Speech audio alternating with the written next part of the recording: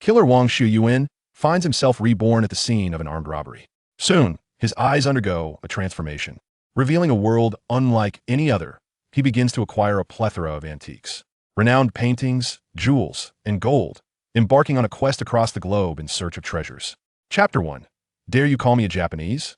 On the morning of October 22, 2018, a road on the outskirts of Los Angeles. A Ford F-250 pickup is forced to a halt by the roadside, from which 4 African-American men rush out, brandishing firearms at the vehicle's occupant, Wang Xiuyuan. Get out of the car, kid. Hand over your money and valuables, hurry. The 3 others shout, attempting to yank the car door open. Huh, look at this yellow-skinned monkey. The Asian is the most timid and cowardly, yet they're all quite wealthy. They jeer, their excitement palpable, likely fueled by drugs. In a bizarre state of mind, these men exhibit behavior that defies logic. When the car door remains shut, one of the assailants smashes the window with his gun. They forcibly open the door, dragging the driver out and kicking him to the roadside. They rummage through the vehicle and discover a backpack containing over $10,000 in cash. Huh, we've hit the jackpot. Can you believe this guy is carrying over 10 grand? The robber's excitement escalates, his greedy gaze fixed on the banknotes. The 2 others join in, eagerly inhaling the scent of the cash and kissing the bills, reveling in their success. The leader, a robust man named Johnson, towers over the others like a human colossus. Observing his companion's revelry, he commands, stop dawdling. Strip him of all his valuables if he has a bank card. Make him provide the password. We can't waste any time. Johnson, a notorious figure in the Los Angeles underworld, takes pride in his gang. He muses about how easily they have subdued the Asian man, recalling the stereotype of cowardice associated with his race. As he watches the cash in his men's hands, he reflects, Asians are indeed wealthy.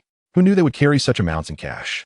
We should target them more often. They are far richer than blacks, Latinos, and whites. Frustrated with his men's celebration, Johnson snaps, you fools. Stop celebrating and start collecting his phone, watch, and anything valuable. The 3 robbers fix their gaze on the dazed Asian driver, who stands tall and handsome. Lost in thought, one of the men turns to Johnson with a grin. Don't worry, boss will make him talk. You know I have a weakness for pretty boys. Laughter erupts among them.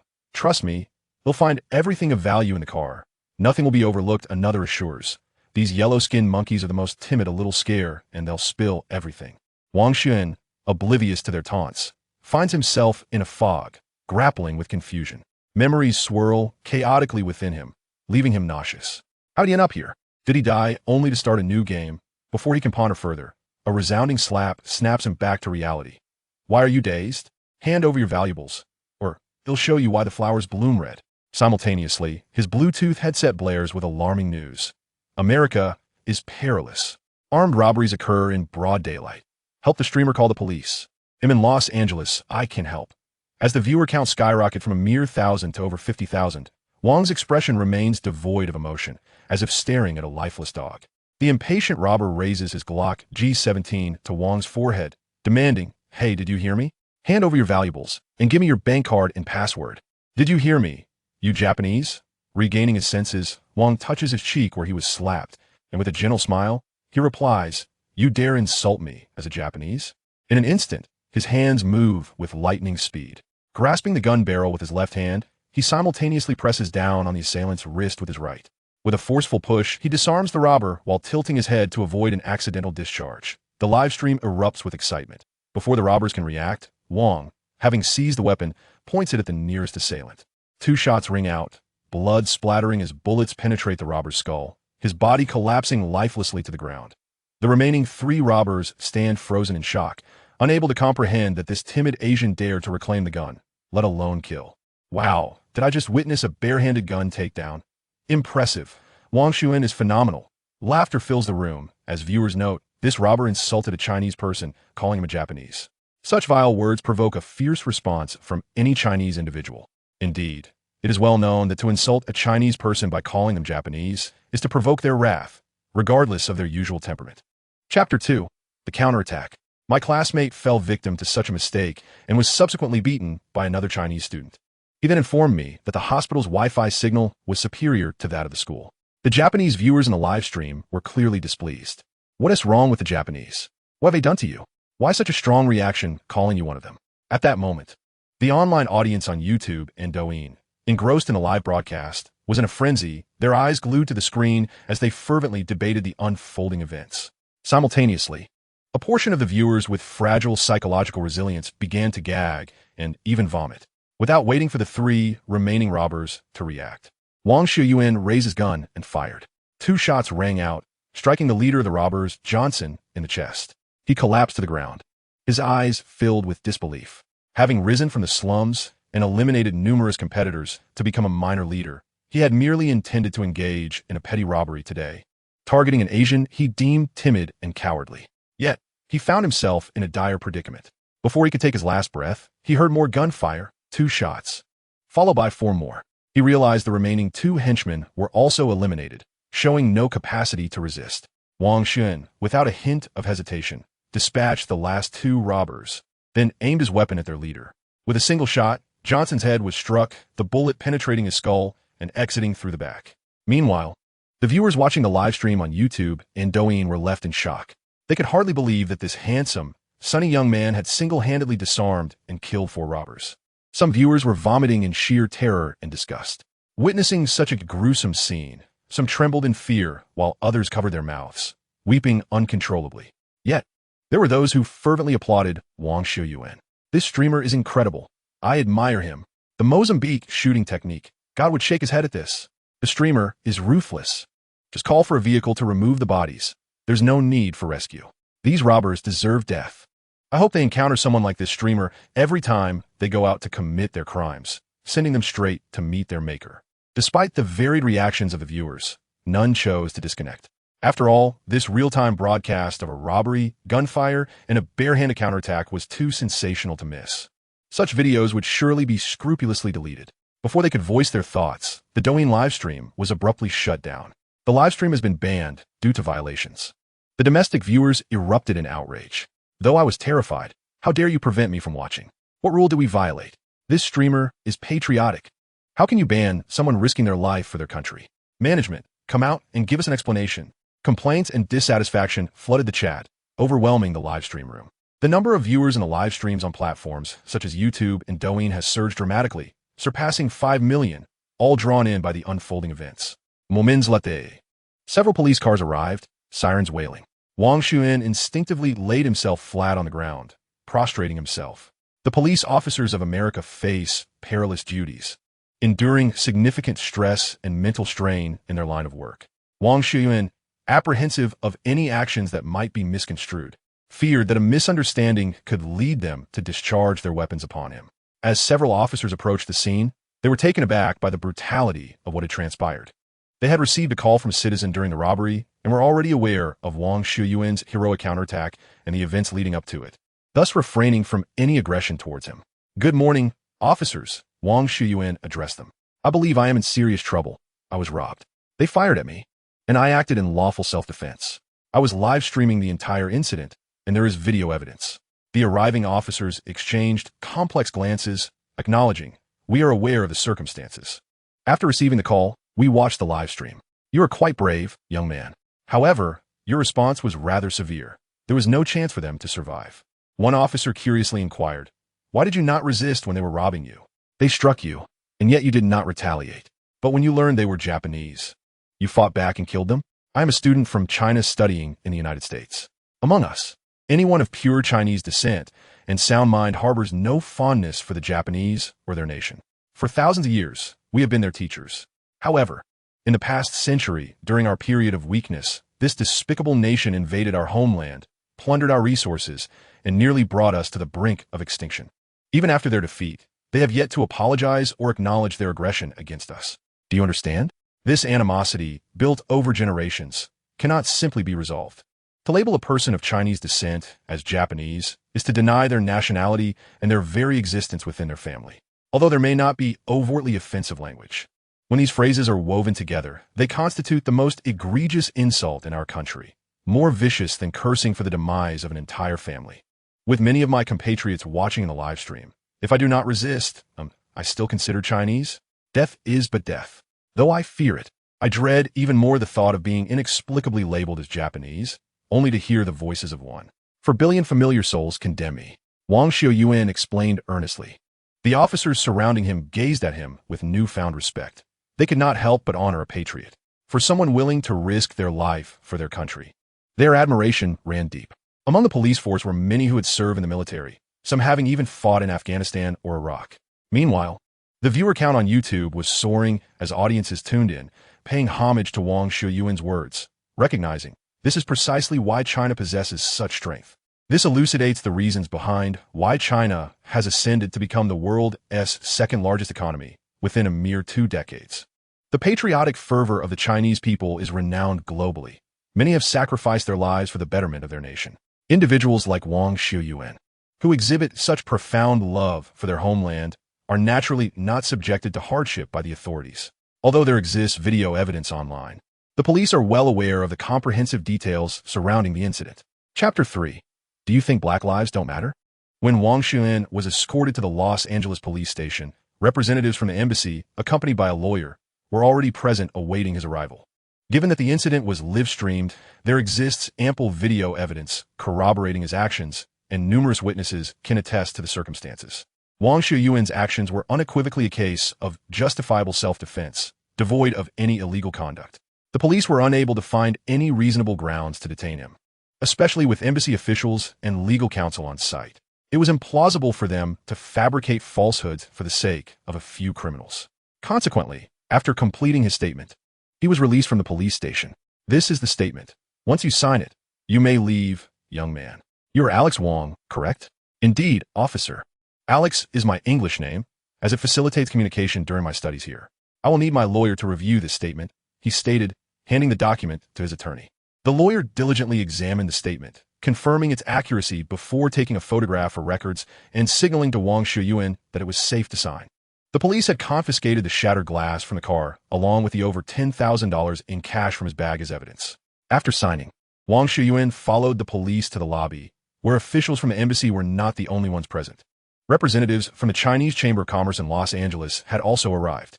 An embassy official approached Wang Xiuyuan, shaking his hand, expressing, "We are pleased with your love for your country, but we hope you will prioritize your own safety moving forward.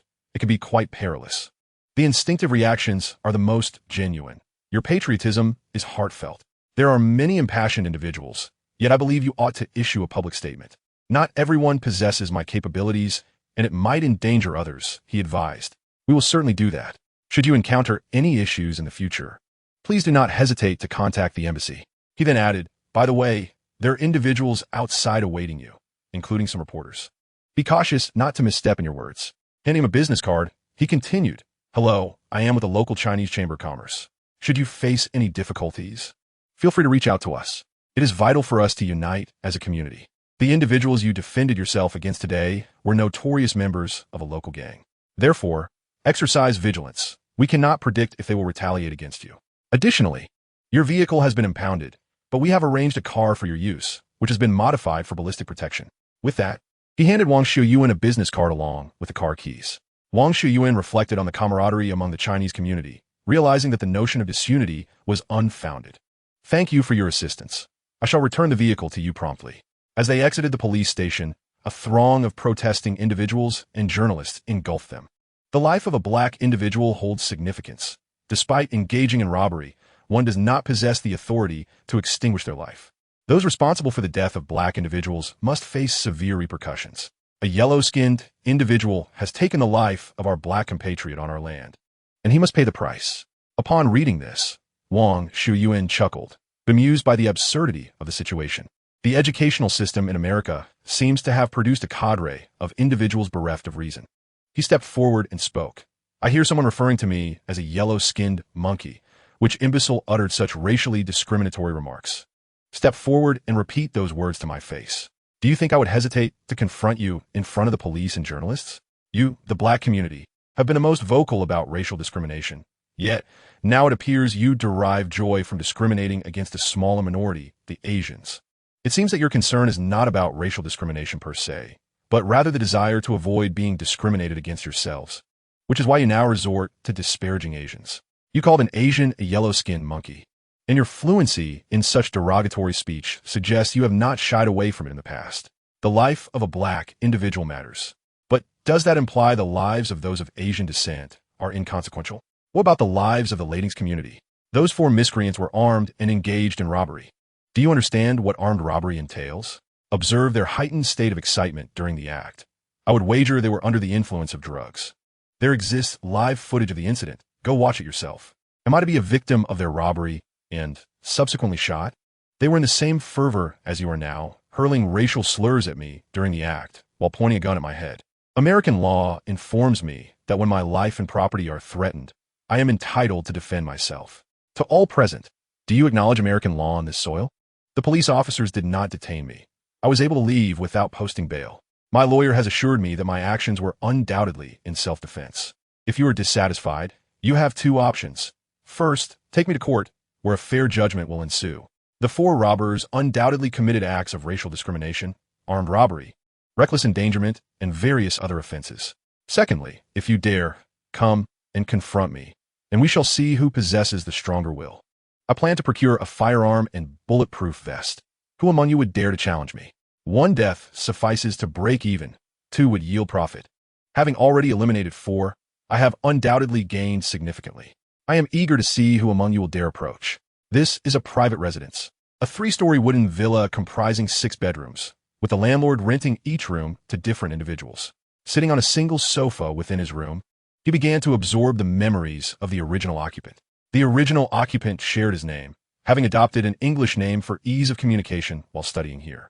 Both parents hailed from Shanghai, conducting business in the city, and their financial standing afforded them the means to send him abroad for education post-high school, renting a luxurious apartment and purchasing him a vehicle for transportation. The original host always performed admirably. He is currently a senior in the finance program at the University of Southern California, set to graduate in June of next year, with no classes at the moment. He indulges in live streaming on Douyin and YouTube, wandering aimlessly. Thanks to consistently engaging content, his follower count is impressive, with hundreds to thousands tuning in each time he broadcasts. Today, he intended to stream a treasure hunt in the warehouse district, but unexpectedly encountered robbery, which led to his current predicament. Having merged memories with the original host, Wang Xiuyuan could not help but internally lament, if only I had parents and such a background in my past life. Would I have had to resort to becoming a mercenary or an assassin? Chapter 4. The Transformation.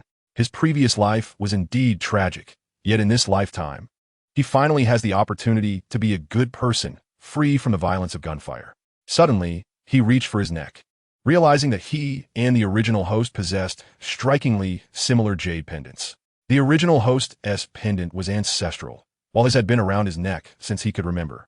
Upon touching the pendant, he was astonished to find 2 pendants adorning his neck. Removing one and placing it in his palm, he noted that the material and dimensions were identical, with the back of the pendant being flat. When he aligned the 2 pendants back to back, a flash of light surged through the crevice, which then vanished, merging into a single piece. At that moment, the pendant no longer felt like a mere cold stone. He sensed warmth emanating from it, as if it were nourishing his body with energy. Experiencing the pendant's extraordinary qualities, he felt there was still an undiscovered secret within it. Grabbing a fruit knife from the coffee table, he pricked his finger, and blood immediately oozed from the wound. Wang Xiuyuan hurriedly dripped the blood onto the pendant. A miraculous event unfolded as the blood that touched the pendant vanished after emitting a dazzling purple light, revealing a vast space within his mind.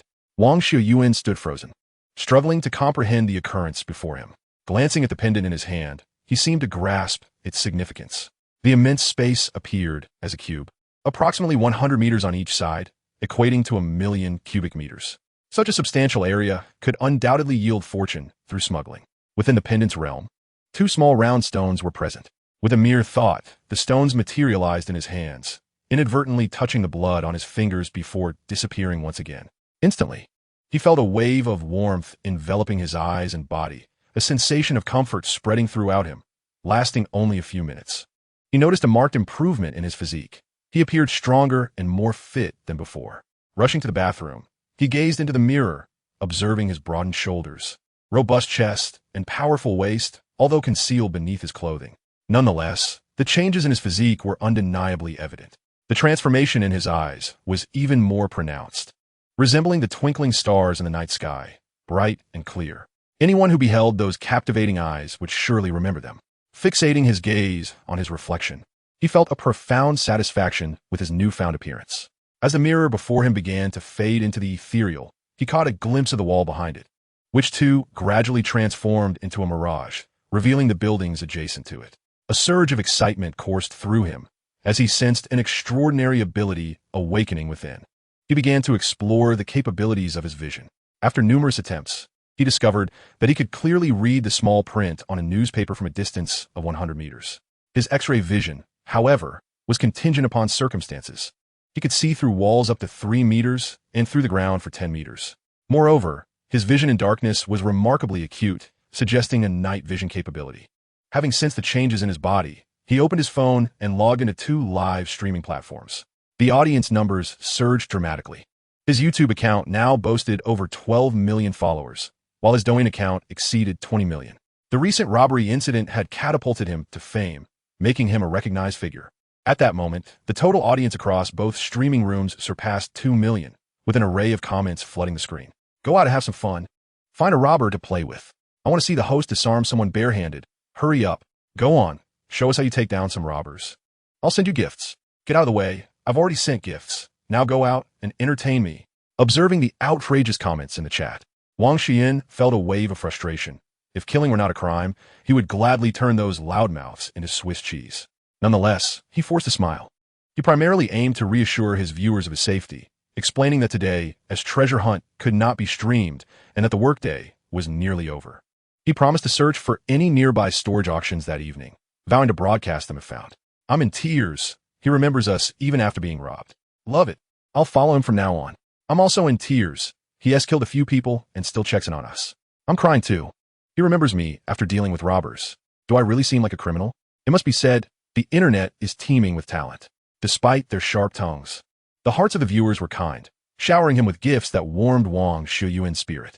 After chatting with his audience for over an hour, he ended the stream. Upon stepping outside, he encountered a stunning beauty, his co-tenant, Christiana Yelly, a Caucasian beauty, a senior in the performing arts program at the University of Southern California. She had already appeared in 2 films, albeit in minor roles, and had gained some recognition. Universally regarded as the goddess of USC by all men, she was exquisite, with a tall and alluring figure. Standing at 1.72 meters and wearing 10-centimeter stiletto heels, she was only slightly shorter than Wang Xiuyuan. Most captivating were her mesmerizing eyes, which left an indelible impression.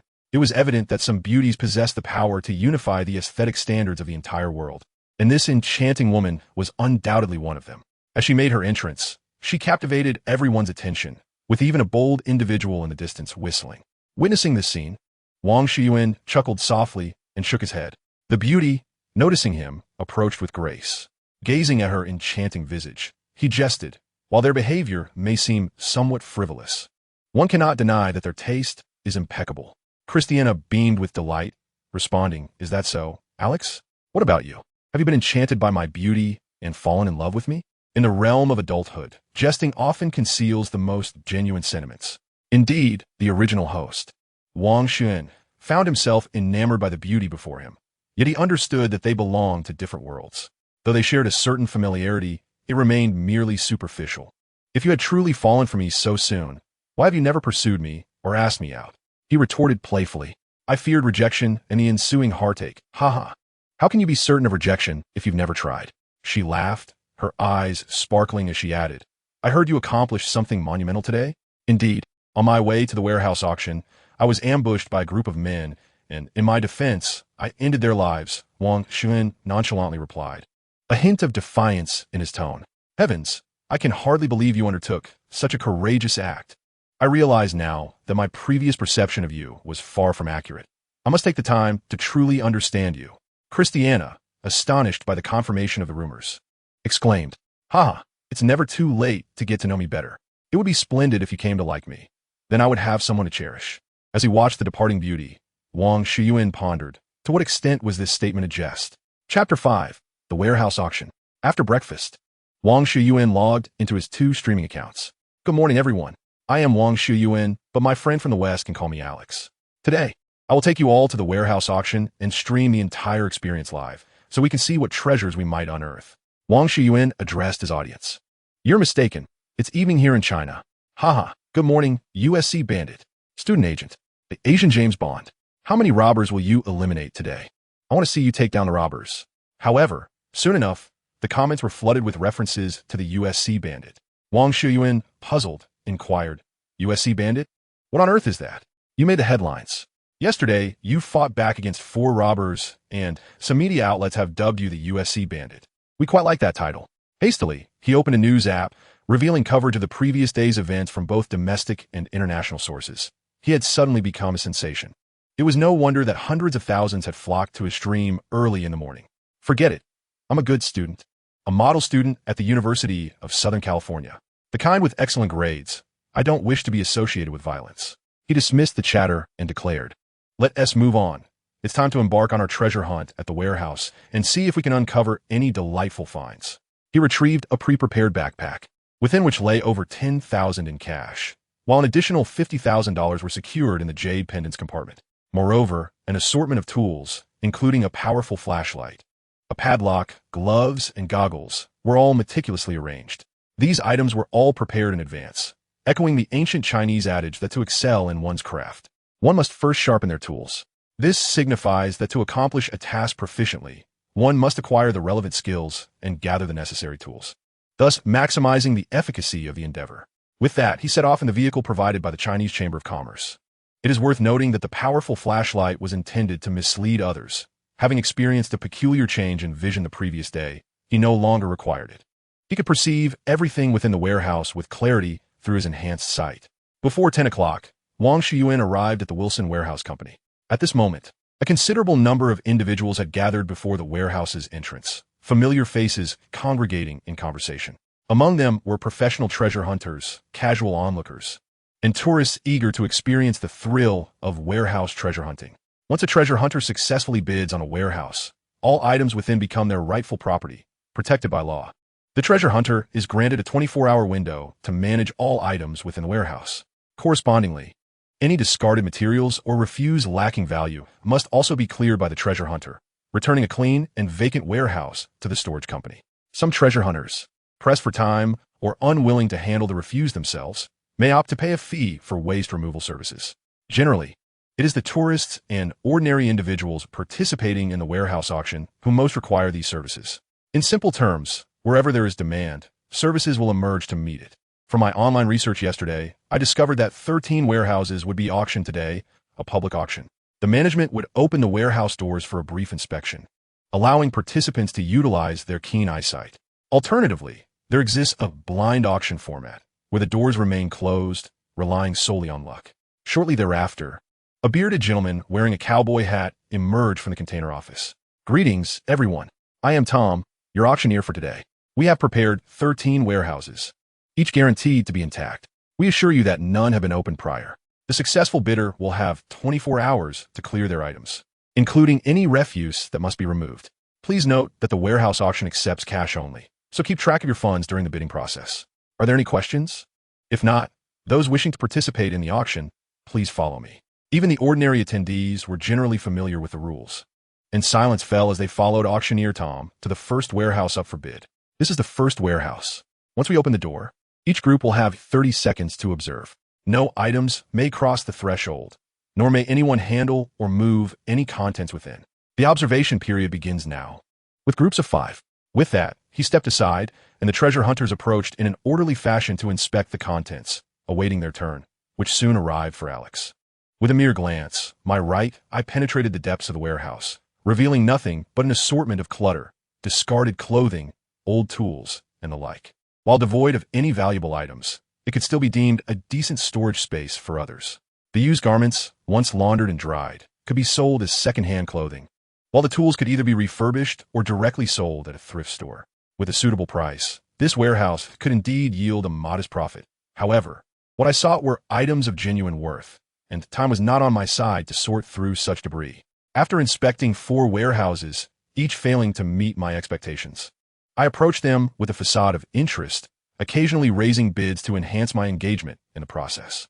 Yet, my bids merely trailed behind those of others, stopping short of genuine commitment to avoid the hassle of unwanted acquisitions. Upon reaching the 5th warehouse, I felt a surge of energy. This one, approximately 7 to 8 square meters, was in utter disarray, crammed with an array of old boxes. A few unsealed boxes revealed more clutter and worn clothing, while another held a collection of antiquated toys, one of which had a plastic figurine S head mysteriously vanished. To the average observer, this appeared to be a mere dump. In America, Disposing of such refuse incurs exorbitant fees.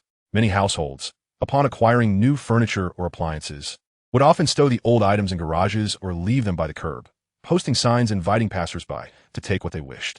For items in better condition, families might sell them at weekend markets. However, numerous individuals, burdened by the accumulation of unwanted items and reluctant to spend money on disposal, would opt to rent a storage unit. A modest 10 square meter unit might only cost a few dozen a month, allowing them to store their superfluous belongings for years, often ceasing the rental once full, leading to repossession and subsequent auction by the storage facility. Yet, what appeared to others as a mere heap of junk in my eyes held untold potential. Despite my apparent misfortune in finding anything of interest thus far, I found many of the second-hand goods unfamiliar and their worth elusive.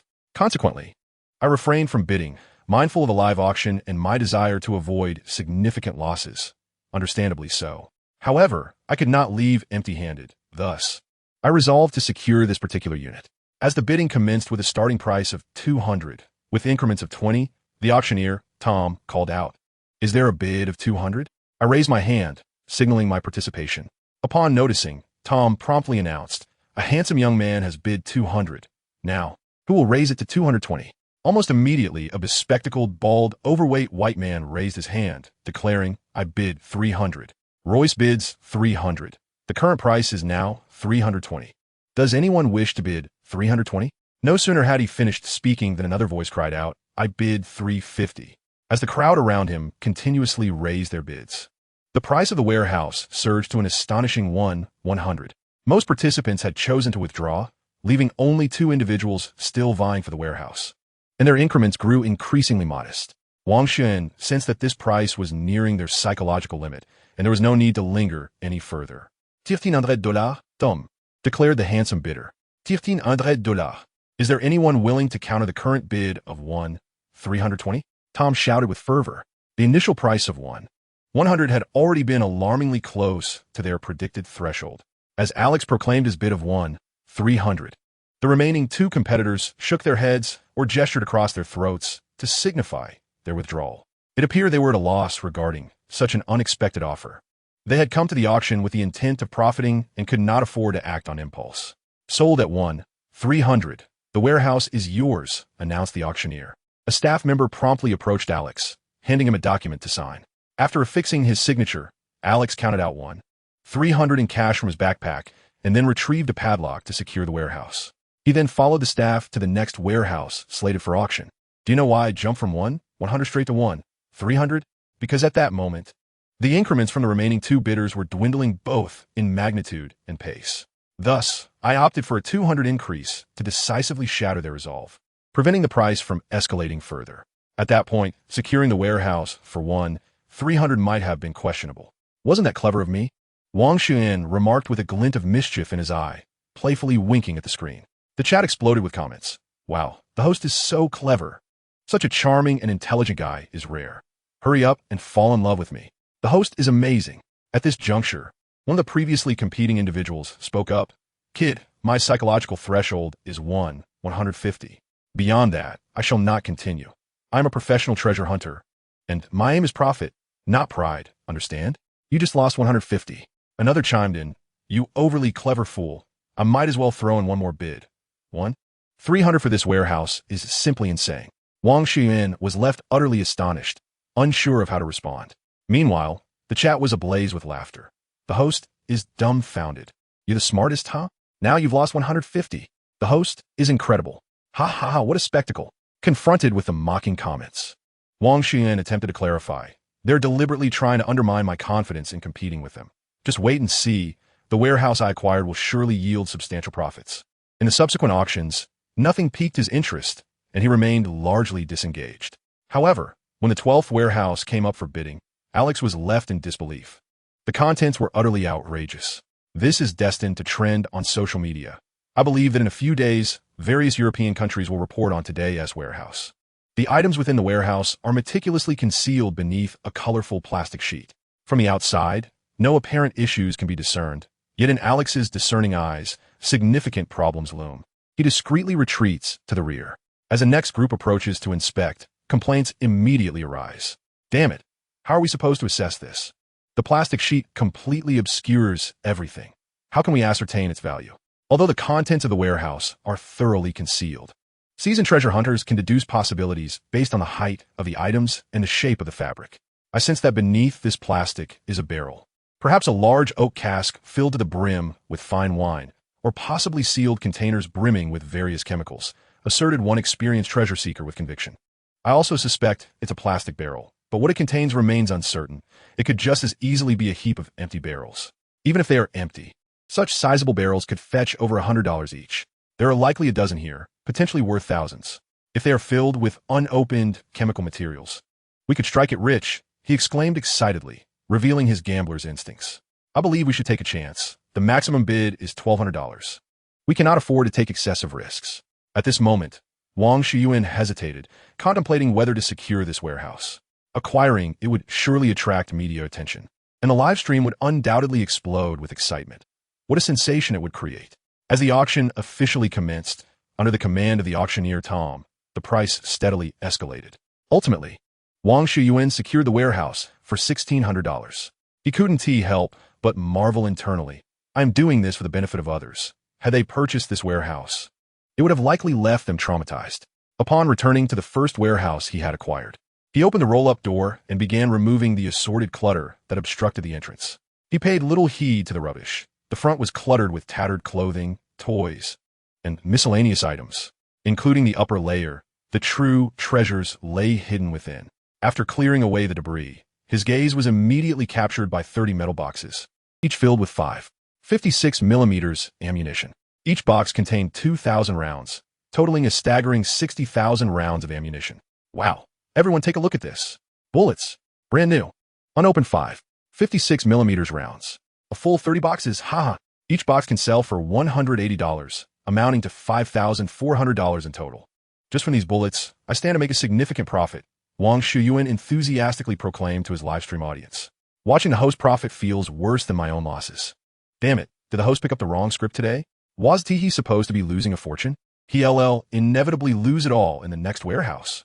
What outrageous luck. No explanation needed. Let us keep the comments coming. What outrageous luck. No explanation needed. Let us keep the comments coming. Beside the ammunition box lay 2 wooden crates. Upon prying them open, I discovered 10 pristine Scarl assault rifles within. The other crate contained a plethora of accessories, including numerous barrels of varying lengths, spare magazines, tactical flashlights, laser devices, and other components. Chapter 7. The warehouse that could land me in the news. My comrades, behold, fortune has ever favored me with the Scarl assault rifles, 10 brand new specimens, each valued at $2,000, totaling a staggering $20,000, accompanied by a complete set of accessories, including an array of barrel types. I have struck gold, dear viewers. The Scar assault rifle, designed by Belgium's FN Herstal in response to the demands of the U.S. Special Operations Command, represents a modular assault rifle of the 3rd generation AR series. Its design adeptly addresses issues such as overheating and fouling prevalent in older models. Boasting a high interchangeability of parts and exceptional ergonomics, it allows for the interchange of barrels of various lengths, close combat, standard, and extended, while also facilitating a switch between 56mm and 7.62mm calibers. The modular design of the Scar is prominently showcased in its 4 tactical rail systems, top, bottom, and 2 sides. The upper rail runs the length of the rifle, accommodating a variety of optical sights, while the side rails are suitable for mounting tactical flashlights and lasers. The lower rail can be equipped with grips or an underbarrel grenade launcher module, ensuring that even enemies hidden behind cover find it difficult to evade. Wang Xiuyuan elaborated on this assault rifle for the viewers in the livestream. Adjacent to him stood a half-height safe, containing a bulletproof vest reinforced with heavy ballistic plates on both the front and back, as well as an arm bag with 2 rows of 10 magazines. Additionally, there was a gun case housing a Chaytak M200 sniper rifle, accompanied by a box of ammunition. The Chaytak M200 sniper rifle operates through a manual bolt-action mechanism. It features a collapsible stock design, complete with a folding bipod and a cheek rest. Its primary purpose is to intercept distant soft targets, utilizing a detachable single-column magazine with a capacity of 7 rounds, firing 408 Chaytak, or 375 Chaytak cartridges. The rifle boasts extraordinary shooting precision, capable of striking a target smaller than a 5-centimeter coin from distances of up to 286 meters. Moreover, it holds the distinction of being the sniper rifle with the longest effective range in modern history. The M200 sniper rifle possesses formidable kinetic energy, with its projectiles flying at supersonic speeds even beyond 2,000 meters. As Wang Xiuyuan presented the weapon to the audience, he deftly turned the safe's combination lock, his keen eyesight penetrating the structure of the lock. In mere seconds, the mechanical lock was disengaged. With the aid of this enhanced vision, unlocking the mechanism proved almost as facile as using a key. Transferring these arms to the vehicle, I pondered whether any of these weapons were registered. At any rate, I would soon possess some illicit firearms. My friends, this safe appears exceedingly secure, and unlocking it will undoubtedly require considerable time. As Wang Xiuyuan spoke, he pretended to attempt to press down the handle of the safe, which then unexpectedly opened. What extraordinary luck! The safe was not even locked. How I wish to possess such fortune and buy a lottery ticket. Oh heavens, may divine retribution strike this detestable streamer. Inside the safe lay over $50,000 in cash, with no other items present. Meanwhile, the barrage of comments erupted. This wretched streamer should die. How could he stumble upon such a monumental blunder? Envy, jealousy, and hatred. Tears of envy flow. Wretched streamer, this is my warehouse. Return to me at once.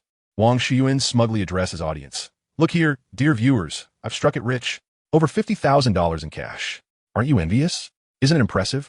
Please, do not send me gifts. No yachts, sports cars, planes, or rockets. Just refrain. This greedy streamer wants gifts after striking it rich? Get lost. Is he hinting at us? Is this a subtle suggestion or an outright declaration? This foolish streamer offers no clarification. Ignore him. Do not send anything. Despite the vitriol, many viewers continued to shower him with gifts, reflecting the kindness of the audience. With such an abundance of weaponry and cash hidden away in the warehouse, it was evident that the owner must have encountered some misfortune, as they had neither renewed their lease nor retrieved their belongings. Transferring the cash into a jade-pendant space, Wang Xiuyuan approached a Mexican waste disposal worker, declaring, "The remaining items in this warehouse hold no value for me. You may have everything, but you must ensure it is cleaned out." The young man eagerly accepted, recognizing that with some effort, the old clothing and second-hand tools could still fetch a decent sum. Moving on to the second warehouse he had purchased, Wang Xiuyuan exclaimed, "Brothers, come see how much I can earn from this warehouse." He pulled back the colorful plastic tarp, revealing 13 large plastic barrels. These barrels were specially designed for storing chemical materials, each standing at 1 meter tall with a diameter of half a meter. Clearly, these are no ordinary containers for water. Recognizing their purpose for storing chemicals, Wang Xiuyuan grinned, knowing a treasure hunter had accurately assessed their significance. Since these containers were built to store chemicals, they possessed a remarkable airtight seal. "Let us open one and see what treasures lie within," he suggested, fully aware of their contents, yet eager to elicit a reaction from his audience. As he lifted the lid of one barrel, a noxious odor of chemicals wafted out, prompting him to step back. The camera focused on the inside of the barrel, causing the live stream to explode with comments. "What the hell? There are dismembered bodies inside. Human heads. So horrifying and disgusting. I feel like I'm going to vomit. I'm utterly terrified. Please move the camera away. Call the police. I want my mother. I am so scared." Many people immediately felt nauseated in front of the screen. The scene was indeed repulsive and terrifying. Beneath the colorful plastic sheets in the warehouse lay 13 large plastic barrels, each containing a corpse submerged within. These barrels were sufficiently spacious to accommodate an adult male without any difficulty. The lids of the containers were meticulously designed, equipped with rubber seals to ensure no air could penetrate.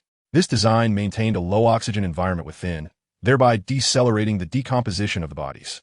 The barrels were filled with a transparent liquid, presumably possessing preservative properties. Due to the lack of oxygen, the rate of decay was significantly slowed, preventing bacteria from proliferating inside the containers, which resulted in an absence of the characteristic odor of decomposition. Conversely, over time, the bodies began to lose color, their skin developing a subtle waxy sheen, as if encased in some substance. Wang Xiuyuan exited the warehouse, retrieved his phone, and called the police, summoning the warehouse manager. After reporting the incident, he glanced at the live stream on his phone, only to find, unsurprisingly, that the Douyin live stream had been suspended. A message indicating the prohibition of streaming appeared on the screen. With the revelation of 13 corpses, all personnel in the warehouse area gathered. Most of those who had witnessed the contents of the barrels were now outside, doubled over and retching. It was indeed too horrifying and revolting. It's too disgusting. I can't take it anymore. I must leave this place quickly. If I stay here any longer, I fear I will have nightmares, a woman exclaimed before departing the scene. Chapter 8. The Lottery Jackpot in Memory. 13 barrels. If each barrel contains a corpse, that amounts to 13 lives lost. What kind of monstrous individual could commit such a horrifying act? I have a feeling this will definitely make headline news. Soon, officers from the Los Angeles Police Department arrived at the scene and cordoned off the area. Meanwhile, Wang Xiuyuan and the warehouse management personnel were taken to the police station. During the questioning, the police did not request him to cease the live stream. All I know is about the 13 barrels and the corpses. I participated in the warehouse auction and streamed it live throughout the process. You can find the relevant content on my YouTube account. With his lawyer present, Wang Xiuyuan completed his statement, and as he was about to leave, he turned to the officer and inquired, "Officer, when can I have those 13 plastic barrels?" "What?" The officer looked bewildered. "I mean, when can I retrieve those barrels containing the corpses? I purchased that warehouse. The barrels belong to me too, and they are not cheap. I could sell them for money." The officer was left speechless. "If you believe those barrels can still be sold, you may collect them after the case is resolved. You have just earned approximately $60,000. Do you really wish to quibble over $1,000? That is indeed an excellent educational philosophy. I shall impart the same to my children," the officer remarked with a sigh. In the live stream, "My heavens, has this guy gone mad over money? A barrel containing a corpse is to be sold for profit. Does he not fear the consequences? Surely, a barrel that has held a body for so long must be considered a coffin. Is he truly willing to sell such a thing? Is this morally acceptable? I, for one, could never bring myself to do such a thing. Brothers, I have a feeling I am destined to make headlines today. What do you think?" Wang Xiuyuan addressed his audience. "Needless to say, it would be strange if this didn't make the news," came the reply. "Is it not a good thing to be in the headlines? I too wish to be in the headlines. Grant me that opportunity." As he glanced at the comments, he noted the apprehension. "But this kind of headline is alarming. Don't you find it too frightening? Such extraordinary luck. No, I must go buy a lottery ticket." With that, Wang Xiuyuan drove towards the lottery shop. Within the space of his jade pendant lay a card inscribed with a series of numbers: 17, 24, 29, 56, 69, 19. This was a lottery number worth $183 million, a detail he recalled vividly from his past life. Today, in South Carolina, a fortunate soul had won this Mega Millions jackpot, securing a lifetime of joy and ease. Wang Xiuyuan had envied that winner intensely when he first read the news, often lamenting what he would do if fortune smiled upon him. "Brothers, we have arrived at the lottery outlet. I shall now purchase my ticket." With a forceful push, he swung open the door to the lottery shop. "Be careful. Don't slam the door. You'll be liable for any damage," exclaimed an irate security guard. "My apologies. Sir, I am currently live streaming and may have lost track of my strength. I hope you can overlook it." Observing the live streamer, the guard relented, recognizing that no harm had been done. "Is there anything we can assist you with? We sell lottery tickets. Please queue over there if you wish to purchase one." The guard appeared somewhat impatient. "Indeed, I have come to buy a ticket." With that, Wang Xiuyuan walked towards a line at the sales window. A sign stood beside the window, announcing, "The Mega Millions lottery draws twice a week, every Tuesday and Friday at 11 p.m. Eastern Time. The cutoff for ticket purchases is 9 p.m. each Tuesday and Friday, with the draw broadcast live on television. If no jackpot is won during a draw, all remaining funds will roll over into the next jackpot until someone claims the grand prize." 4 sales windows were open, each with a queue of a dozen or more people, familiar faces engaged in conversation. Among them were individuals of various ethnic backgrounds, Caucasian, African American, and those resembling Latin Americans. Despite their differing skin tones, they shared a commonality. All donned inexpensive attire. Clearly, the crowd consisted of individuals who did not belong to America's elite. One could surmise that the elite were likely preoccupied with attending lavish soirees or reveling at some festivity, as more patrons entered and joined the line for lottery tickets. It was notably amusing that even a police car had parked outside the establishment. The police have also joined the lottery purchasing group. It appears that the allure of the colossal jackpot is truly immense, as the Super Millions grand prize has gone unclaimed for an astounding 31 consecutive draws. The total amount in the prize pool has accumulated to a staggering $183 million. Anyone fortunate enough to win the grand prize could instantaneously ascend to wealth, effortlessly entering the ranks of the affluent in America. As the line moved forward, it was finally nearing Alex's turn. In front of him stood a stout Caucasian gentleman, whose corpulent figure was rather unwieldy, holding a ticket and chattering incessantly. The typewriter at the sales window clattered away with fervor. In the queue to the right, the Latino man at the front simply handed over $100, saying, "Hey, ma'am, give me 50 random tickets." The African-American man at the forefront of the left queue was equally efficient, quickly rattling off a series of numbers and handing over $200, before requesting a hundredfold. The individual who had just finished purchasing next to the lottery station looked over and remarked to his companion, "With just one ticket you can win. Why buy so many? Are you out of your mind?"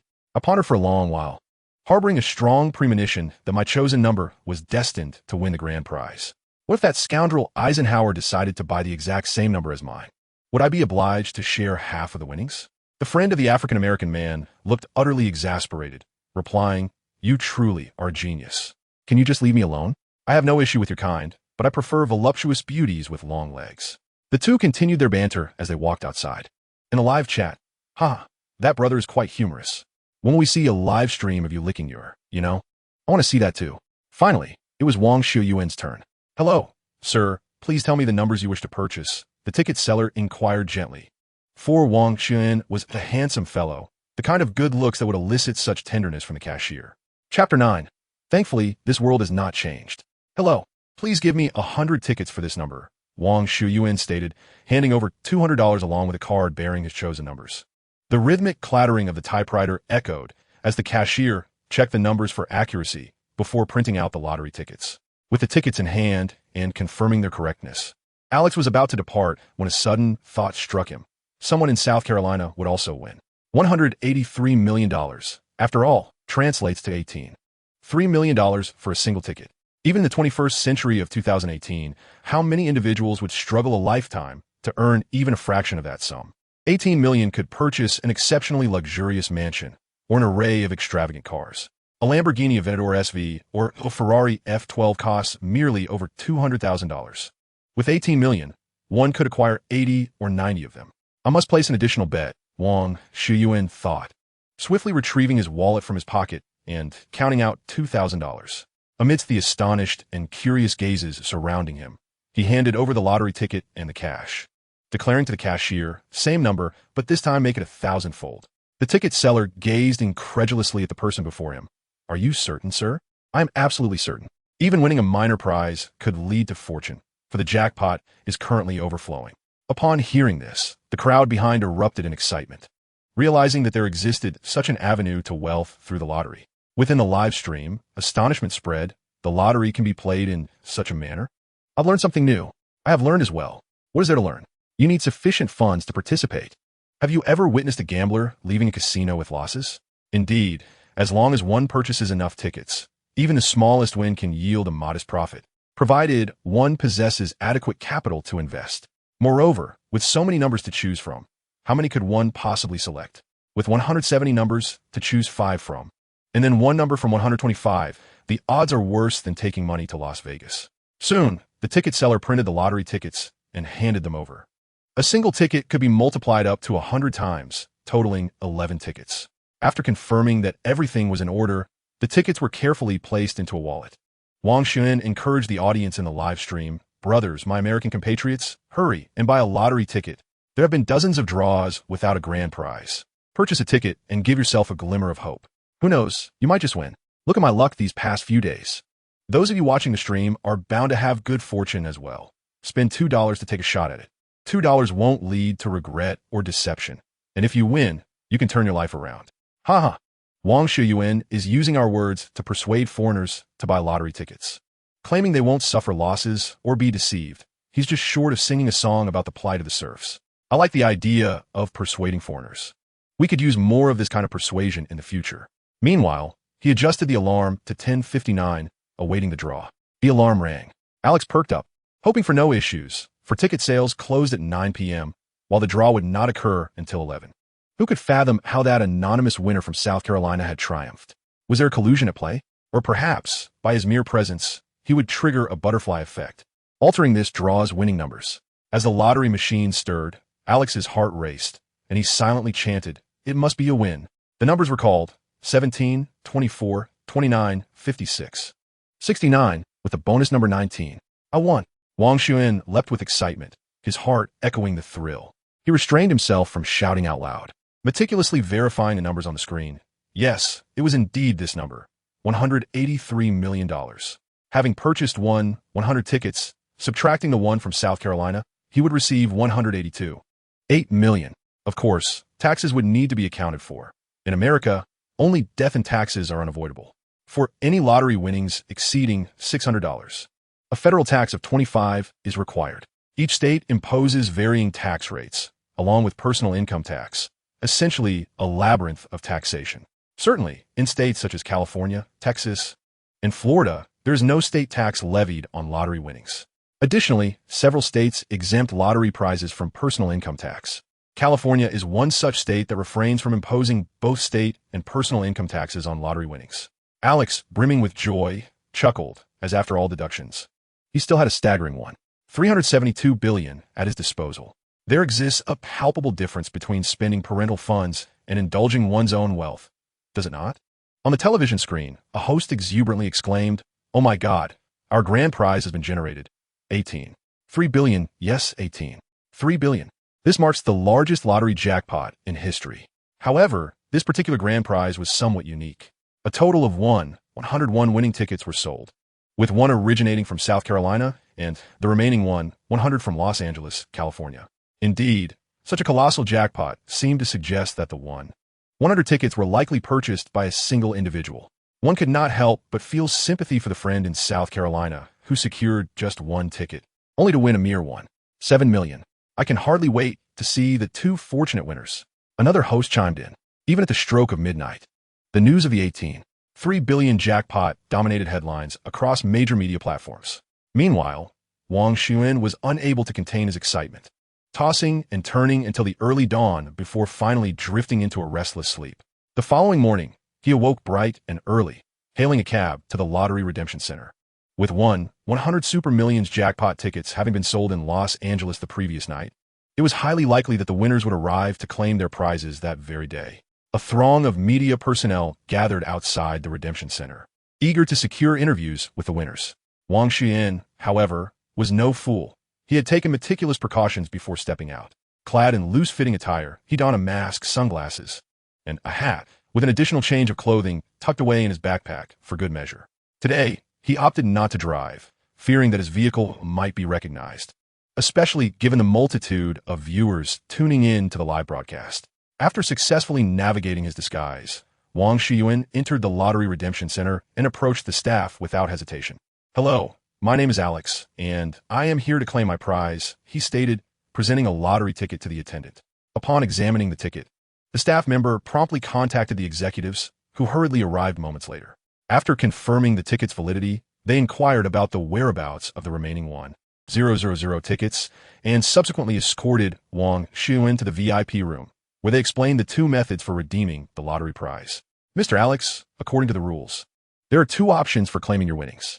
The first option allows you to receive the entire sum at once, albeit with a mandatory withholding of 25 for federal taxes. Do you possess a social security number? If not, the federal tax rate would be 30. The second option enables you to receive the total amount in installments over 30 years, with the advantage of incurring no tax liability whatsoever."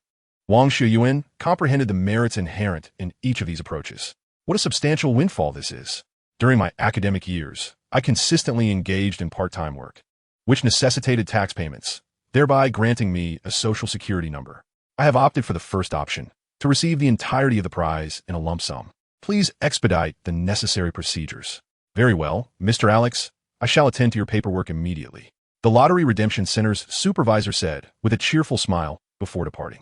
Wang Xiuyuan naturally comprehended the source of the supervisor's elation, the tax revenue generated from the lump sum extraction of the lottery jackpot. Of this, 70% is allocated to the federal government, while 30% is directed to the Gaming Commission. From that 30% belonging to the commission, 10% will be awarded to individuals, specifically to the supervisor of the Lottery Redemption Center before him. Before long, the supervisor completed the requisite procedures and placed a cash transfer check for the sum of 372,500,000 before him. "Mr. Alex, here is your prize. We have deducted the appropriate tax amounts. The remaining 372,500,000 can be redeemed at any branch of the 4 major banks at your convenience." "Thank you for your assistance," Wang Xiuyuan replied as he carefully tucked the check away. I am aware that my decision to withdraw the entire prize at once ensures considerable profits for both your gaming commission and yourself. I do not expect any part of that from you. I merely hope you will delay the announcement of my winning information. I understand, Mr. Alex. I know precisely how to proceed. We will publicly disclose your personal information tomorrow evening. Yet, if I may be so bold, I must mention that I watched your livestream yesterday. If all goes as expected, the world will undoubtedly discern your identity. Furthermore, you could easily claim the prize anonymously by establishing a company and having a lawyer claim it on your behalf. As you mentioned, I purchased 100 tickets yesterday, and so many viewers witnessed it. It would be implausible for others not to harbor suspicions. Let's make it public. At least grant me 2 days to prepare accordingly.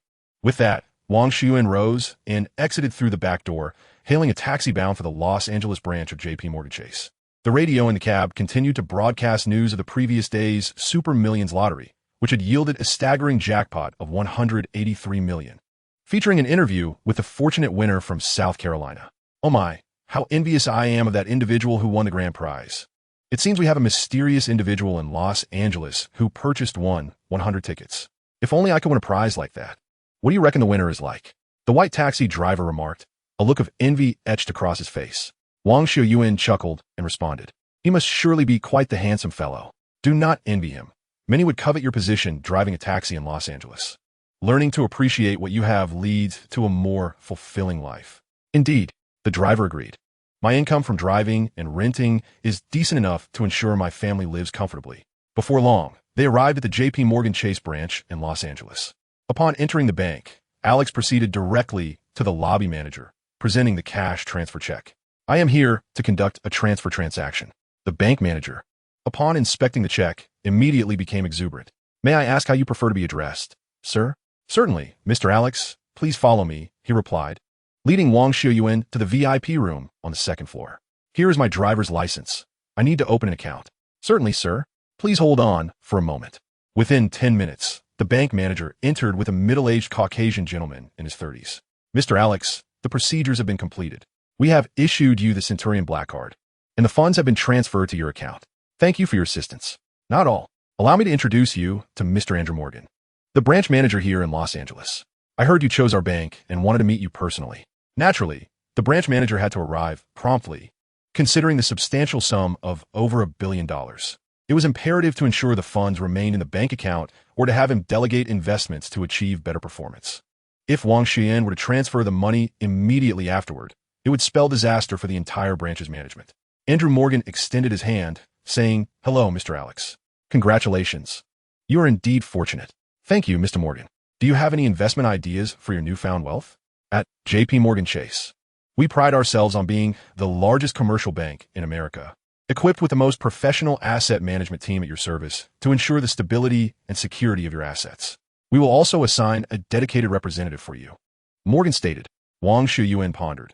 Having a professional team manage his investments was beneficial, especially since his expertise lay solely in matters related to violence. The scant financial knowledge accumulated during his university days would be utterly inadequate for managing over $1 billion in assets. Perhaps I could indeed benefit from this. Trust me, you will receive the most professional and attentive service. We at JP Morgan Chase will not disappoint you, Morgan asserted confidently. At that moment, the bank manager called out at the door, and a middle-aged man in his 40s walked in. Morgan introduced him, saying, "This is DeSantis, an exceptionally skilled financial advisor who has consistently ranked among the top 3 in our bank over the past few years. You can rest assured. Thank you. Now, please take your time to discuss." With that, Morgan departed with the bank lobby manager. "Hello, Mr. Alex. Mr. Morgan provided me with a brief overview of your situation. Based on the current market conditions, I have prepared 2 investment proposals for you." Wang Xiuyuan listened attentively to the proposals and could not help but marvel at the professionalism. It was no wonder this was a world-class bank. Their predictions regarding the economic landscape for the coming years aligned closely with those from his previous life. Affirming DeSantis as a reliable financial advisor, it was clear why he maintained a stable position in the top 3 at a bank like JP Morgan Chase. "I studied finance at USC, and while I may not match your expertise, I have great respect for your judgments. However, I have a slightly different perspective." Chapter 11. Investment and Real Estate. Recognized, DeSantis appeared quite pleased.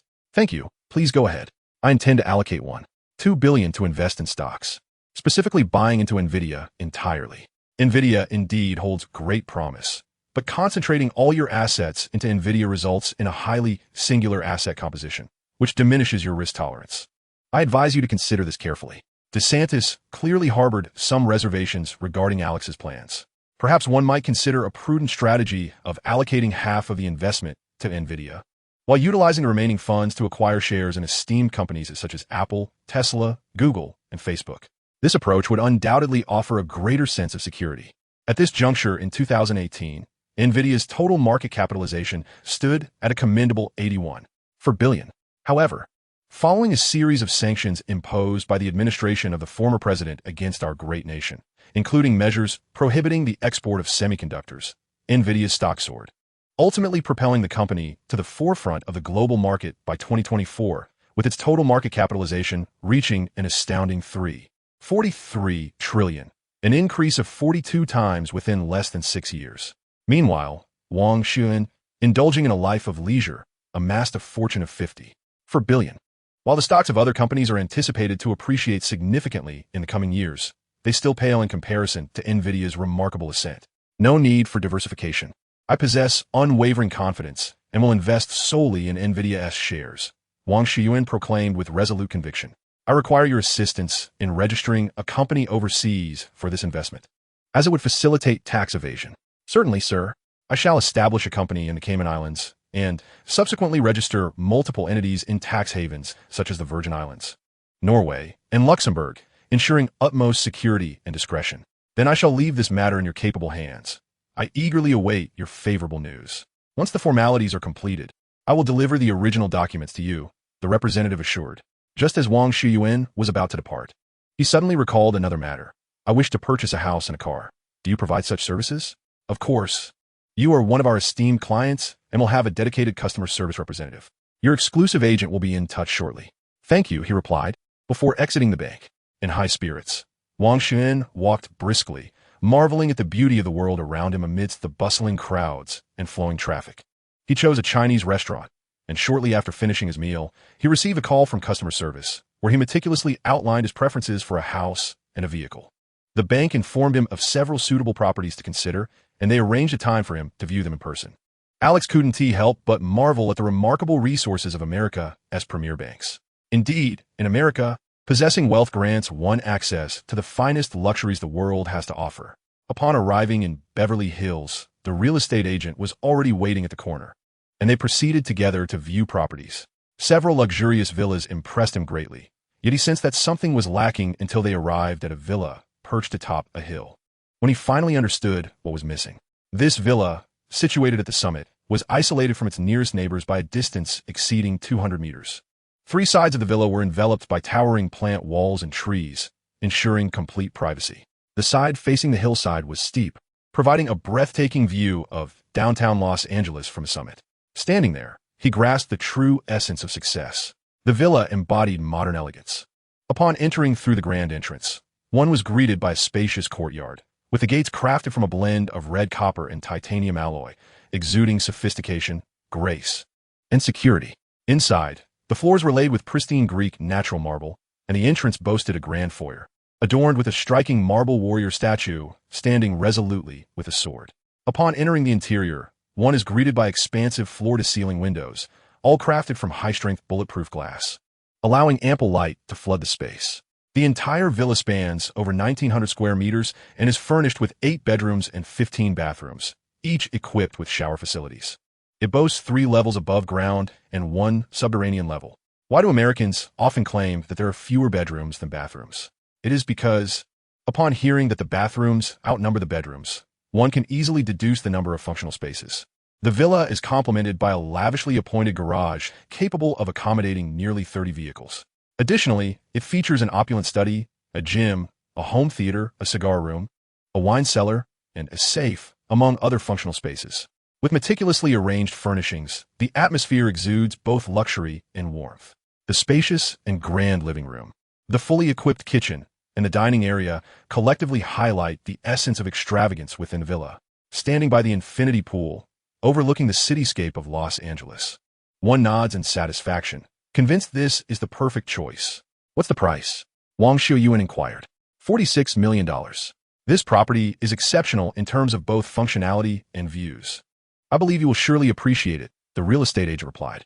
The previous owner, an antique art dealer, tragically passed away from a heart attack, leaving his children burdened with substantial inheritance taxes. Lacking business acumen, they quickly squandered the estate, leading to an urgent need for sale to settle debts. The villa has been entirely renovated, with all furnishings and appliances newly equipped, the agent elaborated. After surveying the surroundings and confirming his fondness for the property, Wang Xiuyuan spoke. Such a top-tier mansion is not easily sold. I offer a firm price of 40 million. I will pay in cash. And you may negotiate the remainder with the owner. Certainly, Mr. Alex, the agent responded, promptly making a call. Meanwhile, a car dealership representative arrived. After some inquiries, Alex Xiuyuan budet escalade. His past profession continues to profoundly influence him. It is more reasonable for a soon-to-be college graduate to indulge in supercars for enjoyment.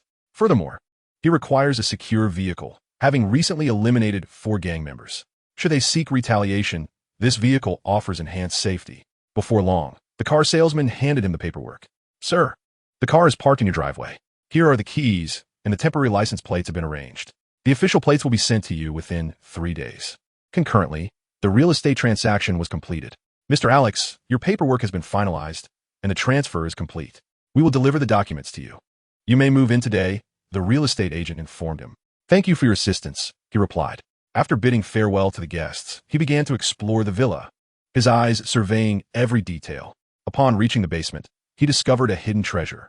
Inside the vault, which spans approximately 150 square meters, the walls, ceiling, and floor are encased in 20-centimeter thick alloy. Chapter 12. Purchasing a home with a masterpiece. The vault contains numerous shelves, though they stand conspicuously empty. It seems that the treasures within have likely been sold off by the original owner's inept and extravagant heir. Approaching a storage shelf at the far end, Wang Xiuyuan extended his hand and discovered a button beneath the lowest wooden panel. Upon pressing it, the sound of gears and chains whirring echoed, and a section of the adjacent metallic wall receded. This segment gradually slid aside, revealing a metallic door measuring 2 meters in height and 1 meter in width. This vault's entrance could only be opened with a mechanical combination lock. The antiquities dealer evidently placed great trust in traditional mechanical locks, which often prove to be more reliable than their electronic counterparts. They remain operational even during power outages and do not pose fire hazards due to circuit malfunctions. Moreover, to some extent, they are more secure than electronic locks, as the latter can be easily breached by skilled hackers. Many master thieves can effortlessly bypass electronic doors, yet they would be utterly confounded by a mechanical safe. For Wang Xiuyuan, this combination lock was a mere trifle. He peered through the keyhole and, within mere seconds, unlocked the door. This portal alone was a formidable 40 centimeters thick, rendering it impossible for an average person to breach. Upon entering, a staircase appeared before him, slanting downward. Indeed, this villa concealed a subterranean level, unbeknownst to all, including the original owner's son. Wang Xiuyuan stood in awe at the sight before him. This hidden vault mirrored the size of the one above, spanning 150 square meters. However, within it lay 8 invaluable works of art, specifically 8 oil paintings. Approaching one of the canvases, he beheld a tranquil pond adorned with floating water lilies and wild grasses.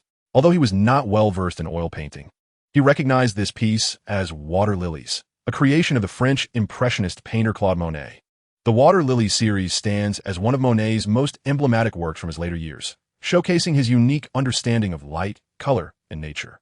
The lilies depicted were cultivated in his own garden pond, and through years of observation and exploration, he gradually developed a distinctive style for the series.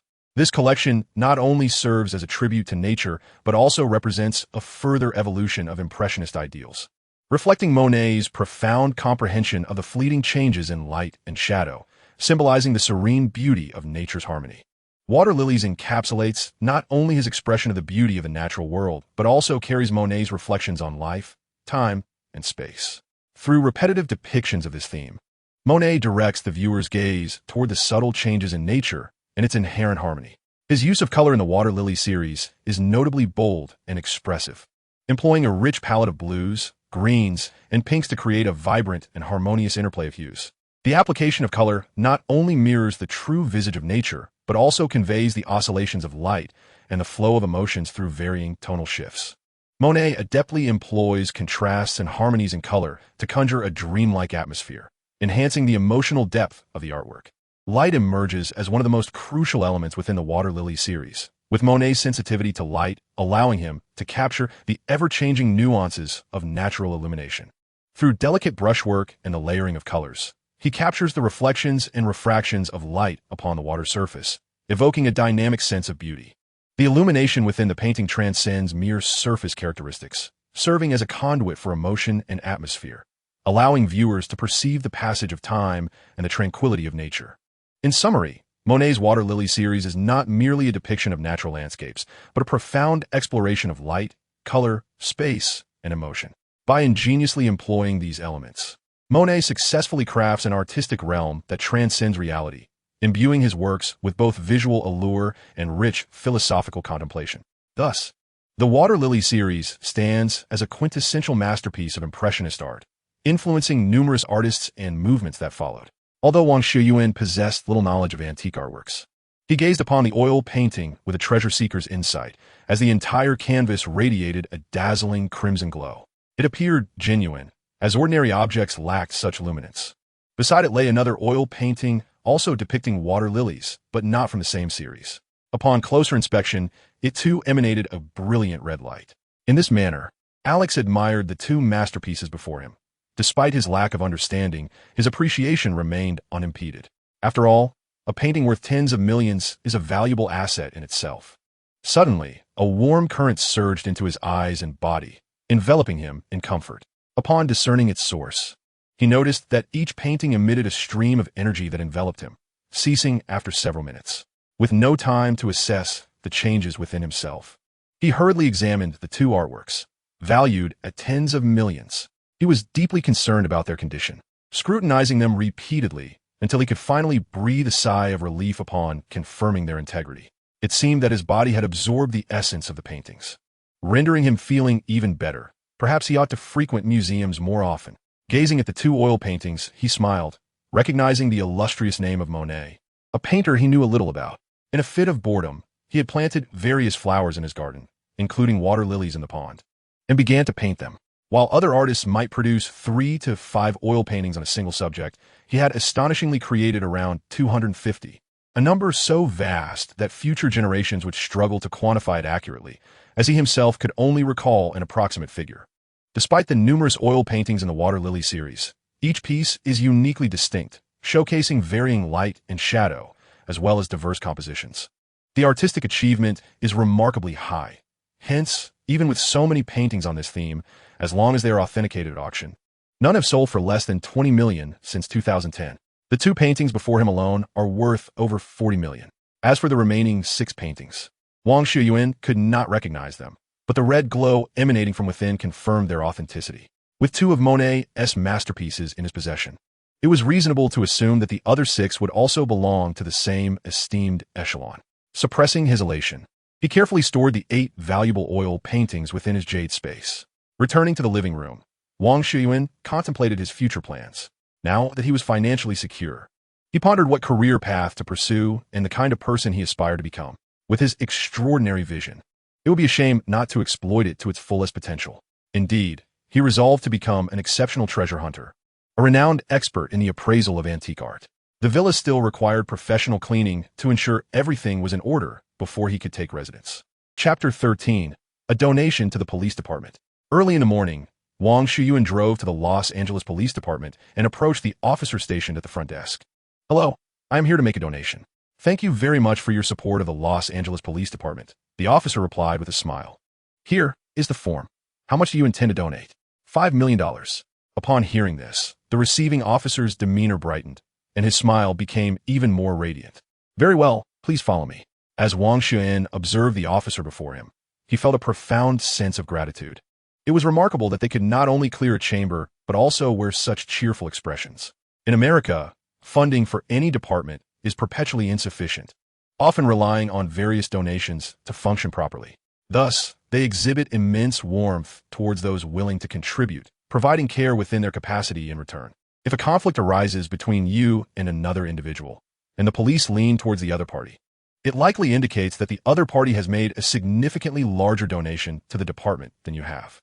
Departments like the FBI and CIA, which receive no donations, must resort to their own means of generating funds.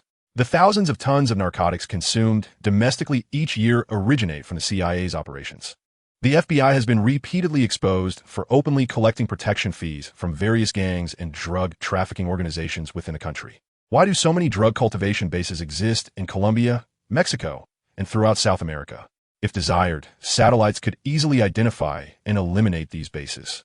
It is essential to remember that South America is considered America's backyard. It all boils down to money. Without it, normal operations become untenable. While the officer was processing his paperwork in the reception area, Police Chief Wright entered the room. Grasping Wang Xiuyuan's hand, he expressed his gratitude. "Thank you for your support. How do you intend to allocate the funds you have donated?" "For the postoperative recovery of injured officers, living assistance for disabled officers, and support for the widows of fallen officers." The work of police officers is exceedingly perilous, particularly for those who are injured or have lost their lives in the line of duty. Their families are already enduring immense pain. We cannot allow their lives to fall into hardship. The surrounding officers regarded him with deep respect. Few understood and honored their work in this manner. In the eyes of Americans, when the streets are devoid of danger, police officers are perceived as the greatest threat, necessitating a distance from them. Although this donation is intended for injured and fallen officers, who can say whether they themselves may one day require such support? The mere existence of this funding provides a sense of security for themselves and their families. On behalf of all officers, I thank you for your concern for them. I noticed you have a vehicle awaiting registration today. He then contacted the Department of Motor Vehicles, ensuring that Wang would receive a favorable license plate. Thank you. By the way, I aspire to possess a legal permit for owning a fully automatic rifle and a concealed carry license. You see, I have crossed paths with the local gang, and possessing substantial firepower would significantly bolster my security. I cannot expect the police to provide constant personal protection. That would be rather selfish. I would rather see them devote their energies to safeguarding those in vulnerable positions, as they are in greater need of protection. Wang Xiuyuan spoke with great righteousness, and the chief is a perceptive individual. He promptly declared that he would deliver the legal permit for the automatic rifle to me first thing tomorrow morning. The rationale behind this is my conflict with the gang, necessitating formidable firepower for my personal safety. If you donate several tens of thousands of dollars to the police department, they will issue you a sticker to affix to your vehicle. Typically, street thugs and gang members would be deterred from stealing your car or breaking your windows. Keeping their distance, for the owner, is under the protection of Uncle Sam. An upgraded version involves donating hundreds of thousands of dollars, wherein the sheriff who receives such a donation will provide you with a uniform he has worn, hanging it on the back of your car seat. Police officers will extend their assistance. A friend of a classmate of mine donated $300,000 to receive a uniform. After consuming alcohol, when he was pulled over by the police, the officers, noticing the uniform on his seat, inquired if he had been drinking. He admitted, "Yes, I apologize for drinking." They then asked, "Can you still drive? Would you like me to have my colleague assist you?" He responded politely, "Thank you, but I am fine. I can manage on my own." The officers then asked, "Where are you headed? Please follow me." The premium version entails donating $1 million to the police department, after which they will provide you with a special license plate. Not to mention the trivialities of theft or vandalism. The top-tier version demands donations in the millions. And if you reside in a remote area, they will increase the number of patrols and their frequency in your vicinity. In some smaller locales, the police department may even station a vehicle at the nearest intersection to your home, specifically monitoring suspicious traffic. This significantly enhances security. Do not inform the media. Wang Xiuyuan advised Director Wright. "No problem," Ken replied. In about 10 minutes, the police department completed the donation process. Who doesn't exhibit efficiency when receiving funds? After finalizing the donation, I proceeded to the Getty Center in Los Angeles, the most renowned museum in the city. The Getty Center, located at the foot of the Santa Monica Mountains, offers a panoramic view of Los Angeles and was designed by architect Richard Meyer. Its clean lines, vibrant hues, and natural lighting create a seamless integration between the interior atrium and the exterior garden, with an open space that embodies a harmonious aesthetic of delicacy and ruggedness. Paul Getty, who amassed his fortune through oil, became a millionaire by the age of 23. His ample wealth cultivated an exceptional appreciation for the arts and a passion for collecting artworks. In 1968, he selected a site on the Pacific Coast Highway near Malibu for the museum. The Getty Center stands as a significant cultural landmark in Los Angeles, encompassing a highly modern art museum, an art research center, and a beautiful garden. Today, the Getty Center has emerged as another significant cultural landmark in Los Angeles. following Universal Studios and Disneyland, and has become a coveted destination for art enthusiasts. The quality of its collection is exceptionally high, featuring masterpieces by world-renowned painters such as Van Gogh, Ingres, and Laverger, alongside authentic works from the masters of oil, paintings spanning the early 14th century to the late 19th century from France, the Netherlands, and Italy. Within this sanctuary of art, a warm glow emanates. It houses 144 manuscripts from the Byzantine medieval period, along with an exquisite collection of clothing art from the era of Louis XIV to Napoleon. The sculptures and glassware from the Renaissance to the late 19th century showcase the fashionable styles and transformations of the period. Although the Getty Center's collection comprises approximately 50,000 pieces, its quality is truly exceptional, including numerous significant works by the masters, particularly rare treasures from the Renaissance. Moreover, the modern paintings within the gallery, especially those from the Impressionist movement, are representative of the masters, including Van Gogh's renowned painting, Irises. Another distinctive feature of the Getty Center lies in the harmonious design of its architecture and landscape. The museum's courtyard is adorned with tranquil water features, rocky formations, and lush plant life. The expansive, circular central garden, comprised of over 400 azaleas, forms a botanical maze inspired by the quintessential European gardening tradition. The Getty Garden boasts more than 300 different plant species, totaling over 10,000 specimens, with the striking Los Angeles city flower, the bird of paradise, being particularly eye-catching. While appreciating antique art is significant, for Wang Xiuyuan, absorbing the essence of these treasures and enhancing his ability to perceive their intrinsic value is paramount. As he wanders through the Getty Center, he absorbs the energy of these artifacts while contemplating the connection between their age and the light they emanate, continuously drawing conclusions. After exploring the entire museum, he arrives at a detailed understanding. Items less than 100 years old are represented by blue, with each layer of aura indicating a decade. Those between 100 and 1,000 years old are depicted in red, with each layer symbolizing a century, and artifacts over 1,000 years old are signified in purple, with each layer representing 500 years. The greater the economic value of an item, the deeper its color, which is fortuitous for the uninitiated Wang Xiuyuan. Although he cannot articulate the detailed origins, culture, or background of these antiques, he at least need not worry about being deceived in transactions in the short term. In the long run, the solution is straightforward: acquiring books on the history, culture, customs, and appreciation of antique art from around the world, and applying his observational skills to the actual objects. This approach is the most convenient and expedient. In contrast, the average person must diligently study and accumulate knowledge of antique appraisal gradually, a process that is time-consuming and demands considerable resources. It appears that he will need to explore a different museum tomorrow, as Los Angeles boasts over a dozen large museums and hundreds of smaller institutions and private galleries. It is the city with the highest number of museums per capita in the world, and a visit to New York is essential. There, more than 30 grand museums await. Ample opportunities for Alex to enhance his knowledge. After departing from a museum, Wang Xiuyuan transitioned into a shopping spree, first seeking out a clothing store. He purchased a plethora of inexpensive garments, hats, and shoes, along with several distinct wigs and sunglasses, facilitating his future disguises, especially with the convenience of the jade pendant space. He then visited a hardware store to acquire a selection of useful tools: electric drills, hydraulic pliers, crowbars, cutting machines, surveillance cameras, and an array of other equipment. Additionally, he procured a dozen locks and a lock-picking toolkit, envisioning the treasure-hunting potential with his newfound abilities, and deemed it a shame not to capitalize on such an advantage by participating in warehouse auctions. Of course, the most crucial item was a firearm. In America, one cannot be without a gun. He acquired a Glock G17 and 416 Hong Kong dollars, a Macmillan TC-50 sniper rifle, and an Ontario 3 Malawian Quachas naval knife, each accompanied by 5 magazines and several boxes of compatible ammunition. He planned to attach a silencer to his firearm for future trips to Texas or Montana, along with some subsonic bullets for a perfect setup.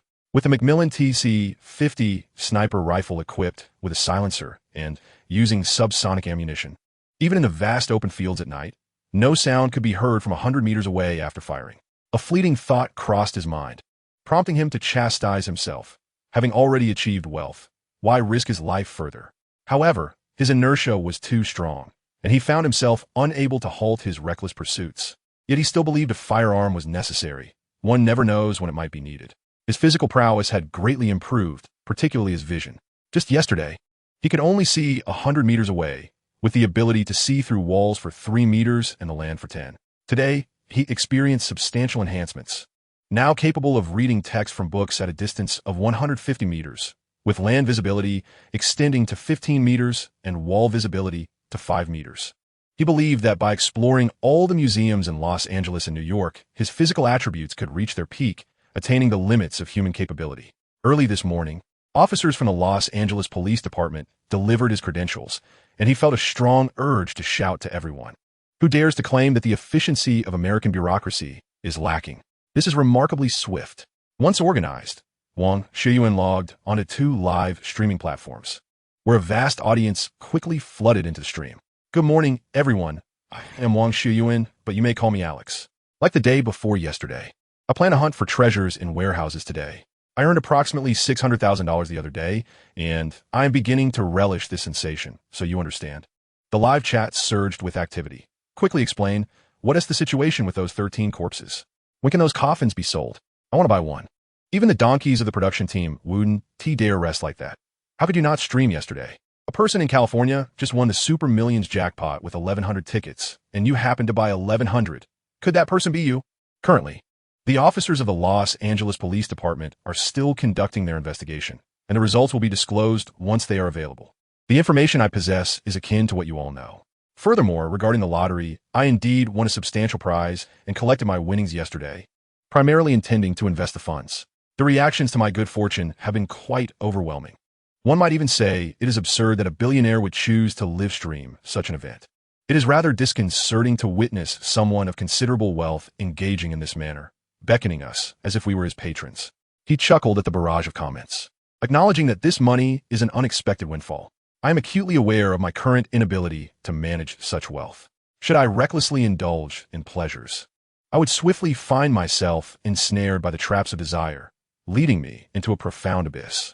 Reflecting upon those who have previously won lottery jackpots, it is evident that many have rapidly descended into worse circumstances than before. With a sense of self-awareness, I have resolved to allocate my winnings judiciously, purchasing a fine residence and a vehicle, while investing the remainder in stocks of reputable companies. With my livelihood secured, I discovered that live streaming treasure hunts is quite enjoyable. Wang Xiuyuan elaborated to the viewers in the live stream about his plans for the prize money and his aspirations for the future. Chapter 15, The Old Vending Machine Warehouse. I also relish live streaming and treasure hunting, as it allows me to engage with everyone daily. This interaction brings me joy, and I do not wish to abruptly vanish from your lives. Henceforth, I will continue to live stream. You need not worry. Hearing Wang Xiuyuan's words, the audience was touched. The host is truly considerate of us. So, will future streams showcase his wealth? If he isn't going to enjoy the money himself, then perhaps he could give it to me to enjoy on his behalf. While the audience includes its fair share of jesters, there are still many good-hearted individuals, and an outpouring of gifts began to flood in. All right, esteemed viewers, let us embark on today's treasure hunt. Behold, this is the vehicle I just acquired. A bulletproof Cadillac Escalade. I purchased this car primarily due to the robbery incident that occurred 2 days ago, fearing potential retaliation. I hope you understand. I'm not trying to boast, so please do not misconstrue my intentions. With that, he drove towards the warehouse company located in South Los Angeles. Today, there are 6 warehouses in this area set for auction. I hope to make a modest profit. Upon his arrival at the warehouse company, he found a gathering of treasure hunters who recognized him immediately. Hey, Alex, I heard you struck it rich the other day. Haha. While he struck it rich, he also unearthed 13 corpses. This is unprecedented. He, a notorious figure in Southern California, seems unperturbed by the mere presence of a few corpses, as he casually participates in the warehouse auction. The treasure hunters present exchanged playful banter, most of them having participated in another company's warehouse auction just 2 days prior. Wang Xiuyuan recognized several of their names. Rodman laughed heartily, exclaiming, "You are truly ruthless. You even plan to sell a barrel containing a corpse. The capitalists of Wall Street cannot match your cunning. You are more of a vampire than they are." The assembly erupted in laughter. Soon, the warehouse auction commenced. The auctioneer was the familiar Tom, a bearded old man fond of wearing a cowboy hat. "Greetings, everyone. I am Tom, your auctioneer for today. We have prepared 6 warehouses for you, and we assure you that each one is intact. We have absolutely not opened them. The winning bidder will have 24 hours to clear their belongings, and any trash must also be removed. Please remember, this auction only accepts cash, so keep track of how much you have in your pockets. Any questions? If not, Those wishing to participate in the auction, please follow me. Come on, Tom. You repeat this at every auction. We are all familiar faces here, someone chimed in. Tom chuckled. It is my duty, is it not? I must clarify the rules to avoid disputes, especially with newcomers. This is the first warehouse. After we open the door, you will each have 30 seconds to observe. No items are to cross the threshold of the warehouse, and you are not permitted to touch or rummage through the contents. The observation begins now, 3 individuals per batch. With that, he cut the lock of the first warehouse and opened the door. Inside was quite simple, containing only 4 vending machines and 2 slot machines, all appearing quite antiquated. 2 of the vending machines had rusted wheels and were clearly inoperable. However, in Xiuyuan's eyes, these machines were still worthy of purchase. For each one likely contained $400 to $500 in coins, with some possibly holding over 1,000. Thus, if the price was kept in check, a small profit could be made. After the observation period, Tom spoke again. This warehouse is straightforward, 4 vending machines and 2 slot machines. I wonder if they could be refurbished. The starting bid is $100, with increments of $10. Let us begin. Do I hear $100? Royce raised his hand, and Tom promptly acknowledged him. Royce bids $100. The current price is now $110. Do I hear 110? Rodman also raised his hand, and Tom's words flowed like a rapid-fire machine gun. All right. Rodman bids $110. The price is now $120. Do I hear 120? A young black man, beaming with a smile, raised his hand, responding, I'll bid $120. The current price is $130. Do I hear 130? As more participants joined in, the bids escalated, reaching $450. Royce and Rodman eventually withdrew from the competition, though Royce was visibly displeased with the scene before him, as some unfamiliar faces were clearly not professionals and were merely driving up the price. He then addressed Wang Xiuyuan. Alex, are you not live streaming? These vending machines are likely defunct, yet they may contain a few coins. You could purchase this storage unit as if it were a blind box, discovering how many coins you might unearth inside. However, I advise against offering too high a price. As professional treasure hunters, we are not suited for gambling, but your live streaming might be a splendid choice. Wang Xiuyuan was well aware of this. He had originally intended to make his move later, but unexpectedly, Royce misunderstood his intentions. Although Royce harbored no ill will, he merely wished for Wang Xiuyuan to compete with others. That's a fine idea. I think I shall give it a try. He then raised his hand and called to the auctioneer, Tom, I bid $600, Tom. Upon seeing this, Tom immediately shouted, Alex has raised the bid to $600. Is there anyone willing to bid $610? Clearly, once he announced such an exorbitant price, everyone else retreated. Once again, $610. Is there anyone who will bid? All right, $600. The first storage unit belongs to Alex. Wang Xiuyuan deftly retrieved a lock from his backpack to secure the door of the storage unit and sought out a staff member to sign and process the payment. Approaching the 5th storage unit, the attendant skillfully cut the padlock, and with a clatter, the door swung open. Old Tom reiterated the auction rules. As per our usual practice, please observe quickly, and then we shall commence the bidding.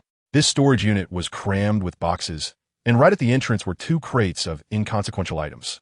However, within lay over 20 large cardboard boxes stacked together, sealed with tape, making it difficult to ascertain their contents.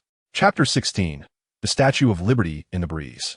Yet, through Wang Xiuyuan's discerning gaze, a delightful surprise was unveiled. The boxes were filled with the latest orange XS smartphones. Having just been released a little over a month ago, these sought-after devices were in high demand, with even the most basic 64 gigabytes version priced at $999.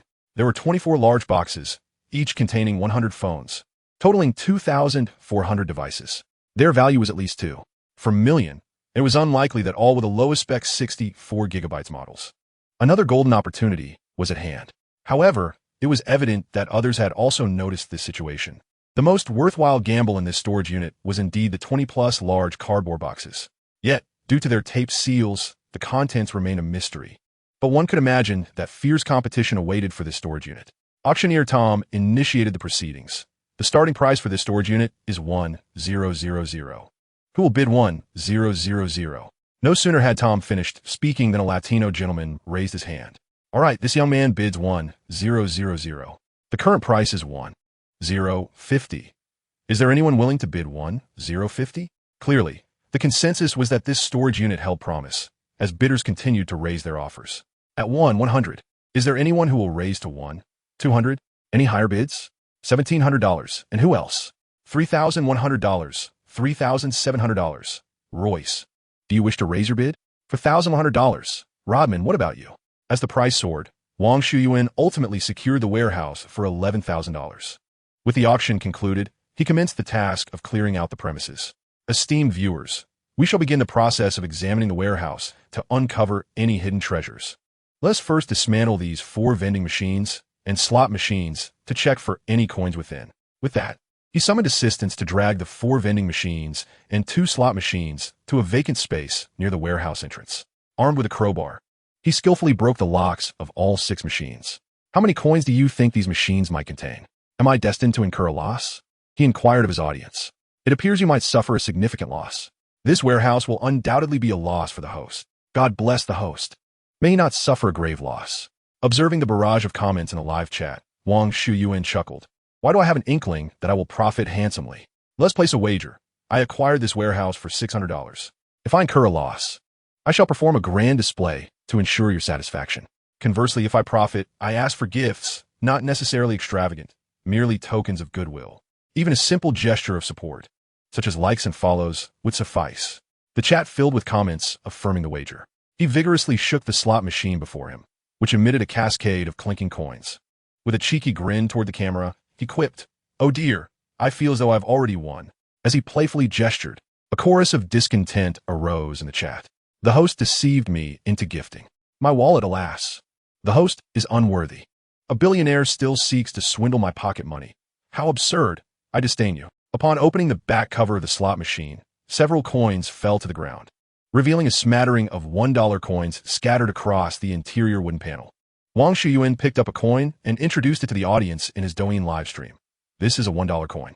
The obverse features the image of Sacagawea, an indigenous woman carrying her child, while the reverse showcases an eagle and shield design. Initially, the version released in 1961 bore the likeness of President Eisenhower and was considerably larger, 381 millimeters, making it less practical for circulation. Therefore, starting in 1981, a smaller version, 265 millimeters, was introduced, featuring the portrait of suffragist Susan B. Anthony. On November 18, 1999, the Philadelphia Mint released a golden-colored $1 coin, known as the Sacagawea dollar, depicting Sacagawea with her young son, Baptiste, to honor indigenous women and their contributions to America.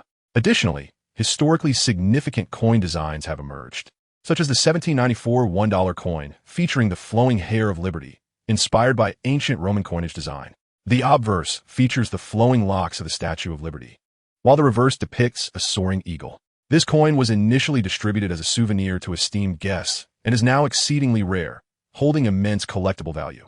Behold, I possess 2 of these coins. Currently, each commands a market price of approximately $35 million. A precise evaluation necessitates assessment by a gold coin grading institution. Within the realm of numismatics, certain special editions of coins are also of considerable worth. For instance, the Liberty-seated dollar coins minted between 1836 and 1839 are prized due to their unique design and limited mintage. Coins in pristine condition can surpass a value of $200,000. Thus, the worth of my 2 coins stands at a minimum of $600,000, a mere starting point. Wang Xiuyuan chuckled triumphantly. May the dog streamer perish. Why am I not the one to possess such valuable treasures? He certainly does not lack for wealth. Oh God, are you blind? All right, dear viewers, having won this wager, shouldn't we commence showering likes and gifts?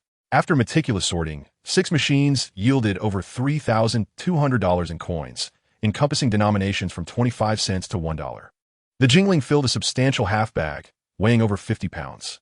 Remarkably, Wang Xiuyuan's fortune shone as he discovered an 1838 Liberty-seated dollar coin amidst the pile in commendable condition, estimated to fetch over $200,000. Subsequently, he called for a waste disposal worker to remove the 6 abandoned machines and several boxes of refuse from the other warehouse's entrance. He began the unboxing process in a different storage unit. Brothers, the previous warehouse was a tremendous success, but I earnestly hope this one at least breaks even. What do you think the outcome will be? Upon hearing his words, netizens reacted with disdain, mockingly suggesting he was already wealthy enough and should leave opportunities for others. I just hope you uncover a heap of corpses. Can cardboard boxes hold corpses? May this warehouse suffer great losses. Ignoring the audience's remarks, he sliced open the tape of the cardboard boxes, already aware of what lay within. However, he relished the thrill of unveiling the concealed treasures, finding immense satisfaction in the process. Before the camera appeared an entire box filled with the latest model of Orange XS smartphones. The protective film on the box is intact. The comments section erupted. What extraordinary luck is this? Oh God, do you favor this person so? Streamer, open one and check. I'll bid for it. He unwrapped one device, revealing indeed a brand new phone, causing the live stream to erupt in excitement. Chapter 17, a serendipitous encounter at the cafe. He continued to unbox and inspect in front of his audience, each box containing nothing but pristine smartphones, inciting a torrent of envy among viewers. What are you planning to do with these phones, streamer? Sell them to me. Sell them. I'm in Los Angeles. I'll seek you out. Sell me one. I want the 256 gigabytes in black. I'm also in Los Angeles. Save one for me. Wang Xiuyuan chuckled heartily, addressing the audience. The latest model of the orange phone is indeed difficult to acquire, with prices soaring in the market. Nevertheless, let us consider this a gesture of goodwill. I shall offer all 400 units exclusively to the esteemed viewers in this live broadcast, selling them at market price without any markup. Please gather at the entrance of the USC main campus, where we will conduct our transactions. Each individual is limited to one device, and it is first come, first served. Only 400 units available. After making this announcement, he arranged for a truck to transport the phones to the USC entrance. To his surprise, over 30 individuals were already waiting there. Wang Xiuyuan exclaimed, "You all are remarkably swift. Do you reside in this vicinity?" Laughter erupted as one tall and alluring young woman responded, "We are indeed students of USC. Surprised, are you? I am your junior from the finance department." Another chimed in, "I am your junior as well, from the performing arts department, currently in my sophomore year. We appreciate your attention and support. Let us expedite the transactions to avoid overcrowding." Thus, the sales commenced. The 64 gigabytes version was priced at $999, the 256 gigabytes version at $149, and the 512 gigabytes version at $349. The max version was offered at $299 for the 64 gigabytes, $449 for the 256 gigabytes, and $649 for the 512 gigabytes. As he collected payments, Wang Xiuyuan mused about the exorbitant prices of these oranges, aptly nicknamed kidney thieves, observing the influx of buyers arriving from various parts of Los Angeles. The street at the entrance quickly became congested, necessitating the intervention of campus security to maintain order. Before long, all 400 phones were sold out. The efficiency of this transaction surpassed that of selling flour. It was no wonder that American gangs hoarded stock whenever a new orange device was released, profiting tremendously without police interference as long as the orange phone remained in high demand. The only variable was the extent of their profits. Having cleared the scene, and with the time still shy of 4 o'clock, he intended to check on the progress of the cleaning work at his newly purchased villa. As he drove along Beverly Boulevard, he paused at a cafe upon noticing a familiar vehicle parked in front, a striking red Audi A7.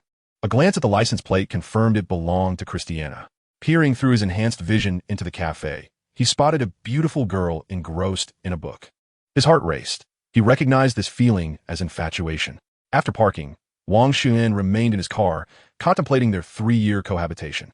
With graduation approaching, their opportunities to meet were dwindling, and if this continued, they would lose any chance of connection entirely.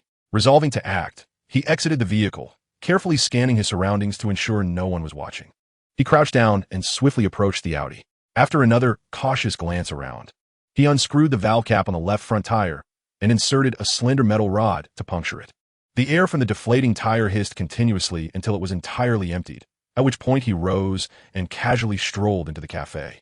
Upon entering, he spotted Christiana seated by the window engrossed in a book, clad in a form-fitting blue dress. Her hair cascaded naturally over her shoulders, and the sunlight illuminated her delicate features, enhancing her beauty. He approached her with a friendly greeting. "Hi, Christiana. What a coincidence to find you here enjoying coffee." The enchanting woman looked up, recognizing Wang Xiuyuan, and smiled warmly. "Indeed, what a coincidence. Aren't you supposed to be live streaming on Taobao today?" "I went. I had quite a profitable day. I discovered a few discarded vending machines and slot machines in a warehouse. From those machines, I unearthed 3 precious coins, collectively worth over $80,000. I also found 2,400 of the latest orange phones in another warehouse, which I sold for over $3 million. And now, here I am, running into you. Today has been exceptional." Wang Xiuyuan beamed with childlike joy as he recounted his day's triumphs, piquing Christiana's curiosity. "Really? 2,400 of the latest orange phones? Did you save one for me? I've been wanting to buy one, but the queues are so daunting. Of course. I reserved the max 512G version in white for you. It's in my car. I'll bring it to you shortly. Upon learning that he had set aside the best phone for her, it was impossible not to feel elated. Thank you. You're so kind to remember me with such wonderful things. I heard you won the grand prize of one. 83 billion? Yes. It was a lottery ticket I bought on a whim, and I hit the jackpot. My luck has been extraordinary these past few days. Christiana laughed. The luck you speak of, does it refer to the armed robbery you endured or the discovery of a plethora of corpses in the warehouse? Haha, I mean everything. I feel as though both Lady Luck and the devil are watching over me. Lady Luck keeps showering me with riches, while the devil keeps delivering corpses. Is that so? It does seem to be the case. How much have they sent your way? And there have been 2 instances of corpses, totaling 17, 4 of which you personally created. If another batch arrives in the next few days, I might just believe that they have indeed set their sights on you. Christiana teased. More money would be welcome. But not more corpses. That's too frightening. You, such a beautiful young lady, shouldn't be casually discussing corpses. Aren't you afraid? I wasn't present at the scene, nor did I witness those horrifying sights. So why should I be afraid?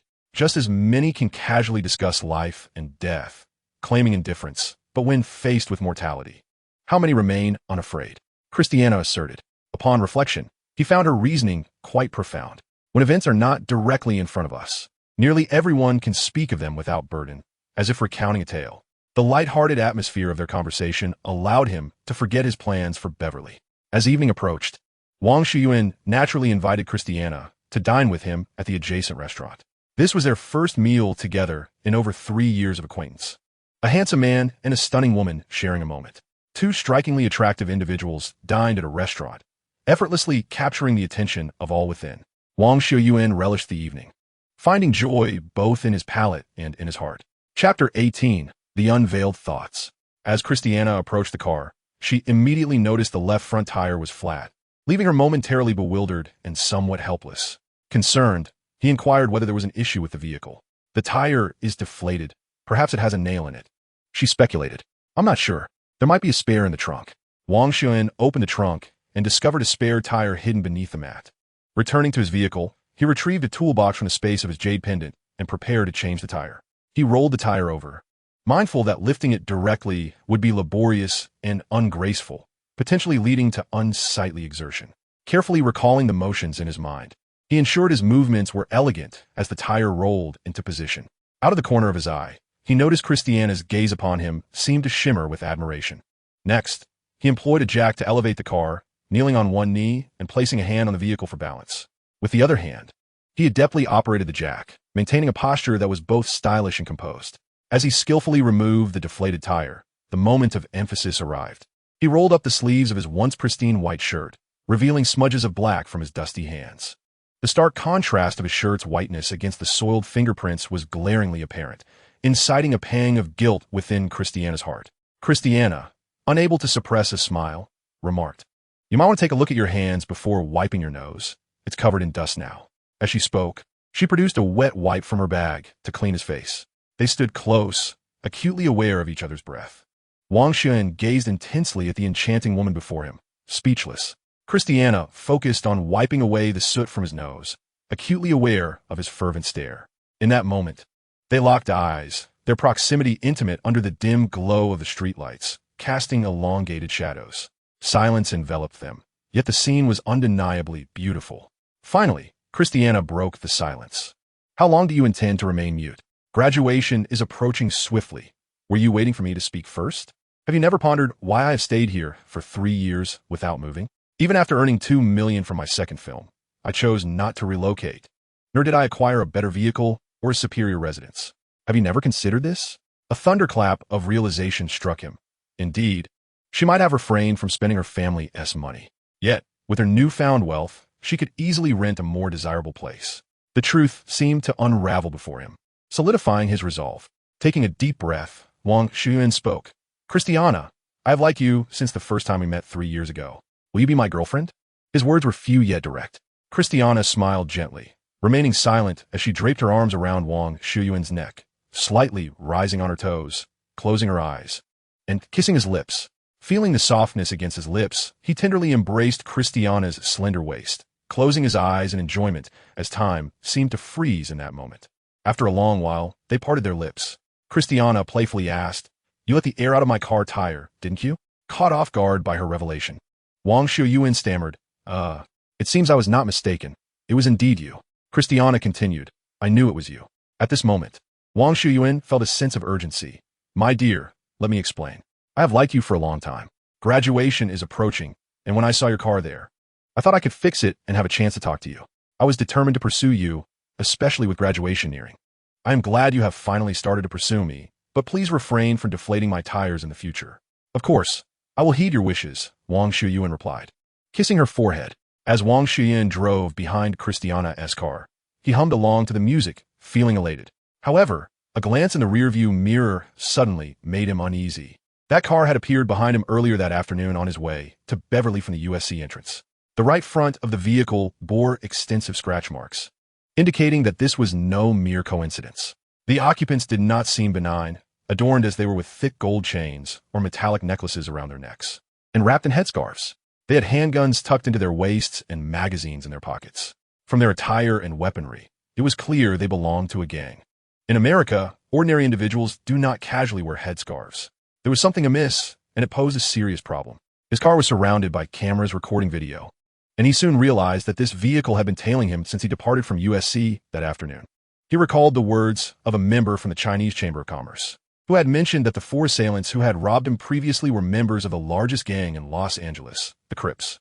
Having lived and studied in Los Angeles for over 3 years, Wang Xiuyuan was certainly familiar with the Crips. This gang, composed predominantly of African Americans, was established in 1971 and stands as the largest gang in all of California, without exception. The gang is notorious for its heinous acts, including extortion, home invasions, drug trafficking, smuggling, and various other illegal enterprises. If it is profitable, they are involved. Chapter 19. Preparations for Battle. In the past, to undermine rival gangs, they engaged in violent confrontations to seize control of drug trade and territory. A single clash resulted in the deaths of hundreds of members from the opposing gang, marking the most catastrophic event in California's history. Although the former leader of the gang, Stanley Williams, was executed after being incarcerated, the gang has since adopted a more subdued demeanor. Yet, all Californians are well aware that the Crips remain as ruthless and malicious as ever. This situation differed significantly from his previous encounter with Robbery. Although the assailants were armed, this time, the threat felt much greater. However, due to his Asian descent and the absence of any weapon, the assailants underestimated his capacity for resistance. Had these criminals come prepared, the situation would have been entirely different, and the exact number of their cohort remained uncertain. Thus, he had to take precautions, for danger loomed if he did not. He had recently struck fortune and found a goddess-like girlfriend, and he certainly did not wish for his promising life to be abruptly curtailed by a gang of thugs. He promptly dialed Christiana. "Darling, the situation seems amiss." "All right, I understand. Do you know who is tracking us?" Christiana inquired. "Perhaps it is those members of the limping gang. They were involved in a previous robbery against me, and now they may seek vengeance." Yet, he was acutely aware that this matter was far from settled. Even if not today, ominous events would surely unfold in the days to come. After providing Christiana with a brief explanation of the circumstances, he sprang into action. Seizing the opportunity while no gang members were watching his front door, he swiftly retrieved the surveillance equipment he had previously purchased and began setting it up. Cameras were installed at the front, back gardens, and around the house. These wireless devices could operate for 6 months on a single charge, proving exceedingly convenient. Returning indoors, he outfitted the common areas: living room, dining room, kitchen, stairwell, basement, as well as the upstairs hallway and balcony, with cameras. Connecting his phone to the network, he double-checked to ensure there were no blind spots in the camera views. Just as he was about to converse with Christiana, the camera feed revealed the suspicious vehicle approaching. Halting not far from the house, lights extinguished and engine silenced. The occupants remained inside, and the implications were all too clear. Wang Xiuyuan immediately knocked on every bedroom door, summoning everyone to the living room. The villa housed 6 tenants, 4 women and 2 men. He gathered 3 of them, including Christiana, to elucidate the current predicament. "This is the situation. Do you think you should drive out for the night? It would be much safer, and I will cover the hotel expenses," Wang Xiuyuan explained. A Caucasian girl queried, "Alex, are you certain they will come tonight?" "I can practically guarantee they will. Their car is parked nearby, and they have been tailing me for most of the day." "Then why not call the police?" Let them handle it, the girl persisted. Wang Xiuyuan began to analyze the scenario for them. Firstly, we have merely observed them following us. They have not yet directly interfered with my life. Even if the police arrive, they could easily claim it is a coincidence, merely waiting for a friend. We can only alert the authorities once they take action. Then we can catch them red-handed. Moreover, I'm not one to be trifled with. During this encounter, I will certainly teach them a severe lesson, ensuring they think twice before returning. A great figure in our Chinese culture once said, "One punch dispels 100." The implication is that making a striking impression on the opponent will deter all others from confronting you thereafter. A few girls nodded thoughtfully, seemingly comprehending the sentiment. Christiana was the first to speak. "My dear, in such perilous times, I cannot leave your side. I wish to remain with you. I do not want any lingering doubts in our relationship due to this situation. I have faith in your ability to protect me." Another girl chimed in. "I choose to stay here. A gunfight is about to unfold, and I want to witness this thrilling battle." The white girl who had just spoken agreed. "Yes, we must stay. This is exhilarating. Witnessing this conflict will provide me with stories to boast about for a lifetime. However, it would be too dangerous for you to remain in the bedroom. You should head to the basement, barricade the door with large objects, and huddle inside. Use the tablet to connect to the cameras, so you can guide me on the enemy's positions, thus increasing my chances of success. Is that all right, brave ladies?" The girls readily consented, then moved chairs and single sofas to the basement. After confirming that they had secured the basement door, Wang Xiuyuan retrieved the weapons purchased yesterday and the heavy bulletproof vest found at the warehouse auction the day before, along with ammunition belts. He installed cameras in several rooms, and once they were calibrated, he had the girls in the basement activate the surveillance feed. First, he donned the bulletproof vest, then secured the Glock G17 pistol, 2 spare magazines, and an Ontario 3 Malawian Quatches Navy knife to his right thigh, ensuring he could swiftly draw his weapon during combat. He also strapped an ammunition belt containing 10 magazines across his chest and began loading bullets into the empty magazines with a series of crisp clicks. Meanwhile, he continuously observed the gang vehicles outside. The girls in the basement watched his every move, and one remarked, "Alex, fully armed, looks incredibly handsome. He exudes masculinity and a sense of security." "Christiana, are you two officially together?" "Indeed, he confessed his feelings to me today. We are officially a couple now." "You missed your chance," she replied. "My goodness, after living together for so long, how did I not realize he was so manly? Had I known, I would have pursued him sooner." Christiana let out a sardonic laugh. "Do you think that's why I've been staying here? I had my sights set on him long ago. He is undoubtedly mine, so do not entertain any thoughts otherwise." Once Wang Xiuyuan finished loading all the bullets, he inserted the magazines into the ammunition belt and thigh holster. It was already past 10 o'clock, and he systematically extinguished all the lights in the house. About half an hour later, nearing 11 o'clock, 4 cars and a van arrived outside. Upon their arrival, the 4 individuals from the vehicle that had been tailing them also disembarked. Wang Xiuyuan counted carefully. 6 vehicles, a total of 24 individuals, a significant predicament indeed. Uncertain of how many individuals would emerge alive from this house today, Wang Xiuyuan dialed Christiana's number. "My dear, they have arrived. Please remain quiet in the basement and do not make any noise. Silently provide me with their approximate location via video call. Once they begin to knock, alert the authorities. Then, log into my account and commence a live broadcast.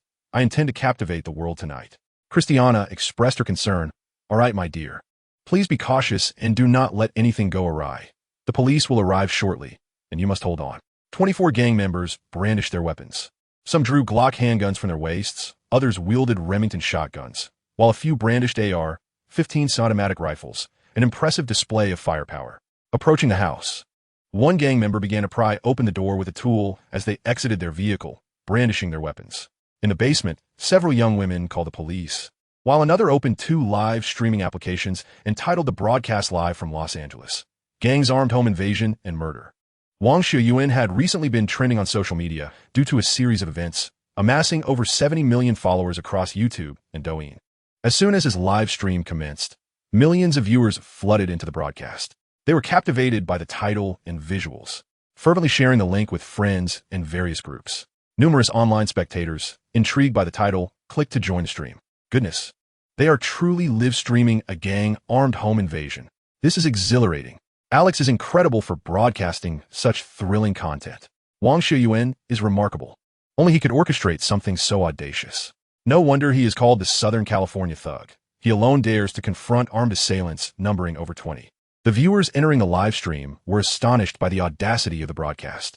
At that moment, Wang Xiuyuan stood at the stairway entrance, one hand cradling a tablet, the other gripping an 416 Hong Kong dollars assault rifle, facing the front door of the house. The audience was mesmerized. Many pulled out their phones to call the Los Angeles Police Department. Yet the majority sent the live stream link to family and friends or called loved ones to watch the unfolding events. It is an immutable truth that, in times of crisis, onlookers always outnumber those willing to assist, regardless of nationality, ethnicity, belief, or skin color. In a live stream, Wang Xiuyuan appeared strikingly handsome, clad in heavy body armor adorned with magazines. Standing at 6 feet 3 inches with an appealing visage, his formidable presence amplified his aura of safety, masculinity, and personal charm. He is so handsome, I am utterly captivated.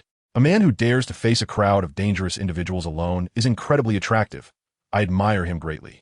The livestream link was disseminated rapidly, reverberating across the internet even in the dead of night, reaching a global audience.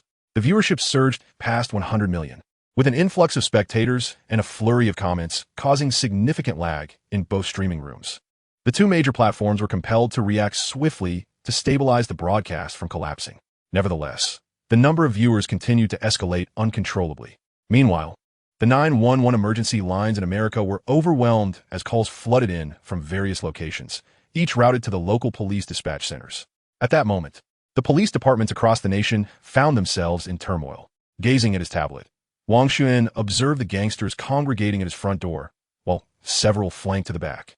The sound of lock-picking tools scraping against the keyhole resonating ominously. He feigned a casual inspection of his surroundings before locking the tablet and tossing it onto the living room sofa. Taking refuge behind the wall, he called out in warning, "Hey, you despicable bastards! There are people in here. Do not dare to target my home. I have a firearm. If you enter, I will shoot. I have already alerted the authorities about your filthy presence." The leader, incensed, struck the lockpicker, a yellow-skinned fellow. "Do you know how few Asians keep firearms at home? Even if he has a gun, it's likely just a pistol. There are more of us than him, and our firepower is superior. What are you afraid of? Hurry up, or I will end you." The lockpicker, a black man, appeared shaken by Wang Xiuyuan's threats. His hands trembling, failing to unlock the door. He reiterated, "I have informed the police. They are on their way. You'd best keep your distance, or I will use my weapon. It's my right. Furthermore, I am broadcasting live. Over 100 million viewers are witnessing your foolishness. You are doomed.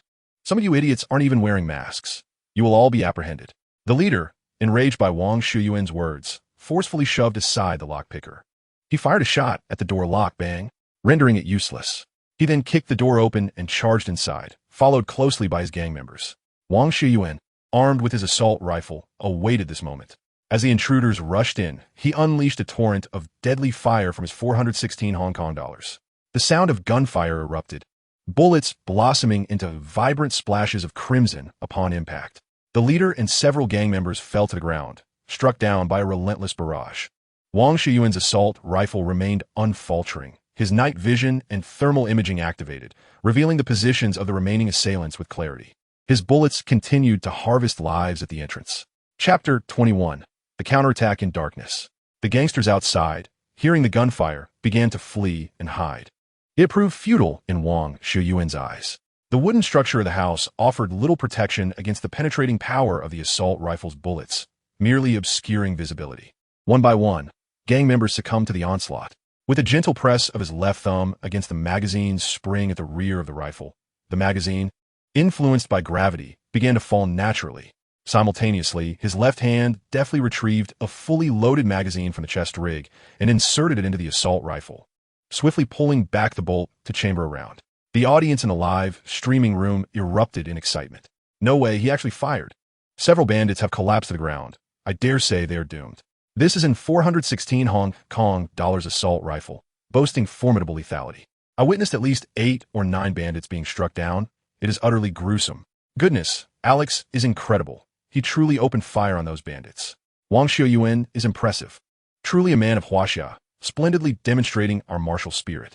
Decades ago, we left their great-grandfathers searching for teeth along the 38th parallel. Now, a single international student can make dozens of their bandits weep. Long live Huaxia.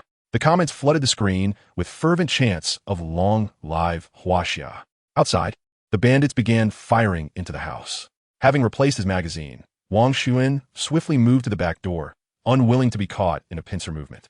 At that moment, the back door was violently kicked open, and without hesitation, he fired at the bandit who had forced his way in.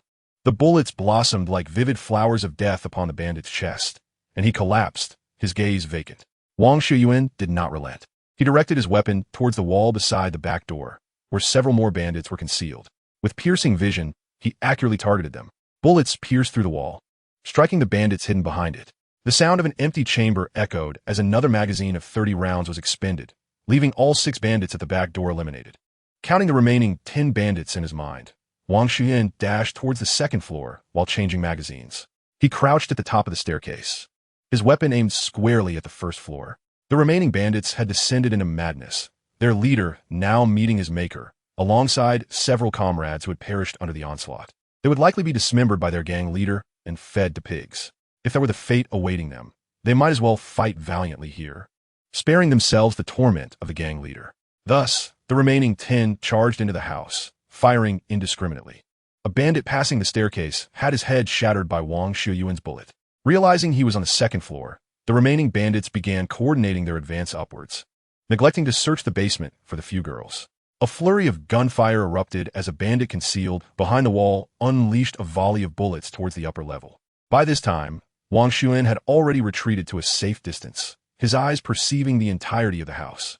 He had clearly marked the positions of the remaining 9 bandits, while in his earpiece, Christiana quietly relayed the location of each bandit, her demeanor notably composed. At the foot of the stairs on the first floor, 3 bandits were pressed against the wall on the right side, while 2 others concealed themselves behind the wall on the left. The remaining assailants stood directly in front of the staircase, though they were likely obscured from view on the second floor. So, dear, there are indeed 3 bandits hiding behind the wall on the right side of the stairway? Wang Xiuyuan reconfirmed. This action was merely a ruse to bewilder a few girls and the countless viewers in the livestream. He stealthily ascended to the position above, aiming his firearm downwards and unleashing a flurry of shots, emptying the magazine. The 3 bandits hiding there could never have imagined that the individual on the second floor would open fire directly above them. Thus, the bullets penetrated through the floor, claiming the lives of all 3 bandits. Upon witnessing their comrades struck, the remaining 6 bandits hurriedly aimed their weapons at the second floor and fired. A cacophony of gunfire erupted once more, riddling the floorboards near the staircase with countless bullet holes. Meanwhile, Wang Xiuyuan was comfortably nestled in the middle bedroom on the second floor, leisurely reloading his magazine. Dear, how many did I hit just now? How many are left? Wang Xiuyuan inquired. You hit all 3 bandits at the staircase. They were riddled with bullets and should be beyond saving. There's still 6 remaining, scattered between the living room and the dining room, though their precise locations are difficult to describe. Moreover, I fear that after you fire again, they might indiscriminately return fire upward, which could make you susceptible to stray bullets, posing a significant danger. My goodness, who is this girl? She is so composed. This girl is undoubtedly a powerhouse. As the gunfire ceased, the few remaining bandits on the first floor gasped for breath as they reloaded their ammunition. They could hardly fathom how their seemingly straightforward task of abducting a single Asian individual had devolved into such chaos. They had viewed the video of Wang Xiuyuan disarming and retaliating against their 4 comrades, and they were acutely aware of the threat he posed. Arriving in 6 vehicles with 24 men, most armed with Remington shotguns and semi-automatic AR-15 rifles. How could they have suffered such a devastating defeat at the hands of one person? It was important to remember that he was merely a student, a Chinese student at that. Wasn't he, it said, that Chinese individuals were the most law-abiding? How could he possess fully automatic assault rifles and execute his actions with a ruthlessness that surpassed their own? Wasn't he a wealthy individual worth billions? Indeed, when their leader learned that this Chinese student had slain 4 of their members, thoughts of ill intent inevitably crossed his mind, especially with a lottery win amounting to billions in cash. A plethora of renowned billionaires might not even be able to produce such a sum in cash. Most of their wealth was tied up in stocks, and a mass sell-off could lead to catastrophic losses within moments. Yet, this Chinese student had billions in cash without the entourage of bodyguards that other billionaires employed. A mere transfer to an overseas account could render him invisible, and burying the cash in a discreet location would leave no trace. Had Wang Xiuyuan been privy to their leader's thoughts, he would surely have found it laughable, as he had already broadcasted his intentions live. Having invested entirely in stocks, you seem to be lagging behind in information, and the ostentatious manner of binding him raises questions. Are the Los Angeles police merely ornamental? Chapter 22. A frenzy of carnage. At this moment, one of the assailants, severely impacted on the first floor, could no longer bear the immense psychological strain. He appeared to have lost his sanity, brandishing a firearm as he dashed towards the entrance, perhaps seeking to flee this nightmarish environment. He did not wish to perish here. He longed to relish the beauty of the world. Spurred by his actions, another criminal promptly followed him towards the exit. Simultaneously, Christiana swiftly cautioned, "Darling, two assailants are rushing towards the door. I'm uncertain of their intentions, so please be vigilant." Upon hearing her words, he nearly burst into laughter. This remark provided him with a perfect pretext to indiscriminately eliminate the fleeing assailants from behind. His girlfriend was not only strikingly beautiful, but also remarkably astute. Her eloquence, akin to that of a linguistic artist, alleviated considerable subsequent troubles. Receiving the alert, Wang Xiuyuan reacted with alacrity, hastening to the window just as the two assailants burst through the door, their backs turned to the house. Without hesitation, he raised his assault rifle and fired. The bullet entered through the back, creating but a small entry wound. Yet as it traversed the chest cavity, it left a gaping hole the size of a fist. Concurrently, due to the effects of the cavitation phenomenon, the bullet would obliterate the surrounding internal organs along its path. Typically, a person struck in the chest by an assault rifle would succumb to exsanguination within 10 minutes, with little hope for survival. The atmosphere on YouTube and Douyin was utterly frenzied. Countless viewers were rendered speechless before the camera. Many were brought to tears by the harrowing imagery, while others found themselves retching at the gruesome spectacle. Yet, not a single individual chose to disconnect. Such scenes had never been witnessed before. Far more visceral than any cinematic portrayal, and infinitely more stimulating. There were no ludicrous instances of individuals miraculously surviving after being shot multiple times. Only the authentic ferocity of gunfire, bullets ricocheting chaotically throughout the room, and the visceral splatter of blood as projectiles tore through flesh. It was profoundly shocking. Wow, this is exhilarating. Damn it, Alex is merciless. It seems he intends to spare no assailant. Though I believe his methods are excessively brutal, I still admire him. Even a well-trained police officer or elite Navy SEAL cannot guarantee their survival when confronted by over 20 armed assailants, yet he has managed it. Wang Xiuyuan is an eternal legend, simply remarkable. I cannot articulate my emotions at this moment. I can only say this man is extraordinary. Meanwhile, the chief of the Los Angeles Police Department was nearly driven to madness upon receiving the call. This incident had resulted in a global embarrassment, and he anticipated that everyone would seek to hold him accountable. Without further ado, it is inconceivable that the mayor of Los Angeles and the governor of California would let him off the hook. You can see the number of viewers in the YouTube live stream, over 300 million. However, unbeknownst to him, on the Douyin live streaming platform, more than 50 million people are simultaneously witnessing this shocking gunfight. At this moment, our director has succumbed to despair, as if he has fallen into an icy abyss. He must devise a means of self-rescue. Indeed, I must appear on the scene immediately. He swiftly dons his police uniform and sets off in his vehicle, making calls to the heads of various departments along the way.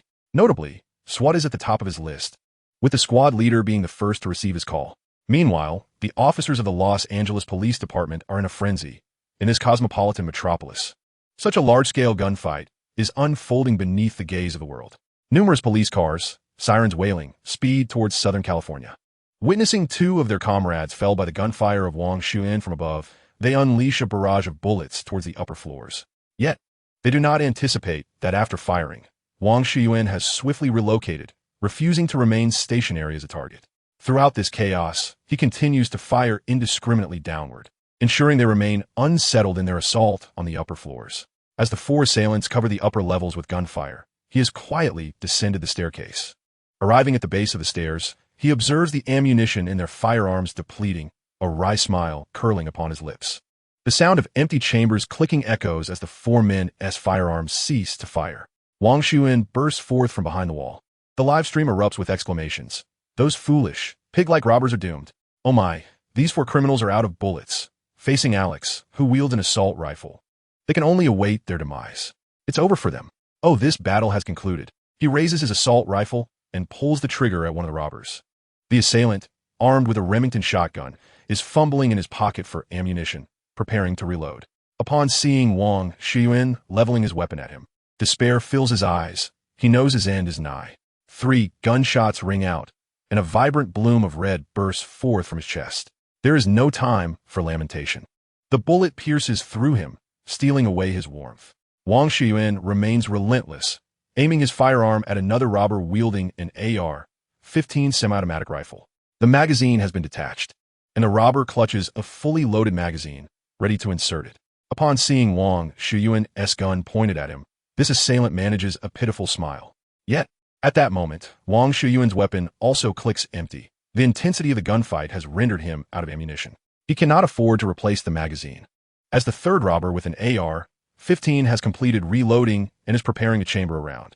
With no time to spare for reloading, Wang Xiuyuan hurls his 416 Hong Kong dollars assault rifle at the assailant before him, employing it as a blunt instrument. The third bandit staggered from the force of his powerful blow, dropping the firearm from his grasp. Chapter 23. Resolving the conflict. Seizing the opportunity, Wang Xiuyuan drew the Ontario 3 Malawian Quatch's navy knife embedded in his right thigh, gripping the bandit's throat with his left hand and pinning him against the wall. With his right hand, he thrust the knife fiercely into the bandit's heart, twisting it 90 degrees before forcefully extracting it. He plunged the blade into the heart once more, with just 2 strikes. The third bandit's arms fell limply to his sides. Instantly, he released his hold and turned, only to find the fourth bandit had already replaced the magazine in his AR-15 semi-automatic rifle and chamber round. However, he had yet to aim the weapon at Wang Xiuyuan. Wang Xiuyuan hurled the Ontario 3 Malawian Quatch's navy knife at the last bandit with great force. The flying blade struck true, embedding itself in the bandit's neck, and the final assailant was knocked down by the tremendous impact, collapsing straight back onto the ground. In his desperate gaze lay disbelief. Unable to comprehend why such overwhelming firepower had failed to eliminate an unassuming, law-abiding Asian man. Without pausing, Wang Xiuyuan first retrieved his 416 Hong Kong dollars assault rifle, swiftly changing the magazine and confirming the status of the fallen bandits within the room. He kicked away their weapons, checking for any potential survivors who might retaliate from behind. The results were satisfactory. There were no living foes. After all, an assault rifle, when striking the chest, left little chance for survival until an ambulance could arrive, especially given his advantageous perspective. Each bandit had generally endured at least 2 to 3 bullet wounds to the chest. "Darling, it's safe now. You may come out." Wang Xiuyuan spoke to Christiana, who was on the other end of the video call, while he began assessing the situation outside. Upon completing his inspection, he approached the front of the house, where he could already hear the distant wail of police sirens. Indeed, just as in the movies, the police would arrive tardily after the battle had concluded. The officers of the American precinct were no different. He detached the magazine from his rifle, placing it on the ground, and skillfully pulled the bolt to eject the chambered round, deftly catching the expelled bullet in one fluid motion, exuding an air of coolness. Christiana emerged from the basement, cautiously navigating through the body-laden living room to reach Wang Xiuyuan, enveloping him in a tight embrace. "Are you all right? Did you sustain any injuries?" she inquired with a tender, concerned tone, void of any hint of fear.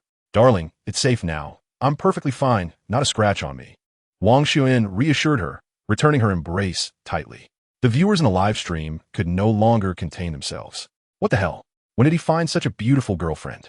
His girlfriend is truly stunning. I don't envy Alex's wealth, but I admit I feel envy upon seeing his girlfriend. Genuine envy. Madam, his girlfriend is a stunning beauty of our race. On the other hand, the Douyin live streaming platform, after the battle concluded, saw a flurry of reactions from the stunned administrators. Without hesitation, they terminated the broadcast, the familiar 12 characters appearing in the live room. The live stream has been banned. Broadcasting prohibited for a duration. The audience was displeased, exclaiming, "What the hell, you meddling administrators? The battle has already ended. Is it necessary to shut down the stream now? Are you afraid I might be overwhelmed by excessive sweetness? Hurry and restore it. Administrators, we've seen what we needed to see. There's nothing inappropriate now. At worst, we might just be overwhelmed by sweetness, and we're not afraid of that." The screen was flooded with messages addressing the administrators. Wang Xiuyuan released Christiana from his embrace, saying, "My dear, I have urgent matters to attend to. I must quickly disarm to avoid any unnecessary misunderstandings with the police officers. Their job is already stressful enough. Let us not add to their troubles." Christiana obediently stepped aside, her eyes filled with affection. Watching him carefully remove his gear, he first unbuckled the tactical belt and laid it on the ground. Several magazines remained unused, but it was essential to have more rather than less. Next, He unfastened the Glock G-17 handgun strapped to his thigh, remarking as he did so, "I suppose I don't need to hand this over to the police? It hasn't been fired at all. Surely it won't be retained as evidence? It seems I'll have to purchase another firearm tomorrow." The viewers in the live stream felt a wave of embarrassment upon hearing his words. He was armed sufficiently to engage in a small-scale skirmish. Once he had disarmed, he immediately called his lawyer. "Hey, George, I trust you're still awake? I've encountered some trouble and need you to come over right away. Am I not online? I'm watching the live stream. You're truly heroic. What is happening over there is known worldwide. It's quite shocking. I'm glad to see you safe and sound. I'm already dressed and will arrive shortly." After resolving everything, Wang Xiuyuan led Christiana to the roadside, holding her tightly in his embrace. Several police cars finally arrived, and a group of fully armed officers exited, all clad in heavy bulletproof vests with ballistic plates. The lead officer approached Wang Xiuyuan, extending his hand. "Hello, Mr. Alex. I apologize for arriving late. I'm genuinely relieved to see you unharmed." Wang Xiuyuan replied, "Thank you. I'm very sorry, officer. I've caused you considerable trouble with such a serious gunfight here. I feel as though I've put you and Chief Wright in a difficult position. These men were undoubtedly after me," he explained apologetically to the lead officer. "It's all right, Mr. Alex. You wouldn't wish for this to happen. It's merely the audacity of these criminals that is to blame." At this moment, Chief Wright of the Los Angeles Police Department arrived, hastening towards Wang Xiuyuan as he stepped out of his vehicle. "I sincerely apologize for my tardiness, Mr. Alex. It is a pleasure to see you unscathed," he said, extending his hand for a handshake. "I am equally pleased to see you, Chief Wright." "I regret the magnitude of the events that have unfolded here," Wang replied. "That is of no consequence, Mr. Alex, as long as no civilians have been harmed at the scene. As for the armed intruders who invaded a private residence, according to American law, their demise was warranted." Chapter 24. Reputation is paramount in the West. Wang Xiuyuan addressed the camera with grave seriousness. "I hereby condemn the organization behind these thugs. How could you orchestrate an armed invasion of a private home? I am currently sharing a residence with my classmates. Even if you harbor animosity towards me or wish to take action against me, there are alternative times or places to do so. What if innocents are caught in the crossfire?" Simultaneously, he expressed gratitude to Chief Wright for his assistance. "Just days ago, after I was ambushed and successfully defended myself against 4 assailants, Chief Wright expressed concern for my safety. He initially intended to assign several officers to provide round-the-clock protection for me. However, due to the current strain on police resources in Los Angeles, I declined his offer.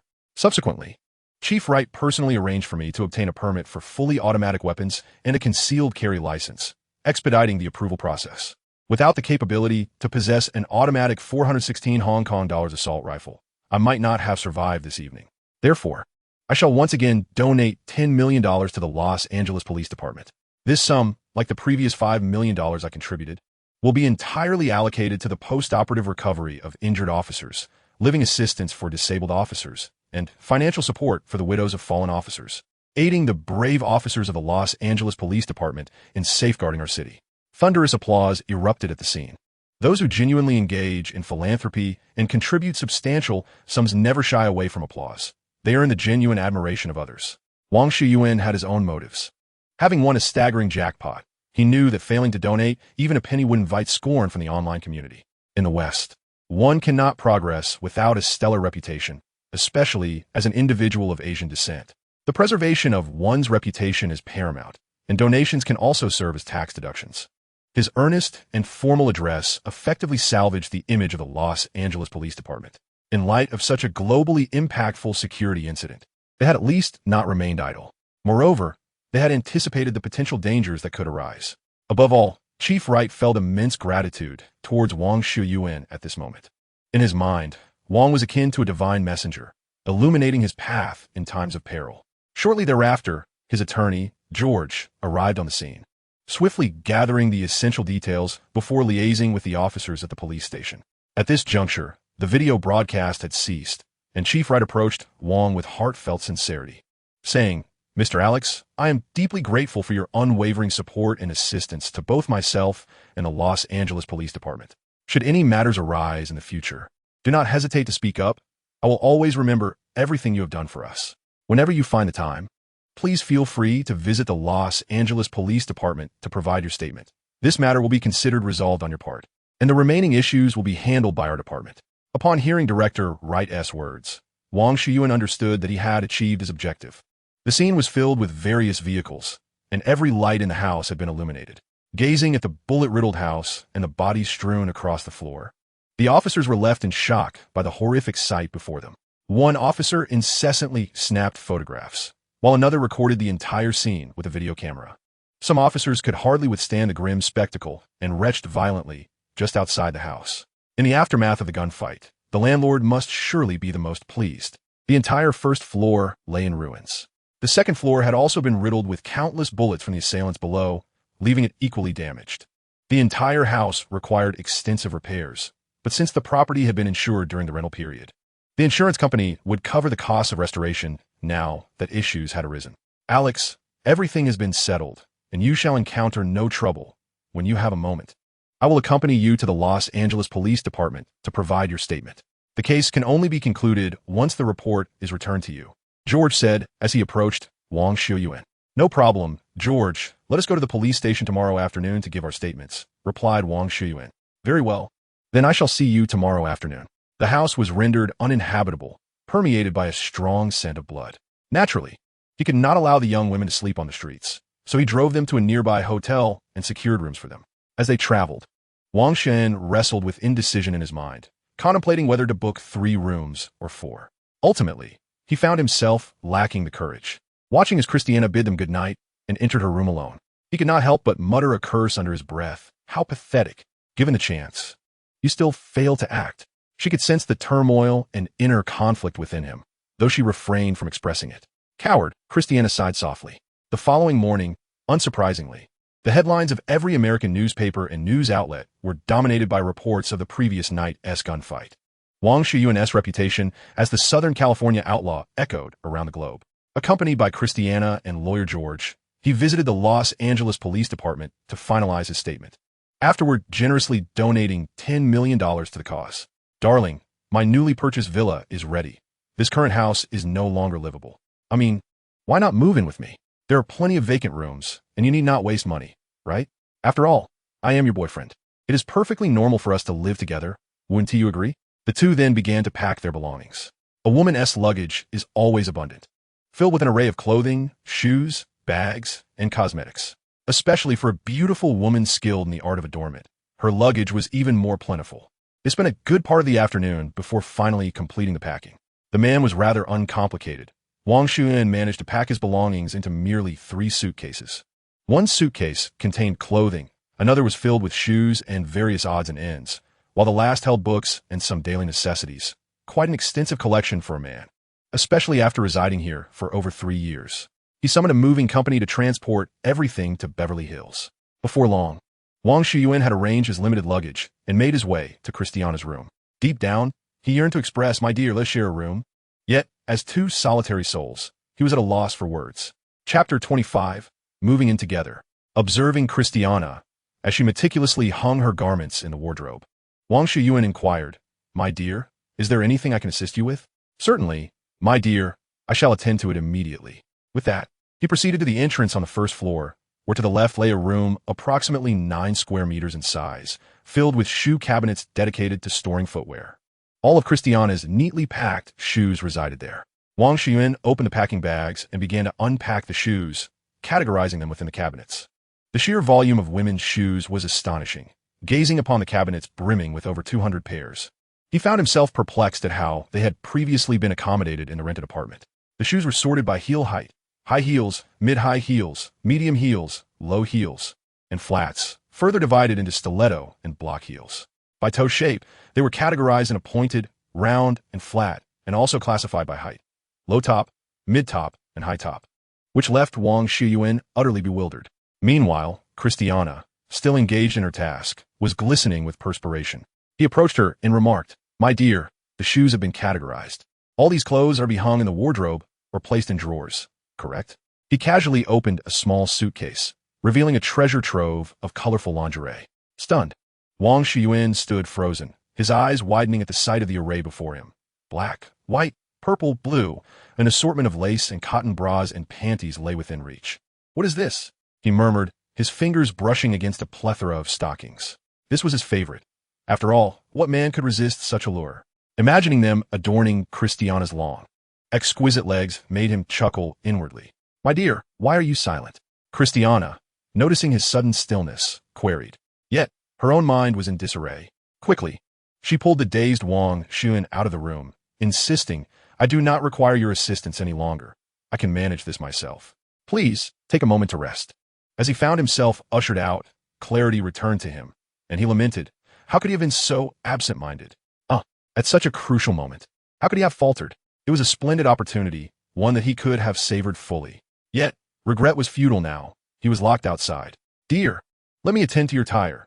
You cannot rely on the spare indefinitely, as it poses a safety risk," Wang Xiuyuan called out from within the room. At that moment, a crack appeared in the door, and a key flew out, landing squarely in his embrace.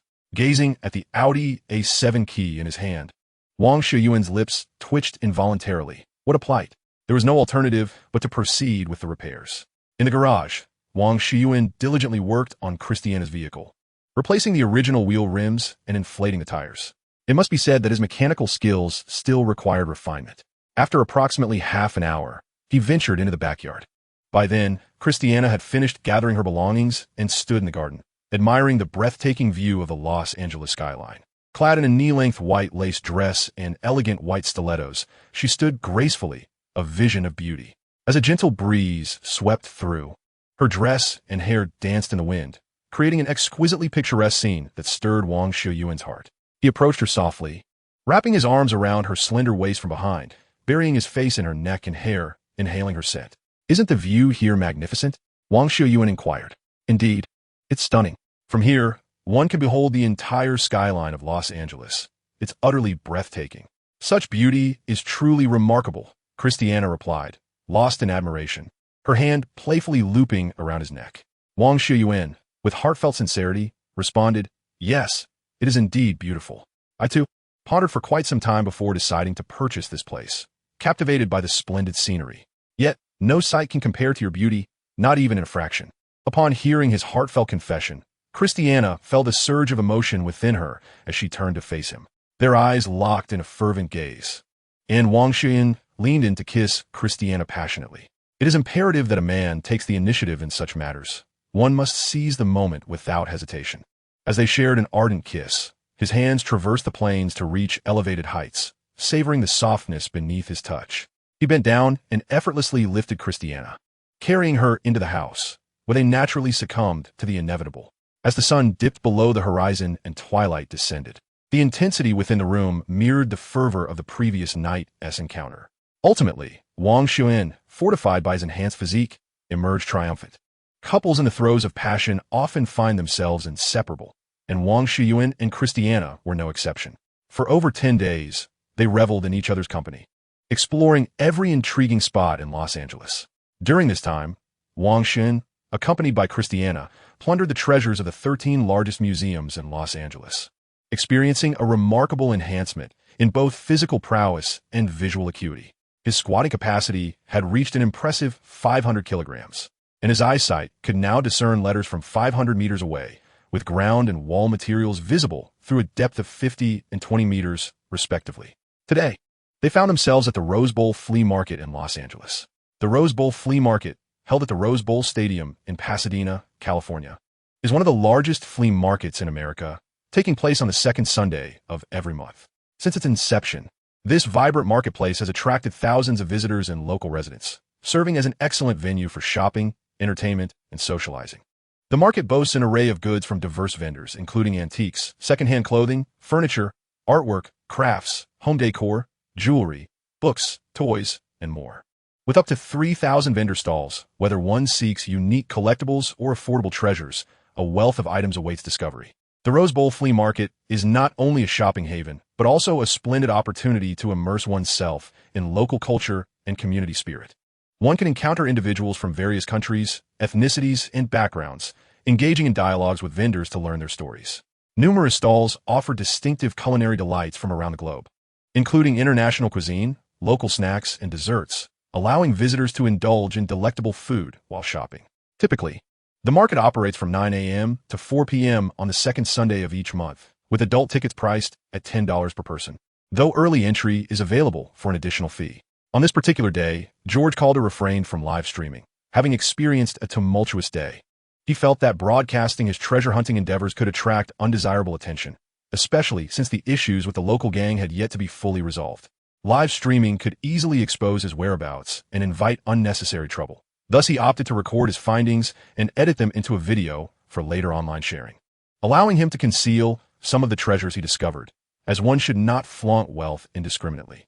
Moreover, the notorious piracy of the ANSA and the all-consuming tendencies of certain groups had made their true natures well known. After paying $20 at the entrance, Wang Xiuyuan escorted Christiana into the stadium. Eagerly, Christiana inquired, "My dear, we have recently explored nearly all the museums in La Canada.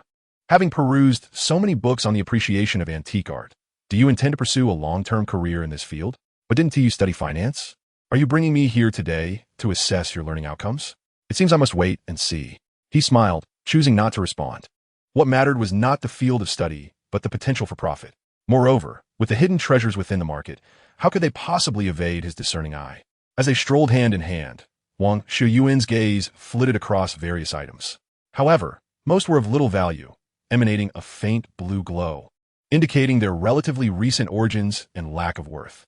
Eventually, he halted in front of a second-hand goods stall, his eyes fixated on a clown sculpture, which radiated 7 layers of dazzling blue light. He realized he had the opportunity to uncover something truly remarkable. The stall owner, noticing someone lingering, promptly addressed him. "Is there anything you need, sir? You seem quite interested in this clown sculpture.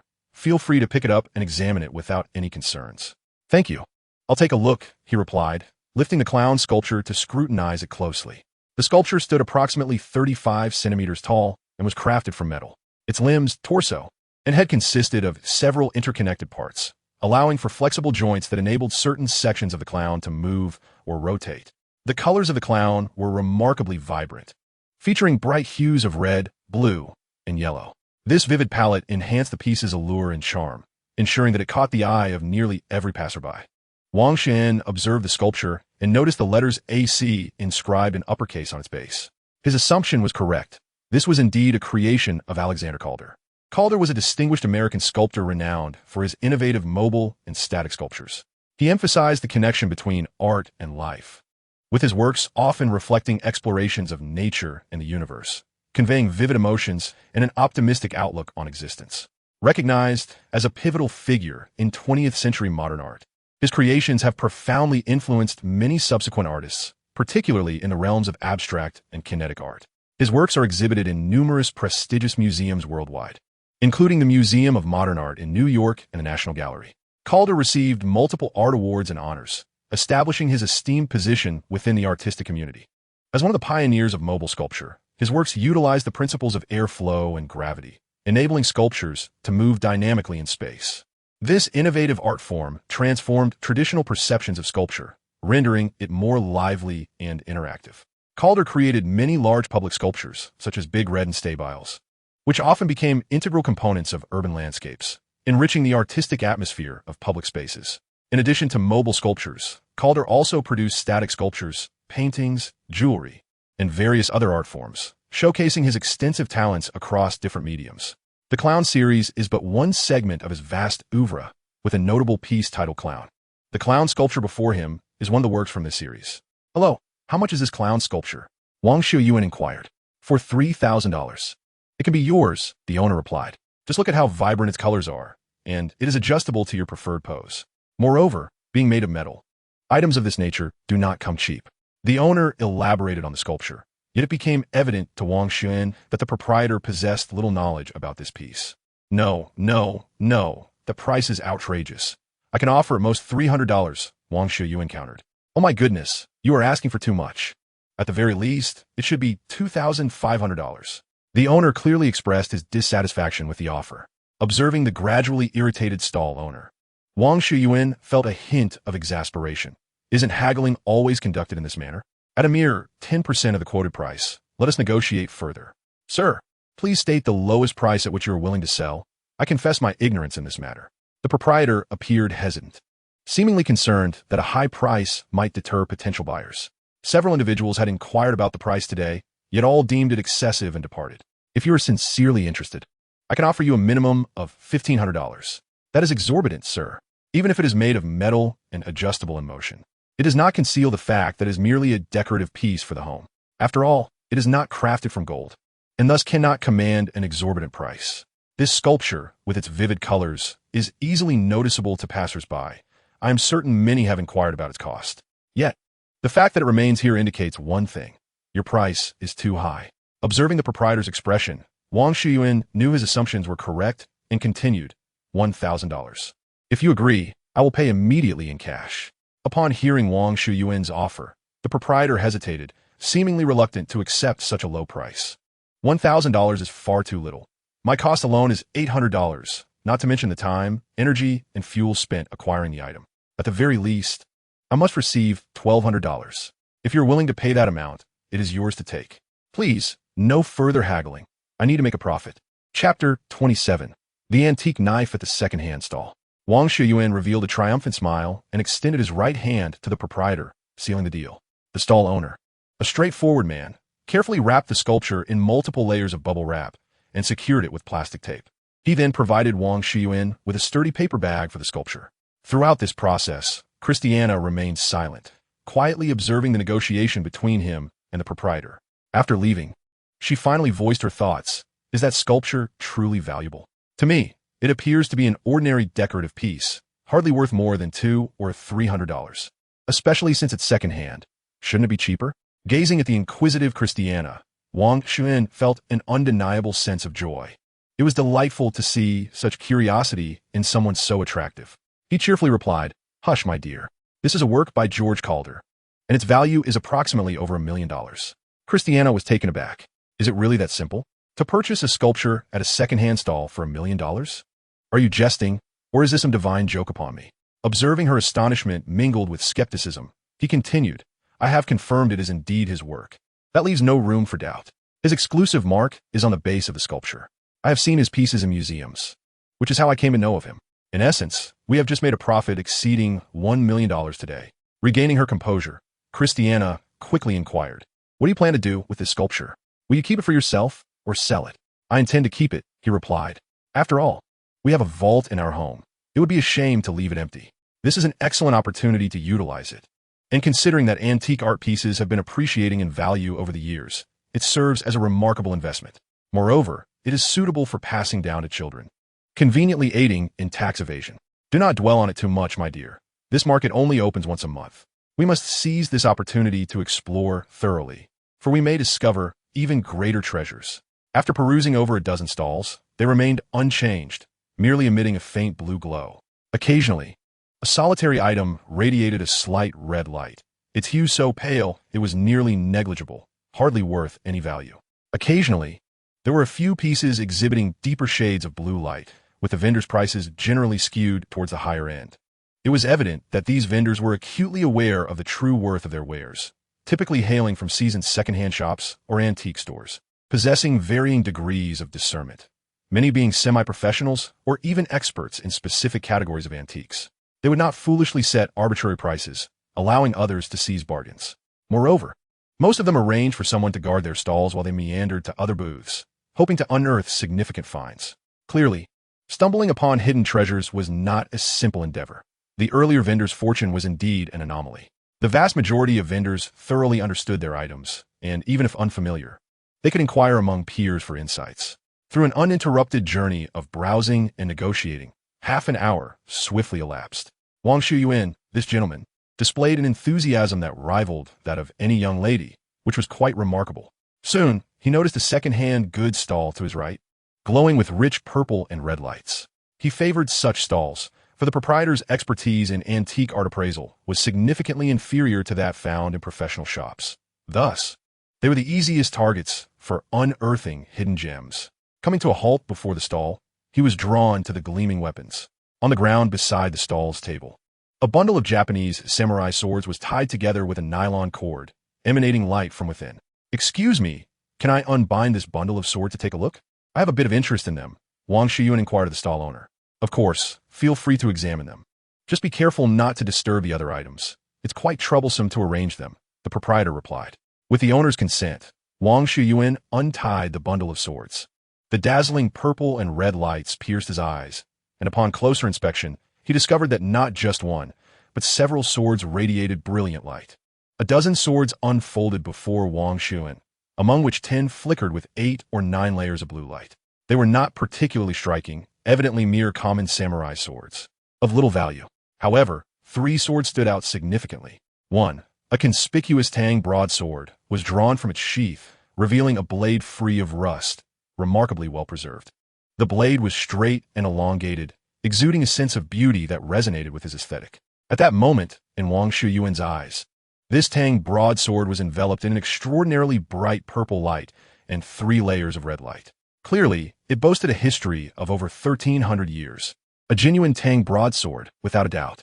It is worth noting that what we commonly refer to as a Tang sword is, in fact, an inaccurate term. It encompasses the collective name for 4 types of military sabers from the Tang dynasty, including the ceremonial sword, the saber, the broadsword, and the single-edged sword. These blades not only played a pivotal role on the battlefield, but also embodied the cultural and military prowess of the Tang dynasty. The craftsmanship of Tang swords is intricate and costly, reserved exclusively for the imperial court and military of that era. Their design emphasizes practical performance and durability, with exquisite forging rendering the Tang sword a legendary weapon in the annals of history. It was primarily through these horizontal and vertical swords that the illustrious Tang dynasty, known for its grandeur, flourished. Upon closer inspection near the hilt, one can discern inscription, clearly displaying 8 archaic traditional characters, produced by the Weiwei Temple in the 2nd year of the Kaiyuan era. The 2nd year of Kaiyuan corresponds to the year 714 AD. Kaiyuan was the 2nd era name used by Emperor Xuanzong of Tang, marking the 3rd year of his reign. Emperor Xuanzong, Li Longji, ascended the throne in 712 AD and abdicated in 756 AD, ruling for a total of 45 years and employing 3 era names in succession. The first era name, Xiantian, was utilized from August 712 to November 713, lasting just over a year. The second era name, Kaiyuan, was employed by Li Longji for 29 years, during which he diligently governed, establishing the Kaiyuan prosperity, the peak of the Tang dynasty. The third era name, Tianbao, was used for 15 years, during which the Lushan rebellion occurred, marking a significant turning point from prosperity to decline, thus representing the most consequential historical event of the Tianbao era. Before him lay a Tang sword from the Kaiyuan period, the pinnacle of the Tang dynasty, and Wang Xiuyuan struggled to contain his excitement. How could he not be thrilled? The Tang horizontal sword was one of the standard weapons of the military, and according to existing historical records and archaeological findings. Due to the unique burial customs of the Tang dynasty, weapons were not interred in tombs, resulting in a scarcity of intact Tang swords within the country. Moreover, the complex manufacturing process and special materials of Tang swords rendered them prone to corrosion, leading to the rarity of well-preserved specimens. Most Tang swords discovered through archaeological excavations exhibit severe corrosion and poor preservation. Therefore, it is currently challenging to ascertain whether any well-preserved and authentic Tang horizontal sword from the Tang dynasty exist within the country. The few surviving Tang swords, which are in good condition, are housed in Japan, where they are regarded as national treasures. Among these is a horizontal sword from the 9th century, preserved in the Nara National Treasure Repository in Japan, a period when the Tang dynasty's foundations were already precarious. The sword in his possession, however, dates back to the early 8th century from the prosperous Kaiyuan era and is the only Tang horizontal sword that can be held by a Han individual today. It is equally well preserved, with a hilt engraved with a 16-petal chrysanthemum pattern. In Japan, the chrysanthemum symbolizes the imperial family, representing the authority and purity of the emperor. This 16-petal chrysanthemum design is not only utilized within the royal family, but is also widely applied in various official contexts in daily life. For instance, the battleship Yamato during World War II bore the 16-petal chrysanthemum motif, reflecting the cultural heritage and symbolic significance of the Japanese imperial family. In the 8th century, chrysanthemums were introduced from the land of Huaxia to the realm of Yamato, where Emperor Go-Toba developed a profound fascination for this flower. He adorned blades with chrysanthemum motifs, a tradition later embraced and cultivated by successive members of the Yamato imperial family. Beneath the 16-petal chrysanthemum engraved on the tsuba, 5 traditional Chinese characters read Itasai Zo. At this moment, Wang Xiuyuan nearly burst into laughter as he quickly grasped the significance of the blade given the context of the aura surrounding it. To honor his beloved sword, Emperor Go-Toba established the imperial swordsmithing system, calling upon distinguished artisans to forge renowned blades. Idasai Zo was appointed as the official swordsmith, tasked with the creation of exquisite swords. The chrysanthemum Ido holds a paramount position in Yamato culture, symbolizing not only the identity of the samurai, but also the exceptional craftsmanship of Japanese swordsmiths. Its slender, elongated blade and elegant design elevate it to the status of a national treasure. The name Ido derives from the 16-petal chrysanthemum family crest inscribed on the blade, signifying the authority and honor of the imperial lineage. In any ranking of Japan's top 10 swords, Ido invariably secures a place within the top 2. In contemporary times, Ido is not only revered in the realm of blades, but is also extensively utilized in culinary tools.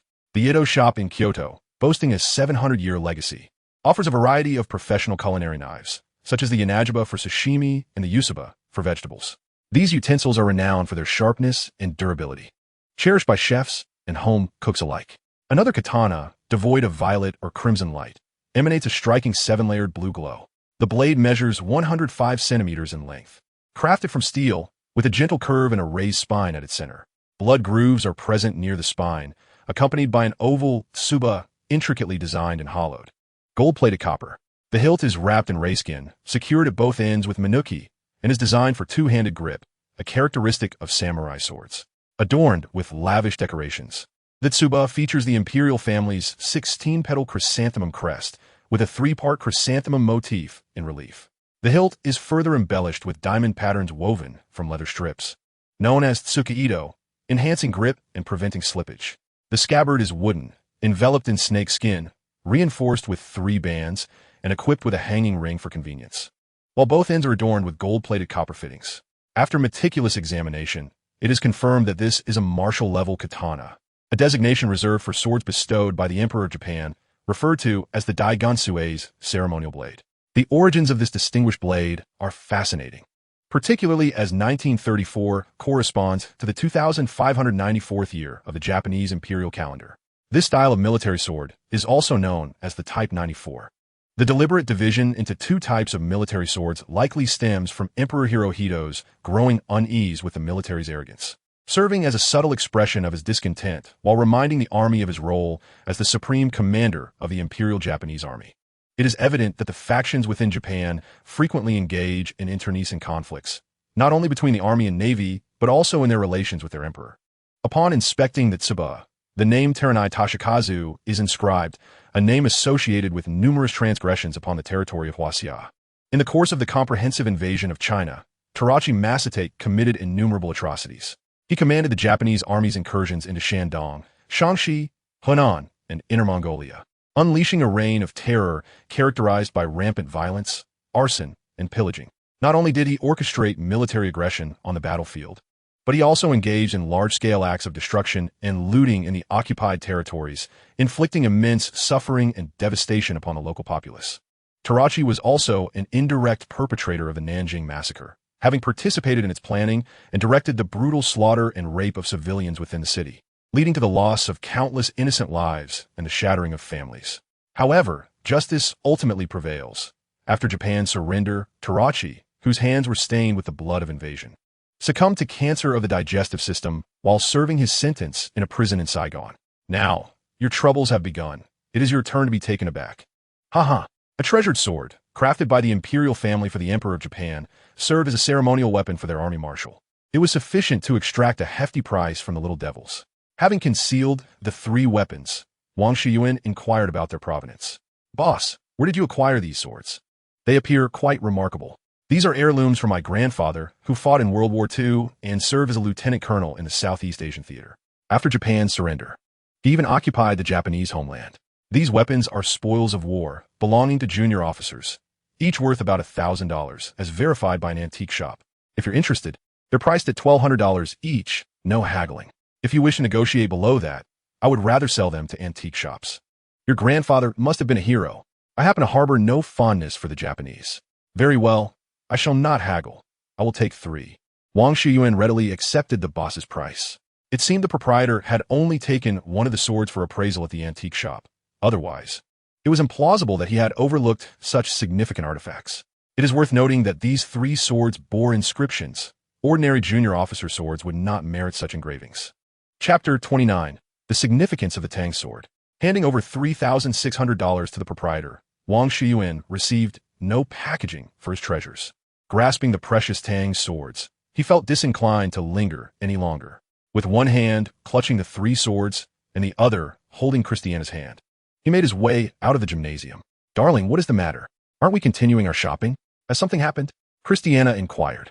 Noticing her concern, Christiana ceased her questioning and obediently followed him out of the gym and into the car. Her arm trembled slightly, her breathing rapid and labored. "Darling, I don't know what is happening, but I hope you can remain calm. You are driving, and that is quite dangerous." Upon hearing Christiana's words, he endeavored to steady his emotions. "My dear, relax and take a deep breath. This will ease your tension." Wang Xiuyuan inhaled deeply several times, finding significant solace in his emotions and temporarily relaxing his body. Wang Xiuyuan, clutching 3 blades, hurriedly made his way to the underground vault, with Christiana anxiously trailing behind. Fearful of any unforeseen mishaps, utilizing his ocular abilities, he scrutinized the blades once more, confirming their authenticity before tightly embracing the straight sword. At that moment, Wang's breath was rapid and uneven, an indication of his palpable tension, perhaps even exhilaration.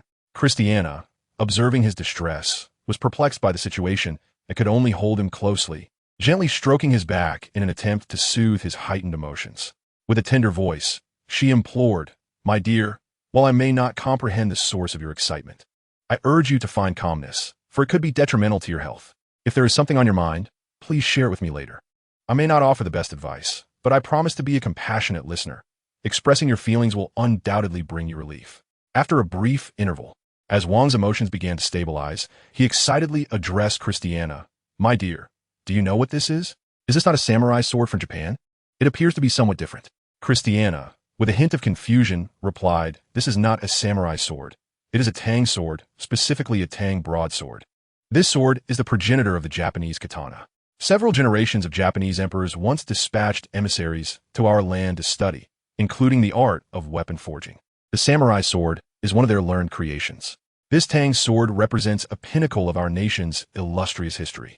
During that era, our valiant men wielded it to establish a magnificent realm, welcoming nations from afar. In those times, China surpassed even the zenith of America by several magnitudes. A diplomatic envoy could confront an assault and boldly request military aid from other nations, successfully acquiring an army without domestic support, ultimately leading to the downfall of another powerful state, which is present-day Thailand. It was indeed an instance of one individual obliterating a nation. How formidable China was during its prime. The Tang sword holds significant importance in our nation's history. During the Tang dynasty, the crafting and utilization of the Tang sword reached its zenith, reigning supreme in the era of cold weaponry. It played a vital role on the battlefield and symbolized virtues such as loyalty, honor, and courage, becoming the spiritual emblem of the military men of that time. Not only is it a crucial representation of ancient Chinese military weaponry, but it also stands as one of the vital symbols of Chinese culture, showcasing the profound depth and exquisite craftsmanship of ancient Chinese civilization. Remarkably, there are currently no well-preserved Tang swords in our country, not even one. In contrast, Japan, the very students from that era, boasts several well-preserved examples showcased in museums. This sword is the sole well-preserved Tang sword still in the hands of a Chinese individual. Wang Xiuyuan passionately recounted the history of the Tang sword to Christiana. Christiana inquired with concern, "Could it be that you misjudged? What if it isn't true?" She feared the profound disappointment that would engulf Wang Xiuyuan if this Tang Dao proved to be a mere illusion. "It is real. I am certain, 100% assured," he murmured, fixating on the blade in his grasp. Without waiting for further discussion, Christiana snatched the Tang Dao from Wang Xiuyuan's hands and placed it on the shelf, subsequently guiding him out of the vault. She worried that if he lingered there too long, his overwhelming excitement might cause him to collapse on the spot.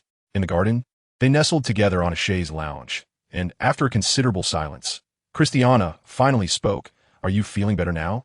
Your earlier state truly frightened me. I am much improved. My dear, I apologize for the concern I caused you," Wang Xiuyuan replied, reflecting on his previous agitation, still haunted by the memory of his own fervor. He realized he had indeed become excessively animated, almost irrational. Yet, upon reflection, he comprehended the depth of his emotions. After all, this was a singular treasure of present-day Huaxia.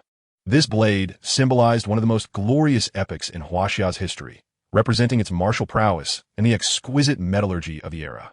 In his heart, he believed it could not be compared to the Japanese katana, which, after learning the forging techniques of the Tang Dao from the Tang dynasty, had been modified to suit their national context, dubbed improvements, yet in truth a regression. Japan, grappling with the scarcity of iron and underdeveloped metallurgical practices, produced blades that could not attain the strength of the Tang Dao. Moreover, the scale of military engagements in Japan was modest. Battles involving a few hundred warriors were deemed significant, while clashes of over 1,000 were considered national wars. Consequently, with their metallurgical capabilities lagging, the size of their armies remained limited and the intensity of their conflicts was relatively low. Thus, Japanese artisans opted to abandon the direct imitation of the Tang Dao, instead adjusting it to fit their circumstances. This modification did not simply transform the straight blade into the curved shape of the katana. Rather, it entailed the elimination of the steel wrapping technique and the thinning of the blade, which enhanced its sharpness, a notable characteristic of the modern Japanese sword. Additionally, the scarcity of steel production hindered their ability to forge weapons, let alone craft armor. At that time, Japan possessed little metal armor, relying instead on lacquered bamboo strips, with only a few iron plates affixed at critical points. Consequently, the demands placed on weaponry regarding armor penetration were minimal. Various factors combined to render the Japanese katana rather fragile. On the battlefield, it would shatter after a few strikes or clashes. Wealthy samurai often carried multiple swords in a battle, with some even bringing a servant solely to bear their blades. Unlike the Grand Tang dynasty, which had engaged in extensive warfare for millennia, the evolution of armor had reached unprecedented heights by that time. Consequently, the weaponry wielded by soldiers demanded exceptional standards for armor penetration, posing a significant challenge regarding durability. Should a mere few strikes lead to a catastrophic failure and result in the loss of a battle, the artisans responsible for crafting such weapons would face dire consequences, potentially facing execution or exile. Well, my dear, I have come to understand its preciousness. How much could this Tang sword possibly fetch? While I cannot provide a precise figure, I firmly believe that any individual from our culture capable of purchasing this weapon would be willing to pay any sum, particularly when this artifact holds profound significance and is not available domestically. If it were me, I would gladly invest even $300 million. Although its value is indeed high and exceedingly rare, I suspect this is not the reason for your apparent distress. What do you think? Christiana evidently grasped the crux of the issue. Indeed, even if he were willing to spend $300 million on this Tang sword, such immense value should not provoke such an emotional reaction. The underlying reason, after all, is a profound sense of national pride. Those who have traveled abroad generally fall into two categories. One consists of the subservient, often referred to as Western worshippers, who fawn over everything foreign, blinded to the truth of reality. Should one attempt to expose their delusions, they may react defensively, clearly demonstrating their indoctrination. The other category comprises individuals who stand firm in their patriotism, having witnessed the genuine aspects of the West. They take pride in their country's remarkable progress over the years, and the longer they reside abroad, the more patriotic they become. This is particularly true for those who have lived or studied in the West, as many have encountered varying degrees of racial discrimination, which fosters an increasing love for their homeland. Wang Xiuyuan, in his previous life, was one such individual. Having faced similar challenges upon arriving to study abroad, he harbored a deep admiration for the magnificent Tang dynasty, a time when nations revered China. Having worked as a mercenary and assassin in his former life, he had encountered such distressing matters more frequently. After much contemplation, he still could not arrive at a decision. He wished to donate the sword to a museum, allowing all of China to witness this testament to a glorious era. However, he was apprehensive about the integrity of museum officials, given that incidents of theft and illicit sales of artifacts were not uncommon. The fear of a counterfeit being exchanged for the genuine article, which might then be sold abroad, weighed heavily on his mind. I am uncertain. I have not yet made up my mind, especially considering the state of our nation's museums. Furthermore, the prevalence of moral opportunists is disheartening. Once you make a donation, more individuals will emerge, expecting you to give again. If you refuse, they label you as worthless. Such scenarios abound within the realm of collecting, where discretion is paramount. Gazing at Christiana's exquisite visage, Wang Xiuyuan could not help but reflect on what a remarkable woman she was. Initially, he had been captivated solely by her beauty, but he now realized how superficial that appreciation had been. It was her wisdom and formidable inner strength that were truly invaluable. Faced with a group of armed gangsters entering the room, she remained remarkably composed, calmly reporting her location and conveying messages with impeccable discretion, thereby averting numerous subsequent troubles. In the presence of invaluable treasures, she exhibited an unwavering heart, demonstrating an understanding of the decision she had made. She adeptly analyzed the potential challenges that lay ahead. Such a remarkable girl is indeed a rare find. Wang Xiuyuan, you have struck gold. What about the other two samurai swords? They are indeed sword from Japan. Are they not? I must be correct in this assessment, Christiana inquired further. Upon hearing this question, Wang Xiuyuan erupted into laughter. The origins of these two blades are quite significant. One is the ceremonial sword of the last reigning emperor, Komeei, of Japan, who wielded actual power. After him, the next emperor to hold real authority was the emperor during World War II, a gap spanning several centuries. The other sword belonged to General Terachi Masatake, a prominent figure in the Japanese army during World War II, who committed egregious atrocities within our homeland. Christiana stared at him in disbelief, seemingly struggling to accept his words. I had diligently scrutinized the items at the stall, confirming their authenticity without issue. Moreover, each bore inscriptions, and from the condition and patina of the weapons, they undoubtedly appeared to be genuine artifacts. He then began to elaborate on the historical significance and the owners of these two samurai swords. You were present at the time. According to the stall owner's account, his grandfather participated in World War II and traveled to Southeast Asia. At that time, Terachi held the position of Supreme Commander of the Southeast Asia Army, with the rank of general, subsequently being appointed as Field Marshal. Following Japan's surrender at the end of the war, he was still in Southeast Asia. Thus, this sword was likely acquired there. Furthermore, during that period, American soldiers had little interest in their swords, as there were so many available. Even a Japanese lieutenant possessed a ceremonial sword, making it not particularly rare. However, the stall owner's grandfather was evidently a connoisseur of cold weapons, amassing such a collection. It seems he must have expended considerable effort to acquire this field marshal's sword. Given that others did not value it, it would not have been difficult for a lieutenant colonel to procure it. As for the Tang sword and the Komeei Emperor's Kikuchimanji sword, they were likely collected during the American occupation of Japan post-war. Nevertheless, treasures of this caliber should typically remain in the private collections of prominent families and should not have easily fallen into the hands of a mere lieutenant colonel. Some unforeseen circumstances must have transpired. Otherwise, they would not have been placed alongside an array of ordinary blades. Christiana, her curiosity unabated, expressed concern regarding Wang Xiuyuan's plans for the two swords. Chapter 31. A Treasure Hunt with a Fair Lady. At this moment, he had resolved that the Kikuchimanji sword of the Komeei Emperor would serve as a means to extract a substantial sum from Japan. The other sword, belonging to Terachi Masatake, would be donated to the Nanjing Massacre Memorial Museum for exhibition, as the chief perpetrator of this heinous massacre deserved to be publicly condemned repeatedly. Subsequently, with Christiana's assistance, Wang Xiuyuan began editing the video for the day. Due to the camera being fixed to his body, the video solely captured his voice throughout. Naturally, he omitted the segments regarding George Calder's clown sculpture and the Tang Dao. Some matters are best kept discreet. Concerning the sword known as Kikuchimanji, which belonged to the Japanese emperor after the war, I have priced it at a staggering $15 million. Although this may seem steep, it undeniably falls within a reasonable range. Should a Japanese individual wish to purchase it, the price escalates to $200 million. I kindly ask for your understanding that this offer is non-negotiable. Furthermore, I shall generously donate the saber previously owned by the war criminal Terachi Soichi to the Nanjing Massacre Victims Memorial Museum in China for exhibition. Upon the video's release, it sparked a considerable uproar. What the heck? Is that Japanese emperor's sword truly worth such a fortune? I genuinely envy Alex's luck. I envy it too, though I cannot attain it. Wang Xiuyuan's luck is absolutely incredible. What luck? This is skill.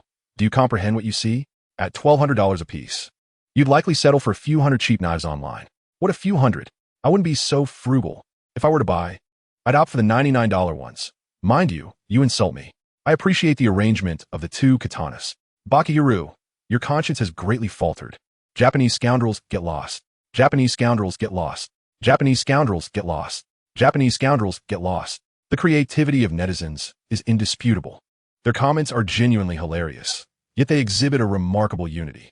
Surely, it won't be long before someone from Japan reaches out to inquire about purchasing a sword. Darling, rise and shine. We are attending a warehouse auction today, a rare opportunity indeed. Let me sleep a little longer. I'm utterly exhausted, Christiana mumbled. Evidently, last night's battle was fiercely contested, and predictably, she suffered defeat once more. It appears she was quite thoroughly vanquished this time, as it was already late morning and she had yet to awaken. Hurry up, the Los Angeles warehouse auction is infrequent. It occurs merely once or twice a month. Those professional treasure hunters typically traverse states to find ample warehouses to choose from. If we miss this chance, we may have to wait at least another fortnight, which would be a pity. I shall prepare breakfast downstairs. You should rise quickly, Wang Xiuyuan said gently. With that, he descended to the kitchen to make breakfast. The morning meal was simple. He boiled 2 eggs and prepared a bowl of beef and vegetable noodles, which looked quite appetizing and presumably tasted delightful. Having been in America for quite some time, he still could not acclimate to the local cuisine. His palate remained distinctly Chinese, an unchangeable fact. What is the most challenging aspect for students studying abroad? It is not the lifestyle, the language, nor the differing perspectives.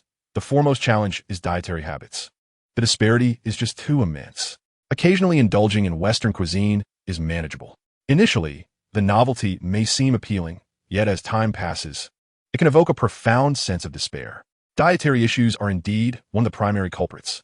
While it is not that there are no Chinese restaurants abroad, one can indeed find respectable establishments. However, whether they offer the authentic flavors of one's hometown is another matter entirely. Even those from different regions within a country often struggle to adapt. Moreover, unless one hails from a wealthy background, the prices can be painfully exorbitant. Among the students studying abroad, those in the UK seem to fare the worst, grappling with exorbitant living costs and rent. The cuisine in England is often described as dismal, with meals predominantly featuring mashed potatoes. A sprinkling of seasoning atop some shredded chicken and a few vegetable leaves constitutes a typical meal, or one is left with a choice of various hamburgers and hot dogs, which can be rather uninspiring. Consequently, many international students resort to cooking for themselves, honing their culinary skills over the years they spend abroad. If one discovers a partner with study abroad experience who lacks cooking skills or is quite inept in the kitchen, and they are not from a wealthy family, then it might be wise to reconsider the relationship. This could indicate either deceit regarding their cooking abilities or a previous long-term cohabitation with a partner who is quite the culinary expert. Just as Wang Xiuyuan was about to ascend the stairs to call for Christiana, she appeared, descending gracefully. A tall, voluptuous figure materialized before him, her long, wavy hair cascading down her back. The pristine white trench coat clung snugly to her curvaceous form, accentuating her exquisite silhouette. Golden buttons cinched Christiana's slender waist, enhancing the allure of her bosom. Beneath the white coat, she wore a fitted black lace top, further amplifying her already impressive curves, prompting him to worry whether the fabric could withstand the strain. From the hem of her trench coat extended 2 long, straight legs clad in transparent hosiery, rendering her already enticing legs even more captivating. Truly a marvel for leg enthusiasts.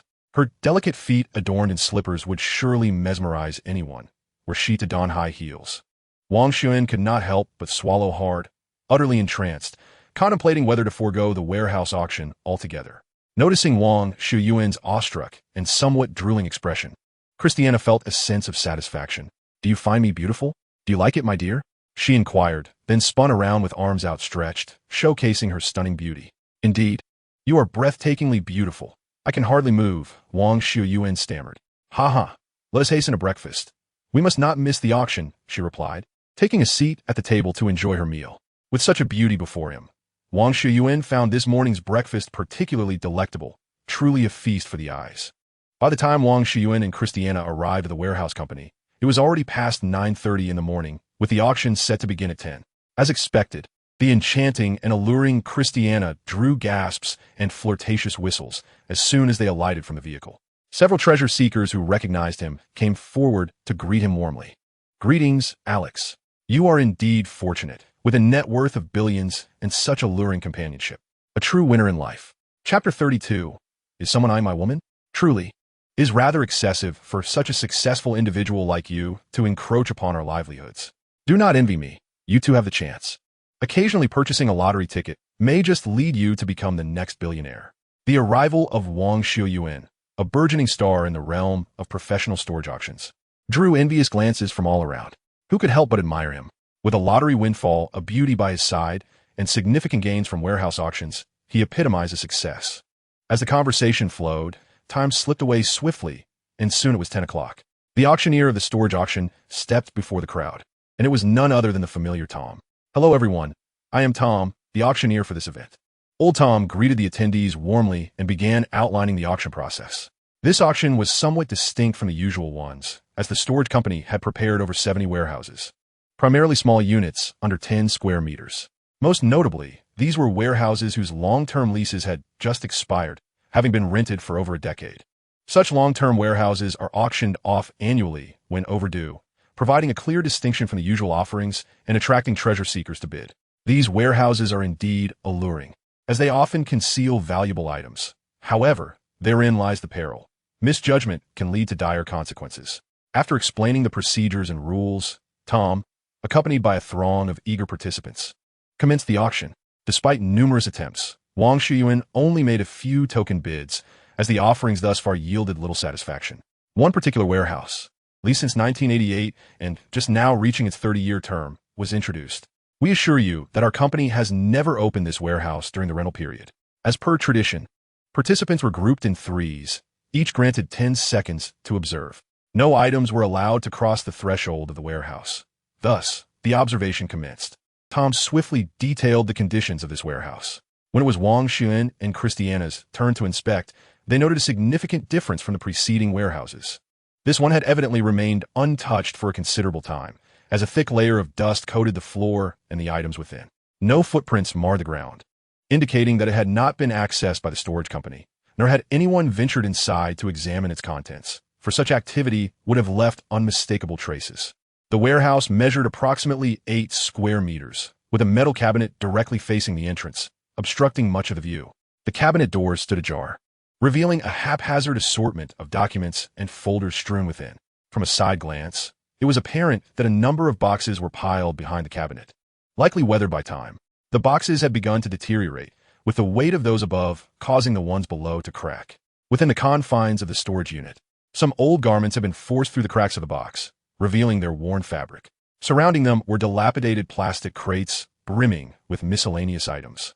Yet not a single object within sight appeared to hold any value.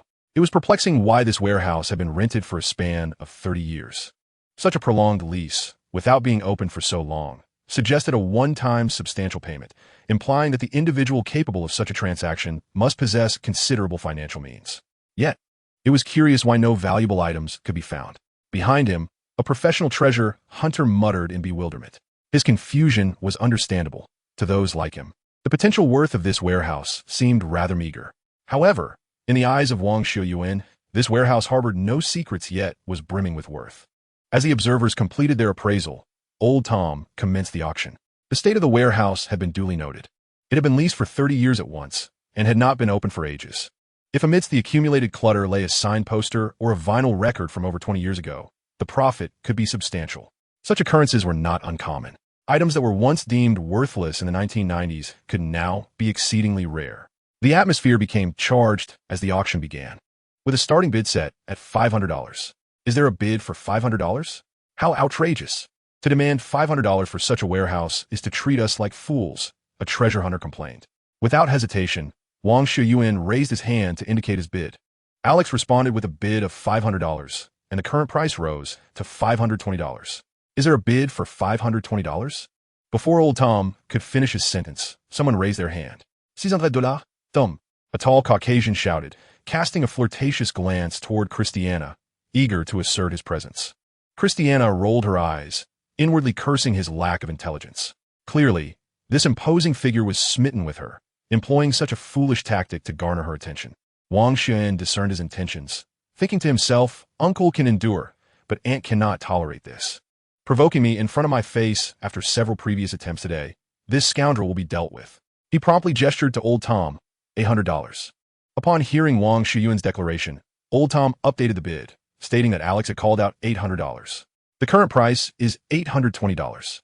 Is there a bid for $820? A multitude of professional treasure hunters, upon hearing the anger-laden voice of Wang Xiuyuan, felt a surge of frustration. Their greatest fear at storage auctions was the emergence of conflict among bidders. Such disputes could easily escalate into a reckless bidding war, with one party retaliating against the other, causing the overall auction price to inflate. Especially during significant auctions held just once a year, encountering such turmoil could be exceedingly painful. Many individuals silently express their disdain towards the towering white man, questioning his audacity. Surely, it cannot be that he alone possesses such discernment, right? Does this fool truly believe he is worthy of the company of such exquisite beauty? And what of this Alex? He has already claimed the lives of nearly 30 individuals. A motley crew regards the giant with murderous glares. Yet, this dimwit appears oblivious to the gravity of the situation, brazenly calling out a price, $1,000, Tom. After uttering this, he defiantly casts a glance at Wang Xiuyuan. Chapter 33, Securing the Warehouse. At this moment, Wang Xiuyuan's expression remains inscrutable. He merely raises his hand to bid $1,500. The auctioneer, Old Tom, is nearly beside himself with glee, for this is the spectacle he cherishes most. Once tempers flare at an auction, the bidding price tends to soar. The bid escalates from $200 to $500. With Alex bidding $1,500, the current price stands at $1,520. Is there anyone willing to counter this offer? The towering gentleman. Will you raise your bid? Old Tom inquires excitedly. All eyes turn to the white giant, who mistakenly believes himself to be quite dashing, and promptly shouts, $1,700, Tom. The bid now stands at $1,720. Is there anyone willing to match $1,720? Alex, will you raise your bid? Old Tom exclaims, exhilarated. Wang Xiuyuan remains unperturbed, coldly retorting, is this the extent of your courage to show your face? I expected more from you. $3,000. If you're a man, raise the stakes. Don't waste time with these trifling increments of a few $100s. Before auctioneer Tom can respond, Wang Xiuyuan swiftly continues, $5,000. As the bidding war ensues, the price ascends ever higher, leaving the other treasure hunters as mere spectators, silent witnesses unwilling to squander their funds recklessly. Christiana, standing nearby, softly advises Darling, there's no need to engage in a petty rivalry with this fool. Let's abandon this warehouse. However, knowing the true value of this warehouse, he cannot let it slip away. I understand, my dear. This is not merely a matter of pride. There are compelling reasons to secure this warehouse, reasons you will soon comprehend. At this juncture, the price has reached $8,000, and it is his turn to bid. $9,000, big guy. Do carry on. Observing Wang Xiuyuan's cheerful demeanor, the white giant grows anxious, fearing that he may falter at a critical moment. After all, he possesses less than $30,000 in total. To waste $10,000 on this warehouse would be disastrous, especially as he had plans for a significant endeavor today. At this moment, Wang Xiuyuan continues to taunt him, acutely aware of the giant's financial limitations, just over $28,000. He understands that the opponent cannot afford to gamble this amount on the warehouse, and thus intensifies his provocations. The more he taunts, the more the giant's confidence wavers, making it increasingly unlikely that he will raise his bid further.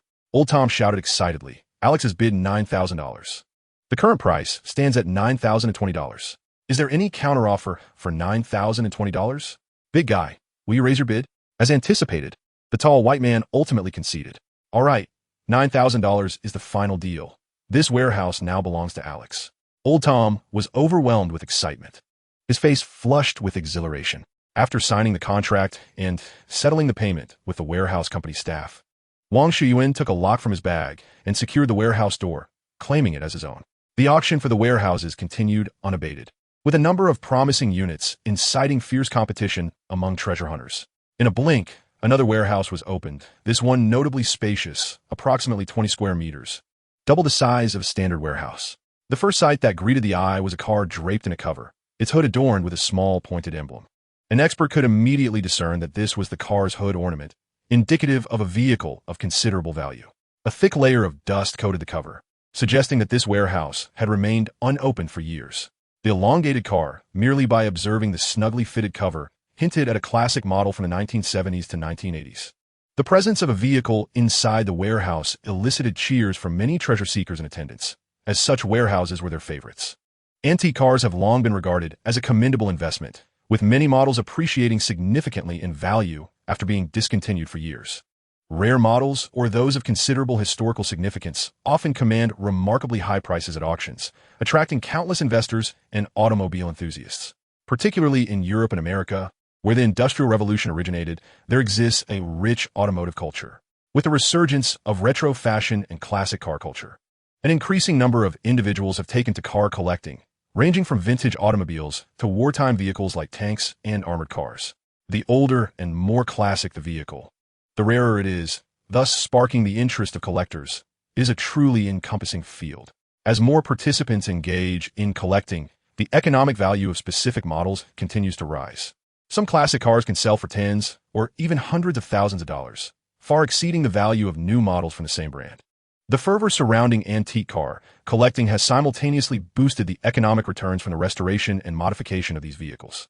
Owners can enhance their car's value through professional restoration and customization services, and even incorporate them into commercial activities, such as vintage car rentals or participation in auto exhibitions. These events often attract sponsors, audiences, and potential buyers. Antique cars bear rich historical significance, representing the automotive design, technology, and socio-cultural context of their respective eras. They reflect the evolution of the Industrial Revolution and automotive culture, as well as the craftsmanship traditions of various countries and regions. Moreover, these classic vehicles typically feature unique designs and artistry, showcasing the aesthetic vision and creativity of automotive designers. Many vintage automobiles, both in appearance and interior design, are regarded as masterpieces, captivating numerous car enthusiasts. In Europe and America, antique cars often symbolize a particular lifestyle and set of values.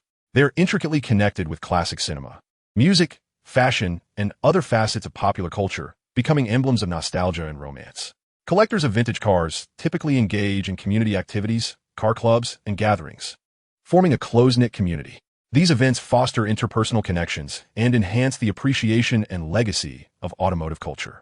In Europe and America, where a distinct automotive industrial culture has already developed, antique cars also serve as educational tools, helping individuals understand automotive history, technological evolution, and design philosophies. Numerous museums and car exhibitions offer related educational programs, captivating the interest of younger generations in automotive culture. Chapter 34. The Classic Lincoln Continental. Overall, in Europe and America, antique cars possess not only economic investment value, but also rich historical and social significance culturally. They represent a fusion of art and technology, embodying the pinnacle of human creativity while promoting community interaction and cultural heritage. For collectors and enthusiasts, vintage cars are not merely assets. They are symbols of a lifestyle and cultural identity. Many treasure seekers, upon observing the scene, gasped in astonishment, "My goodness, this is indeed an automobile warehouse. And it even has a stand-up sign. This car must be a classic model." There is no doubt, it is certainly a vintage car warehouse. Nowadays, it is rare to find vehicles with stand-up signs, and just look at the tires. The tread and size of these tires have long been discontinued, as have the wheels. It is truly remarkable, though it remains uncertain for which era this car hails. Need I even ask? With a stand-up sign, and judging by the length and general outline of the body, it should be a classic model from the 1970s or 1980s. We are incredibly fortunate today, though we are unsure of the brand. If it were a Cadillac or a Lincoln, that would be splendid. The vintage luxury cars from these two brands are immensely valuable. The concern lies in whether it can move. If it cannot, it would be disastrous. If it can be restored, that would be acceptable. At least it would retain some worth, though one fears it may have lost its restoration value. As the situation inside the warehouse became more apparent, the atmosphere grew increasingly fervent. Almost everyone became exceptionally excited, their gazes fixed intently on the warehouse, as if it had become an object of their desire. Their thoughts likely converged on the aspiration to claim ownership of this warehouse. Wang Xiuyuan could profoundly empathize with their state of mind. America is a nation on wheels, boasting a population of approximately 330 million. Concurrently, the number of vehicles exceeds 300 million, with an astonishing 91 of the populace owning cars. In other words, out of every 100 individuals, 91 possess a vehicle. These retro vintage cars are cherished by the majority of car enthusiasts, particularly rare classic models. Their allure is undoubtedly comparable to that of Ferraris and Lamborghinis. At this moment, Christian excitedly remarked, "Alex, this is a vintage car warehouse.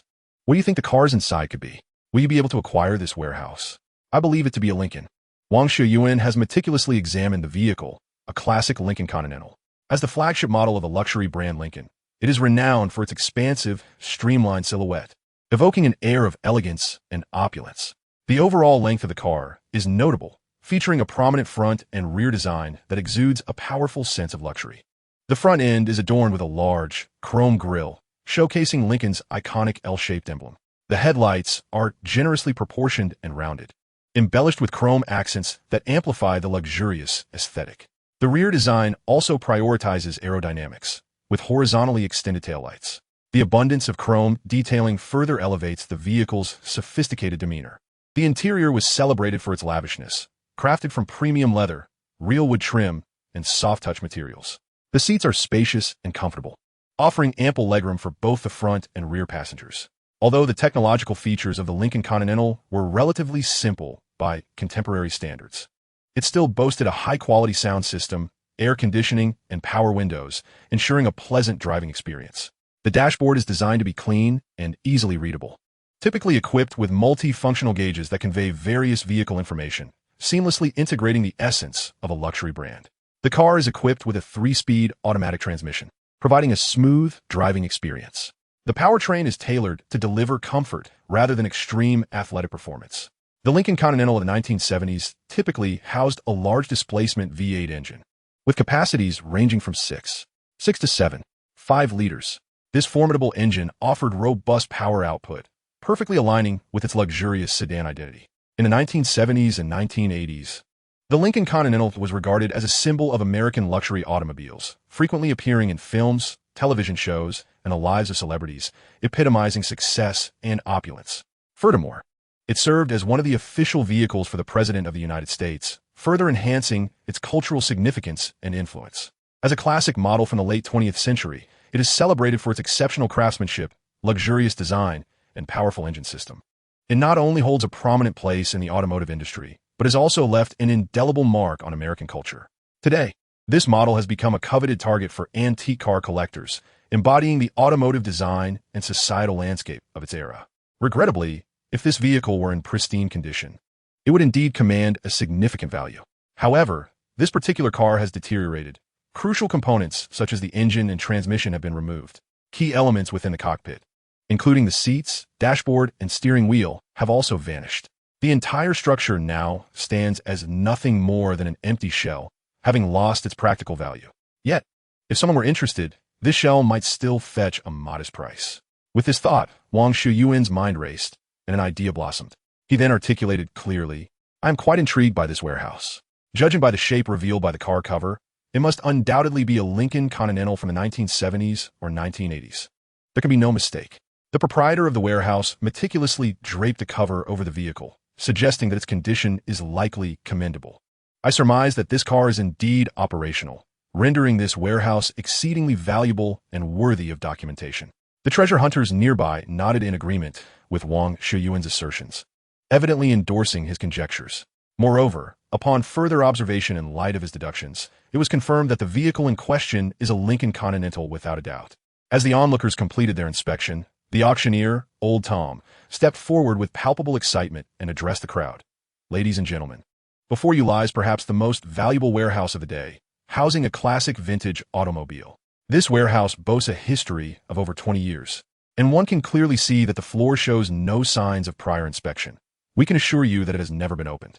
Should this vehicle still be operational, its purchaser stands to reap substantial rewards. The highest bidder will take it home. The auction commences now, with a starting bid of $2,000, and each subsequent bid must increase by no less than $100. Do I hear $2,000? Upon hearing Old Tom's stirring remarks, the treasure hunters eagerly began to place their bids. All right, Lance's bids $3,000. Do I hear a higher bid? Trump bids $5,000. Is there a higher offer? Alex bids $9,000. Is there a higher bid? As the fervor of the auction escalated, the bids soared until they gradually slowed once they surpassed the $20,000 mark. At this juncture, only Wang Xiuyuan, the towering white individual who had previously clashed with him, and Royce remained in contention. Sensing the opportune moment, Wang Xiuyuan called out to the auctioneer, Tom, $20,000. I doubt certain individuals will dare to match that." With that, he provocatively glanced at the towering white man. Upon hearing such taunting words, Old Tom felt a surge of delight. How could the prices rise without a bit of rivalry? Where would my commission come from? Alex bids $22,000. Royce, big guy, what say you? Will you place a higher bid? Securing victory at an auction as a billionaire is quite a matter of prestige. Old Tom continued to fan the flames. Royce, being a seasoned treasure hunter, treated this as mere business. He believed the current price was excessive, and should the vehicle have any issues, the potential loss could be considerable. Thus he chose not to engage further, shaking his head in decline. "Oh, Royce has bowed out. It's just you now, big guy. You've already lost to him once. Will you suffer defeat again? Old Tom incessantly provoked. Meanwhile, Christiana, observing the expression on Wang Xiuyuan's face, understood that he was intentionally laying a trap for the opponent. With her keen intellect, she decided to lend her support, gazing disdainfully at the towering white man, as if to convey her utter contempt for him. Concurrently, the people around them wore expressions of amusement, seemingly anticipating an entertaining spectacle. The towering Caucasian could no longer endure the situation. His face flushed crimson as he seemed determined to prove himself to everyone present. He proclaimed loudly, $25,000, Tom. No one can underestimate me. The crowd erupted in cheers, spontaneously applauding and then casting their gazes towards Wang Xiuyuan. Naturally, old Tom, the auctioneer, seized the opportunity to stoke the flames. This imposing figure has bid $25,000. Alex, what about you? How much are you prepared to offer? As a billionaire, surely you wouldn't shy away. Wang Xiuyuan chuckled softly, discerning that this group was filled with nefarious individuals, with old Tom being the most unscrupulous among them. He was known for his fervent encouragement during auctions. The others merely relished the spectacle, their raucous cheers and applause aimed at fostering mutual destruction between him and the giant. However, their underhanded tactics played perfectly into his hands. Alas, only one would be gravely wounded. Even if their schemes failed, it would not affect him. For he was quite wealthy, was he not? His mind raced, formulating a strategy in no time. He then raised his voice, declaring, $27,000, Tom. I refuse to believe he can produce more money. If he can, this warehouse shall be his. Deep down, he held disdain for this brutish man, likening him to a grizzly bear from Montana, massive yet utterly lacking in substance. Prove yourself if you can, he taunted. Before old Tom could respond, the towering Caucasian bellowed, Get lost, yellow-skinned monkey. I have money. I bid $28,000, as he said. I can afford more. This warehouse is mine. No takebacks. Wang Xiuyuan, of course, would not retract his bid. He secretly hoped this foolish giant would deplete all his funds to secure the warehouse. Previously, he had over $28,000. But after purchasing a warehouse, he would now be left with only a few dozen dollars. Soon enough, the giant would have cause to weep. Old Tom, adhering to his word, declared the bid of $28,000 accepted. Are you trying to con me? Are you actually trying to deceive me? You filthy dog. With that, he rolled up his sleeves, preparing to confront Wang Xiuyuan. However, Wang Xiuyuan was not one to be trifled with. He had already dispatched 28 armed bandits in his time. With a swift motion, he unzipped his jacket, hands on his hips, revealing a pristine Glock G17 holstered at his side. Upon witnessing this, the giant wisely halted his advance. Wang Xiuyuan, maintaining an air of calm, said, Indeed, a vast pit has been dug for you. Yet it is you, fool, who willingly leapt into it. Is it not? No one held a gun to your head to make an offer, did they? What say you, tall one? The imposing figure seemed momentarily taken aback by his actions. Failing to react before Wang Xiuyuan continued, Never engage in physical confrontation with a person of Asian descent. As for others, whites, blacks, Latinos, they could be discerned easily by their stature and musculature. However, many of those of Asian heritage are adept in martial arts. Do not be misled by their lack of bulging muscles and massive frames. Incapacitating you would merely take an instant. I have personally dispatched 28 armed assailants. Do you truly wish to contend with me? Have you chosen your burial site? Onlookers hastened to intervene, urging, Come now, Alex. Do not stoop to the level of this imbecile. Those with a modicum of intelligence would never consider targeting your woman. Indeed, Alex, it is beneath you to engage with such a fool. Yes, there is no need to concern ourselves with his ignorance. Let us focus on the auction instead. This is a rare opportunity, and I intend to profit handsomely. At this moment, Tom could no longer remain seated. He could not allow this sudden quarrel to jeopardize his work. He interjected, Both of you, do not act impulsively. It is merely a trivial misunderstanding, quite commonplace. Please, exercise some restraint. Tall one, if you have won the bid for this warehouse, pay promptly or risk being blacklisted by the association. Henceforth, you shall be barred from participating in any company's auctions, and the warehouse company will sue you for breach of contract. Alex, as a billionaire, you ought not to contend with a mere pauper. It is beneath your dignity. I genuinely fear that in a moment of rashness you might draw your weapon and end his life. That would be a grave loss for you. Enjoy life and refrain from impulsive actions. Do you understand? Wang Xiuyuan scoffed. Fear not, dear Tom. He lacks the standing to wager his life for my freedom. However, should he dare lay a hand on me, I would not hesitate to send this fool to meet his maker in self-defense. After all, I have dispatched numerous scoundrels. Have I not? I am more than capable of handling this matter. Chapter 36. The Bleeding Warehouse. With that, he provocatively challenged the towering figure. Shall we make a wager? Let's bet on whether this vehicle will start. If it does, I shall concede $1 million to you. If it does not, you must remove every stitch of clothing, mind you, every piece, including your undergarments, and run 2 laps around the entire warehouse area. What say you? Will you take the bet? Realizing he had been ensnared, the tall one huffed in disdain and ceased to speak, dutifully signing the contract and paying the staff nearby. With only a few dollars to his name, he chose not to participate in the upcoming warehouse auction. Not long after the crowd departed, a cacophony of frantic roars erupted from the nearby warehouse. Motherf, Cur, 3 symbols of the abyss, filthy words of exasperation echoed outward, clearly indicating that the vehicle had encountered significant issues. Curious treasure seekers rushed over to discern the commotion, only to find that the cover that once concealed the vehicle lay discarded to one side. The vehicle in question is indeed a Lincoln Continental, a classic model from the 1970s and 1980s.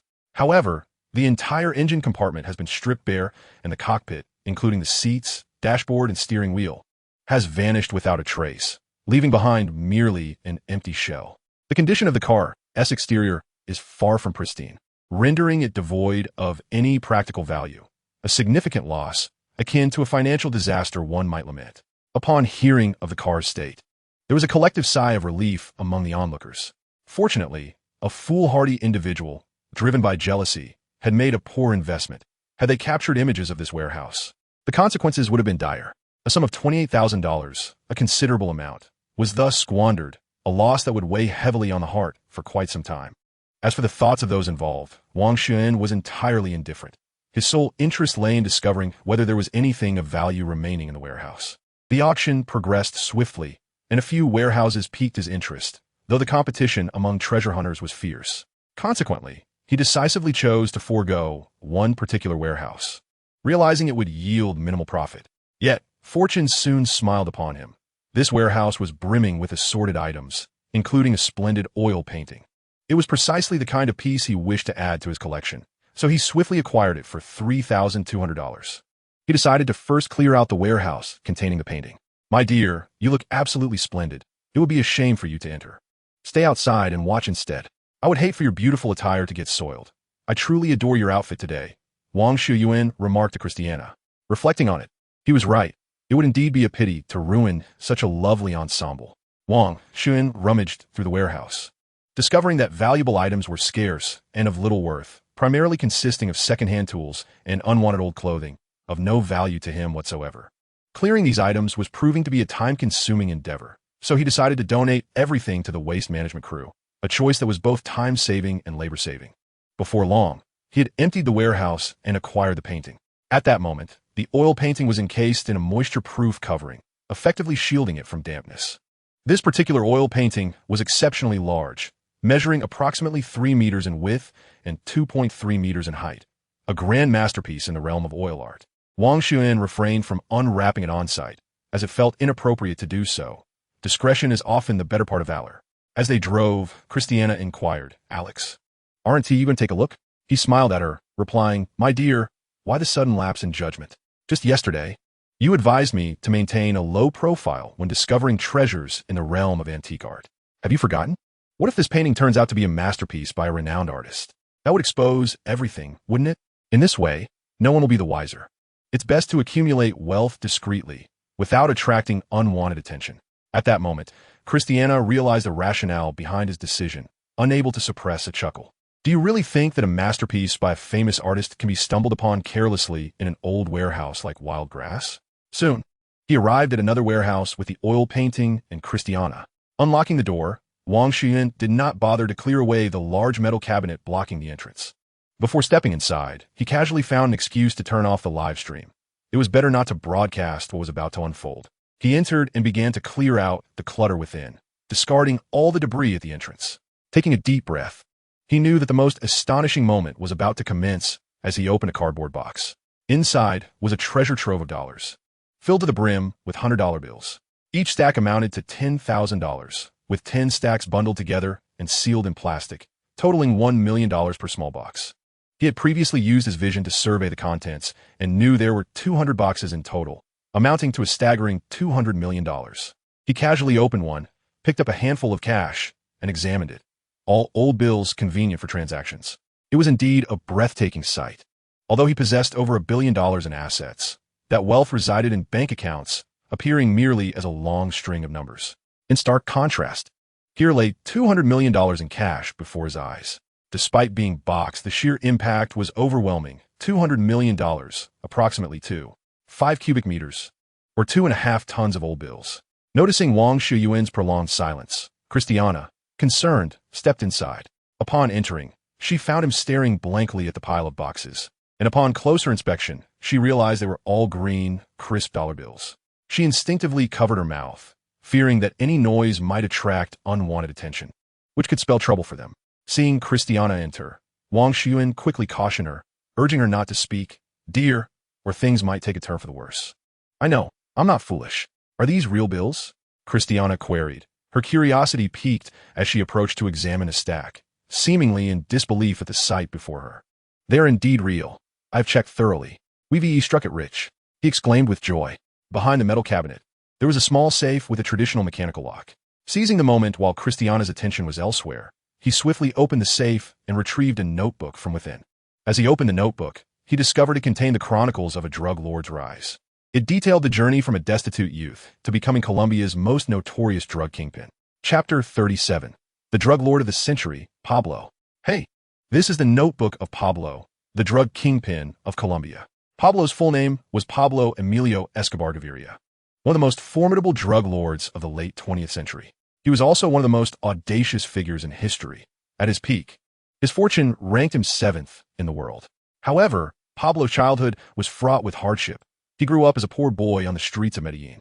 Initially, he survived through theft and the illicit sale of tombstones. By his teenage years, he had even sold cars, and eventually, he took a dark turn, becoming a hitman. Mirroring Wang Xiuyuan's own past experiences, Pablo Escobar idolized the infamous American mob boss Al Capone, even acquiring Capone's former vehicle, a bulletproof sedan. His devotion to this figure was extraordinary. Escobar was the first drug lord to transform the production and distribution of narcotics into a vast export trade. Within 2 years of commencing his international drug trafficking, he amassed a staggering fortune of $30 billion. Through his involvement in the drug trade, he created employment opportunities for 300,000 individuals. He constructed churches, hospitals, and homes for the impoverished in Medellin, earning him the title of the Robin Hood of Latin America and establishing him as the true king of the drug realm. With a private army of 40,000 men, Escobar, being immensely wealthy, was willing to invest significantly. His military was well-equipped, possessing several fighter jets, submarines, armored vehicles, tanks, and a private armed helicopter named the Hawk. This helicopter, formerly belonging to the Colombian Navy, was outfitted with multiple rocket launchers and Sidewinder missiles, earning the moniker Flying Tank. Escobar deployed 3 fighter jets to force the Hawk to land at his airport, ultimately transforming it into his private aircraft. He was the most audacious drug lord in history. Police officers attempting to apprehend him were gunned down within 3 days. Judges presiding over his trials faced dire consequences, with one receiving a package of soiled clothing after his wife was kidnapped. The Colombian Attorney General, who issued a bounty of $100 million for his capture, met a similar fate, ending up lifeless on the streets. In March 1984, under the command of American military advisors, 5,000 Colombian government troops boarded Hercules transport planes to strike at Escobar's Medellin cartel stronghold, supported by dozens of American-made F-16 fighter jets and helicopters. They killed 150 drug traffickers and captured over 1,000. However, Escobar's retaliation was swift and fierce. Within a month, Colombia's drug enforcement chief, Minister Lara, was assassinated. In May, over 50 drug traffickers stormed the Colombian Ministry of Justice, attempting to kidnap high-ranking officials from the ministry, Supreme Court, Attorney General's office, and anti-narcotics police. 400 military and police personnel valiantly resisted, leading to a standoff until over 300 armed traffickers arrived as reinforcements. The battle raged into the night, only subsiding when the Colombian Defense Forces joined the fray. The traffickers eventually withdrew, taking 5 judges and 1 police chief with them, leaving behind 34 police officers and 11 judges dead. In 1987, Escobar's brother, Ochoa, was captured, leading the president of the Colombian Supreme Court overseeing the trial to resign, forcing the justice minister to revoke the arrest warrant. Ultimately, Escobar's fate was sealed. On December 2, 1993, He was gunned down by Colombian military and police amidst a hail of bullets. Following his death, his wife and 2 children immigrated to Argentina, disappearing later. It is said they eventually moved to the United States, as did several of his siblings, yet they too vanished without a trace. In the present moment, the discovery of $200 million in cash alongside Pablo's notebook serves as irrefutable evidence of one undeniable fact. Pablo provided his family with an escape route in America. Alas, this potential refuge may have been rendered obsolete due to unforeseen circumstances. However, this is hardly surprising, considering he was one of the most formidable drug lords in the world. Reports indicate that at the height of his power, his assets exceeded a staggering $27 billion, the majority of which were liquid cash. As a drug lord, he undoubtedly made numerous enemies and left a trail of bloodshed in his wake. While alive, these adversaries were powerless against him, yet upon his demise, it is inconceivable that they would spare his family, especially in light of the immense fortune he left behind. Be it the Colombian military, influential politicians, or various criminal elements, they would likely be eager to extract their share from his family. This may well explain why the warehouse had remained untouched for so long. Truly, Pablo was astute enough to provide his family with such a substantial escape route. Upon perusing the notebook, the final pages revealed the locations of Pablo's hidden assets and their approximate values. During his lifetime, he concealed his wealth in various manners. Some was embedded within walls, some buried in gardens, and others stored within caves, which he would subsequently seal with explosives, a rather crude yet effective method. Following his death, many sought his inheritance, and it is likely that some had indeed stumbled upon it. His former servants inexplicably found themselves in possession of wealth, indulging in extravagant lifestyles and acquiring estates, a most outrageous circumstance, the source of which was glaringly apparent. Seizing a moment when Christiana was distracted, Wang Xiuyuan discreetly tucked the notebook into the space of his jade pendant. "My dear, we cannot afford to linger. Prolonged exposure invites unforeseen risks. Please wait for me outside, keeping watch while I conceal this money. I will arrange for its disposal. Hurry." Wang Xiuyuan instructed Christiana. Complying obediently, Christiana exited, positioning herself at the corner rather than lingering at the door. She was an astute woman, fully aware of the appropriate actions required for the situation at hand. This was not the time for caprice, and her temperament was not inclined towards such behavior. Women of Christiana's caliber are undoubtedly endearing, her beauty and figure aside. Her intelligence and rationality shone brightly. In critical moments, she never faltered, making her a source of comfort. Had any woman chosen to throw a tantrum at such a juncture, it is likely that most would have considered using a beer bottle to silence her. Once Christiana had departed, Wang Xiuyuan swiftly gathered all the cash-filled boxes into the space of his pendant. He then removed the metal cabinet from the warehouse and secured the main entrance. After summoning a waste disposal team to hand over valuable secondhand items along with refuse, he called for a vehicle to transport the oversized painting, as it was far too large to fit in a Cadillac Escalade. Upon returning home, Christiana refrained from inquiring about whom he had enlisted to retrieve the $200 million, nor did she question how he intended to handle the money. She uttered not a single word on the matter. Chapter 38. The Forge of the Fire God. The origins of such a substantial sum of money are inherently problematic. The less she knows, the better. Moreover, transporting and managing these funds is a monumental task. The more detail she knows, the greater the risk for Wang Xiuyuan. Should she inadvertently reveal any information, it could lead to dire consequences for him. In America, discovering a modest amount of cash in a warehouse poses little concern. Finding several $100,000 is not alarming, as it remains your property. However, should the sum escalate to millions or tens of millions, the situation becomes precarious. This money is fundamentally suspect. Without proof of its legitimacy, it is subject to confiscation by government authorities.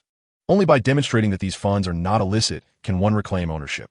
The dilemma lies in the fact that, upon purchasing the auction warehouse, one is oblivious to the origins of the money. How can one provide such proof? Christiana, displaying her cleverness, deftly shifted the conversation. "My dear, let us quickly unveil that painting and see if it holds any surprises. What do you think?" Naturally, Wang Xiuyuan could not refuse Christiana's thoughtful gesture, and together they proceeded to the vault. Carefully unwrapping the moisture-resistant cloth, an exquisite oil painting came into view. The artwork, depicting an ancient theme, illustrated a forge, with a robust group of laborers, bare-armed, forging weapons against the backdrop of a glowing furnace. The artist captured the essence of everyday life within the forge, imbued with vitality. and the laborers' portrayals were refreshingly authentic. The composition exuded tranquility and a sense of balanced gravity. The radiant figure of Apollo, draped in an orange-red robe, stood in stark contrast to Vulcan and his four apprentices. Apollo's sudden entrance startled the blacksmiths, interrupting their toil. The arrangement of figures relied fundamentally on vertical lines, with the characters strategically aligned around the furnace, creating a profound sense of depth. The layout was robust and compelling, with precise character depictions and expressions that struck the perfect chord, showcasing the chiaroscuro technique effectively. The artist employed warm hues, transitioning from light to deep vermilion, culminating in shades of brown in the shadows. This brown spectrum included variations from chestnut to burnt earth tones, under which Apollo's vibrant cloak and the glowing metal of the forge stood out strikingly. Christiana remarked with awe, "My dear, this painting is truly breathtaking. I cannot articulate why it is so magnificent, but I sense its greatness. It must be the work of a master." The Forge of the Fire God is an oil painting created in 1630 by the Spanish artist Diego Rodriguez de Silva y Velázquez. Although originally intended to adorn the royal palace, Velázquez immortalized the noble beauty of the labor of ordinary people within this masterpiece. The painting masterfully captures the fury of the deity of the forge, as well as the tidings of his wife's infidelity brought by Apollo, which astonished the fire god's assistants. It meticulously depicts the glowing iron on the anvil and a worker forging a radiant breastplate, greatly enhancing the scene's lifelike authenticity. As a court painter, Velázquez obtained permission from Philip IV to study in Italy. During his 2 years of study, he diligently observed and learned, first visiting Venice, where he admired the vibrant works of the Venetian masters, such as Titian and Tintoretto, and made copies of them. Subsequently, he traveled to Rome, where he viewed and replicated the frescoes of Michelangelo and Raphael. During this period, he created the Forge of Vulcan, showcasing the fruits of his studies with the Italian masters. Velázquez stands as one of the foremost figures of Spanish realist painting, with notable works including Bacchus, the Venus of the Mirror, the Old Water Carrier, Portrait of Pope Innocent X, the Surrender of Breda, the Spinners, Las Meninas, Portrait of Philip IV in hunting attire, an equestrian portrait of Philip IV. Wang Xiuyuan skillfully narrated what he knew about the author of this painting and its creation. Christiana listened quietly, her gaze filled with starlight as she observed Wang Xiuyuan. The two of them enjoyed a serene appreciation of the artwork before them, relishing the moment. "Surely you intend to keep this masterpiece for yourself, don't you?" Christiana playfully inquired. "Of course, why would I sell it? I have no need for money at the moment. If I were to sell such a magnificent piece, where would I find another? I wish to keep it for my grandson," Wang Xiuyuan replied. Christiana looked puzzled. "Grandson? Why grandson? You don't even have children yet." Wang Xiuyuan winked mischievously at Christiana. "Well, first we must create a child, and then we can have a grandson, and we should have several." With that, he lunged toward Christiana, their limbs entwining in a playful embrace. Today, Christiana's attire was particularly alluring. Which man could resist raising an arm in homage upon seeing her? It was a miracle that Wang Xiuyuan could endure a single day without succumbing. After several days of meticulous study, Wang Xiuyuan had thoroughly examined Pablo's notebook and identified the 2 most likely locations for hidden treasures. The rest were unlikely to yield any wealth. During his lifetime, Pablo's home was known to have hollow walls, a fact recognized worldwide, as he preferred to conceal money and flour within them. Consequently, after his demise, all of Pablo's residences, including those of his relatives, were thoroughly dismantled. Many individuals discovered substantial cash hidden within the wall cavities. Such locations for concealed wealth could not possibly escape scrutiny. Therefore, only sites located outside and further from the house, such as caves, could potentially harbor hidden treasures. Alternatively, one might consider constructing an immense subterranean chamber outdoors to conceal wealth, sealing it off entirely to ensure preservation. Such locations are precisely the targets of Wang Xiuyuan's endeavors. After meticulous preparation, he resolved to embark on a journey to Medellin, Colombia, which was once the stronghold of Pablo Escobar. At the entrance of El Dorado International Airport, Christiana bid a reluctant farewell to Wang Xiuyuan. Chapter 39. Arrival in Medellin. "Alex, why can't I accompany you? I wish to be with you. I am concerned for your safety, and it would be an opportunity for us to travel together." "What ist? Is he going on a leisure trip?" Indeed, there would be elements of enjoyment, yet the journey promised to be particularly perilous and exhilarating. It is important to note that even after the downfall of Pablo Escobar and the Medellin drug cartel, Colombia has witnessed the emergence of new trafficking organizations, perpetually embroiling the nation in turmoil.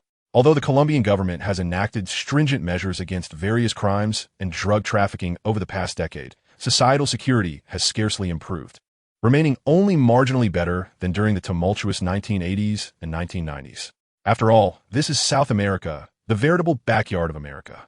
The rampant influx of firearms and ammunition from the United States has exacerbated internal conflicts within South American nations, leading to increasingly frequent skirmishes among gangs and traffickers. Even the government often finds itself compelled to negotiate with these factions to resolve issues. Regrettably, the distance to paradise is vast, yet the proximity to America is disconcerting. Fellow South Americans, endure for now. Perhaps in the next life, circumstances will improve. Wang Xiuyuan firmly rejected Christiania's plea. No, that is not feasible, my dear. You are aware of the situation in Colombia, and I am not going there for leisure.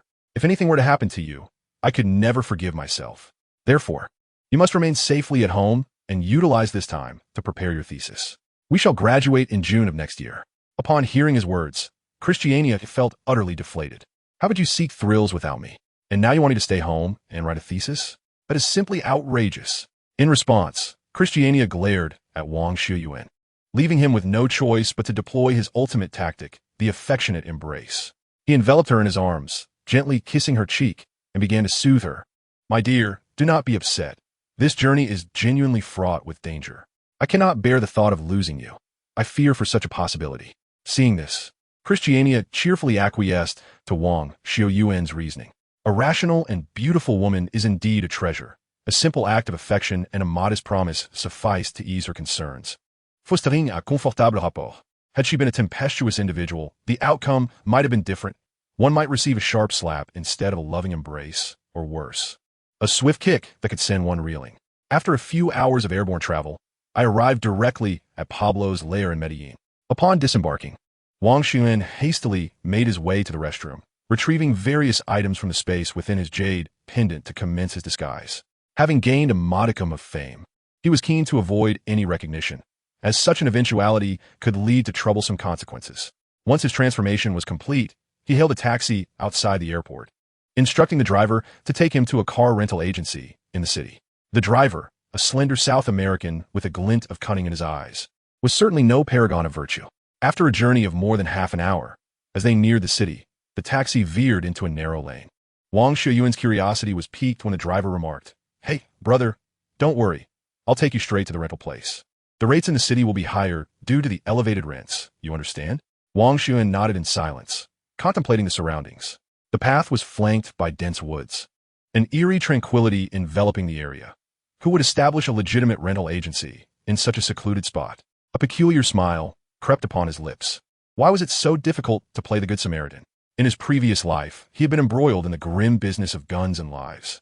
Yet upon arriving in this life, he found himself amidst a fortune, only to be beset by incessant troubles. Truly uncanny. Before long, the taxi entered a courtyard, and as the vehicle rolled in, someone emerged from the house to lock the gate, solidifying Wang Xiuyuan's suspicions. The car came to a halt, and the frail white driver turned to him with a menacing glare, saying, Get out of the car, kid. If you cooperate, you might spare yourself some suffering. Wang Xiuyuan had already stashed his luggage in the jade pendant S-space during his restroom visit, leaving him with only a backpack as a facade.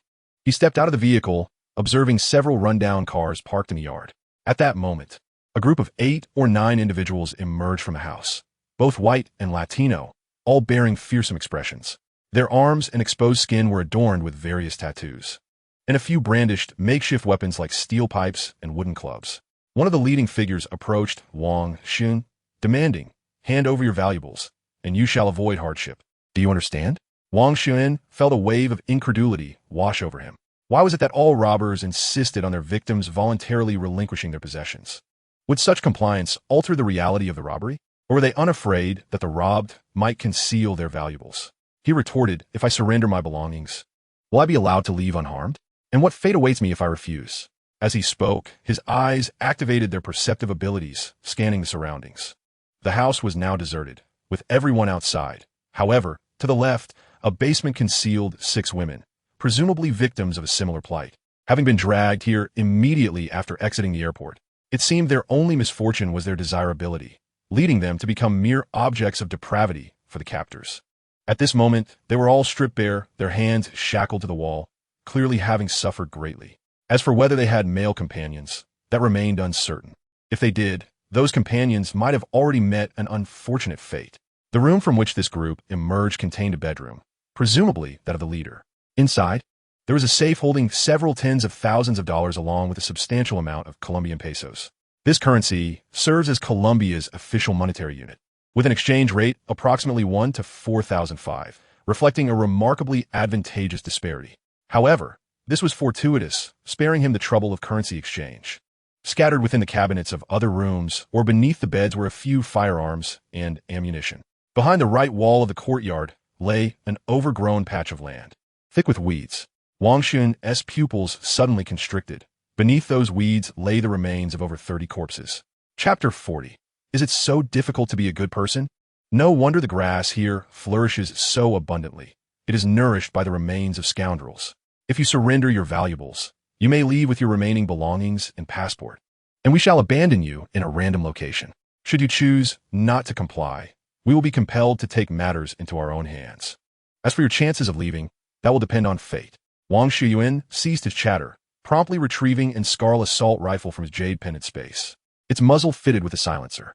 This Scarl assault rifle was procured from a previous warehouse auction, comprising a full case of 10.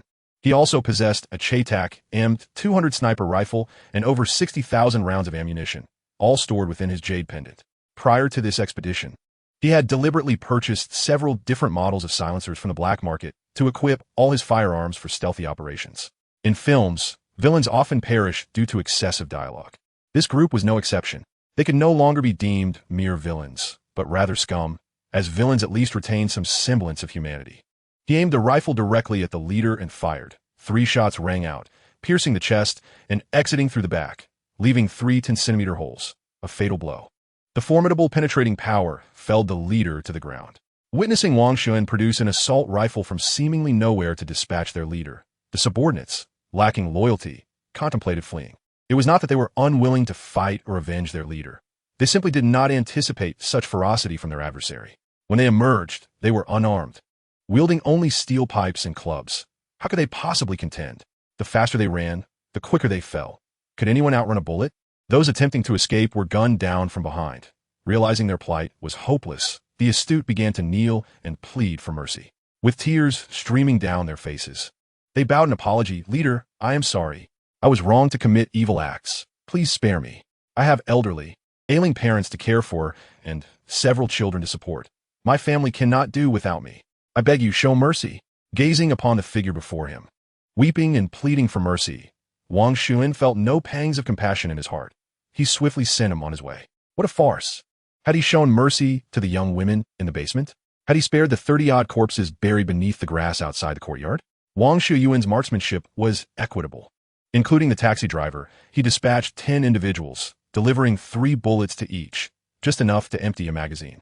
After securing his weapon, he entered the house, methodically collecting all firearms and ammunition from the various rooms. He then approached the safe in the leader's bedroom, which contained hundreds of thousands of dollars and billions of Colombian pesos. Even the smallest gains are worthy. Wasting anything is simply unacceptable. Donning a mask, Wang Xiuyuan descended into the basement. He retrieved the keys he had found on the corpses to unlock the shackles binding the women. Tossing them several bed sheets and a few mobile phones, he declared, I shall depart in 5 minutes. Once I am gone, you may contact your families or the embassy. You will be free, but until my departure, you are not to leave the basement. Understand? Do not create any trouble for me. With that, Wang Xiuyuan exited the basement, storing several vehicles and the remains of these wretches within his jade pendant space before driving away from the courtyard. Why collect their bodies? For without a corpse, there is no death. Without a body, it is merely a case of disappearance, and thus it can only be classified as missing. As for the bodies, the Colombian jungle is abundant. They could be discarded there, for it would be impossible to trace them back. Wang Xiuyuan drove to the heart of Medellin, a bustling center reminiscent of a second-tier city in China at the turn of the millennium. Medellin, the capital of the Antioquia department, stands as Colombia's second-largest city. Located 240 kilometers northwest of the capital, Bogotá, with a current population of 2.3 million. This place is remarkable. As early as the 1990s, Medellin boasted a population of 1.64 million. Now, after 28 years, the city has grown by a mere 660,000 residents. This stagnation is understandable, as many Colombians are desperately seeking to flee to America. Those unable to escape remain constrained by inadequate medical facilities and disease, resulting in a slow population growth. Additionally, various gangs and drug lords have claimed the lives of numerous young men. Before 2005, this city was among the most chaotic and crime-ridden in the world. However, following significant governmental intervention, the security situation has improved considerably. With the establishment of the metro in the early 21st century and the orderly development of industries and commerce, Medellin has experienced economic revitalization, resulting in a plethora of job opportunities. As the citizens began to secure stable incomes, the overall safety and educational standards of the city gradually enhanced. Yet, one must consider, when one is starving, who has the luxury of civility? It is hunger that incites unrest. The climate of Medellin is exceptionally pleasant, with an elevation of 541 meters and an average annual temperature of 21 degrees Celsius. Reminiscent of a perpetual spring, it is indeed a nurturing environment. At the end of 2017, the city earned the title of one of the world's top 10 cities of eternal spring, marking it as one of the successfully transformed urban centers.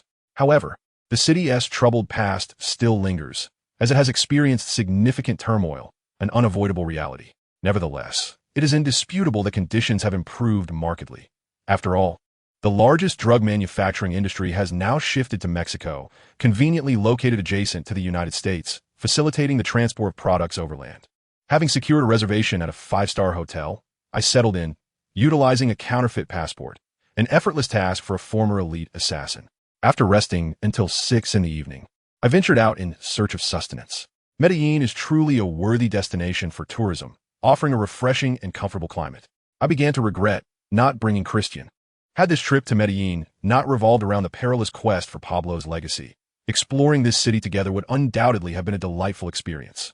I drove to Mondongo's restaurant. Having prearranged a table, guided by the waiter, I was led to a window seat. This establishment is quite renowned in Medellin, celebrated for its Colombian cuisine and grilled meats. Diners often extol the virtues of this restaurant, resulting in a bustling atmosphere. I ordered the Colombian specialty bandeja paisa, mondongo beef tripe soup, ajiaco chicken stew with potatoes and corn, along with a portion of grilled meat, and savored the meal in solitude. After dinner, I drove toward Pablo's Neapolitan estate, arriving at 10 o'clock at night. The estate is situated 130 kilometers from downtown Medellin. Historically, the notorious drug lords we have encountered fall into two categories.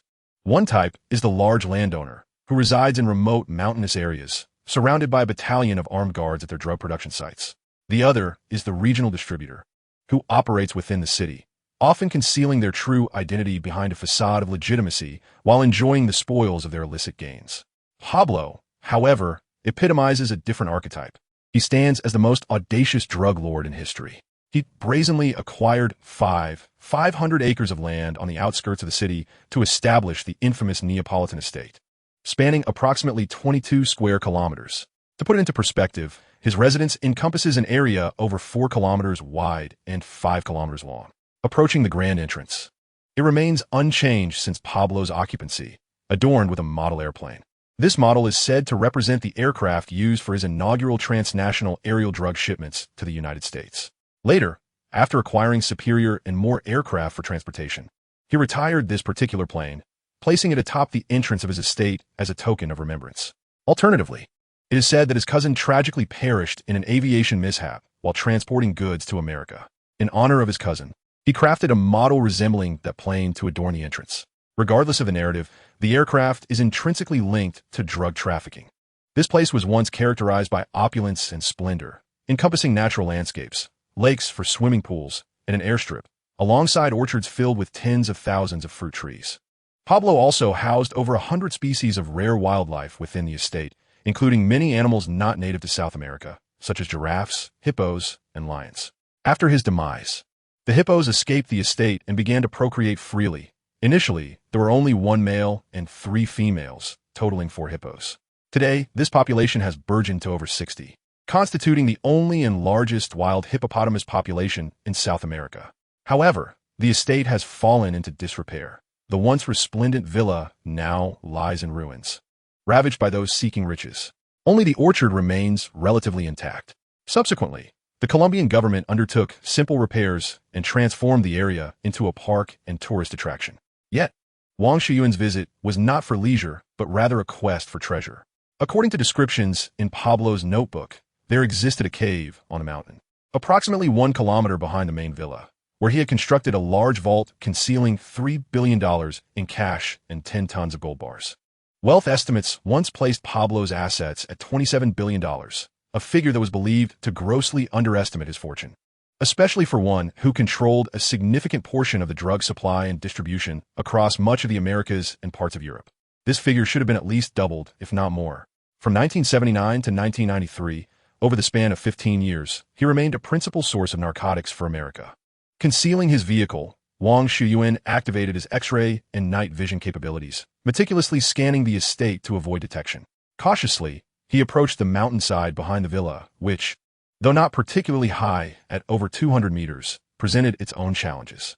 He circled the mountain, striving to uncover the existence of the vault and tunnel. After a considerable search, he finally discovered the tunnel on the side, facing away from the villa.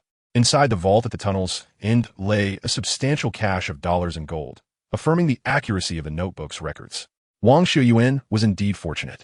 He had not anticipated encountering such immense wealth at his first location. The forest on the mountain was exceptionally dense, and the original entrance had long been obscured by Pablo's destruction and overgrown vegetation.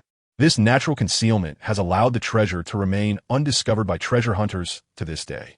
Had it not been for his altered vision and the possession of Pablo's notebook, he might never have found it. Clearing a small patch of land on the hillside, Wang Xiuyuan retrieved a pickaxe and shovel from his jade pendant space and began to dig. He needed to excavate a 5-meter entryway to gain access within. Pablo had truly buried the tunnel entrance deep. If the entire world were to become aware, and one lacked sufficient power to safeguard this wealth, it would be inviting disaster upon oneself. Fortuitously, having absorbed the treasure's essence, Wang Xiuyuan's physique had undergone remarkable enhancement, endowing him with extraordinary strength and stamina. The progress of the excavation was swift. Within just over an hour, the tunnel was breached. Gazing at the 2-meter-high, half-meter-wide entrance before him, his heart swelled with exhilaration. He knew this immense fortune was now his. Donning a gas mask, he approached the protective door of the vault, skillfully manipulating the knob until a satisfying click signaled its opening. Upon entering, he found the air inside remarkably dry. Fortunately, the stacks of U.S. dollar bills would remain unblemished by moisture. The cavernous vault, transformed from the cave, spanned approximately 50 square meters and was enveloped in thick reinforced concrete, ensuring a high level of security. Before him lay a dazzling array of gold, arranged upon 10 large steel trays. Each bar weighed 500 ounces, the internationally recognized standard for gold, totaling an impressive 417 kilograms. Upon careful inspection, Wang Xiuyuan counted 71 gold bars atop each tray, summing to just over a ton, equating to an astounding 10 tons in total. In the peak year of 1980, gold reached a staggering price of $850 per ounce. Had he procured it during the low of 1990, the price would have been a mere $180 per ounce. As he stored the entirety of the gold within his jade pendant space, an overwhelming joy surged through him.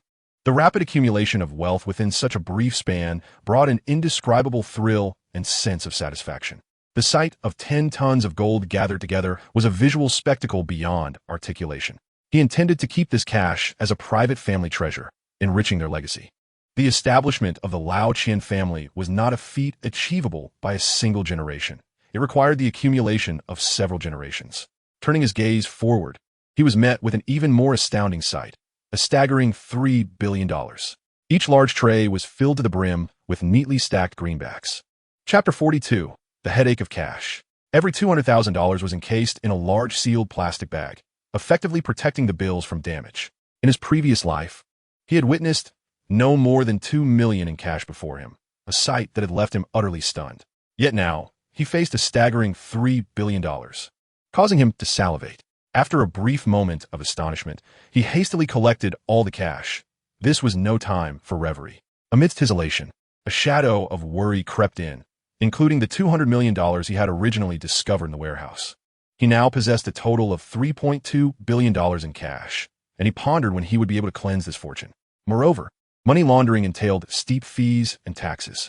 Organizations engaged in money laundering typically charge between 5 to 10% of the total amount as a service fee. Additionally, local governments would impose taxes based on the laundering methods employed. For smaller sums, one might consider laundering money through casinos or the trade of antiques. The casino orchestrates an arrangement where an individual exchanges cash for chips, subsequently losing those chips deliberately to the genuine holder of the cash. This true holder then redeems chips at the casino under the pretense of winning, depositing the funds into their account. However, the casino retains a 5% commission, followed by taxation based on the gambling winnings regulations of the respective country. For instance, in Las Vegas, federal taxes are imposed, categorizing gambling profits in America as personal income, with a maximum tax rate reaching 37%. In contrast, Macau imposes a lower rate of 20%. Monaco stands as the most favorable, levying no tax on gambling winnings. Wang Xiuyuan, as a citizen of China, would find that even winning in Monaco incurs no local tax. Nevertheless, should he wish to transfer the funds into mainland China, he must provide legitimate proof of the source of funds. In Macau, the gambling tax is set at 20%. Thus, he would need to pay this amount to cover the difference. However, if he has already paid 37% in taxes in America, then no further taxation would be required upon entering China, as the latter only collects the differential tax. There have even been instances in America where individuals, despite having laundered their money, fell prey to tax evasion due to inadequate avoidance measures, leading to scrutiny by the Internal Revenue Service. In such cases, it may be preferable to simply retain cash for the purchase of donuts instead. After several days of extensive inquiries and considerable expenditure, Wang Xiuyuan finally pinpointed the approximate location of Pablo's former drug production facility. The drug production in Colombia differs significantly from that in Asia. Since the last century, this region has been cultivating coca trees, extracting cocaine alkaloids from the harvested leaves as the primary ingredient for cocaine production. This coca plant is indigenous to the mountainous regions of South America, where coca leaves serve as a vital medicinal plant. Consequently, it has been introduced and cultivated worldwide, including in China, Yunnan, Hainan, and Taiwan, for use as a raw material in medical pharmaceuticals. The coca leaves possess anesthetic, analgesic, and stimulant properties, invigorating the central nervous system, alleviating fatigue, and suppressing appetite. As early as 5,000 years ago, indigenous peoples in South America began cultivating coca trees and utilizing the leaves. Chewing the leaves could stave off hunger and fatigue while stimulating the nerves and enhancing alertness. However, these benefits stem from the cocaine present in the leaves, which is addictive and was later exploited by drug traffickers to manufacture narcotics.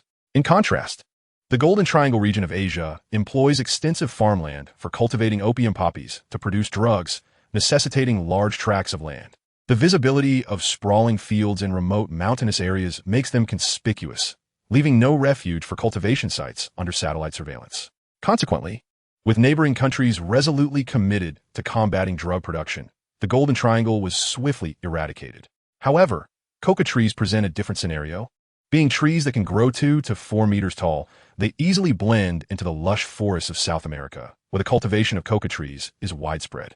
Once matured, coca trees are indistinguishable from ordinary woodlands, rendering them undetectable by satellites. Unless by sheer fortune, a satellite happens to discover the abode of drug traffickers nestled within the coca fields. Locating it would be nearly impossible and would squander a vast array of resources. Pablo's coca plantations are situated over 150 kilometers west of Medellin, hidden within the forests between the towns of Bojaya, Medio Trolato, and Urameda. This area is conveniently close to a small port in the town of Barcelona, merely a little over 100 kilometers away, facilitating maritime transport. Maritime shipping was the principal mode of drug transportation for Pablo at that time. He possessed several small submarines that incessantly transported narcotics to America, delivering hundreds of tons of cocaine annually. Consequently, the CIA, FBI, and DEA united their efforts against him, even deploying military forces on numerous occasions. It can be said that Pablo single-handedly dismantled a significant portion of the anti-drug operations in America during the 1980s and 1990s. The roads near the coca cultivation base are entirely unpaved, and after recent rains, they are muddied, further impeding travel speed. What should have been a straight-line distance of merely 150 kilometers took Wang Xiuyuan over 6 arduous hours to traverse. Upon nearing the vicinity, he disembarked and ventured into the forest on foot. Continuing to drive was no longer feasible. The fork ahead to the right led to a dead-end path directly into the coca plantation. If the area were occupied by drug traffickers, unfamiliar individuals would undoubtedly be questioned or silenced. Uncertain of the current circumstances within, he decided it would be prudent to proceed stealthily and observe carefully. Extracting a machete from his space, he painstakingly carved a path forward. The untamed wilderness was treacherous, especially with the myriad of snakes, insects, and rodents posing significant challenges. Mosquitoes, in particular, swarmed towards Wang Xiuyuan's face, compelling him to don a gas mask to continue his journey. After several arduous hours of trekking, he finally beheld a sprawling expanse of coca trees, signaling that he was nearing the revelation of a mystery. However, the moment was not yet ripe. He could clearly discern armed personnel patrolling among the dense foliage, each brandishing AK-47 rifles. Chapter 43, The Coca Plantation. The coca trees bore evident signs of recent harvesting, with freshly cut stubs suggesting that the picking had just concluded. The leaves of the coca plants can be harvested 3 to 4 times each year, typically in March, June, September, and November. Presently, at the end of November, the 4th harvest had just recently wrapped up. During each harvesting season, traffickers would employ a multitude of their relatives to gather the coca leaves en masse. Upon completion of the harvest, they would consolidate the leaves for the extraction of cocaine alkaloids and the production of heroin. Perhaps this explains the prevalence of armed patrols within the coca fields. It is likely that the traffickers are currently engaged in the drug production process. Cautiously retreating from the area, he found refuge behind a small hillside, where he set up a military tent and settled in for a well-deserved rest. It appears the information received was accurate. Following Pablo's demise, his coca leaf plantation and drug production base were seized by rival drug trafficking organizations, which have continued to operate them to this day. It remains uncertain how many times ownership has changed hands since then. In the dead of night, Wang Xiuyuan donned a black combat uniform and stealthily approached the camp of the plantation. By this time, it was well past midnight. Aside from the patrolling personnel, most others had extinguished their lights and retired for the night. He circled the expansive camp, his gaze sweeping across the surroundings as he meticulously examined every inch of land. There were 10 concealed sentry posts surrounding the perimeter, along with 5 patrol teams conducting irregular rounds around the camp, each consisting of 3 individuals armed with AK-47 rifles. Wang Xiuyuan withdrew a dagger and cautiously crept up behind one of the sentries. This unfortunate fellow, armed with an AK-47, was lying on the ground, chewing gum, and covered with a camouflage net, making him difficult to spot even during daylight, let alone in the pitch darkness of the night. Had it not been for Xiuyuan's extraordinary eyesight, he might have gone unnoticed. Silently, he approached the unsuspecting man, swiftly covering his mouth and nose with his left hand while his right hand deftly slashed the knife across the throat, blood erupting from the wound in a clean and efficient manner. He then concealed the body along with the weapon. Next, he hurried to another sentry post, repeating the process meticulously until the perimeter was cleared. The patrol teams presented the greatest challenge. It was imperative to eliminate them swiftly and cleanly, leaving no opportunity for resistance or the transmission of information. He retrieved a previously used SCAR-L assault rifle equipped with a silencer, loading it with subsonic ammunition, which would minimize the sound to the lowest possible level. In the dense woods, beyond a distance of several meters, not a sound could be heard. At that moment, a patrol team was approaching, 3 members positioned sideways to Wang Xiuyuan, a perfect opportunity. From 20 meters away, he raised his rifle, aiming at the last man's head. At this distance, the gunfire would go unheard. Moreover, the dense darkness of the forest concealed his silhouette, leaving the patrol unaware of the enemy's presence. 3 faint gunshots rang out, and the last man in the line was struck in the head, without a sound escaping his lips. Before the body could hit the ground, Wang Xiuyuan swiftly adjusted his aim toward the middle member of the group, firing again with 3 more discreet shots that ended that life as well. Before they could comprehend what had transpired, 3 bullets found their mark in another's head, extinguishing his existence. Even in death, the 3 men remained oblivious to the events that had unfolded, departing this world to meet their fate.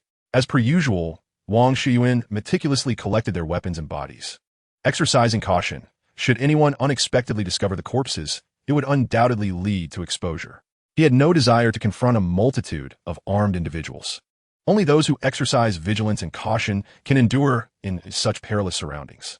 After dealing with all perimeter threats, his attention turned toward the camp itself. The entire encampment was encircled by imposing, robust walls, adorned with a profusion of climbing vines. Upon entering through the main gate, one was greeted by a broad pathway approximately 4 to 5 meters wide, flanked by sporadic wooden structures nestled within the surrounding woods. Their walls and roofs entirely cloaked in verdant foliage. At the end of this avenue stood a two-story villa, its exterior crafted from resilient reinforced concrete, painstakingly disguised to blend into its surroundings. Wang Xiuyuan meticulously explored the subterranean depths of the encampment, discovering a vast underground space located 5 meters beneath the villa's basement. It was evident that the passage leading to this concealed area had been thoroughly sealed with concrete. This fortification likely occurred in 1993, when Pablo was targeted by a joint operation of the American and Colombian governments. In his quest for safety, he had completely sealed off this location and camouflaged the original entrances, rendering them undetectable to subsequent occupants for years.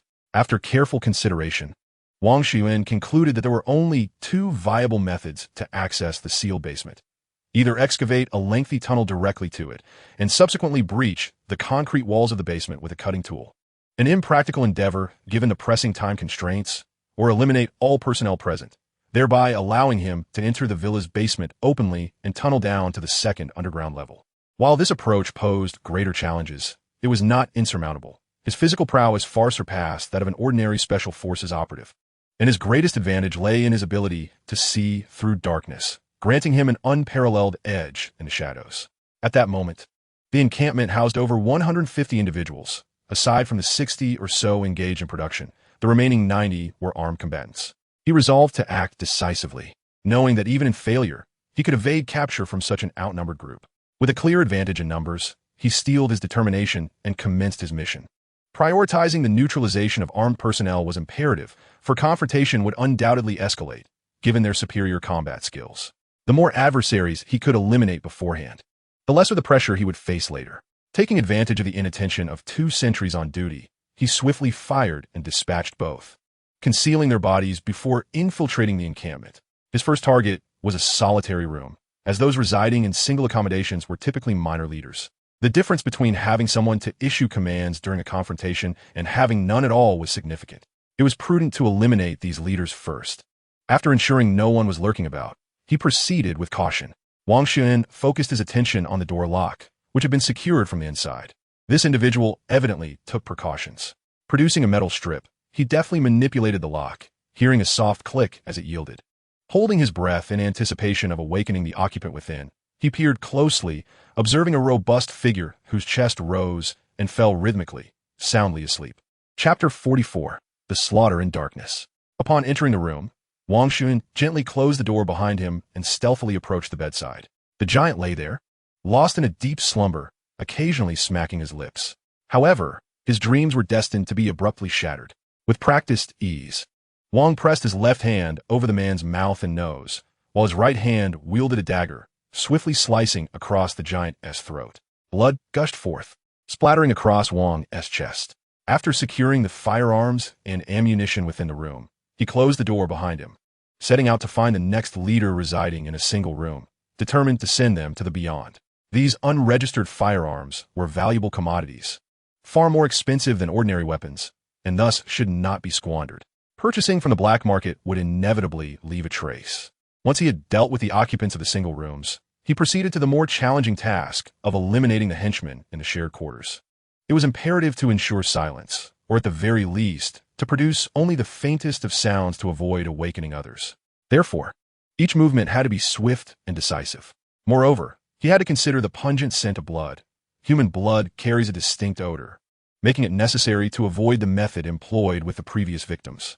A swift thrust to the heart was the optimal choice, as it would minimize blood spatter and the risk of awakening others.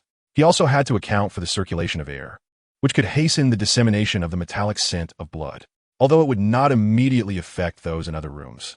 It was highly probable that those in close proximity would detect it.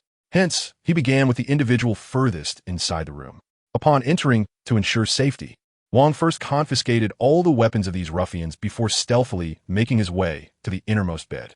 Once there, he expertly covered the man's mouth and nose, simultaneously plunging the dagger into his heart and twisting it 90 degrees to enlarge the wound. Typically, a person with such cardiac trauma could survive no more than 2 to 3 minutes. The unfortunate soul, feeling a sudden pain in his chest, barely opened his eyes before succumbing to an overwhelming weakness, as if something had drained him of life. All he could perceive was a shadowy figure before him, along with a hand covering his mouth and nose. He had no time to struggle or utter a sound before losing consciousness. With the knife embedded in his heart, blood would drain rapidly, leaving him with no strength to resist.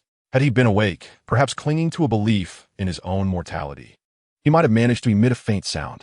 Sadly, he was struck while in the depths of slumber, and by the time he stirred, his capacity for resistance had been utterly extinguished.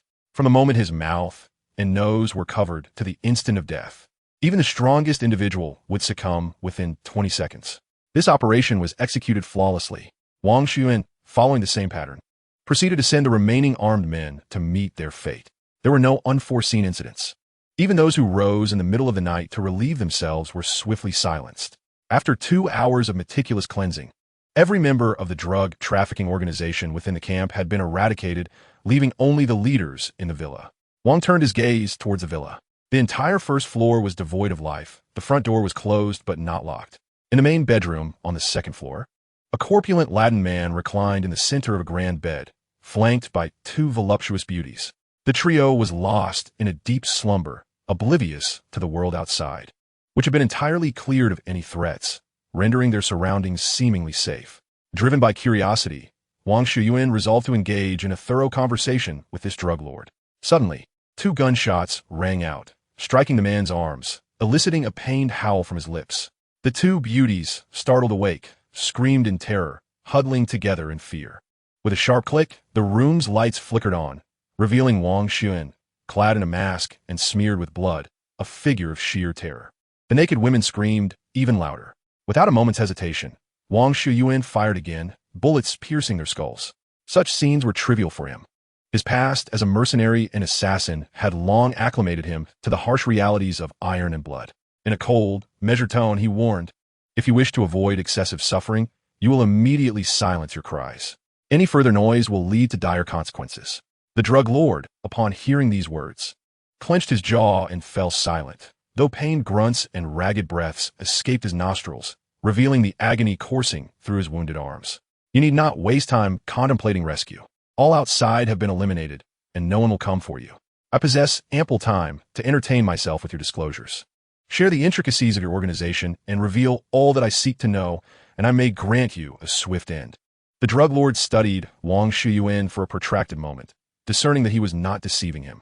His heart heavy with despair, he began to divulge information.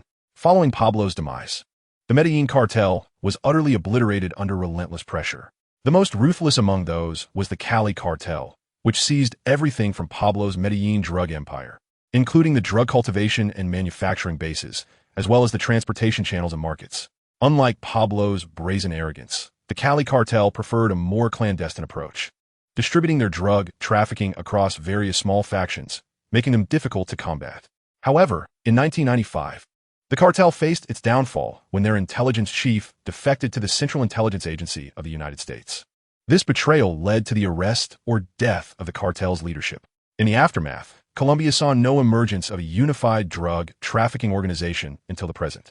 The gang currently occupying this territory initially stemmed from a mid-level leader of the Cali cartel, who had narrowly escaped the onslaught from both the United States and Colombia. Gathering a crew, they established themselves here, quickly expanding.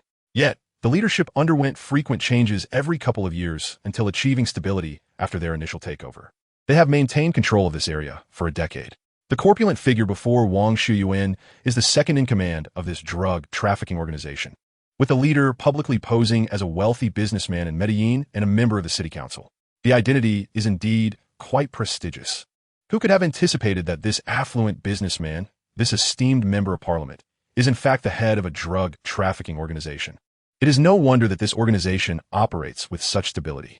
The profits from their narcotic dealings are distributed among the subordinates, yet ultimately submitted to the leader of the organization. After acquiring all the information he sought, Wang Xiuyuan shot the corpulent man dead. In this line of work, one must never show mercy, for leaving potential threats unchecked could one day seal one's own fate. Upon arriving at the door of the basement, Wang found it to be exceptionally fortified, yet in his eyes, it posed no challenge. He easily opened the door and entered the underground chamber. Chapter 45. The Despised Pablo. The first sight that greeted him was an enormous pile of flour, an estimated 7 to 8 tons. It appeared to have been freshly processed after the November harvest, though some may have been unsold stock stored here. This left him in a quandary. Destroying it seemed wasteful, while selling it held no interest for him. He scratched his head in contemplation, ultimately deciding to collect it for later. With resolve, he swiftly set about his task, as his decisiveness had always been commendable. On the other side lay a substantial cache of U.S. dollars stacked against the wall of the basement, amounting to approximately $400 to $500 million. Nearby, a considerable number of gold bars were piled, each marked at 1,000 grams, suggesting there were about 3,000 to 4,000 of them, over 3 tons in total. Having recently encountered immense wealth in the caves behind Pablo's estate in Naples, the sight before him failed to stir any excitement. Moreover, the true treasure lay beneath this layer, a testament to Pablo's years of accumulation. After securing all the dollars in gold, Wang Xiuyuan proceeded to the warehouse above. The arms cache of the traffickers was a revelation. 30 crates of brand-new AK-74 rifles and over 1 million rounds of 7.62mm ammunition lay stacked together, untouched. Alongside the firearms were hundreds of kilograms of C4 plastic explosives, complete with detonators and accessories, as well as 20 crates of grenades, totaling 2,000 units. Upon closer inspection, he discovered they were SOHG grenades. He couldn't help but chuckle. This particular grenade was developed by America in 2015 and represented a significant advancement in explosive weaponry. Its cylindrical design marked a departure from the traditional egg shape, relying on shockwaves and shrapnel to incapacitate foes, with a destructive capability 4 times that of standard grenades. In just over 3 years since its inception, drug traffickers in the Colombian jungles had already begun utilizing such formidable grenades. Additionally, there were several varieties of sniper rifles, including the Barrett M82A1, Swiss SSG 3000, M200, AWM, R93 LRS2, SVD, and SV99 suppressed sniper rifles. This cache encompassed some of the finest sniper rifles in the world, each accompanied by specialized ammunition and a full set of auxiliary equipment. The most outrageous aspect is the presence of a Gatling M134 rapid-fire machine gun. It is utterly absurd for a drug cartel to wield such a weapon. This firearm utilizes 7.62mm ammunition, and, fortunately, these drug traffickers have not yet been foolish enough to procure the 5.56mm variant of the Gatling. Had they done so, their ammunition supply would have posed a significant dilemma. The M134 can penetrate any non-armored object within 100 meters, exhibiting an astonishing level of lethality. As the gunner maneuvers the muzzle, the bullets arc through the air like a fiery ribbon, obliterating all obstacles in their path.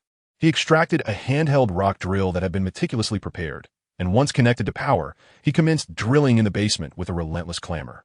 After more than 20 minutes of arduous effort, he managed to create a hole with a diameter of 5 centimeters and a depth of 10 centimeters in the basement floor. Wang Xiuyuan found this progress exceedingly slow and resolved to adopt a more aggressive approach, considering he was nestled in a remote mountainous area. Employing explosives was not a significant concern, particularly within the confines of the basement. Thus, he retrieved a piece of C4 explosive discovered in the drug trafficker's arsenal, inserted it, and after securing the detonator, he fled the basement to detonate the charges outside the villa. A thunderous explosion resonated, and the basement floor was blasted open, revealing a massive pit with a diameter of 1.5 meters and a depth of 2 meters. Debris of concrete and earth littered the basement floor, showcasing the effectiveness of the explosion. He merely needed to excavate an additional 3 meters downward and break through the concrete ceiling of a lower level to access the hidden treasures within. Armed with a shovel, he toiled diligently, reaching the concrete in under an hour. This time, he could not afford to be clever. He had to use the rock drill painstakingly, as below lay a trove of verdant dollars. If he resorted to C4, who could fathom the potential destruction of countless bills? After 2 hours of labor, he finally created a half-meter wide opening leading to the lower level. Wang Xiuyuan descended via a rope, discovering that the wealth here was somewhat less than what he had previously unearthed at the Naples estate. There were only $3 billion devoid of gold, antiques, or artworks. Internally, he could not help but scorn Pablo. With such immense wealth, why hoard so much cash? It is worth noting that throughout the 1980s and the early 1990s, Pablo was at the pinnacle of his fortune. Had he invested in more antiques and artworks during that time, their value would have appreciated exponentially by now. When he eventually stumbled upon these riches, he would need to take no action other than to store the antiques and artworks in his jade pendant space. Whenever his descendants faced financial difficulties, they could simply auction a few pieces. Amassing such substantial cash now only necessitated the cumbersome task of laundering it. For in a few years, the process would become increasingly complex. Before departing, Wang Xiuyuan deliberately sought out a secluded location to dispose of the bodies stored within the jade pendant space, for dragging corpses around was exceedingly distasteful. After careful contemplation, he resolved to confront the mastermind behind the drug trafficking organization, for he could not coexist with those who dealt in drugs. It is indeed the individuals who openly wield wealth and status that pose the most terrifying threat when they engage in malevolent actions. After several days of investigation and surveillance, Wang Xiuyuan has garnered a considerable understanding of the leader of this drug trafficking organization and has essentially deciphered his routine and schedule. This Jonathan, in his early 50s, is a proprietor of the largest chain of supermarkets and restaurants in Medellin. He embarked on his entrepreneurial journey a decade ago, establishing supermarkets and restaurants. And within a few short years, his ostensible fortune has reached approximately $400 to $500 million. Upon acquiring wealth through his ventures, he ventured into politics, running for a city council position, where he has served for nearly 9 years, establishing himself as a seasoned politician. Consequently, his connections within the government are profoundly extensive. However, Wang Xiuyuan felt no surprise after reviewing his profile. $400 to $500 million in assets? That is likely merely the tip of the iceberg. Simply by controlling the drug cultivation and production base, he generates several $100 million annually. This $400 to $500 million is merely what is visible to the public eye. Furthermore, his enterprises consist of large chain supermarkets and restaurants. Both of these businesses generate substantial cash flow, allowing the drug money to be easily laundered through inflated sales figures at the supermarkets and restaurants. For instance, in a restaurant, it is entirely reasonable for several tables to have dishes priced slightly higher, despite the ordinary quality of the ingredients, as they are the fruits of a renowned chef's labor. It is commonplace for patrons to leave with receipts that include several low-cost signature dishes.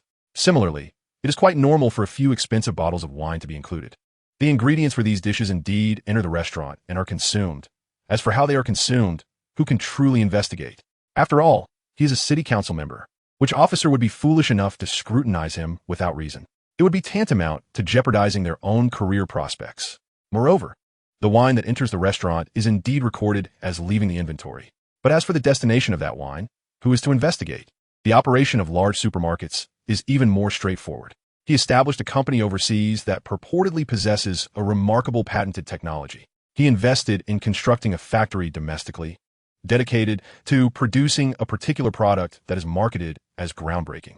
Though the production costs are low, the patented technology lends it an air of high-tech sophistication, allowing for a significantly inflated price. This product is exclusively sold in his branded supermarkets, although in reality, it is unlikely that ordinary citizens purchase it. The sales numbers are nonetheless impressive. How is that possible? Customers are indeed shown the product at the time of purchase, and they pay in cash. Is it that they have not paid taxes to the city government? Or is the identity of this wealthy businessman and city council member merely a facade? Quite the impressive scheme. In order to launder money, Jonathan has transformed himself into a wealthy businessman and, to shield himself, has invested heavily to become a city council member. Wang Xiuyuan could not help but applaud him. In the dead of night, Wang Xiuyuan arrived at Poblado in Medellin's 6th district, where Jonathan's residence is located. Poblado is an affluent neighborhood in Medellin, characterized by upscale residences, various luxurious homes, and beautiful surroundings, renowned throughout Colombia. Poblado is situated in the western part of Medellin, adjacent to the provincial government building of Antioquia, making it one of the most bustling areas of the city. In the early hours of the morning, only a smattering of vehicles raced down the streets. Upon arriving at the Villa district, the tranquility allowed the distant barking of dogs to echo through the stillness. Parking the car in a location obscured from surveillance, Wang Xiuyuan donned a black outfit and a hood. After skillfully evading several cameras along the roadside, he scaled the wall to infiltrate Jonathan's villa.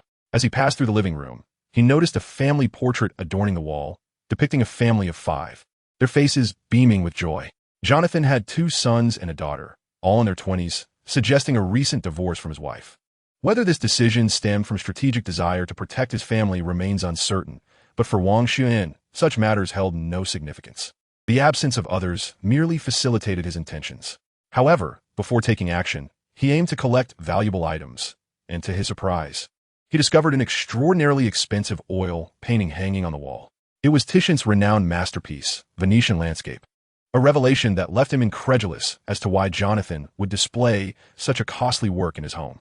Titian, a pivotal figure of the late Venetian Renaissance, hailed from the Cadore region in northeastern Italy.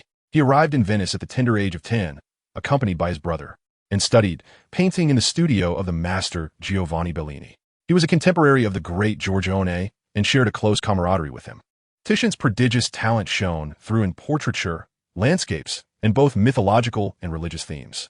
Upon gaining fame, he was lauded as the sun among stars, a testament to his acclaim as one of Italy's most gifted painters.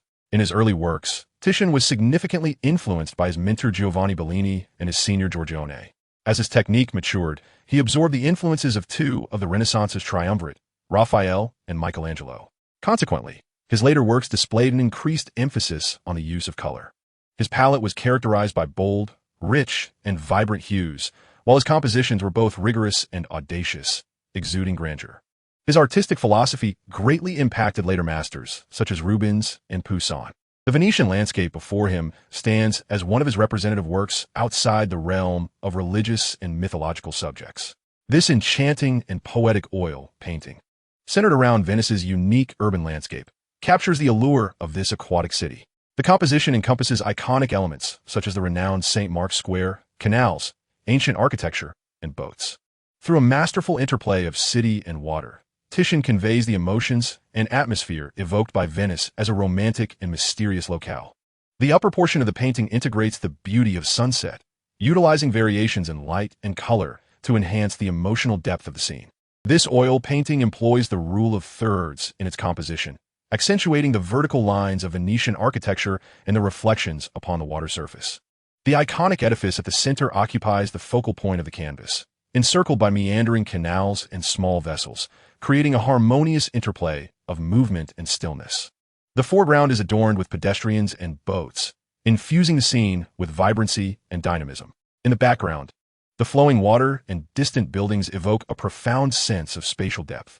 The artwork showcases a rich palette, particularly the hues of blue and gold, to depict the reflections on the water and the sun's radiance. Titian opts for warm tones of orange and yellow to illustrate the sky at sunset, establishing a striking contrast against the cooler tones of the water. The meticulous gradations of color and shadow enhance the painting's layers, augmenting its visual allure. Venetian Landscape not only exemplifies Titian's distinctive artistic style, but also reflects the artistic trends and societal context of a specific historical period. In summary, Venetian Landscape is a masterpiece that embodies both aesthetic value and cultural depth, revealing the enchanting allure of Venice through its unique conception, exquisite composition, and rich coloration. Wang Xiuyuan scrutinized every corner of the villa, perplexed.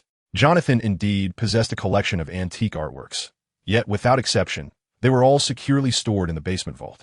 How could the most valuable piece, Venetian Landscape, be displayed in the bustling living room? This painting could fetch at least $200 million at auction, considering that in 2013, another of Titian's works, Landscape of My Homeland, sold for a staggering $237 million.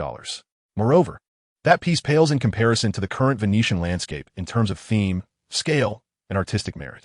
Chapter 47, An Unexpected Series of Paintings.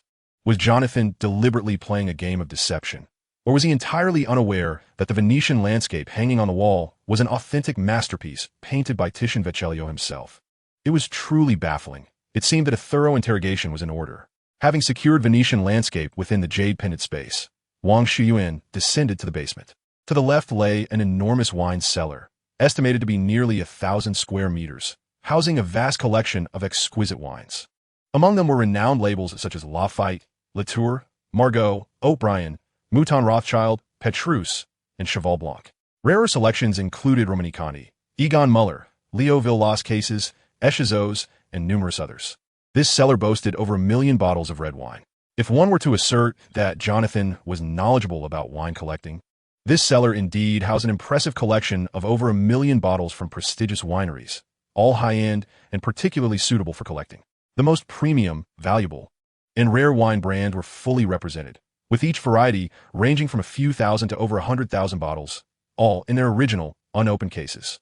It must be said that he lacks an understanding of wine collection, for in this cellar, not a single bottle from the esteemed vintages of 1961, 1970, 1982, 1986, 1989, 1990, 1996, or 2000 can be found.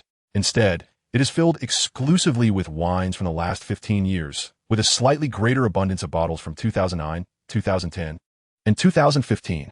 Such a collection seems rather incongruous. Is this merely a means of laundering ill-gotten gains through wine collection, awaiting appreciation and value?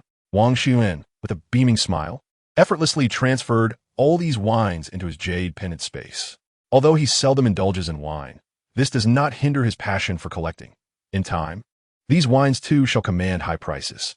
Furthermore, those from earlier years have already appreciated several times over. If he were to purchase 1,000,000 bottles of wine, the scarcity would not pose much of an issue, but should the quantity be excessive, it would be an overwhelming challenge to acquire them.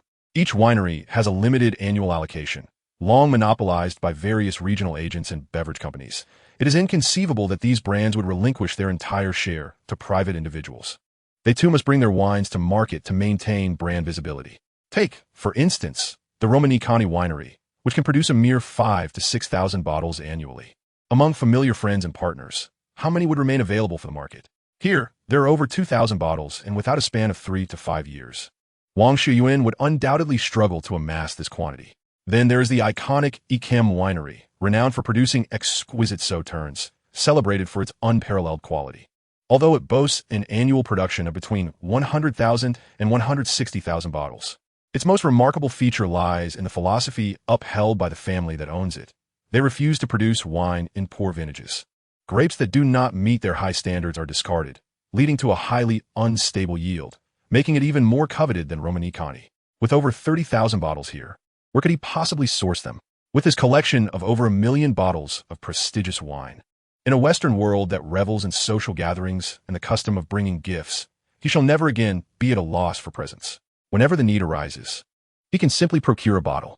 Wang Xiuyuan effortlessly unlocked the door to his safe, a space modestly sized at just over 30 square meters. The walls, floor, and ceiling of the safe are enveloped in thick metal, and its contents are few. Several $1,000,000 in cash, an ancient wooden box, and 4 oil paintings reside within. Inside the wooden box lies a sheepskin map, which, judging by its radiant markings, dates back over 300 years. The true treasures, however, are the 4 oil paintings, which are immensely valuable. Anyone with even a slight knowledge of European and American art could accurately identify both the titles and the artists. Among them is Paul Cézanne's Boy in a Red Vest. How could these 4 paintings possibly be here? Wang Xiuyuan scrutinized the paintings before him, confirming their authenticity beyond doubt. Paul Cézanne's Boy in a Red Vest exists in 4 versions, a series originally held by 4 different museums. He vividly remembers that the National Gallery of Art in Washington holds a watercolor version, while the Museum of Modern Art in New York, the Barnes Foundation in Philadelphia, and the Burrell Collection in Zurich each possess one as well. Among these, the piece housed in the Burrell Collection is of the highest artistic value, having been successfully auctioned in 2012 for a staggering $95 million, with the proceeds allocated to acquiring new acquisitions. Over time, these 4 institutions have, for various reasons, either sold or exchanged their collection of the Boy in the Red Vest. It was unforeseen that they would converge here. Surprisingly, Jonathan displayed his acumen. A single antique possesses its own worth, yet when an entire series of oil paintings is united, their value escalates exponentially. The 4 renditions of the Boy in the Red Vest serve as a clear illustration of this principle. If sold individually, these 4 paintings are estimated to fetch between $250 million and $300 million. However, if the complete series is presented for sale, it could command upwards of $500 million. The Boy in the Red Vest is one of Paul Cézanne's masterpieces. He was a prominent figure in the French post-impressionist movement, having studied painting under the guidance of the Spanish monk Joseph Gilbert from a young age.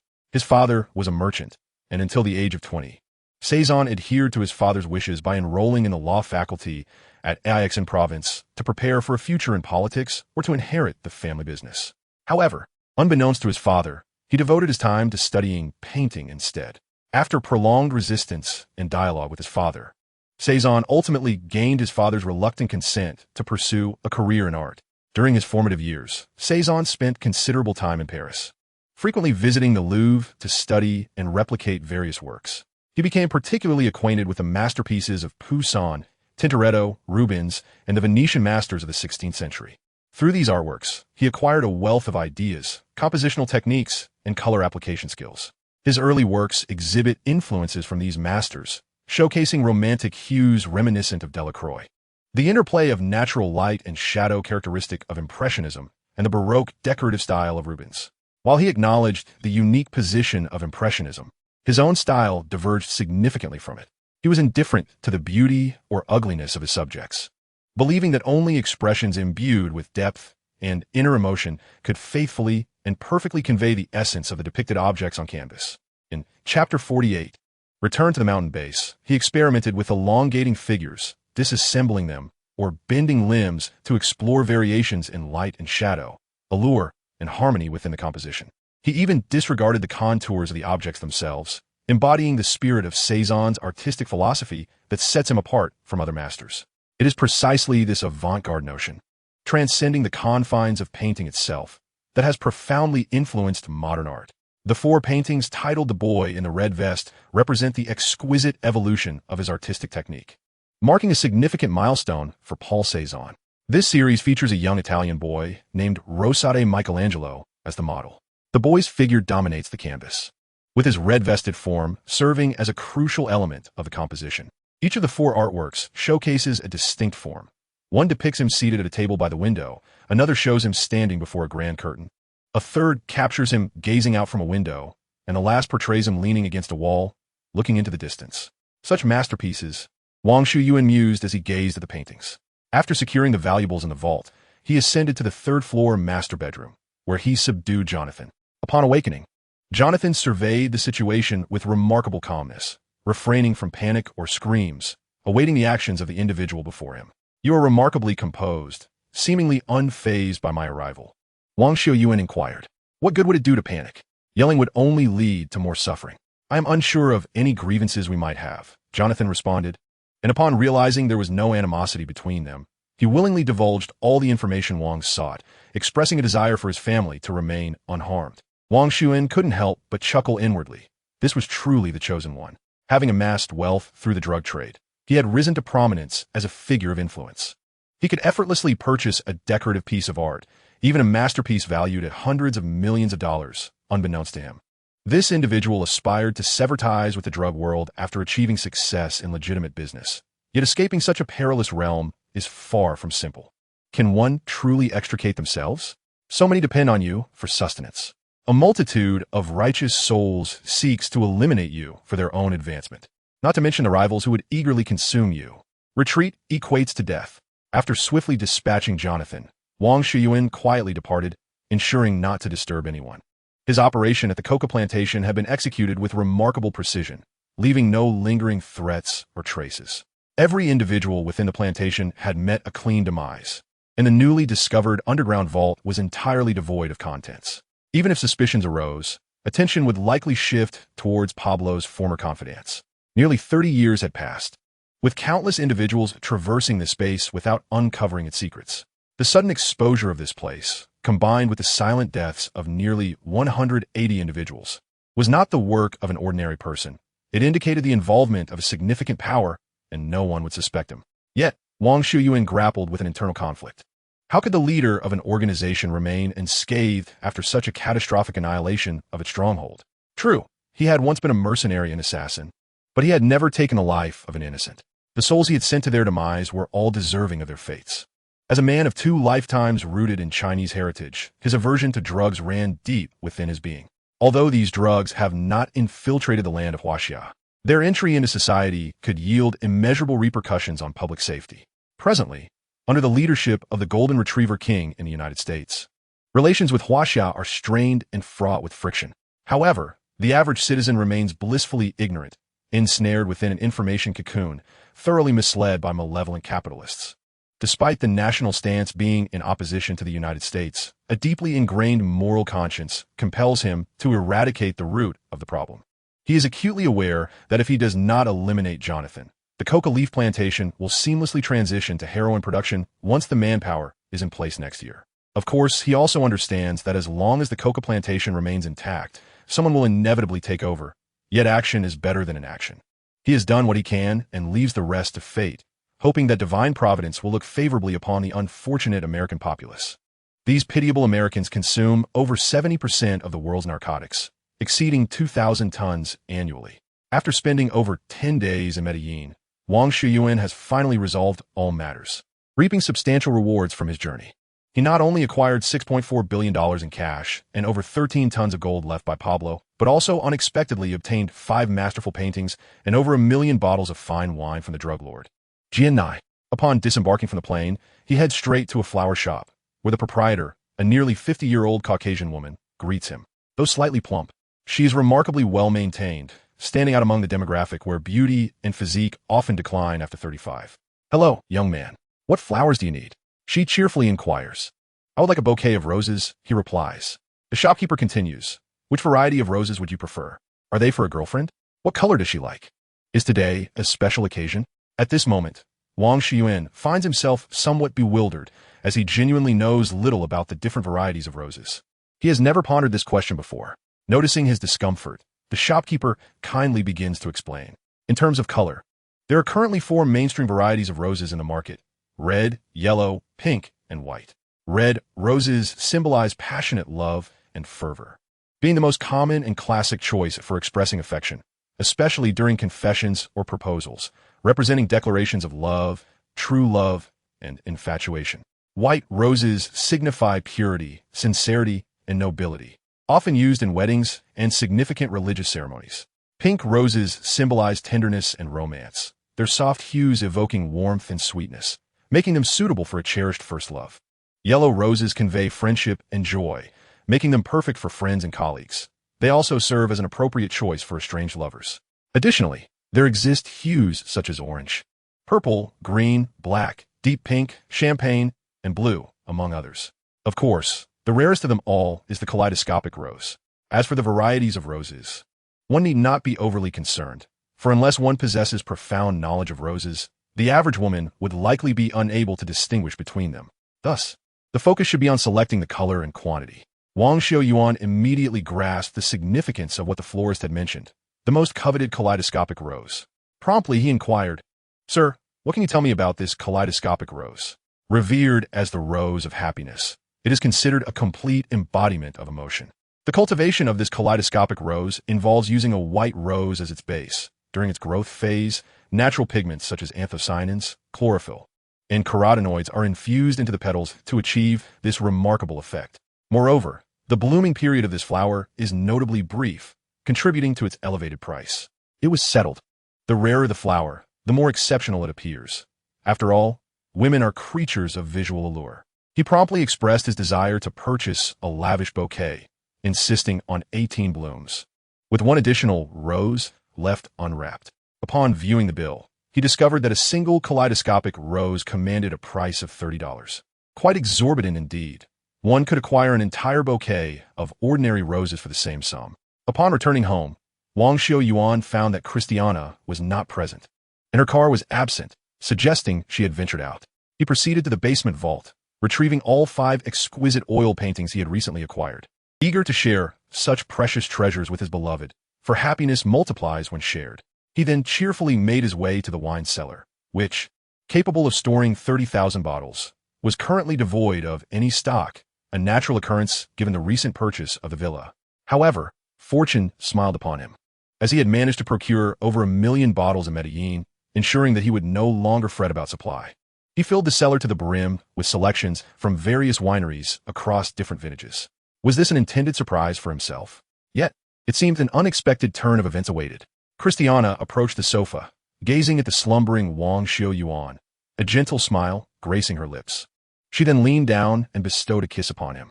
In his dreams, Wang Xiuyuan felt the warmth of soft lips enveloping his own, accompanied by a tender yet resilient presence entering his mouth. At that moment, he inhaled a familiar fragrance, undoubtedly Christiana's scent. Suddenly, he pulled her onto himself, swiftly flipping them over and pinning her beneath him. Now in the dominant position, he kissed Christiana passionately. After more than 10 days apart, the two youthful bodies ignited like dry kindling, an uncontrollable fervor taking hold. Garments fell to the floor, and the living room resonated with delightful sounds, echoes of smacks and soft moans intertwined. Thus, they engaged in a playful tussle. After what felt like an eternity, following several rounds of playful skirmishes, they reached a rare moment of tranquility. "Darling," Allow me to perform a magic trick for you. Just a moment, he said, stepping into a room and emerging with a sheet of white paper in hand. Behold, my dear, this is but a blank sheet of paper, specially demonstrated for Christiana. As soon as the words left his lips, he produced a lighter and ignited the paper in his hand. The paper immediately combusted violently, emitting a thick plume of white smoke, an occurrence that appeared quite peculiar. Christiana, in a state of anxiety, exclaimed, "Oh, Alex, quickly discard that thing." Wang Xiuyuan, internally amused by her distress, gently tossed the fiercely burning paper aside, allowing the remnants to burn away in midair, transforming into a dense cloud of smoke. As the smoke dissipated, a vibrant, multicolored rose appeared in his hand, reminiscent of a swirling rainbow. "My dear, this is for you. I hope you will cherish it," Wang Xiuyuan declared, gazing tenderly at Christiana. Despite her prior preparations, Christiana found herself profoundly touched by this sweet surprise. The flower was exquisite, each petal a different hue. A rarity indeed. Women, after all, are creatures whose emotions sway their minds. Overcome with excitement, Christiana bestowed a kiss upon Wang Xiuyuan, indicating that the little magic had indeed worked wonders. He ventured back into the room, returning with a grand bouquet of rainbow roses. "My dear, with this bouquet, there are a total of 19 roses. In our Chinese culture, the number 19 symbolizes everlasting love and eternal companionship. I wish to express my love for you, Christiana. We shall remain together forever," Wang Xiuyuan professed earnestly. Upon hearing such vow-like words, Christiana was overwhelmed with emotion, tears glistening on her delicate visage. Rising on her toes, she embraced Wang Xiuyuan tightly, refusing to let go. It was yet another sunlit day as Wang Xiuyuan reclined in the garden's lounge chair, savoring a glass of sweet, noble wrought wine from the Egan winery. The delightful flavor permeated his senses, revealing that it was not the wine itself that was unpalatable, but rather that he had yet to experience truly fine wine. It seemed prudent to seek opportunities to procure more, especially of the exquisite Chinese baijiu. At that moment, the graceful Christiana approached him. "Alex, several individuals from Japan have come looking for you these past few days, but I sent them away as you are not here. They are particularly interested in purchasing the 2 samurai swords you possess, especially that one belonging to the emperor." Upon hearing Christiana's words, Wang Xiuyuan perked up. "Ah, the Japanese have finally arrived. I have been waiting for you. Did they leave a phone number? Have they scheduled a time?" "They just called. And since you seem to have no pressing matters today, I invited them to come directly. They should be arriving shortly." Christiana had thoughtfully arranged the meeting. Chapter 50. Wang Xiuyuan's Calculations. Wang Xiuyuan, delighted, embraced her and kissed her lightly. "Very well. I shall meet with them shortly and assess their demeanor. If they are amicable, I will engage in a thorough discussion." Before long, the doorbell rang, clearly indicating the arrival of the Japanese guests. A total of 3 individuals arrived, with the foremost being a young man in his 30s. Standing nearly 6 feet tall, he exemplified a striking figure in a nation where shorter stature is the norm. He exuded an air of authority characteristic of someone in a position of power, unmistakably indicating that he was no ordinary person. The other 2 appear to be experts in appraisal or similar fields, their advanced age evidenced by their white hair and beards. The trio first bowed respectfully to Wang Xiuyuan before the leading man extended his hand in greeting, saying, "Good day, Mr. Alex. My name is Hiroki Iwasaki. I apologize for intruding upon you. We have come to discuss the matter of His Majesty the Emperor's treasured sword, the Kikuchimanji Normian, and I hope it is a convenient time for you." However, the reality was quite different. Their moral standards left much to be desired, vividly encapsulating the ethical deficiencies of their nation. Wang Xiuyuan reciprocated the handshake with a semblance of courtesy, as he would not allow himself to be impolite, despite his aversion to their presence. "Please do come in. I have no intention of keeping that katana. It is destined for sale regardless of who comes," he remarked, leading the 3 into the garden to take a seat. "I was just enjoying a drink before your arrival. Would you care for a glass? The vintage may be modest, yet its flavor is quite delightful," Wang Xiuyuan inquired of Hiroki Iwasaki. Though he held reservations about his guests, he did not wish to show disrespect, mindful of the dignity of his own heritage. Moreover, Iwasaki's background was impressive enough to warrant attention, as he had the means to offer $200 million for the sword. The Iwasaki surname alone held significant weight in Japan, prompting curiosity about whether this man was of direct lineage. The Iwasaki family is one of the founding families of the Mitsubishi Group, one of Japan's 6 major zaibatsu. The founder, Yataro Iwasaki, assumed control of the government and its shipping company in 1870, later renaming it Mitsubishi Shokai. The company began its ventures in shipping and trade, ultimately monopolizing Japan's maritime transport over the course of nearly 150 years. Today, it has evolved into a conglomerate spanning various sectors, including ocean transport, mining, shipbuilding, banking, finance, insurance, logistics, and international trade, holding substantial stakes in key industries such as metal smelting, electronics, machinery manufacturing, heavy industry, and high technology. With over 500 enterprises under its umbrella, Mitsubishi's operations extend globally. It stands as a symbol of Japan's economy, with each significant decision reverberating through the social and economic fabric of the nation. During World War II, Mitsubishi was one of the military's most crucial industrial enterprises, producing a vast array of equipment, including fighter planes, warships, aircraft carriers, tanks, and munitions, thereby establishing itself as the preeminent military-industrial entity in Japan at that time. Hiroki Iwasaki graciously accepted the offer, saying, "Thank you, Mr. Alex. I appreciate your hospitality." He proceeded to introduce his companions, stating, "This is Mr. Yoshio Muto, the deputy director of the Tokyo Museum, and this is Mr. Kifumi Kudo, the deputy director of the Osaka Museum." The two gentlemen stood and courteously extended their hands to greet Wang Xiuyuan. "Welcome to both of you. Please hold on for a moment while I retrieve the katana for your viewing, after which we can engage in a more leisurely discussion." With that, he proceeded directly to the basement, and upon reaching the vault, he extracted the katana from the jade pendant space. "Please take a look and see if this is the sword you desire." Wang Xiuyuan gestured for the two Japanese experts to commence their appraisal. While the two experts examined the blade, Wang Xiuyuan casually conversed with Hiroki Iwasaki. "Mr. Iwasaki, are you from the Iwasaki family? I mean, the Iwasaki family associated with the Mitsubishi conglomerate that I am familiar with?" Wang Xiuyuan inquired. Thus, their conversation began, devoid of generational gaps despite an age difference of nearly a decade. However, Hiroki Iwasaki posed a question that had long puzzled him. "Mr. Alex, I find myself perplexed. You mentioned in an online video that the price for other countries is 150 million, while for our country it is 200 million. Why such a disparity? You seem to have no financial constraints. This precious artifact could easily remain in your collection, even if you hold disdain for us Japanese. It is surprising to see such overt differential treatment." Upon hearing this question, Wang Xiuyuan chuckled, fully aware of his deliberate intention. Nonetheless, to avert potential complications in the future, he decided to placate the individual before him. One must never underestimate the significance of seemingly inconsequential individuals, for they may one day deliver a fatal blow. This was especially true for the second son of the Iwasaki family. Thus, he began to elucidate his motivations to Hiroki Iwasaki.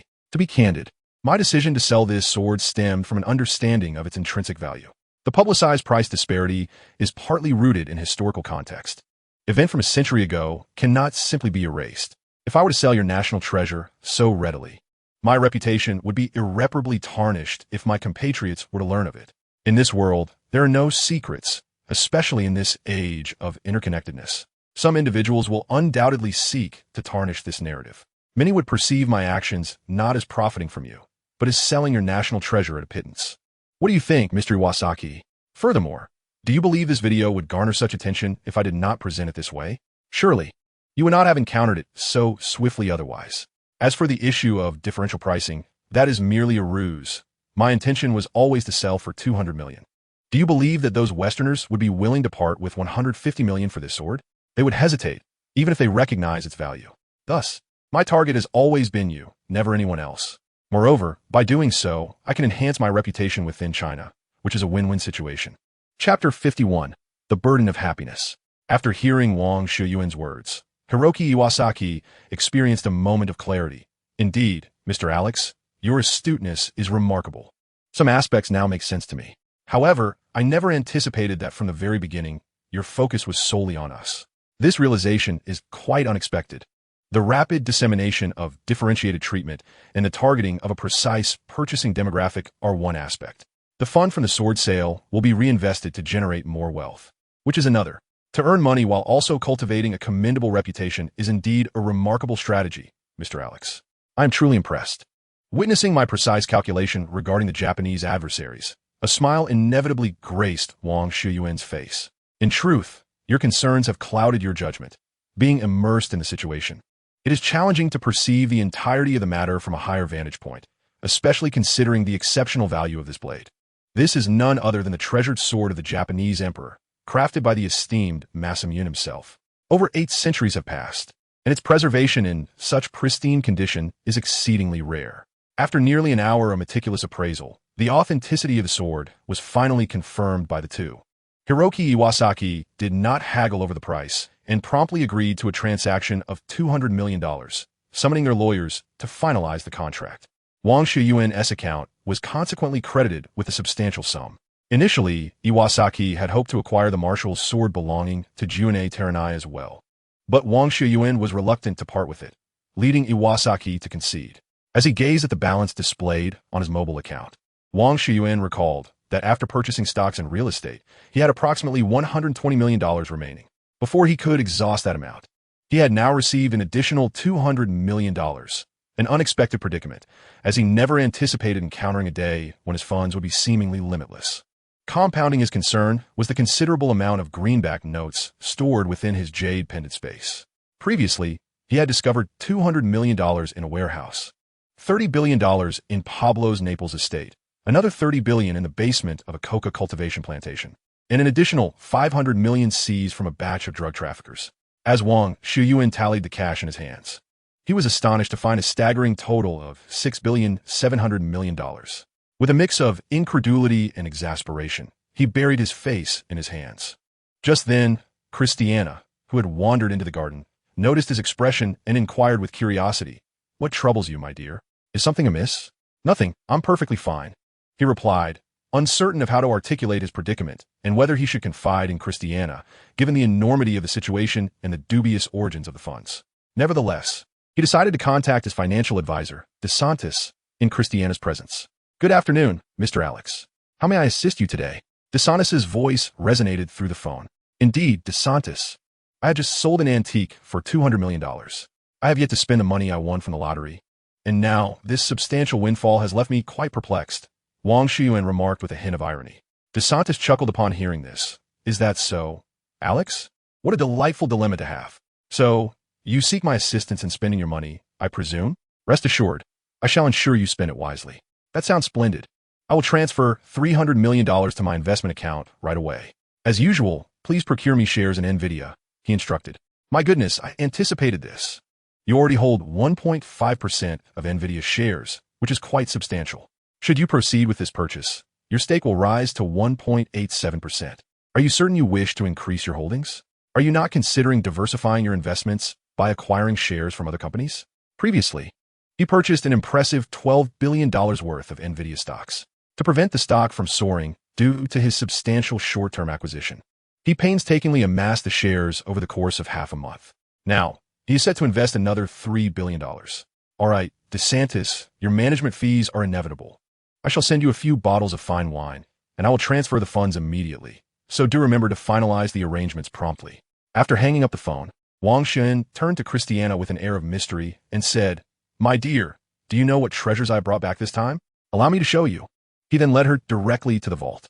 Upon seeing the 4 paintings titled The Boy in the Red Vest, Christiana was left utterly speechless. She exclaimed in disbelief, "My heavens, I can hardly believe my eyes. Is this real?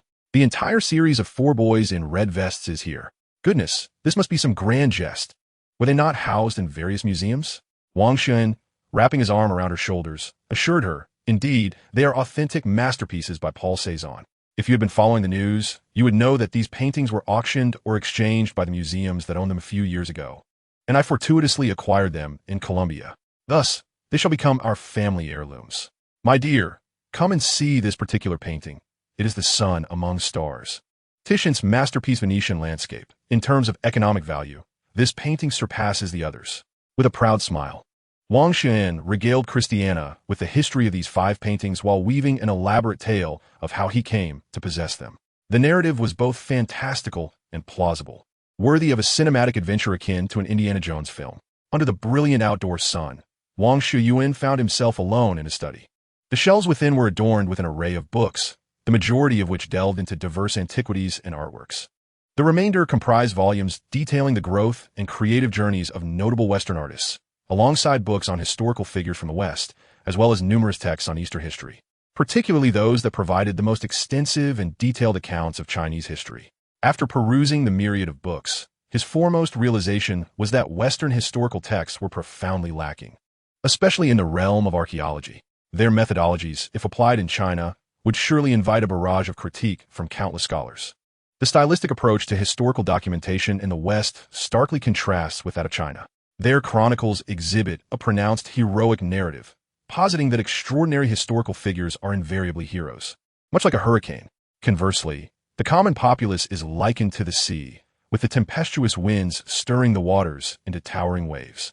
Furthermore, their historical accounts are deeply influenced by religion. Significant political events and historical milestones are often framed within a religious context, suggesting that certain individuals acted under divine guidance.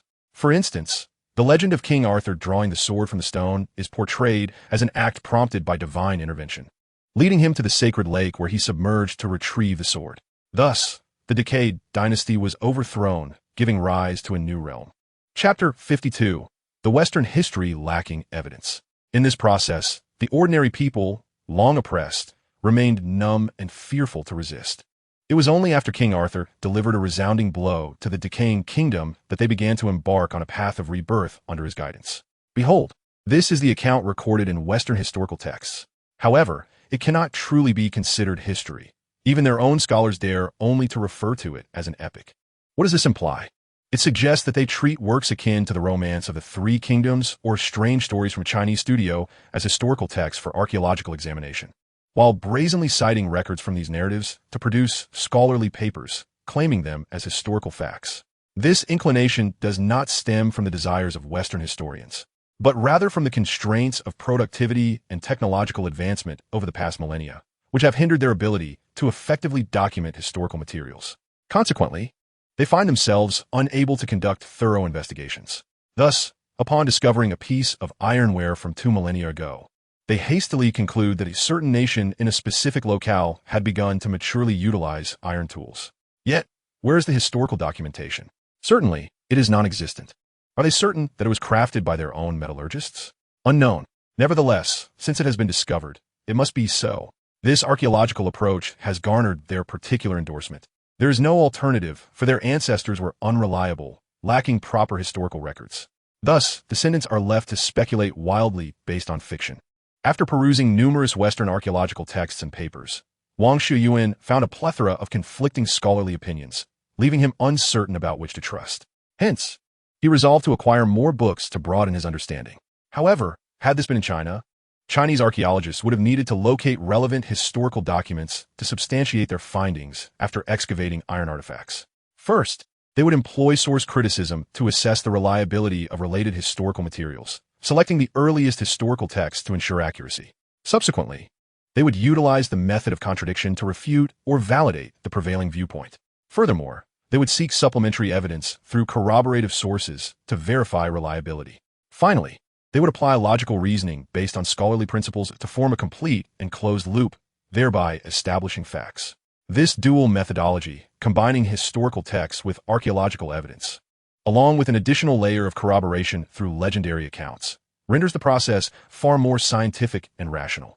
Since deciding to pursue development in the realm of antique art, Wang Xiuyuan has acquired numerous related books for study. Perhaps owing to the nurturing of Bowie, his mind has become significantly clearer than before, particularly in terms of memory, critical thinking, and learning capabilities. Consequently, he has gained a distinctive advantage in his studies, especially in conjunction with his keen eye for antique appraisal, which has seen remarkable progress. He has nearly completed all the books on his shelf, greatly enriching his knowledge and preventing him from feeling bewildered when faced with an antique. He can now articulate a general understanding based on what he has learned. From a jade pendant space, Wang Xiuyuan retrieved a wooden box. The box was retrieved from the vault in Jonathan's basement, containing nothing but a single parchment map. He picked up the map and scrutinized it meticulously, spending several hours attempting to decipher its meaning. It was not due to a lack of diligence. Rather, the map's sheer simplicity was astonishingly frustrating. A single large circle represented the island of the treasure, while the surrounding wavy lines depicted the ocean. Within the circle, a few triangles were marked, but their significance eluded him. Although he understood the indicated routes as pathways to traverse, the accompanying cryptic text described the treasure's location in a riddle-like manner. This could hardly be called a map, for it was far too abstract. Come on, at least label the island's name. How am I supposed to know which island to search for the treasure? He lamented, mentally berating the unreliable Westerners. Yet, it was to be expected. One could hardly anticipate that the pirates of the 17th century, over 300 years ago, would provide a clear depiction. After all, they were pirates, engaged in robbery and murder. If they possessed the skills for precise cartography, they would hardly be pirates. Was life with one's head on the chopping block truly so appealing? If locating treasures were that simple, this map would not have remained in Jonathan's vault, nor would it have fallen into Wang Xiuyuan's hands. In resignation, he gazed at the ceiling, pondering how to unravel the secrets of this treasure map. At that moment, Christiana approached him, her gaze intense, as if assessing whether he still honored his previous promise. Wang Xiuyuan instantly jolted back to reality. Of course, I haven't forgotten. I promised you. Didn't I?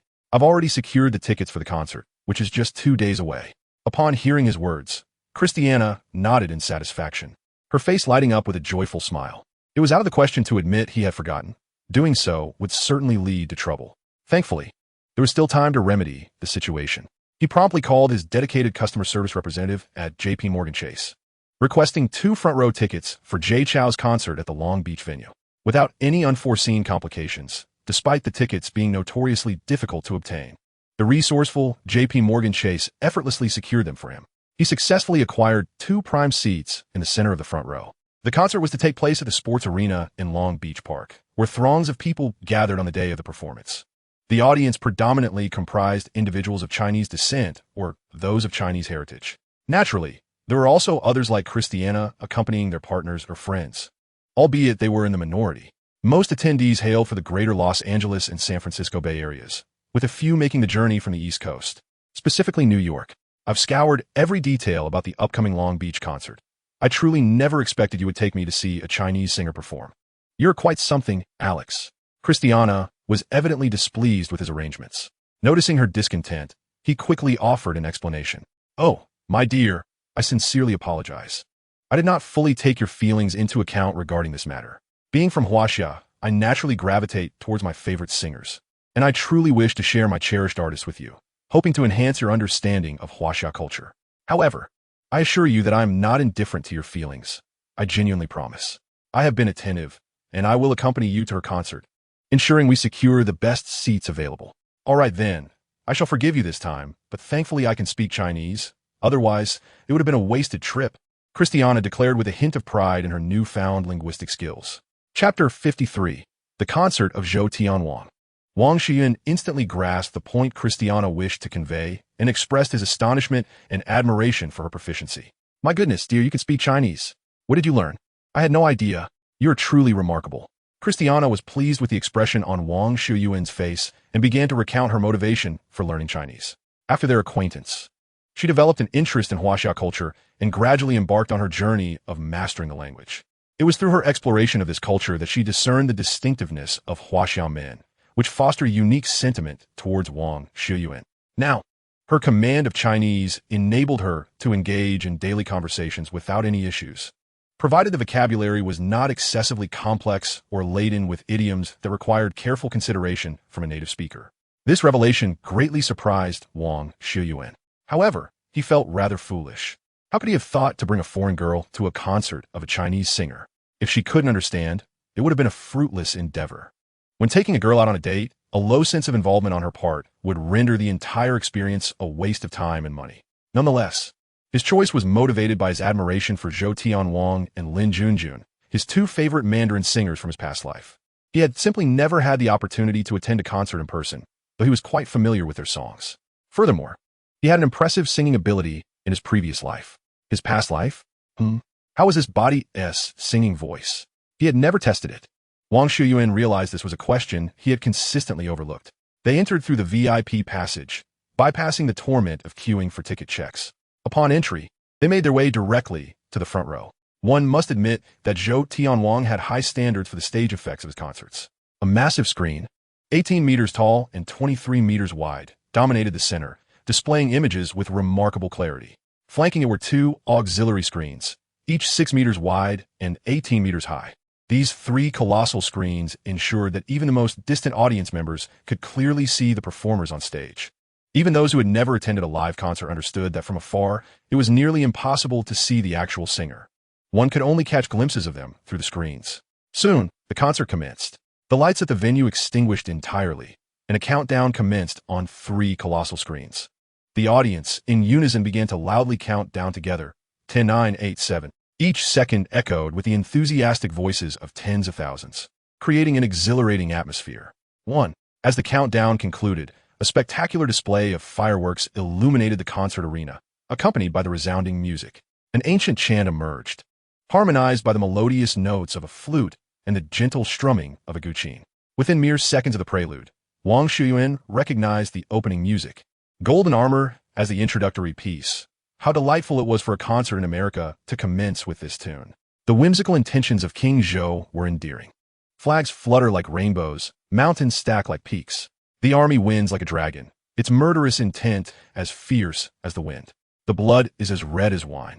General, my pride is as unyielding as a divine spirit, and my demeanor is as fierce as a wolf. Golden Armor stands loyal. Iron cavalry gallops forth, booming like thunder.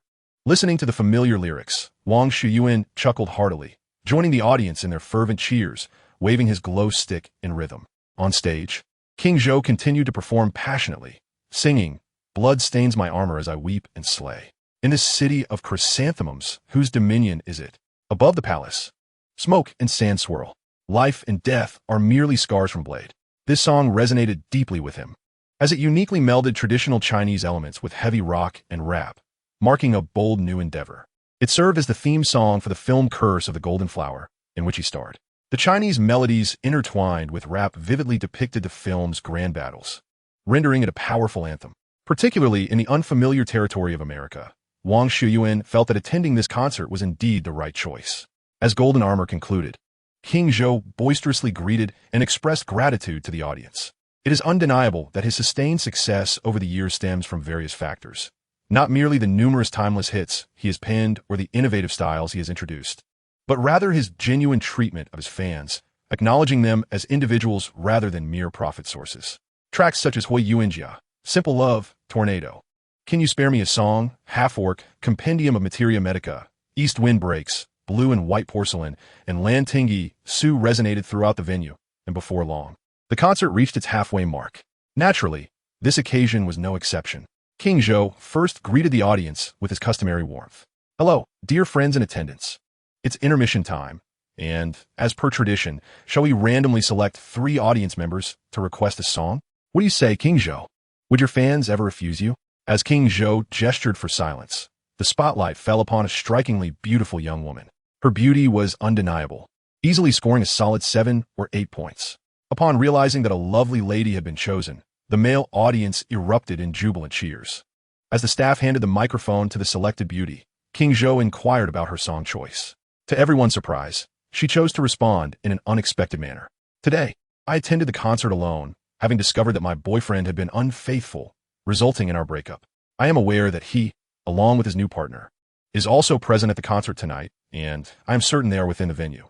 Thus, I wish to dedicate the song What Kind of Man to that scoundrel." Upon hearing the young lady's words, the audience largely expressed sympathy for her plight, offering encouragement and support through cheers, screams, and applause.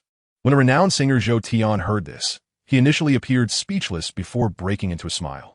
"Ah, splendid. A song dedicated to this young lady's unworthy ex-boyfriend. Indeed, he must have been quite impressed by her bold maneuver." Wang Xiuyuan laughed heartily, and even Christiana found herself laughing uncontrollably in his embrace. Chapter 54. Zhou Tian's Mishap. This young lady is truly remarkable. She audaciously confronted her unfaithful partner before a crowd, displaying immense courage that I admire greatly. Those around her discussed her bravery, offering nothing but encouragement and support. No one deemed her actions inappropriate. As the accompaniment of What Kind of Man began to play, the audience fell into a hushed silence. This is an exceptionally slow love song, a rarity in Zhou Tian's repertoire. The introduction featured the somber and slow notes of a piano, followed by the addition of strings and percussion, akin to a cinematic lens gradually revealing the tale of a heartbroken girl. Zhou Tian's voice resonated. "Kissing your hand while resting your head. The one line on my chest is no longer me. These ordinary gestures now evoke sadness. Oh, sadness. Life continues, and I shall carry on without you. It won't be too painful. I will silently accept it. After all, we shared joy during our time together. And that is enough.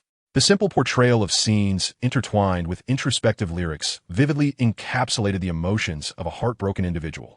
As Zhou Tian's song unfolded, it seemed to narrate the story of this girl and her unworthy boyfriend. What kind of man watches her walk away without a word? How naive to continue pretending.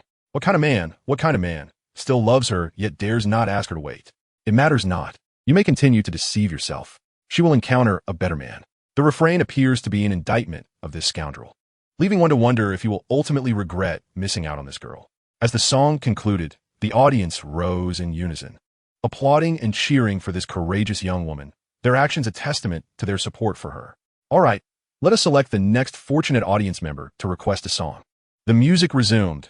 Beams of light danced throughout the venue, ultimately resting upon a Caucasian man. Wang Xiuyuan couldn't help but inwardly scoff at the lighting technician. Could he not select a Chinese man? Are you trying to stir up trouble? The microphone was handed to the Caucasian man, who began speaking rapid French, leaving Zhou Tian utterly bewildered. Fortunately, beside him was the white man's wife, a woman of Chinese descent. She took the microphone and briefly introduced her husband, mentioning that he could speak Chinese, which brought a semblance of normalcy to the situation. The renowned singer Zhou Tianwang inquired, "Oh, he can speak Chinese? Why not ask him what song he would like to hear?" To everyone's surprise, the Chinese woman responded in a rather disjointed manner. "He says he invited me to this concert to make up for all the youth he missed with me." Strangely, some audience members erupted in cheers. Wang Xiuyuan was perplexed as to why they cheered. Was it for this mismatched display of affection? Let them enjoy their moment, he thought. On the large screen, the white man kissed the rather ordinary-looking woman in front of the camera, and the audience responded with encouraging applause.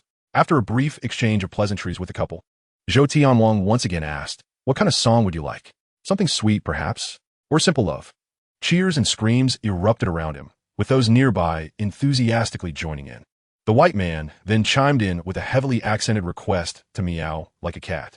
Zhou Tianwang, taken aback, thought, "You want me to meow? Is this some sort of joke? I'm a singer, for heaven's sake." It was only after explanations from the surrounding staff that he realized meow like a cat was indeed a song. Wang Xiuyuan observed Zhou Tianwang's bewilderment. When had he composed a song called Meow Like a Cat? Ultimately, under the guidance of his staff, the legendary Zhou Tianwang found himself awkwardly singing and dancing to Meow Like a Cat. Watching Zhou Tianwang's embarrassing antics, Wang Xiuyuan could hardly bear it. Why must these events be tainted with such absurdity? It was akin to visiting a Sichuan restaurant and insisting on ordering a British classic like Looking Up at the Stars. Zhou Tianwang, who had penned countless beloved songs over his illustrious career, never anticipated he would end up learning to perform Meow Like a Cat on stage. Even in an era rife with competition, it was rather ironic that he stumbled over such a trivial piece. Wang Xiuyuan finally grasped why there had been so few remarkable songs in recent years. The market was flooded with such trivialities, leaving little incentive for serious songwriting. As the music on stage concluded and Zhou Tianwang prepared to select his final lucky fan, Wang Xiuyuan could no longer contain himself. He shouted, "Pick me." His voice resonated loudly, reaching the microphone on stage, capturing the attention of the entire audience in the stadium. The clever photographer zoomed in on Wang Xiuyuan, and when his and Christiana's figures appeared on the large screen, a wave of recognition swept through the crowd. Ah, it is Wang Xiuyuan, that scoundrel. Not live streaming while accompanied by beautiful women at a concert. Indeed, it is that rascal Wang Xiuyuan. Let's select him. Let him compensate for his laziness in not live streaming by making up for the duration. The audience around, upon hearing Wang Xiuyuan's voice, turned their gaze towards him, realizing that many in attendance recognized him. Curiously, the renowned Zhou Tianwang inquired, "Brother, you seem quite famous. They all know you." Before his words could settle, the audience erupted in cheers, chanting, "Choose him! Choose him!" As Wang Xiuyuan grasped the microphone, the crowd united in their fervent calls to select him, seemingly determined to elevate him to the stage. "There must be fans of mine here.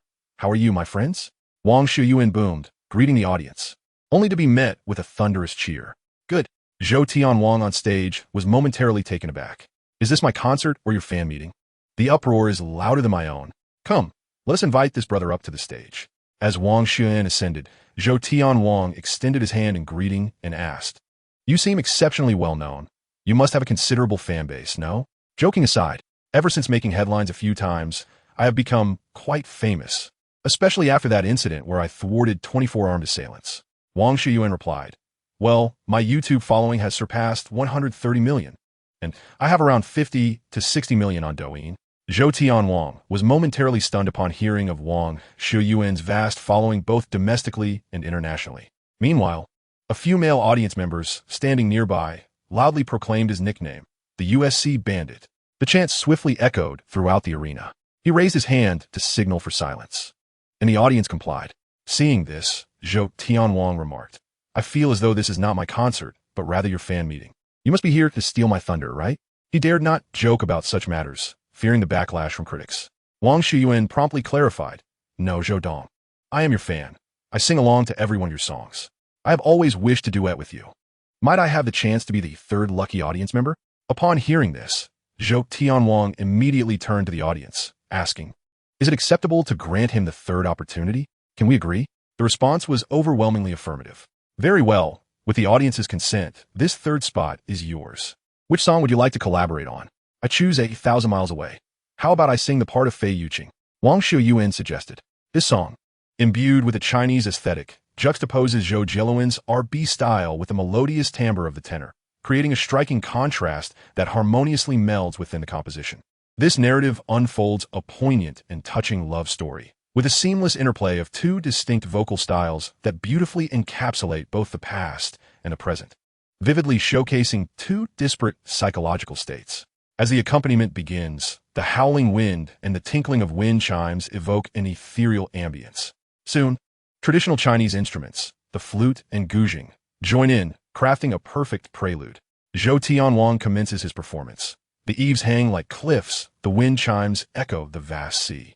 I await the return of the swallows. Time has been arranged to stage an unforeseen event. You quietly walk away. The story unfolds beyond the city, thick fog concealing clarity. The dialogue is obscured.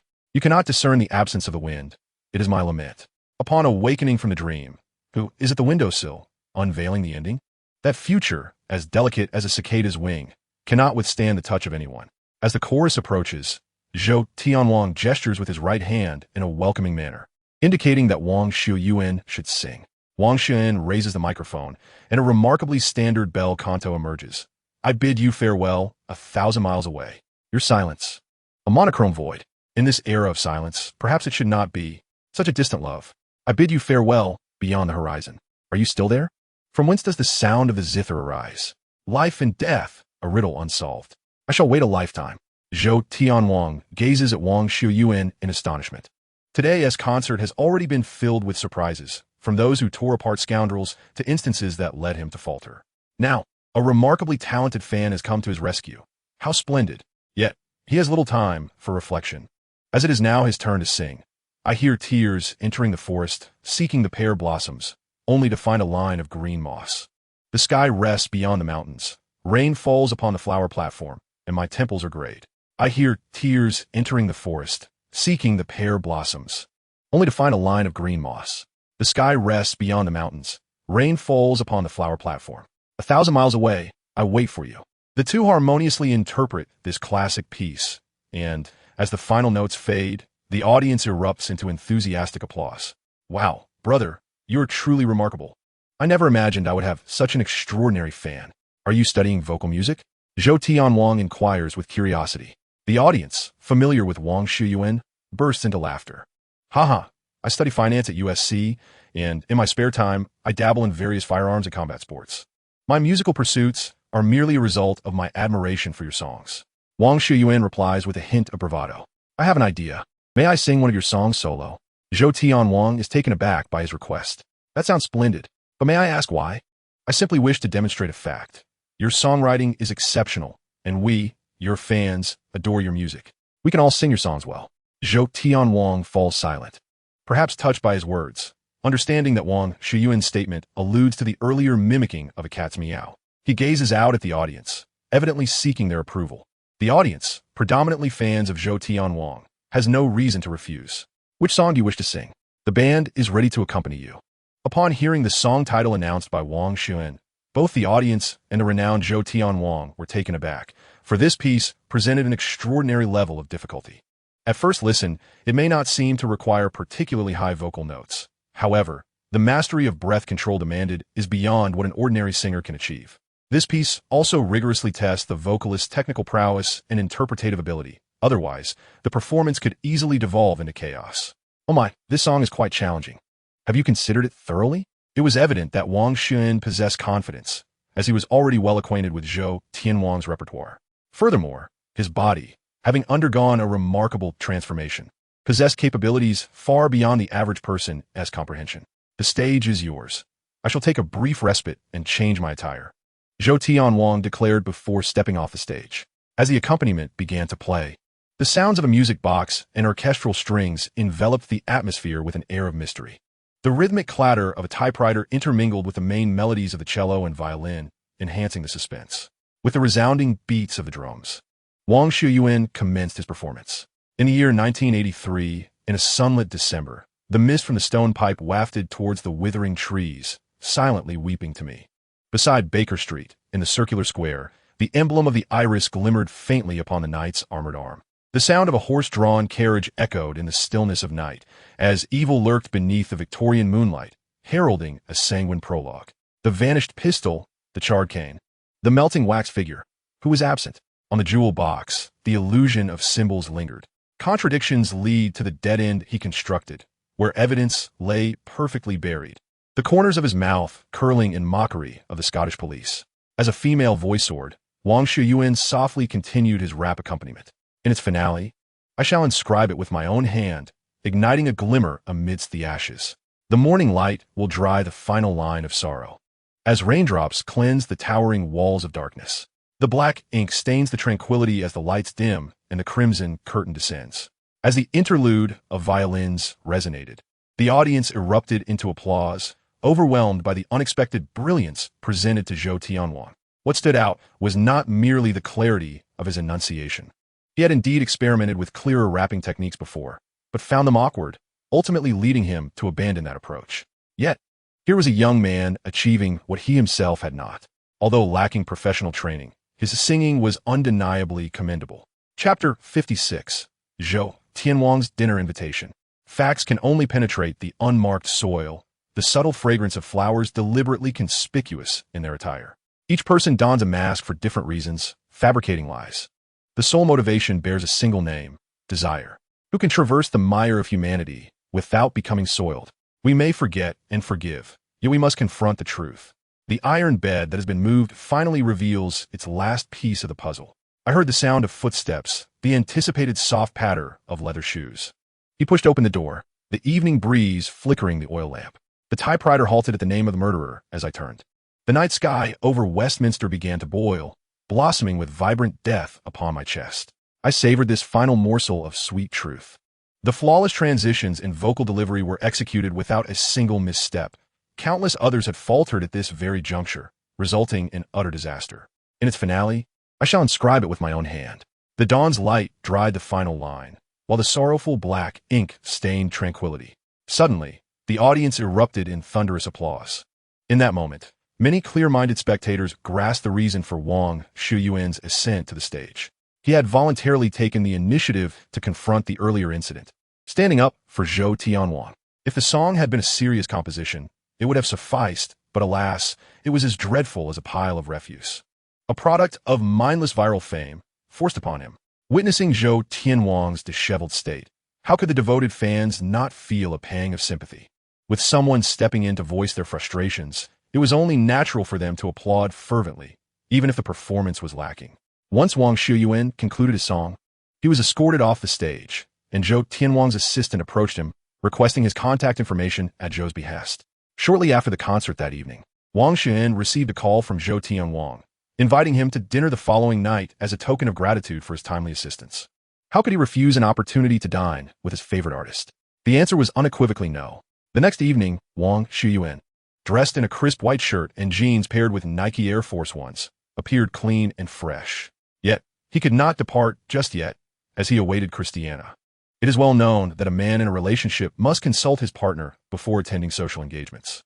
This time, Wang Xiuyuan, avoiding any oversight, inquired about Christiana's thoughts, only to be pleasantly surprised by her agreement to accompany him. Perhaps this illustrates the cultural differences between East and West. In the Western world, Individuals often strive to carve out time to accompany their loved ones, to meet significant friends, or partake in social obligations, thereby becoming more integrated into each other's social circles. Conversely, in the East, such habits are not as prevalent, and participation hinges on one's impression of the partner's friends. Comfortable interactions may lead to further connections, while uncomfortable ones often yield no further engagement. If an individual is particularly unappealing, some may even feel compelled to withdraw entirely from the social circle. Thus, choosing a partner is a matter of great significance. They are not merely a spouse, but also the most loyal comrade on life's journey, a dearest friend, and a steadfast support. Marriage, for anyone, can be likened to a second birth, arguably more vital than one's original family. While birth is beyond one's control, the choice of a partner rests firmly in one's hands. One must not casually relinquish this power of choice, for a failed marriage can easily obliterate the fruits of one's earlier endeavors. Wang Xiuyuan was evidently delighted by Christiana's willingness to accompany him to Zhou Tianwang's banquet. At that moment, Christiana made her descent, having completed her preparations. Clad in a brand-new black lace mermaid gown, complemented by sleek black stiletto heels, she showcased her statuesque figure exquisitely. There was nothing overtly revealing about her attire. It possessed neither a plunging neckline, an exposed back, nor elements of excessive brevity or high slits. Adorned with a delicate diamond necklace, her slender neck appeared elongated, while purple crystal pendants dangled from her earlobes, bestowing an air of elegance upon her beauty. He stepped forward, enveloping Christiana in his embrace, kissing her lips. "My dear, you look absolutely stunning today." Christiana felt a sense of satisfaction with Wang Xiuyuan's earlier display of affection. After all, a woman adorns herself for the one she cherishes. Upon their arrival at the restaurant, they found that Zhou Tianwang was already present. The waiter promptly guided them to their reserved table. As they entered, Zhou Tianwang stood to greet them. "Xiuyuan, you're here. Your girlfriend is truly lovely. She brings honor to us men of Huaxia." "Haha, you flatter me," he replied. "Allow me to introduce you. This is my girlfriend, Christiana Yeli, my classmate from USC. She studies film acting and is an actress who has appeared in 2 films, both of which received positive feedback. She can understand everyday conversations in Chinese. Dear, this gentleman needs no introduction. Zhou Tianwang, my favorite singer. I saw your concert yesterday. Hello. I came across some information about you while searching for Wang Xiuyuan online yesterday. Your performances are impressive, showcasing great talent. And most importantly, you are exceptionally beautiful." He responded with a smile. Zhou Tianwang, ever the charmer, possessed the gift of eloquence. It's no wonder he had a succession of stunning girlfriends in the past. After they were seated, Zhou Tianwang seamlessly kept the conversation flowing. "Xiuyuan, I've seen news clips about you. You're quite remarkable. Those 2 shootouts were absolutely exhilarating. How did you manage that?" It wasn't just Zhou Tianwang. Nearly everyone he had recently met was curious about this. "Well, it's mainly a matter of personal interest. I enjoy shooting. It's the finest pastime for a man. During my first 2 years in America, I would spend any free time at the shooting range, and with practice, my marksmanship naturally improved." Chapter 57. Let's go watch an NBA game. The reason they lost was primarily due to my strategic advantage. The first 4 robbers were taken out in a surprise attack. The second group was dealt with through meticulous planning. I'd set up numerous cameras to monitor their movements. I first ambushed them, inflicting significant casualties, while my girlfriend assisted me by relaying their locations via the video feeds. It was akin to playing a shooting game with someone providing intel on enemy positions, thereby increasing your chances of victory. The remainder depended on luck, but evidently, fortune favored me, as they all met their demise. Zhou Tianwang looked on with admiration, prompting Wang Xiuyuan to pose a question. "Do you know which country has the best results among all first-time shooters worldwide?" Zhou Tianwang appeared perplexed. "How would I know? I've never touched a gun." "Don't tell me it's the Huaxia people."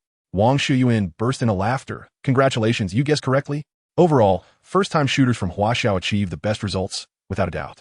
Do you think the title of the world's strongest light infantry bestowed upon us, the Huaxia, was given without merit? It is a reputation forged on the battlefield. And even until the early 1990s, numerous militia organizations across our mainland continued to uphold weekly training sessions. These were genuine exercises involving live ammunition, although such practices ceased later.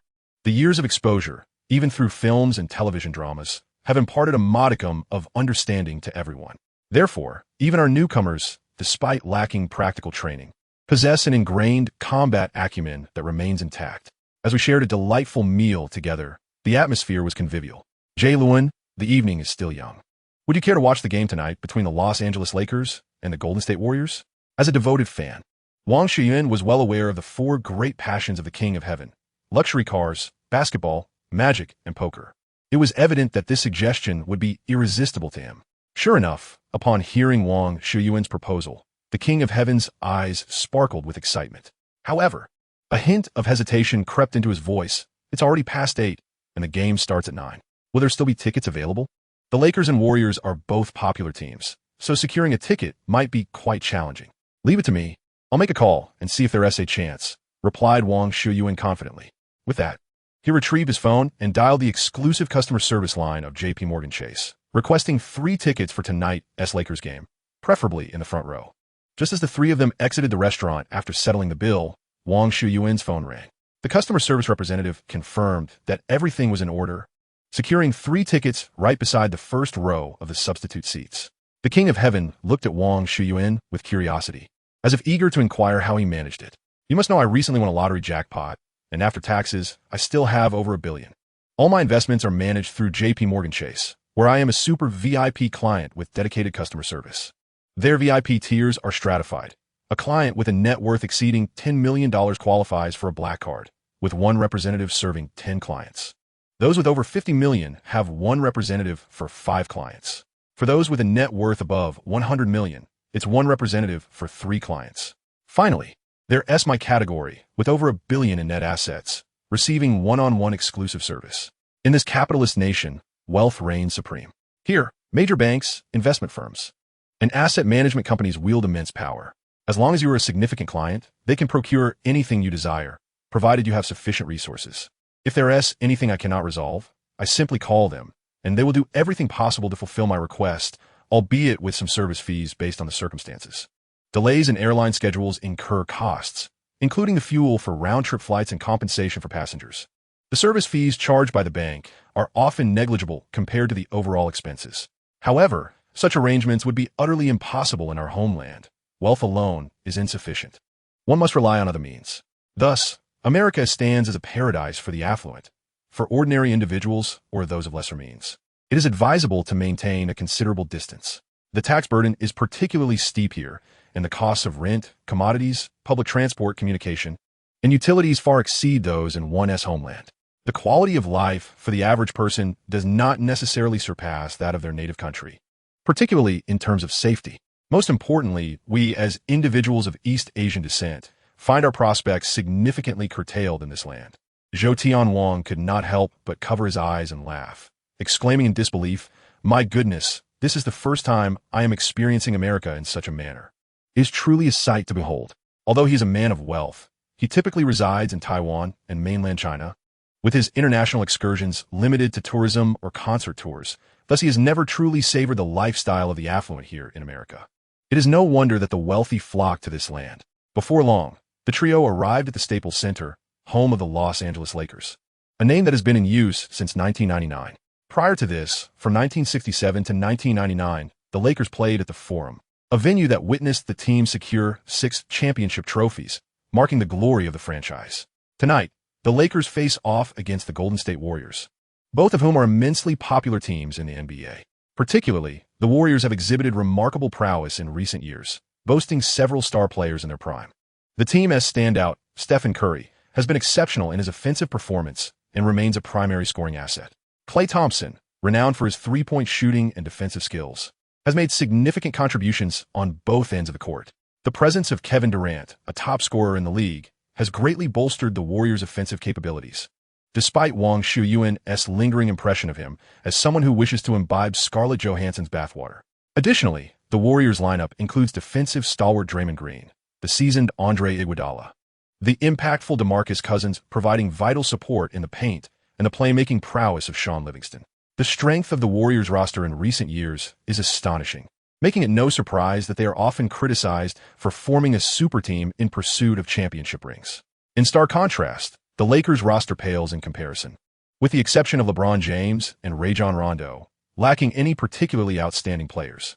The remainder consists primarily of respectable veterans or promising newcomers, rendering tonight's game seemingly predictable. Nevertheless, the audience continues to pour in, for both the Warriors and the Lakers are among the most popular teams in the NBA. Chapter 58. Mini-games at the arena. They swiftly entered the venue, taking their seats in the front row as the start of the game approached. Upon settling in, they were astonished to find themselves seated next to Taylor Swift and Scarlett Johansson. Is the world truly this small? Wang Xiuyuan pondered to himself. Upon spotting Swift, Zhou Tianwang was equally delighted to encounter a fellow artist, particularly one whose music he admires. He initiated a conversation, and both women were familiar with Zhou Tianwang, the distinguished Chinese singer who has enjoyed 2 decades of stardom in Asia. Simultaneously, they were acutely aware of the recent sensation among Chinese international students, the USC rebel Alex. His 2 notable escapades had garnered global attention, and he had also won the Mega Millions jackpot, amassing a fortune exceeding $10 billion. The enchanting woman standing alongside Alex was presumably his girlfriend. Swift and Scarlett scrutinized Christiana with admiration. Indeed, she was breathtakingly beautiful and possessed an exquisite figure, captivating even the 2 of them. Rumor had it that she was a budding actress, already gaining some recognition. It is no surprise that those who navigate the entertainment industry possess exceptional emotional and intellectual acumen, and soon the 2 engaged in amiable conversation with Christiana. As the competition was about to commence, the players from both teams began to enter the arena, starting with the visiting team, led by Durant. As Durant sprinted onto the court, thunderous applause erupted. Although it was an away game, the enthusiastic fans warmly welcomed the visiting players, eager for an exhilarating match. At this moment, Wang Xiuyuan curiously glanced at Scarlett Johansson, intrigued to see her reaction. However, to his disappointment, her expression remained inscrutable, rendering his curiosity futile. Following the host's introductions, the Warriors players entered one by one. Wang Xiuyuan felt a pang of sympathy for those first entrants, particularly from the predominantly black team. Each player's greeting gestures were unique and often comprised an intricate series of movements that left him dizzy. It must be exceedingly challenging to remember all of them. After 10 minutes, all players had entered and were warming up on either half of the court. Finally, Wang Xiuyuan broached a question that had been on his mind. Scarlett, when Kevin Durant tweeted about wanting to drink your bathwater, you mentioned that if he won the playoffs, you would oblige him. After he secured the championship, did you indeed let him drink your bathwater? As soon as Wang Xiuyuan's question escaped his lips, 4 pairs of eyes fixated on him in disbelief. Perhaps feeling somewhat uncomfortable under their scrutiny, he awkwardly chuckled and instinctively closed his mouth. Nevertheless, Scarlett's words were merely an attempt to garner attention, a casual remark lacking sincerity. At that time, I was a married woman. Would that scoundrel dare to drink my bathwater? What a foolish question to pose. Wang Xiuyuan lamented inwardly, realizing how such a query reflected poorly on his intelligence. At this juncture, the match officially commenced. The initial exchanges between both teams unfolded in a relatively standard manner. However, after 5 to 6 minutes, the disparity in skill began to manifest. Under the offensive prowess of Curry, Durant, and Thompson, the score gap steadily widened. The little emperor, LeBron James, found himself isolated, frequently besieged by Green and Cousins' dual defense, making offense exceedingly arduous. Rondo was also restricted in his organizing role, as the other players struggled to form effective collaborations with him. Unless LeBron James experienced a miraculous surge or the Golden State Warriors collectively turned into inept craftsmen, the score differential would only continue to grow. Meanwhile, a couple captured by the cameras prepare to kiss in front of the lens. The camera first captures a middle-aged couple accompanied by their 2 children. As they are filmed, they share a kiss, eliciting warm applause from the audience, with their children cheerfully clapping for their parents. The lens flits from one couple to another, including silver-haired elderly pairs and youthful lovers. Such light-hearted interludes during breaks indeed kindle joy among the attendees. Suddenly, the focus shifts to 2 men, and the camera lingers on them, a clear indication of the photographer's playful intent. The men exchange glances and, with a resigned demeanor, comply with the unspoken cue, embracing each other's heads before sharing a kiss. It is evident that they are not a couple, provoking hearty laughter from the crowd. Next, the camera transitions to a couple in their 30s. This time, the lens remains fixed, capturing the subsequent pairs as they kiss. Yet the man in this duo appears indifferent. Unlike before, the camera does not divert. It continues to capture them.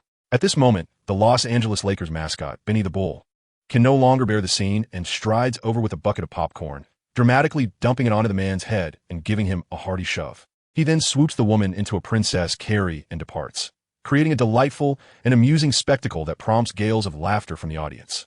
Abruptly, the camera turns to Wang Xiuyuan and Christiana.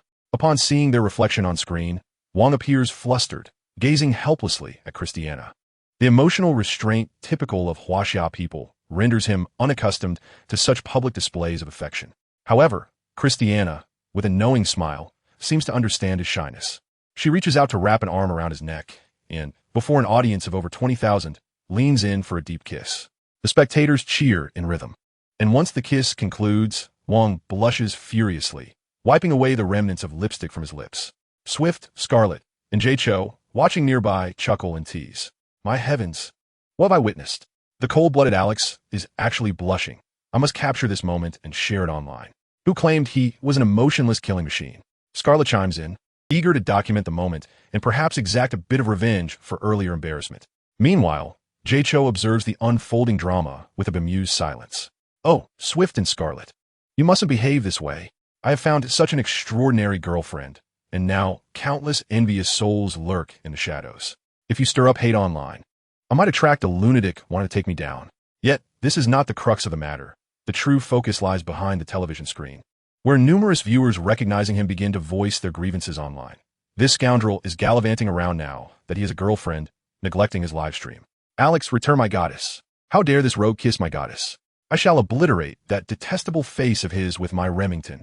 The match unfolds before our eyes, with the Los Angeles Lakers fervently striving to close the gap on the scoreboard. Under the stellar leadership of LeBron James, the deficit dwindles to a mere 4 points.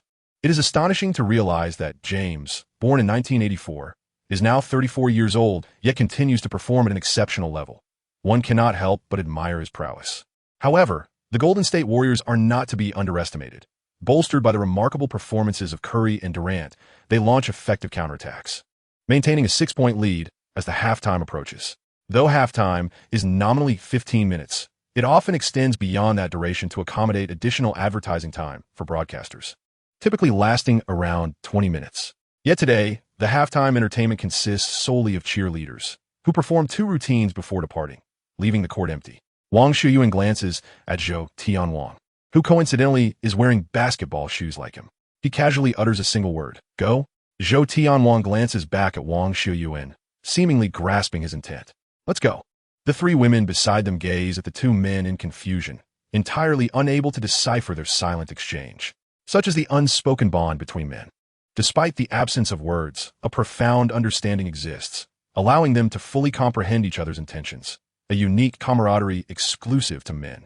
The 2 advance onto the court, where Wang Xiuyuan retrieves a basketball and tosses it to Zhou Tianwang. You go first. 3 shots.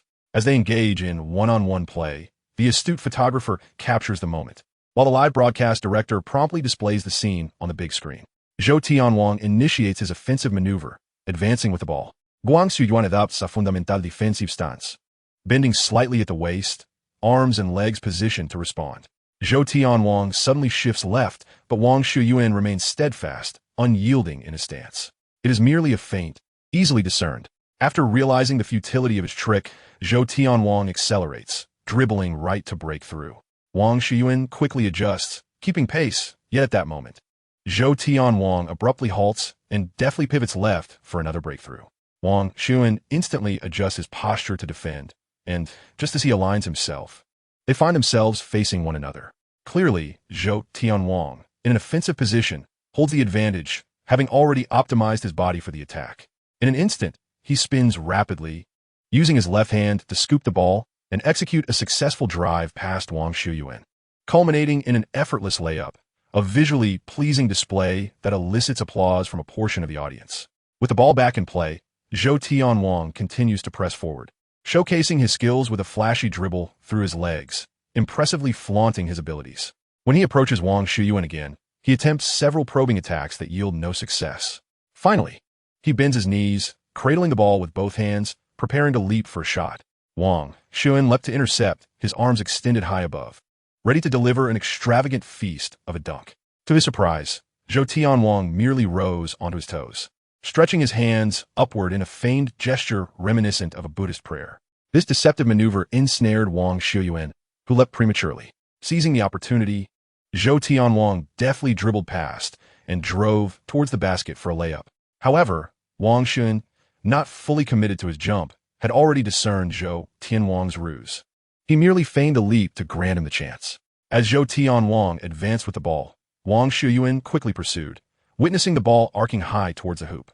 It was then that Wang Xiuyuan truly launched himself, soaring toward the backboard, his exceptional athleticism allowing his mouth to reach the same height as the rim. With a thunderous crash, he emphatically swatted the basketball against the backboard, executing a magnificent block.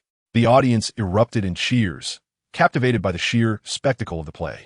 Dazed, Zhou Tianwang stood momentarily perplexed, unable to comprehend how he had been thwarted. Clutching the ball in his right hand, he reached skyward as if to shoot, but alas, he had not leapt.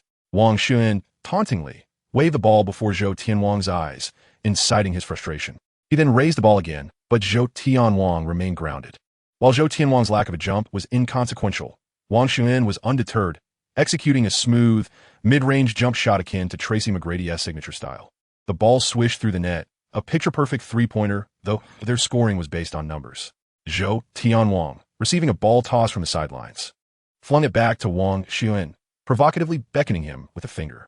Wang Xiuyuan, amused, retreated toward mid-court with the ball, leaving Zhou Tianwang bewildered by his antics, prompting him to remain stationary.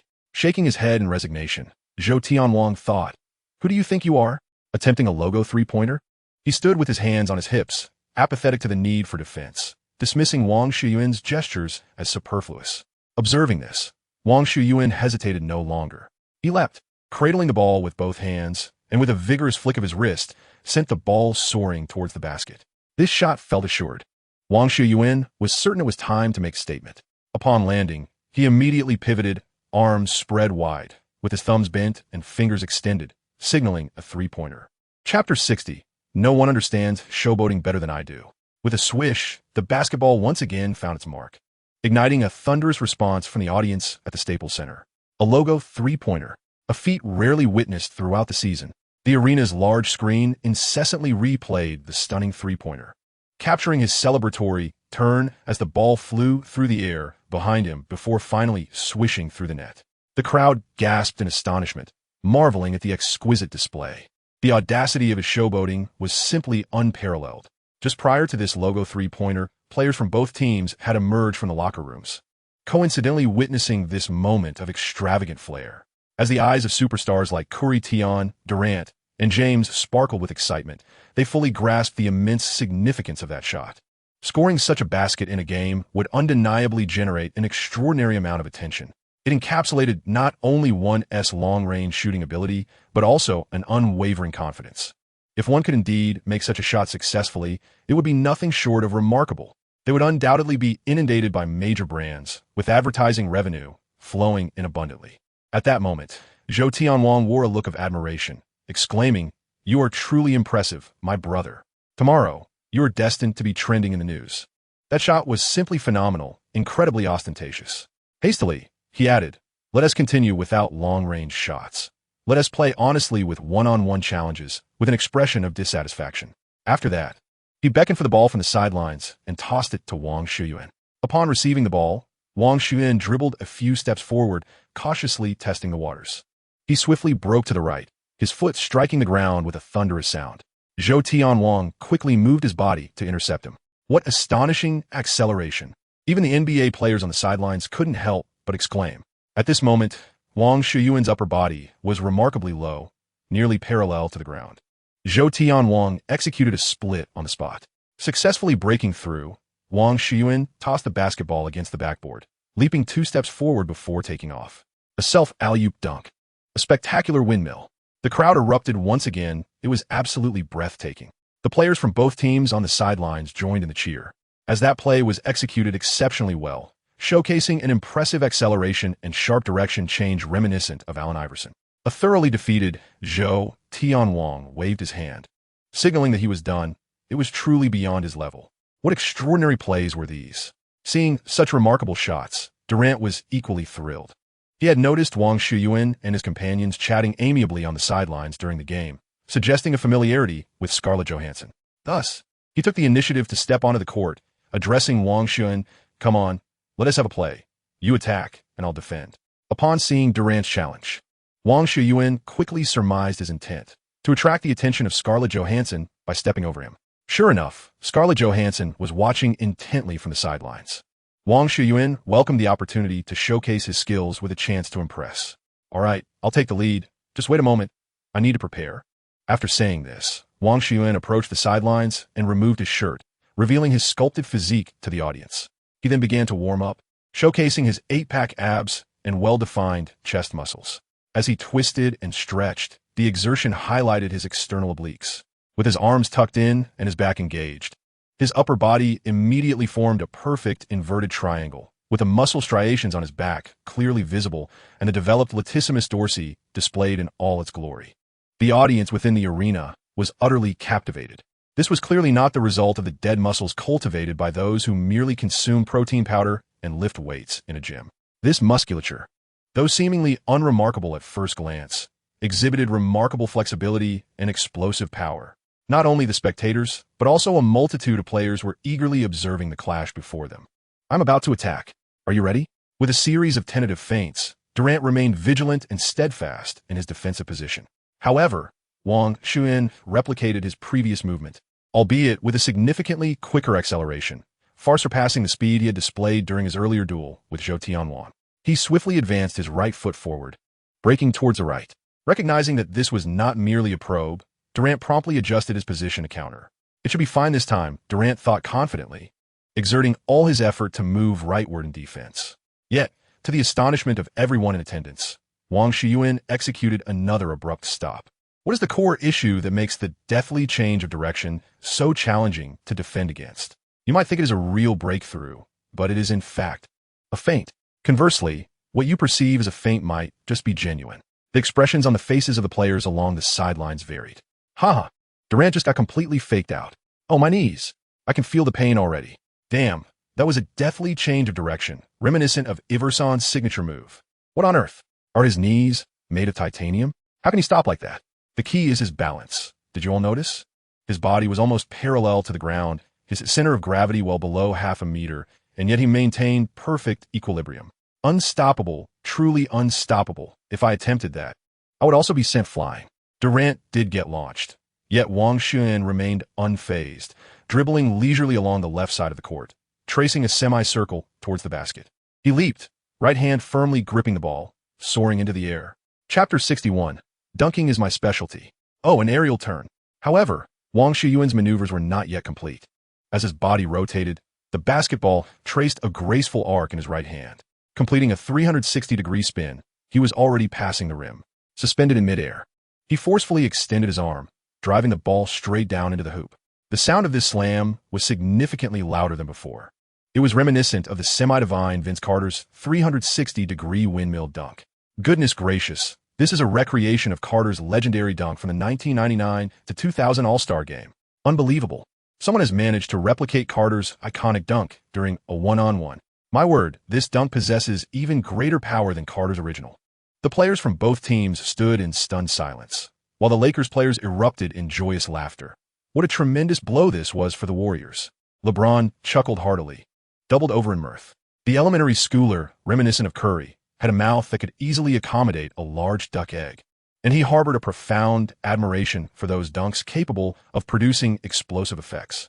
The other players of the Warriors, in disbelief, clutched their heads, exclaiming that it was impossible. On the sidelines, Swift, Scarlett, and Christiana rose in jubilant celebration, their three graceful figures creating a stunning spectacle.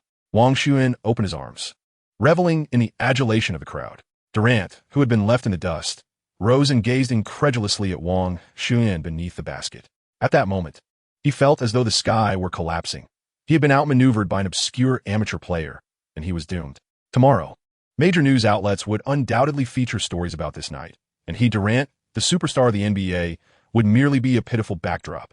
Ultimately, it was Thompson of the Warriors who stepped forward at the peak of his prowess, standing as one of the top 3 and D players in league history, with defensive capabilities that firmly placed him among the league's elite. Hey, brother, let us have a go and see if you can break through my defense, Klay Thompson said to Wang Xiuyuan. Recognizing Thompson's fierce demeanor, Wang Xiuyuan understood his intent and appreciated it. Durant's defensive skills were merely above average within the league. While Thompson's prowess surpassed Durant's by leaps and bounds, he was indeed a veritable defensive stalwart. Moreover, Wang Xiuyuan could discern that Thompson was not merely trying to show off in the wake of his teammates' misfortune. He had always held great respect for individuals who exhibited responsibility and camaraderie. All right, but you best be cautious, Wang Xiuyuan responded earnestly. As the ball found its way into his hands, he immediately commenced his offensive maneuvers. The arena fell into a hushed silence. Not a soul uttered a word, and even the music that played during halftime ceased. Once again, he initiated a familiar, lightning-fast breakthrough, and Thompson, quick to react, matched his pace. Upon realizing Thompson's approach, one could not deny that his defensive skills were indeed top tier. In light of this, Wang Xiuyuan refrained from forcing his way through, as not every player could be outmaneuvered with a dramatic change of direction. He swiftly pivoted, engaging Thompson in a back-to-the-basket play. His back collided heavily with Thompson's chest, producing a dull yet resonant thud. Pained expressions flickered across the faces of those present, as the sound alone suggested considerable discomfort. Yet, Thompson held his ground steadfastly. However, he was far from unscathed. The impact had nearly taken his breath away. Perhaps recalling Wang Xiuyuan's earlier shot, he exclaimed, "Please don't attempt a back-to-the-basket fadeaway jump shot. Unless you're sure at 1T go in. Otherwise, such a move is virtually indefensible." Wang Xiuyuan confidently replied, "Rest assured, I will not attempt a back-to-the-basket fadeaway jump shot. Instead, I shall drive past you and emphatically slam the basketball down on your head." The atmosphere in the arena was charged with tension and silence. At that moment, Wang Xiuyuan suddenly surged leftward with the ball, his right arm extended, shielding the basketball from Thompson's grasp. Thompson quickly shifted laterally, resolutely maintaining his defensive stance against Wang Xiuyuan's advance. Suddenly, Wang Xiuyuan executed a sharp break, swiftly pivoting against Thompson's central pillar. Thompson, despite his efforts, found himself out of position. Wang Xiuyuan dribbled rapidly towards the basket, with Thompson closely trailing him. Although slightly off balance, Thompson had not entirely failed. One might say he was only half broken through. For elite players in the league, half a step may suffice for defense. But for a powerhouse like Wang Xiuyuan, it was more than adequate for offense. Firmly against Thompson, Wang Xiuyuan advanced to the side of the backboard. He leaped, with Thompson exerting every ounce of effort to follow suit, his arms raised high in front of him. As both players soared into the air, the disparity became immediately apparent.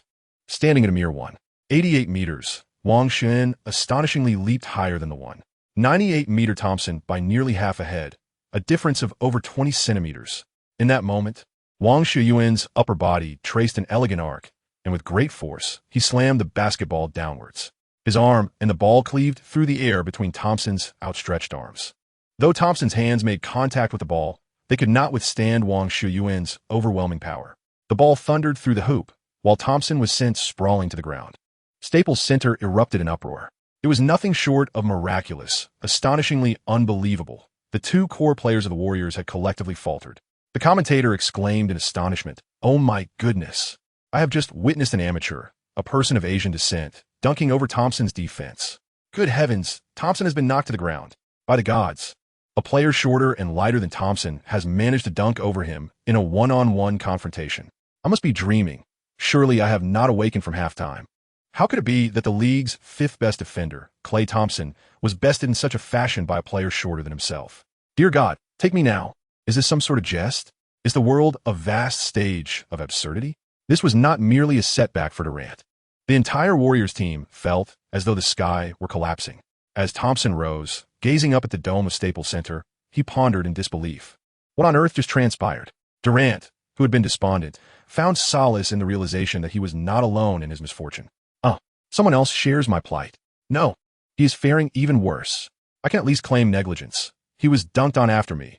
His situation is dire indeed. And this unfortunate soul possesses a defensive capability superior to mine.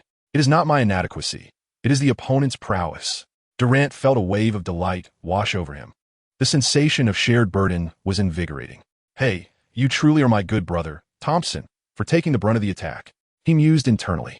On the Lakers' side, though astonished by Wang Xiuyuan's performance, their sentiments contrasted sharply with those of the Warriors as they reveled in the misfortune of their rivals. Especially LeBron, whose smile was so broad it was impossible to conceal.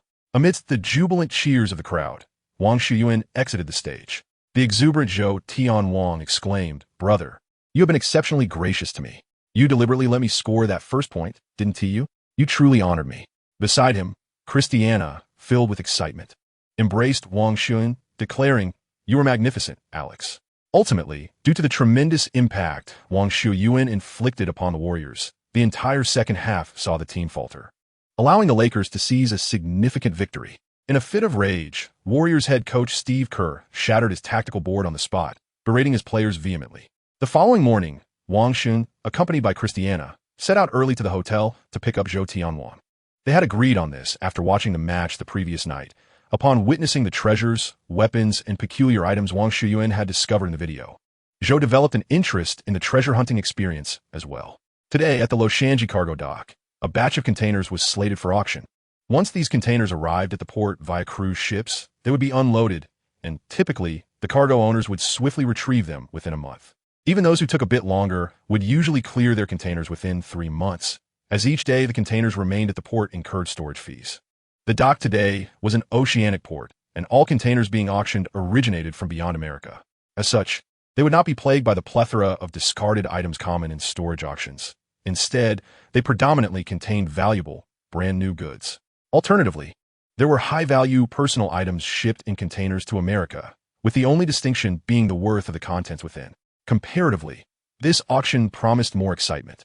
Yet the abundance of desirable items meant stiffer competition, and each container would command a hefty price. Since Zhou Tianwang would be participating, Wang Xiuyuan decided to host a live stream. The commotion from recent concerts and basketball games had drawn considerable attention, and his fans expressed their dissatisfaction, insisting he must go live. "Hello, esteemed viewers. I am back with another live stream today, and I will be joined by a mysterious guest as we embark on a container treasure hunt. Can you guess who this guest might be?" Wang Xiuyuan greeted his audience warmly, yet their reactions were less than favorable. The dog host lives a life of luxury, yet forgets our struggles. "Oh, the billionaire is live again. What an honor for us mere mortals. Count how many times you've streamed this month. Even the donkeys and the production team wouldn't dare rest this much.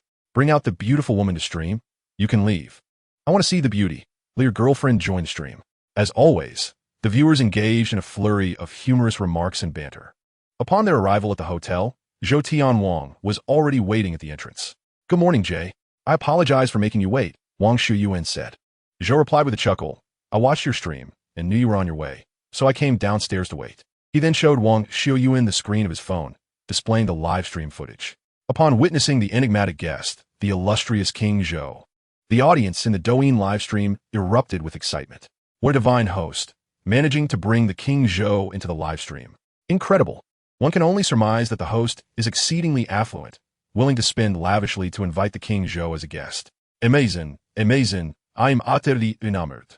We need more live streams like this in the future. After King Zhou exchanged pleasantries with the audience, they set forth on their journey to the port. While en route, King Zhou posed an unexpected query to Wang Xiuyuan. "Xiuyuan, do you think we might encounter highway robbers today? The armed kind?" Before Wang could respond, the ever-enthusiastic Christiana burst into laughter. "How realistic, highway robbery. It wouldn't have happened, but now it surely will. If we don't encounter armed robbery, it would be an affront to this guest. If you say we will encounter it, we undoubtedly shall. It's your choice, idol. There can't be many left who dare to rob Alex these days." Suddenly, a heavy-duty ballistic vest, embedded with bulletproof plates, emerged from the trunk, accompanied by a sleek black gun bag. As they opened it, they were astounded to discover an 416 Hong Kong dollars assault rifle, equipped with a scope, alongside a Remington shotgun and a tactical belt brimming with 10 magazines. "Are you planning to pick a fight? Why bring such formidable gear out?" King Zhou exclaimed, astonished. Wang Xiuyuan, who was driving, explained, "I have no choice. I can't venture out unarmed. The disturbances from the previous 2 groups were too significant. And with that gang still around, safety is paramount. Nothing is more crucial than preserving one's life." In the midst of their conversation, they arrived at the freight terminal in Luoshanji. A throng of individuals congregated at the dock, engaging in lively chatter. Upon spotting Wang Xiuyuan, those who recognized him greeted him warmly. "Look who has arrived. The superstar is here to snatch containers with us. Alex, you affluent magnate. Are you here to compete for our livelihoods again? Indeed, why not pursue a career as a superstar in the NBA instead of vying for our meager earnings? Alex, could you spare us poor souls? You shouldn't be competing for our sustenance. You ought to play basketball. Alex, those shots you made last night were phenomenal. I've replayed the video multiple times." A group of treasure seekers jested with Wang Xiuyuan. He was delighted to receive greetings from familiar faces, a sentiment he had never experienced in his previous life. Chapter 63. The Container from the Middle East. Yalat, I've merely acquired a few warehouses. I'm not competing for your opportunities to earn, Wang Xiuyuan replied. Today, I brought a friend to enjoy and experience life. Just look at this individual beside me. He is the pop music king of Asia. How are the containers up for auction today? Any insider information you could share? Wang Xiuyuan inquired of a familiar treasure seeker. Forget it, exclusive information is never divulged. If there were any insider tips, the whole world would already be aware. As in times past, we treasure hunters possess knowledge equivalent to yours, albeit this time with a larger quantity of containers up for auction. Due to the imposition of heightened tariffs by the esteemed leader, many items that were already difficult to sell have now entered the market at a loss, prompting some merchants to opt for breach of contract and abandon their goods. Consequently, there will be a greater number of such containers this time, approximately 130 in total, relying solely on luck and discernment. Upon hearing this, Wang Xiuyuan felt a wave of disappointment wash over him. If all the goods were similar, it would be challenging to find anything to his liking. It seemed likely that this trip would end in disappointment. However, what embodies the spirit of the Chinese people? They will never return empty-handed. After all, one might as well make the most of their visit. Wang Xiuyuan turned to Zhou Tianwang and remarked, "It appears that our chances of discovering anything worthwhile today are slim, as these containers are primarily filled with imported goods. Since we are here, let us take a look and see what unfolds." He was preemptively managing Zhou Tianwang's expectations to prevent him from harboring excessive hopes, which would only lead to greater disappointment later on. The auction commenced swiftly as a port worker approached with a megaphone, gathering the crowd. "Today, we have prepared 137 containers, all of which have been overdue for 6 months. According to the agreement, we, the managing authority, reserve the right to confiscate and handle these items. The containers will go to the highest bidder, and payments can be made via card. The successful bidders will have 1 day to clear out the contents, with empty containers needing to be returned to us by noon tomorrow. Does anyone have any questions?" The dock staff meticulously explained the auction rules, and upon receiving no objections, they proceeded with the bidding. The management had already consolidated all the containers designated for auction, greatly facilitating the treasure hunters. A staff member severed the lock on the first container and opened the door. The auctioneer announced, "This container has been dispatched from China. You will have 10 seconds to observe in groups of 3. A throng of individuals surged forward to inspect the contents. Some treasure hunters illuminating the interior with powerful flashlights in hopes of gaining clearer insight. Alas, Wang Xiuyuan's hopes for the first warehouse were destined to be dashed. It was filled to the brim with boxes. The average observer would glean little from the exterior, yet Wang Xiuyuan discerned that the container was packed with mere decorative props. It was indeed a shipment from China, as the staff had accurately conveyed, without a hint of deception. Some of the treasure hunters who had approached to inspect expressed their discontent. "Damn it, I despise these sealed boxes," one lamented. "They lack any discernible markings, making it impossible to assess the value of the contents. It's all a gamble. Such opaque boxes are particularly treacherous, unsuited for high bids, lest one's luck falter." Soon, the observation period concluded, and the auction resumed. After 5 or 6 minutes of bidding, the container was ultimately purchased by an African-American gentleman for $13,000. One can only wonder how much he might lose on the items within. Let's hope his tears are not too bitter. One by one, the containers were swiftly auctioned off, yet Wang Xiuyuan had yet to encounter a container that satisfied his discerning taste. During this process, he mostly followed suit, casually throwing out a few price rounds. However, upon arriving at this shipping container, Wang Xiuyuan's eyes sparkled with excitement. This container was brimming with treasures. It was imperative to seize this opportunity. It was surely destined to be his. This was a standard 45-foot container measuring 13.7 meters in length, 2.44 meters in width, and 2.59 meters in height. Unlike the containers auctioned previously, this was a private shipment, rather than assorted goods. It housed a plethora of exquisite watches, pocket watches, and antique clocks, roughly numbering in the thousands. Each timepiece was meticulously packed in its own elegantly crafted box, cushioned with silk and equipped with shock-absorbing mechanisms to ensure their utmost safety during transit. Ultimately, they were placed in large, well-sealed plastic cases, effectively shielding them from moisture.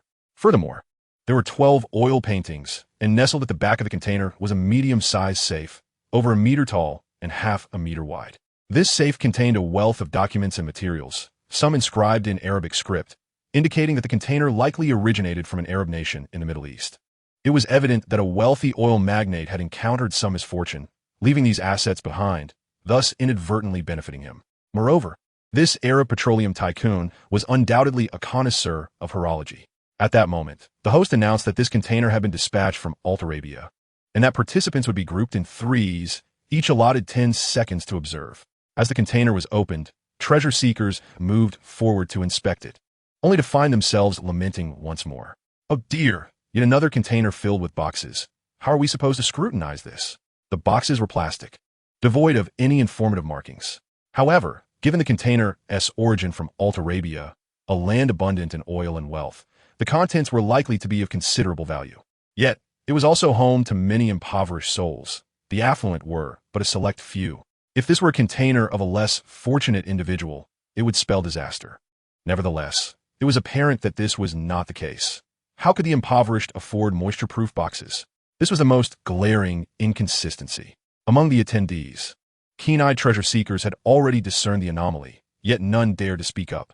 Silence, after all, was the pathway to fortune. Wang Xiuyuan remarked to Christiana and Zhou Tianwang. This container is promising. It is filled solely with plastic cases, which likely do not contain ordinary goods. I believe we should purchase it and explore its contents. Await my good news. As the observation concluded, the auctioneer promptly initiated the bidding.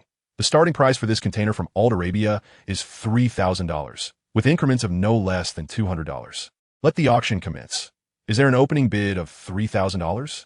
Given the container's origin from a land of numerous tycoons, many treasure seekers were keenly interested, and the bids swiftly escalated. This gentleman bids $4,000. $4,000. Do I hear a higher offer? The gentleman bids $4,500. Is there a higher offer? The lady bids $7,300. Is there anyone willing to bid higher? $17,000. The elderly gentleman bids $17,000. Is there anyone prepared to outbid this amount? Chapter 64 marks a triumph for the affluent.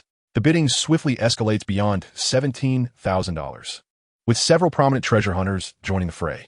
Krent bids $22,000. $22,000. Are there any higher bids? The price continues to soar, gradually slowing only after exceeding $32,000, as the remaining treasure seekers begin to weigh the risks in their minds. Is this container truly worth the gamble? If it contains something of value, the wealthy elite from the Arab world could easily charter a private jet for transportation. A $32,000 gamble entails substantial risk of loss. Despite the doubts, the price continues its slow ascent. Wang Xiuyuan recognizes that it is time for him to make a move.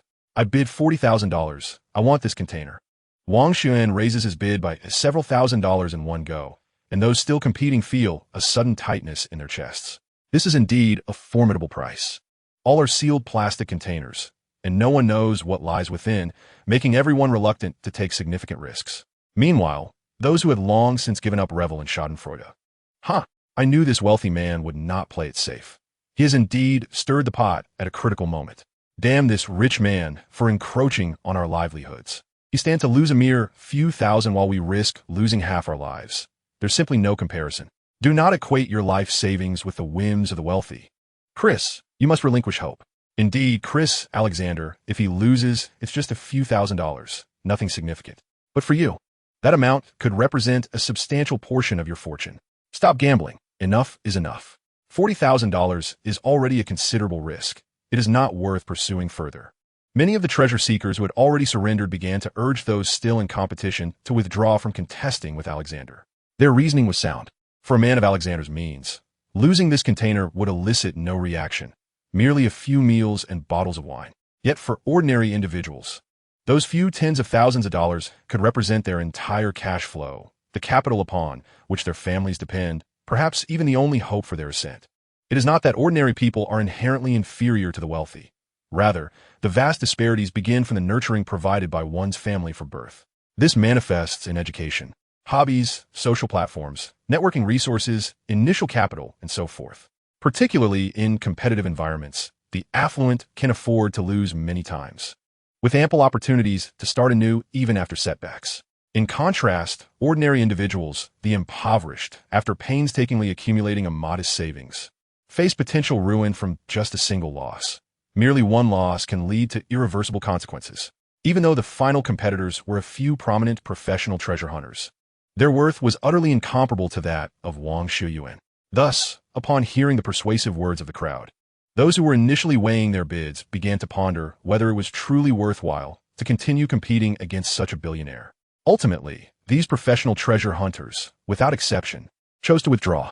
Not only had the price of the warehouse soared to an astounding $40,000, but the crux of the matter was that even if one possessed substantial funds, the risk of incurring losses was palpable. Their primary objective was profit, as their livelihoods depended on it. The higher the price of acquiring the warehouse, the greater the likelihood of a financial setback. Engaging in a losing venture was simply not an option for them. Cursed be the wealthy. The professional treasure hunters silently cursed Wang Xiuyuan in unison. Was there a higher bid than $40,000? $40,000. Agreed, $40,000 it is. The auctioneer declared the warehouse officially belonging to Wang Xiuyuan, who successfully claimed it without a hint of surprise. He alone understood the true value of this container, and he possessed the means to acquire it. This exemplifies the power of capital.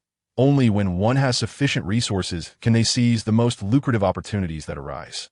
Therefore, when one does not perceive a promising chance for wealth, it is imperative to diligently accumulate initial capital. This ensures that when opportunities do present themselves, one is equipped to wager daringly. Evidently, these professional treasure hunters lacked sufficient capital accumulation, rendering them incapable of competing with Wang Xiuyuan. Even if he were unaware of the treasures within the container, his interest and willingness to gamble allowed him to bid without hesitation. The ample funds at his disposal granted him the freedom to act impulsively, a luxury these treasure hunters could never afford. Like ordinary individuals, they were constrained by their financial limitations.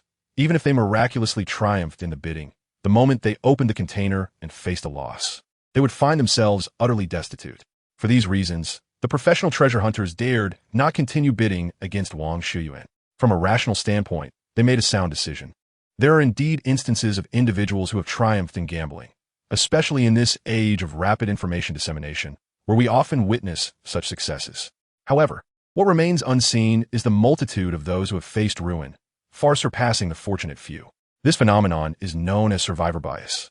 If an ordinary person stakes their entire fortune on a venture and encounters failure, resulting in overwhelming debt, would such a story capture your attention? Perhaps it would, for it involves bankruptcy, a compelling narrative. Yet, it may also fail to engage, as such stories abound in everyday life, often resembling one another, resulting in a general lack of interest from the public. It is precisely due to the abundance of failed examples that most individuals perceive such entrepreneurs as blindly embarking on ventures, lacking self-awareness or clarity regarding their entrepreneurial direction. They are deemed utter failures, eliciting only a sense of pity before fading from memory. However, consider the scenario where an individual stakes their entire fortune on a venture and emerges victorious. How many would admire such a figure? The answer is substantial, certainly far exceeding the former case, attracting far greater attention. This is because everyone yearns for success and aspires to it, seeking pathways to emulate the triumphs of others. Such a successful individual is often exalted to the highest echelons of praise. Yet, in truth, successful people remain a minority, which raises the question, why are the affluent so few compared to the ordinary populace?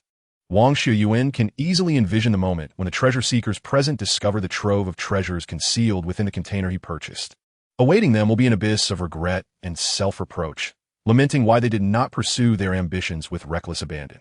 Perhaps the next time they encounter an enticing warehouse or container, some may recklessly gamble, only to end up losing everything. The auction continues, with treasure seekers enthusiastically acquiring numerous containers. Upon the opening of one particular container, a chorus of cheers erupts. Chapter 65, The Automobile Container. The attendees realize that the container, upon being opened, features a dual-layer design, a specially customized structure. Not only can the main doors be opened, but the side panels can also be lifted, though restricted by their positioning between two other containers. As the doors swing open, a layer of black silk comes into view, entirely concealing the contents within. The movement of air causes the silk to brush against the internal partition, its contours strikingly evident. Clearly, this container harbors automobiles, most likely exotic sports cars. Given the container's unique custom design, it stands 3 meters tall, and with the outer shell and central partition removed, each layer measures approximately 1.4 meters in height. The average height of a standard family sedan ranges from 1.45 to 1.52 meters, rendering it impossible for such vehicles to fit. The treasure seekers on site are palpably excited, animatedly expressing their joy, Yet their elation is perhaps premature. Wang Xiuyuan, the formidable player, observes from the sidelines. In a competitive scenario, who could rival him? In his eyes, the scene within the warehouse unfolds with clarity. He meticulously examines every corner, noting that each layer houses 2 rare sports cars. He scrutinizes the condition of each vehicle, concerned that they might resemble the Lincoln Continental, a mere shell devoid of substance. Fortunately, luck is on his side this time. The cars are in excellent condition, impeccably maintained. Every inch of their bodies displays the original paint, indicating a loving care from their previous owner. These are treasures that must be acquired. In a hushed tone, Wang Xiuyuan addresses Christiana and Zhou Tianwang. Behold, this container is uniquely customized. Generally, international standard containers come in 3 standard sizes, 20 feet, 40 feet, and 45 feet. Even the largest, the 45-foot container, measures merely 72 meters in length 44 meters in width, and 59 meters in height. This container's length and width are unremarkable. However, its height far exceeds that of a standard 45-foot container, reaching approximately 3 meters. Furthermore, judging by the silhouette revealed when the wind blew, this container is divided into 2 tiers, indicating it likely houses 4 vehicles, presumably sports cars. Christiana, suppressing her excitement, gazed at him. Is that truly so, Alex? Can we trust your assessment? Would anyone transport sports cars in a container? Upon hearing the possibility of sports cars within, Zhou Tianwang's face radiated enthusiasm. If it indeed contains sports cars, you must secure it. If rare antique vehicles are present, we would be in possession of treasures that are hard to come by. I am confident in my judgment. This container is evenly split into 2 levels, and ordinary vehicles would not fit inside. The only concerns are how many cars it contains, their brands, their conditions, and their values. However, being shipped from abroad to America, it surely cannot be inexpensive, Wang Xiuyuan asserted with confidence. At this moment, the auctioneer began to speak. The starting bid is $2,000, and the highest bidder wins. The auction is now open. Do we have any offers? This is a container for transporting vehicles. After all, new cars are typically shipped via specialized vehicle transport vessels. Only private owners of exceptionally valuable cars would consider using a container for transport. The seasoned treasure hunters present understood this principle, and the atmosphere surged with excitement. Bids began to pour in. $5,000. Do we have any higher offers? An elderly gentleman bid $8,000, followed by a beautiful lady bidding $10,000. The price escalated rapidly, soon surpassing the previous record of $40,000, continuing to rise. $42,000, Clint bid. Do we have any higher offers? Trent countered with $45,000, increasing the bid by $3,000. The pace of bidding slowed significantly, yet it steadily climbed to $67,000. And Wang Xiuyuan realized it was time for him to act. He raised his hand, declaring, "Here, I bid $70,000, sir." Chet, I knew this wealthy tycoon would not let this container slip away. He has indeed made his move. Huh. I was well aware that this container had nothing to do with me, so I couldn't be bothered to bid. Come on, Trent, Alexander, you veteran treasure hunters. Do not allow this tycoon to be so brazen. Defeat him. The auctioneer exclaimed with excitement. This gentleman has raised the price to $70,000. $70,000. Do we have any higher bids? Trent, Clint, Chris, Alexander, it is your turn now. Bid bravely. You are all seasoned treasure hunters. How could you be bested by a newcomer? This is a custom container for transporting automobiles, a treasure that is truly rare. What are you waiting for? The 4 veteran treasure seekers, upon hearing the crowd's escalating excitement, felt the pressure as the auctioneer openly stirred the pot, his countenance darkening. Nevertheless, the rarity of such a container proved irresistible, and they could not suppress their trembling hands as they embarked on this thrilling journey. The first to raise his hand was Chris, who had repeatedly encountered great fortunes in storage treasure hunts, most notably discovering a painting worth over $1 million in a warehouse. His financial prowess placed him among the elite few in California's treasure hunting circles. $71,000. The auctioneer, invigorated, seemed to believe his provocations had borne fruit. Chris bids $71,000. What about you? Will anyone raise the stakes? $72,000. Clint was not to be outdone, promptly countering with his own bid. Soon, Alexander and Trent also joined the fray, determined not to relinquish their chances easily, especially given that the probability of a significant find within this container was markedly higher than before. $80,000. Wang Xiuyuan raised the bid significantly. This gentleman bids $80,000. It's your turn, Alexander and Chris. The auctioneer exclaimed enthusiastically. Hey, Mr. Auctioneer, Please call me Alex. Very well, Mr. Alex. Mr. Alex bids $80,000. Does anyone wish to counter? Yet, even with this, they were unwilling to concede easily. $81,000. $82,000. $82,500. At this moment, Wang Xiuyuan made his move again. I bid $90,000. With this declaration, the auctioneer was nearly beside himself with joy, ready to embrace Wang Xiuyuan in enthusiasm, having raised the bid by a staggering $7,500. Mr. Alex bid $90,000. Is there a higher offer? At this, the others fell into silence. The auctioneer pressed on. Clint, will you raise the bid? The crowd turned to Clint, who shook his head, signaling his withdrawal. What about you, Alexander? Will you make a higher offer? After a moment of contemplation, he made a gesture across his throat, indicating his retreat. Oh, Alexander has bowed out. Chris, what about you? Will you continue the competition? Chris, visibly conflicted, ultimately called out a new bid of $91,000. As he announced his offer, the previously withdrawn treasure hunters erupted into applause, eager for the unfolding spectacle. Chris bids $91,000. Alex, it's your turn. How much will you bid? Wang Xiuyuan, perceiving that Chris was nearing his limit, recognized that this price had surpassed his competitor's expectations. Determined to conclude the contest decisively, he declared $95,000. A cacophony erupted from the crowd, seemingly expressing disdain for the wealthy bidder. Alex placed a bid of $95,000. Chris, it is now your turn. What will be your decision? Chris had merely mustered the courage to make a bid. He had no desire to continue. Although it was a container capable of being loaded, what lay within remained a mystery.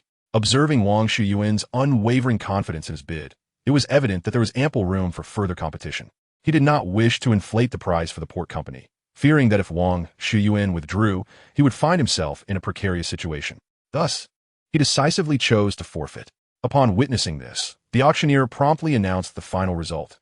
Congratulations to Mr. Alex for securing this container at the price of $95,000. It is now yours. The auction proceeded, yet no further containers piqued his interest. As soon as the auction concluded, Zhou Tianwang anxiously exclaimed, "Let us go, brother. We must see what treasures lie within that car container." Christiana, equally excited, seemed particularly keen on the car container. Wang Xiuyuan, unwilling to dampen their enthusiasm, readily agreed. Let us go and discover what splendid vehicles await us. I am quite intrigued as well. If the contents of that container are indeed top-tier sports cars, then the warehouse I previously acquired is bound to be filled with delightful surprises. Upon hearing his words, Christiana and Zhou Tianwang exchanged puzzled glances, unsure of his reasoning. Noticing their confusion, Wang Xiuyuan clarified, "Have you observed the origins of these two containers? Both are from Altar Arab. It is reasonable to deduce that these two containers belong to the same owner, who, due to unforeseen circumstances, was unable to retrieve them. Consequently, the better the vehicles in the loaded container, the more likely the contents of the earlier container will also be of exceptional quality." As they spoke, they arrived at the entrance of the container. Wang Xiuyuan produced a key and unlocked the large door. As he lifted the black silk covering, two cars draped in covers came into view, one on the upper level and one below. Further back, two more vehicles were also visible. In total, there were 4 cars, their low profiles unmistakably indicating they were sports cars, leaving no room for doubt. Zhou Tianwang and Christiana gasped in astonishment. Wow, it truly is a sports car warehouse. Just as you said, darling, look for sports cars. Ha, we have struck gold this time. At that moment, the live stream erupted with excitement, the comments flooding in like a flurry of snowflakes. Unbelievable, 4 sports cars. This makes no sense. He has struck it rich again. This is absurd. Truly absurd. I've come to understand. It seems that the more one has, the more fortune is bestowed upon others. Curse you, Alex. I am in awe. I am greedily absorbing the luck of this dog streamer. The piercing screams from Wang Xiuyuan attracted other treasure hunters who were busy sorting through containers. Upon discovering 4 luxurious sports cars within, a chorus of regretful expletives filled the air. Damn it. Why didn't I fight harder for this? What incredible luck. How could I have given up? Even if we had tried, we wouldn't have stood a chance. This guy is far too wealthy and was determined to claim it all. Indeed, with Alex's presence today, any container that piqued his interest was bound to be his, leaving no room for surprises. Listening to the surrounding murmurs, Wang Xiuyuan glanced at his phone, feeling a pang of regret for live streaming today's events, which had now made his activities known to the world. As a Chinese national abroad, being overly conspicuous was not ideal. Fortunately, he retained his Chinese citizenship and had not obtained an American green card if trouble arose. His great motherland would stand behind him for protection. Those who had encountered issues, like Zhao Chongpeng, had long since relinquished their Chinese nationality. If one is no longer a citizen, what justification does the homeland have to offer protection? They profited by exploiting opportunities in China, only to shift their wealth abroad and change nationalities, seeking a life of luxury. They believed they were stepping into a brighter future, yet when other nations face financial crises, they became mere pawns. Accused of terrorism, they could be apprehended or even killed at will. Handing over their wealth might spare their lives. But without the backing of their homeland, they were vulnerable. In the eyes of those foreign nations, they were simply affluent outsiders, lacking robust political and business connections, and could easily be consumed without anyone to advocate for them. However, this was not a concern for Wang Xiuyuan, as he had the support of a powerful homeland. This month, the noble Lady Meng of Huawei was recently detained in Canada, and China was actively negotiating for her release.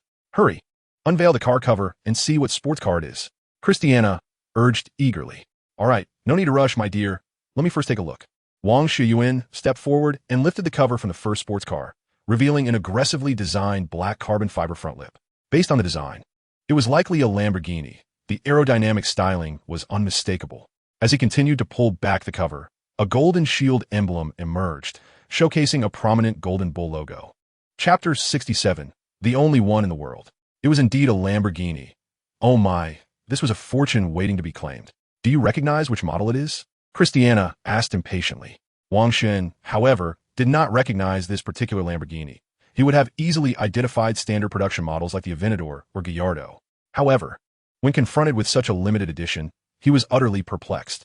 Recently, he had been engrossed in the study of antique artworks and history, or immersing himself in the learning of foreign languages such as French, German, Spanish, and Portuguese. Yet, he had not devoted any effort to the research of automobiles and luxury goods. At that moment, the renowned Zhou Tianwang spoke up. This is the Lamborghini Veneno Roadster, an exclusive limited edition available only in Dubai, known in our homeland as the Lamborghini Poison, with a mere 9 units produced worldwide. As a seasoned car enthusiast, Zhou Tianwang instantly recognized the vehicle and began to elaborate on its features. The exterior of this Lamborghini Poison exudes a futuristic allure, with its aerodynamic silhouette embodying aggression. The front end showcases a sharp design, complemented by large air intakes and the iconic Lamborghini headlights, creating a strikingly aggressive visual impact. The side profile boasts a unique aerodynamic configuration, with pronounced wheel arches and sleek lines that radiate a strong sporting essence. The rear is adorned with a substantial spoiler and exhaust outlets, further enhancing its performance and visual dynamism. Constructed predominantly from carbon fiber, the vehicle is not only lightweight, but also significantly enhances speed. The interior is equally opulent and technologically advanced, featuring an array of premium materials, including fine elk leather and carbon fiber, which cultivate an atmosphere of unparalleled luxury. The seating design is meticulously engineered for ergonomic support, providing excellent lateral stability and comfort, with safety features significantly enhanced. Remarkably, the seats are crafted with high-elasticity memory foam, greatly improving the comfort of the driving experience. Given that sports cars typically offer a low seating position, the driving experience can be rather ordinary. However, the Lamborghini Poison has made substantial improvements in this regard. The dashboard employs a digital LCD display, offering a wealth of driving information, while the central console is designed in Lamborghini's signature fighter jet cockpit style, exuding a sci-fi aesthetic. The Lamborghini Poison is powered by a 6.5-liter V12 naturally aspirated engine, delivering a staggering 750 horsepower and peak torque of 690 Nm. Coupled with a 7-speed ISR automatic transmission, the power delivery is both swift and precise. The vehicle can accelerate from 0 to 100 km per hour in approximately 2.9 seconds, reaching a maximum speed of 355 km per hour. This formidable powertrain allows it to excel on both racetracks and open roads. The rarity of the Lamborghini Poison is one of its most captivating attributes. Only 9 units were produced in 2013, and upon its release in 2014, each vehicle commanded a staggering price of 3 million euros, making it the object of desire for top collectors and automotive enthusiasts.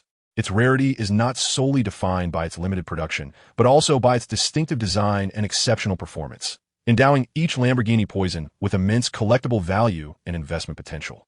This vehicle has yet to grace any auction. However, I am aware that in 2016, A European collector acquired one from another party for the sum of 590,000 euros.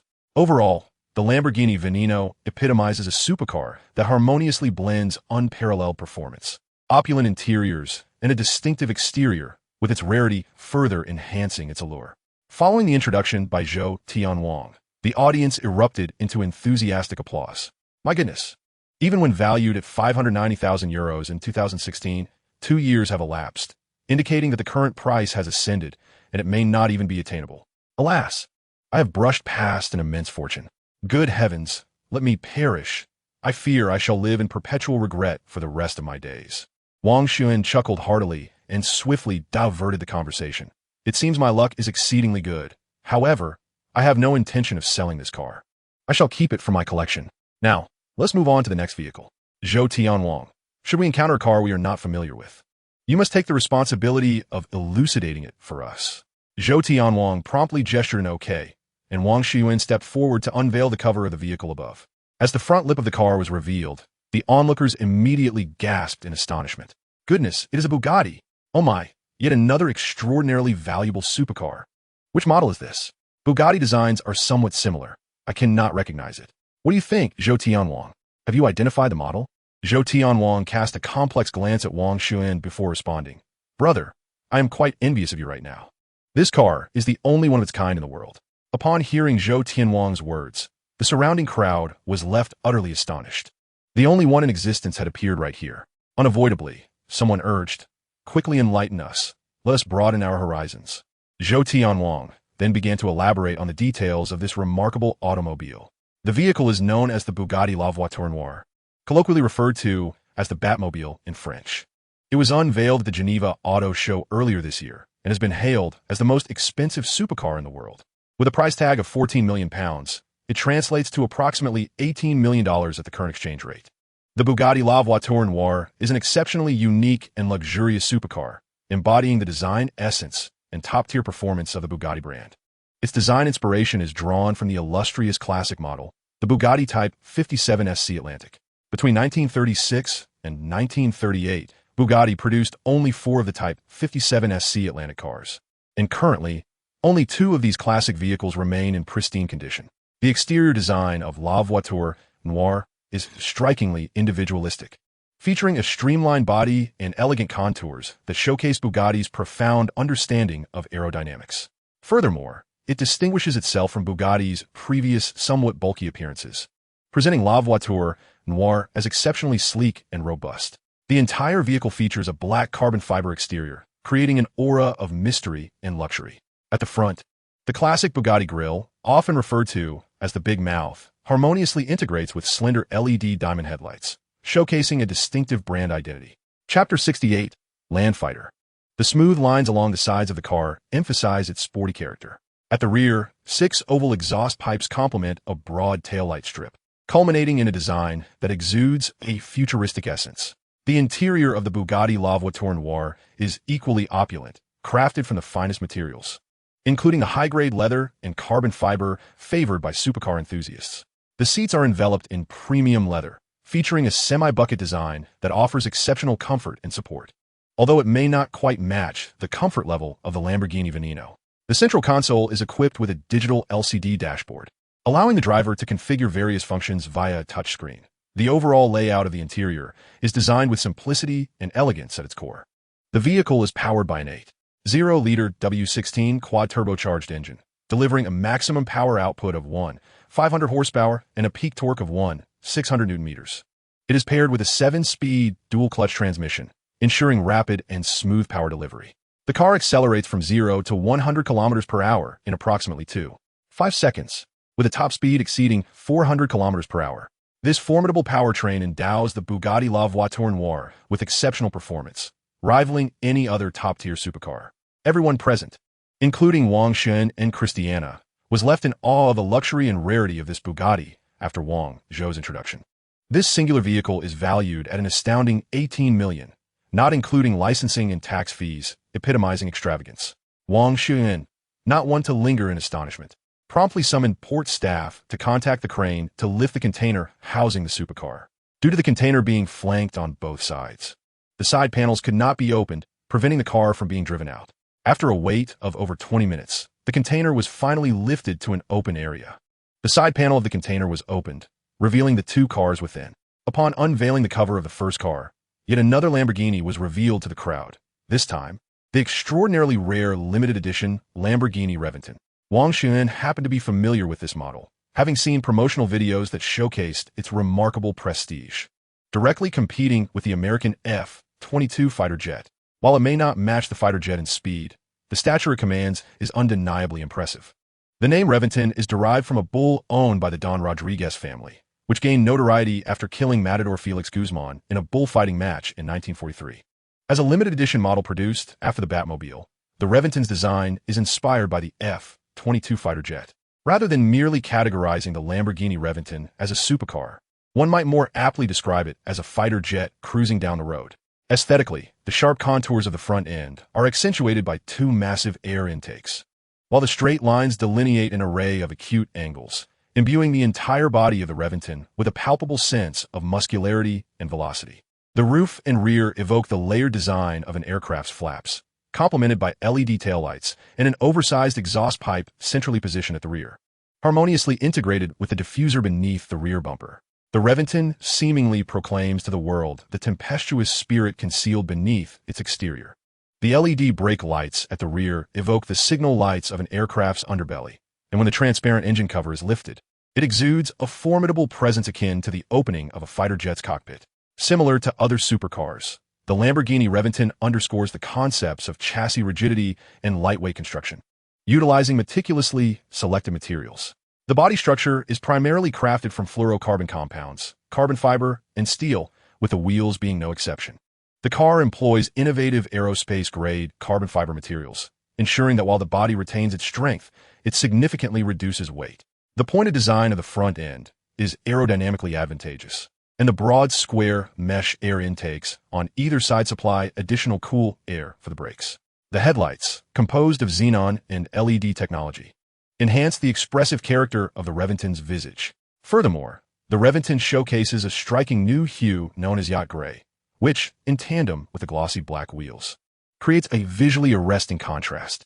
The interior is lavishly adorned with Alcantara upholstery, further embellished with decorative carbon fiber components. The most captivating feature lies in its dashboard, which nearly replicates the instrumentation of a fighter jet, its unique aviation-inspired design eliciting awe upon its release. The seats, likewise trimmed in Alcantara, evoke the sensation of piloting a fighter aircraft. The Reventon is powered by a 6.5-liter V12 engine, generating an impressive 650 horsepower and a peak torque of 660 Nm.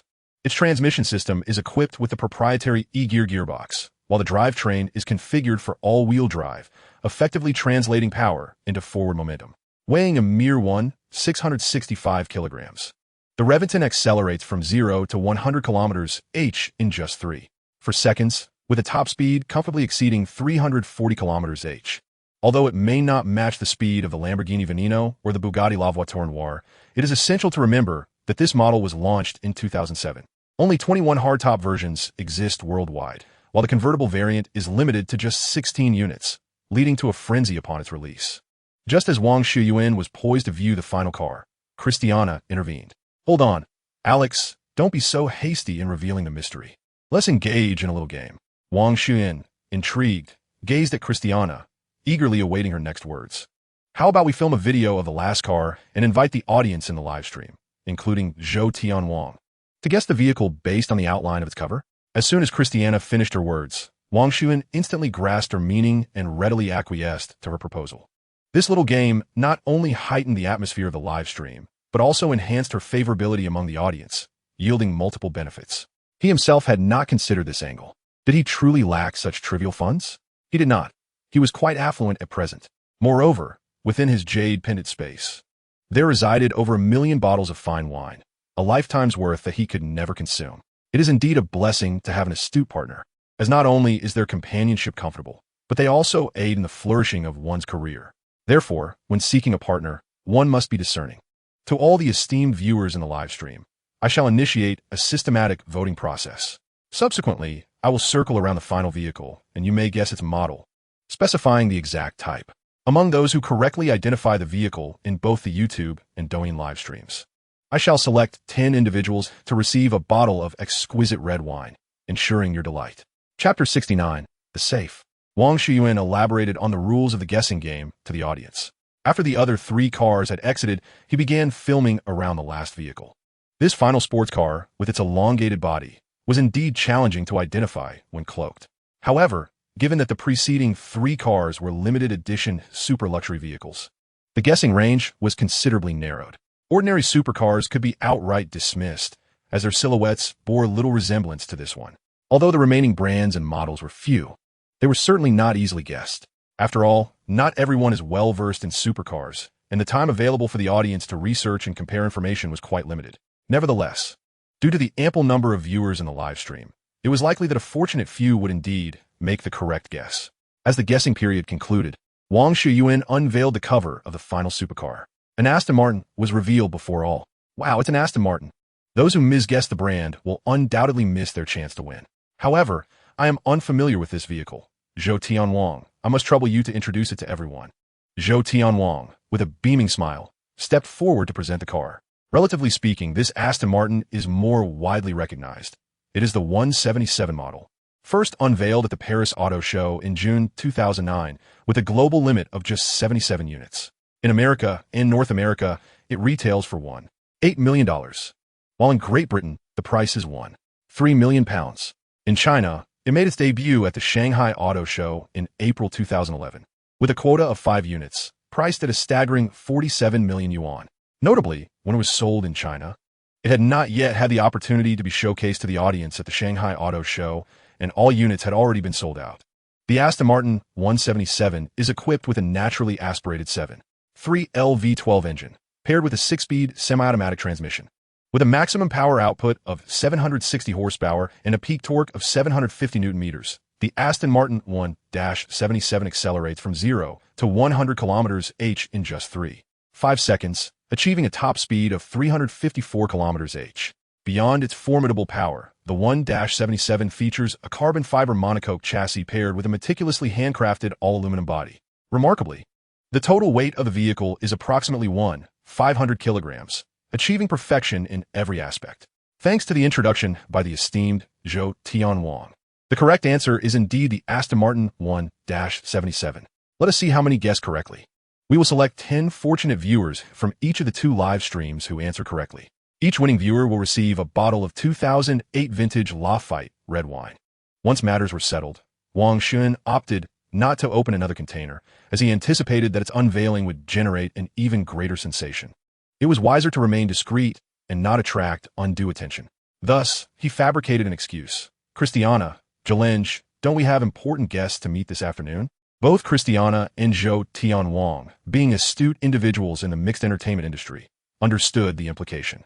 Zhou Tianwang promptly replied, yes, I almost forgot. We must hurry over to avoid any rudeness. Indeed, time is somewhat pressing. I will contact the moving company, added Christiana. After a flurry of activity, all items from the first container were loaded onto the truck. The 3 of them, accompanied by 4 trailers and a large truck, made their way to Beverly Hills, leaving behind a throng of envious treasure hunters.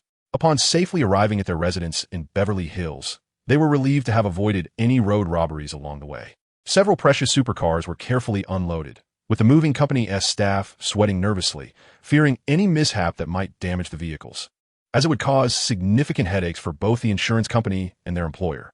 Meanwhile, Christiana oversaw the moving company's personnel as they transferred all items into the garage. Once the members of the moving and trailer companies departed, the trio finally breathed a sigh of relief. Christiana was the first to speak. Alex, could it be that you are overthinking this? What if this container does not belong to the same owner as those supercars? Indeed, it might not be the case, and the items within may not be as valuable as we presume. Zhou Tianwang concurred. Wang Xiuyuan shook his head seriously. I believe it is prudent to exercise caution. After all, these cars are exceedingly valuable and rare. Should these 2 containers indeed belong to the same owner, the contents of the remaining container are unlikely to be inexpensive. If they contain something particularly precious, revealing it to the entire internet would be akin to displaying a diamond to the world, which could easily invite unnecessary trouble. Christiana, you must understand that I am Chinese. Earlier this month, our esteemed Princess Meng of Huawei was detained by Canadian authorities. The identity of those orchestrating it need not be elaborated. As the two most formidable nations in the world, Huaxia and America, have ignited fierce conflicts. Should a confrontation arise, I would not be the least bit surprised. As a citizen of Huaxia, my utmost priority is to discreetly safeguard myself, even if my assumptions prove erroneous. The worst I would suffer is the cost of a relocation. Let us first devise a method to unlock the safe. Earlier, while the moving company employees were transporting items, I noticed a medium-sized safe. Perhaps it conceals an unexpected discovery. With that, Wang Xiuyuan took the lead towards the safe. However, with Christiana and Zhou Tianwang present, it was inappropriate for him to directly access the safe. He feigned interest in the safe before rising to head towards the basement. Christiana, observing his departing figure, inquired of Zhou Tianwang, "As a man, do you possess the intuitive understanding typical among your kind? Can you fathom his intentions?" Zhou Tianwang, upon hearing this, was at a loss. Who could possibly guess? He must be seeking demolition tools, for we lack the code to the safe and can only resort to forced entry. Chapter 70. The Pitiful Arab Prince. The dilemma lies in the fact that our toolbox is situated in the garage. Christiana, equally perplexed, could not discern his motives. Such tasks are better suited for professionals. "Perhaps you should use a cutting machine," she suggested, with a hint of skepticism. In response to Christiana's subtly doubtful remarks, Wang Xiuyuan confidently asserted, "Dear, just keep those captivating eyes wide open and watch closely. I'm far more proficient than those so-called professionals in the movies, and I will surely unlock it." Under their watchful gaze, he donned a stethoscope, placing one end against the mechanical combination lock, and began to turn it. The gears of the lock rotated slowly, the crisp sound echoing in the air. The three instinctively quieted their breaths, as if the sound of their inhalations might hinder his unlocking endeavor. Wang Xiuyuan's eyes were fixed intently on the mechanical lock when he suddenly halted. "All right, the first number has emerged, 59. Christiana, please take note." Though incredulous, Christiana complied and recorded it. Before either could react, Wang Xiuyuan continued his performance, sequentially revealing the second and third numbers.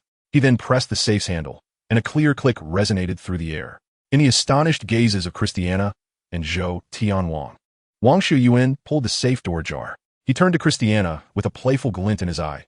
"What do you think, my dear? Surprised? Astonished? Ha ha, I am indeed a professional. No one understands how to unlock mechanical safes better than I do." Zhou Tianwang stood to the side, shaking his head with a wry smile.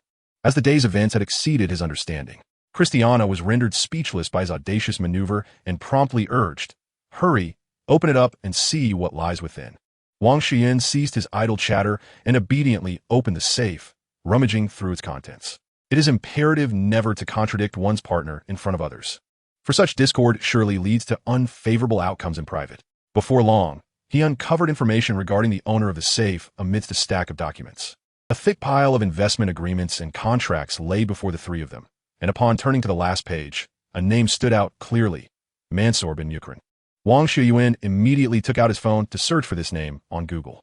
A wealth of information about Mansour bin Yukrin swiftly materialized before their eyes.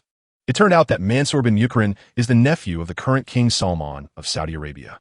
Following the death of the former King Abdullah in early 2015, Salman, being the youngest brother of Abdullah, ascended to the throne in accordance with the Saudi succession rules. However, upon inheriting the kingship, King Salman deviated from tradition by not following the customary practice of brotherly succession. Instead, he directly appointed his half-brother Mukrin, Mansour's father, as crown prince, while also designating his nephew Mohammed bin Nayef as deputy crown prince.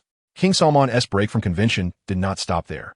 He also conferred the position of Minister of Defense to his son, young Salman. Astonishingly, just a few months later, King Salman publicly announced the dismissal of his brother Mukrin from the position of crown prince, claiming it was his brother's own personal decision. This unexpected move sparked widespread speculation, with many suggesting it stemmed from differing political views between Mukrin and King Salman, particularly in light of Saudi Arabia's military involvement against the Houthi forces in Yemen. Given that Mukrin's mother hailed from Yemen, later his nephew Mohammed bin Nayef assumed the title of crown prince, but his tenure was short-lived. He was ousted by Deputy Crown Prince Young Salman due to issues related to substance abuse. At that juncture, Young Salman consolidated both the roles of Minister of Defense and Crown Prince, while the aging King Salman relinquished significant power.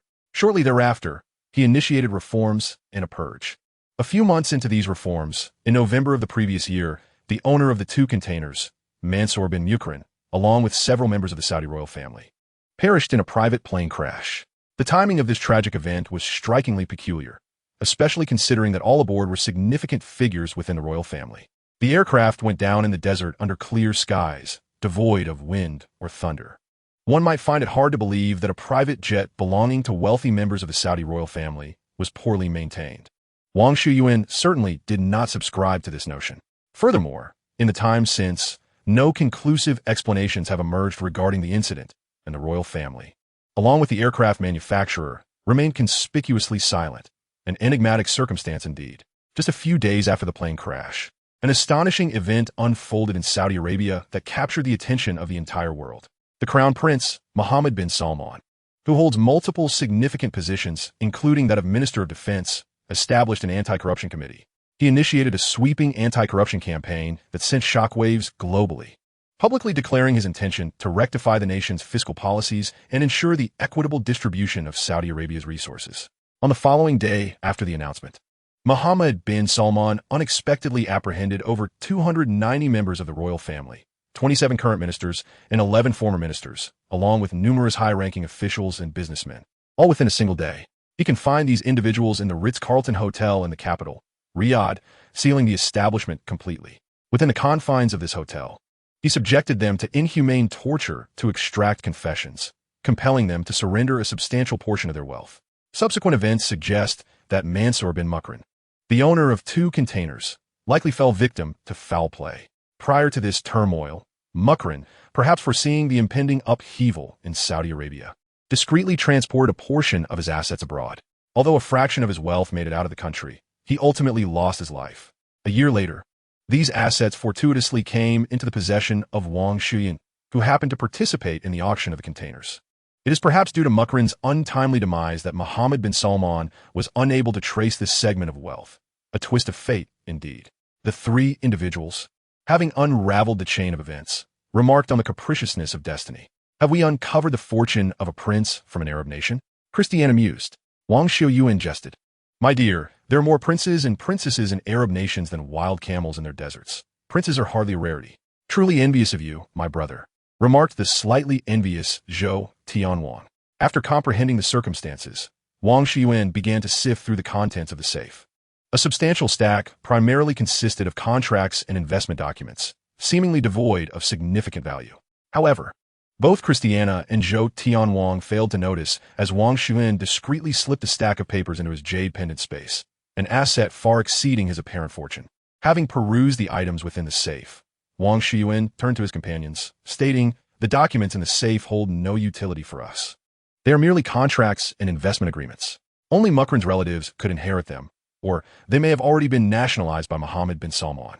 Let us first examine the treasures contained within these moisture-proof plastic boxes," he suggested, retrieving one. Upon opening the box, he discovered several individual cases. He casually picked one up, its surface adorned with the logo and name of Vacheron Constantin, indicating it was a timepiece from the renowned brand. Seeing the logo, Christiana's eyes sparkled with excitement. "Darling, it's a Vacheron Constantin watch. Could it be that these boxes are entirely filled with exquisite timepieces? If that were the case, there must be thousands of them. Wouldn't there?" Zhou Tianwang, unable to contain his excitement, exclaimed how utterly outrageous this was. "Wang Xiuyuan, your fortune is indeed remarkable. Perhaps the lifelong collection of an Arab prince has fortuitously fallen into your hands." With that, Christiana and Zhou Tianwang sprang into action, swiftly lifting the lids of all the plastic moisture-proof boxes. As anticipated, they found an assortment of small wooden boxes, each containing watches. Noticing several larger boxes, Christiana speculated that they might house antique mantle clocks. Truly, she is a clever girl, and her guess was spot on. Wang Xiuyuan meticulously examined the watches within the box before him. It was filled entirely with Vacheron Constantin timepieces, showcasing a remarkable variety of models. Vacheron Constantin is one of the oldest watch brands, established in Geneva, Switzerland, in 1755. With a history spanning over 260 years, it is renowned for its meticulous craftsmanship and exceptional quality. This venerable brand has consistently emphasized the integration of aesthetic design and artistic elements, rendering each watch a veritable work of art. Not only do these timepieces exude artistic flair, but they also embody practicality. Vacheron Constantine employs the Maltese cross as its emblem, symbolizing precision and stability, reflecting the brand's relentless pursuit of accurate timekeeping. Throughout its illustrious history, Vacheron Constantine has introduced various collections, including the Patrimony, Métiers d'Art, Traditionnel, 56, Ars Creatives, Overseas, Edgery, Historiques, Multi, and Harmony, among others. However, the contents of this particular box consisted solely of standard Vacheron Constantine watches, albeit high-end models of considerable value. Several limited editions worth millions of dollars were present, yet Wang Xiuyuan remained indifferent. After all, they were all his now, and at this moment, he was more interested in uncovering a few antique watches to admire. Soon, he spotted a box emanating a reddish glow, clearly housing timepieces over a century old. He retrieved a small box from within and opened it to reveal a pocket watch. This was a Vacheron Constantine ladies' pocket watch, produced in 1854, featuring exquisite micro-painted enamel work. The inner and outer cases were adorned with enamel artistry, depicting a delicate scene of a mother cradling her daughter. This timepiece utilized a manual winding movement. Upon winding the mainspring, the hands of the watch sprang to life, exemplifying superb classical craftsmanship. Even after all these years, it continued to function flawlessly, with a value exceeding $5 million. This exquisite diamond-shaped ladies' wristwatch, produced in 1919, boasts a golden exterior and a matching gold bracelet, elegantly showcasing its unique sophistication and refinement. Box by box, Wang Xiuyuan opens and closes the containers, revealing treasures such as a 1931 Art Deco-style pocket watch, a 1957 Cyclotone gold wristwatch, an enamel gold ladies' watch, a diamond-studded gold pendant watch, a dual-time zone gold wristwatch, and a Saltarello gold watch, each presented before his discerning eyes. This entire collection is a treasure trove of antique timepieces from Vacheron Constantine. As Wang Xiuyuan meticulously examines each box of antique clocks, his spirits soar with delight. For each piece ranges from several million to tens of millions of dollars. He even spots a wristwatch valued at no less than $50 million. What an immense cost and time must have been invested to amass such a collection. Before he could fully ponder this, he heard Christian calling him. "Alex, I have examined all the boxes over here. They're filled with watches from brands like Blancpain, Vacheron Constantine, Breguet, Gerard Perregaux, Jaeger-LeCoultre, A. Langsone, Breitling, and Patek Philippe. These are all modern timepieces, and while many are costly, they lack the historical and cultural significance of the antiques. I have marked them all with blue labels on the outside of the boxes for you. The ones with red labels are all over a century old, primarily pocket watches. The box you were just examining also belongs to this category, although many may not possess the economic value of today's limited edition complex watches. The historical and cultural attributes within them are unparalleled, a fact that Prince Mucklin has duly considered. Thus, he organized the packing with great discernment. As for the larger boxes, as I suspected, they contain antique mantle clocks. Though I may not recognize them, I surmise they are at least a couple of 100 years old. You must study them thoroughly later." Observing Christian busily assisting him with the sorting, Wang Xiuyuan felt a wave of gratitude. "All right, I understand, dear. You need not trouble yourself any further. I will attend to these later. Come, take a look at this wristwatch I have in hand." Hearing Wang Xiuyuan's words, Christian approached with a puzzled expression. "What is it? Is there something special about this watch?" Chapter 72, The Origins of the Wristwatch. Indeed, this watch is valued at no less than $50 million. Wang Xiuyuan confidently proclaimed. "Do you know which was the first wristwatch ever made? Are you aware of the origins and evolution of wristwatches?" Both Christian and Zhou Tianwang shook their heads, unaware of the wristwatch's origins, even the timeline of its popularization. There are 5 theories regarding the origin of the wristwatch, the earliest of which pertains to the royal family of Gaul. It is said that in 1806, Napoleon, wishing to please his wife, Empress Josephine, commanded the royal artisans to design and create a small clock that could be worn on the wrist. However, due to the absence of any textual evidence or illustrations, this notion has not garnered widespread recognition within society. Many regard it more as a legend or mere gossip. The second account dates back to 1868, when one of the oldest watch brands, Patek Philippe, crafted a delicate gold watch for Countess Kosovich of Hungary, embedded within a gold bracelet. This instance is supported by visual evidence. Nevertheless, for several decades thereafter, wristwatches remained primarily ornamental accessories for noble women. The third narrative emerges from 1880, when German naval officers, in an effort to conveniently check the time during combat, removed the metal chain from their pocket watches and secured them to their wrists with fabric straps. The military hierarchy recognized the practicality of this method for quick time-keeping on the battlefield, prompting them to commission a group of watchmakers from the Swiss company Gerard Perregaux to create a series of military wristwatches. However, due to the considerable passage of time and the military's insistence on confidentiality, no concrete evidence remains of this claim. Nonetheless, it is considered a precursor to specialized military timepieces.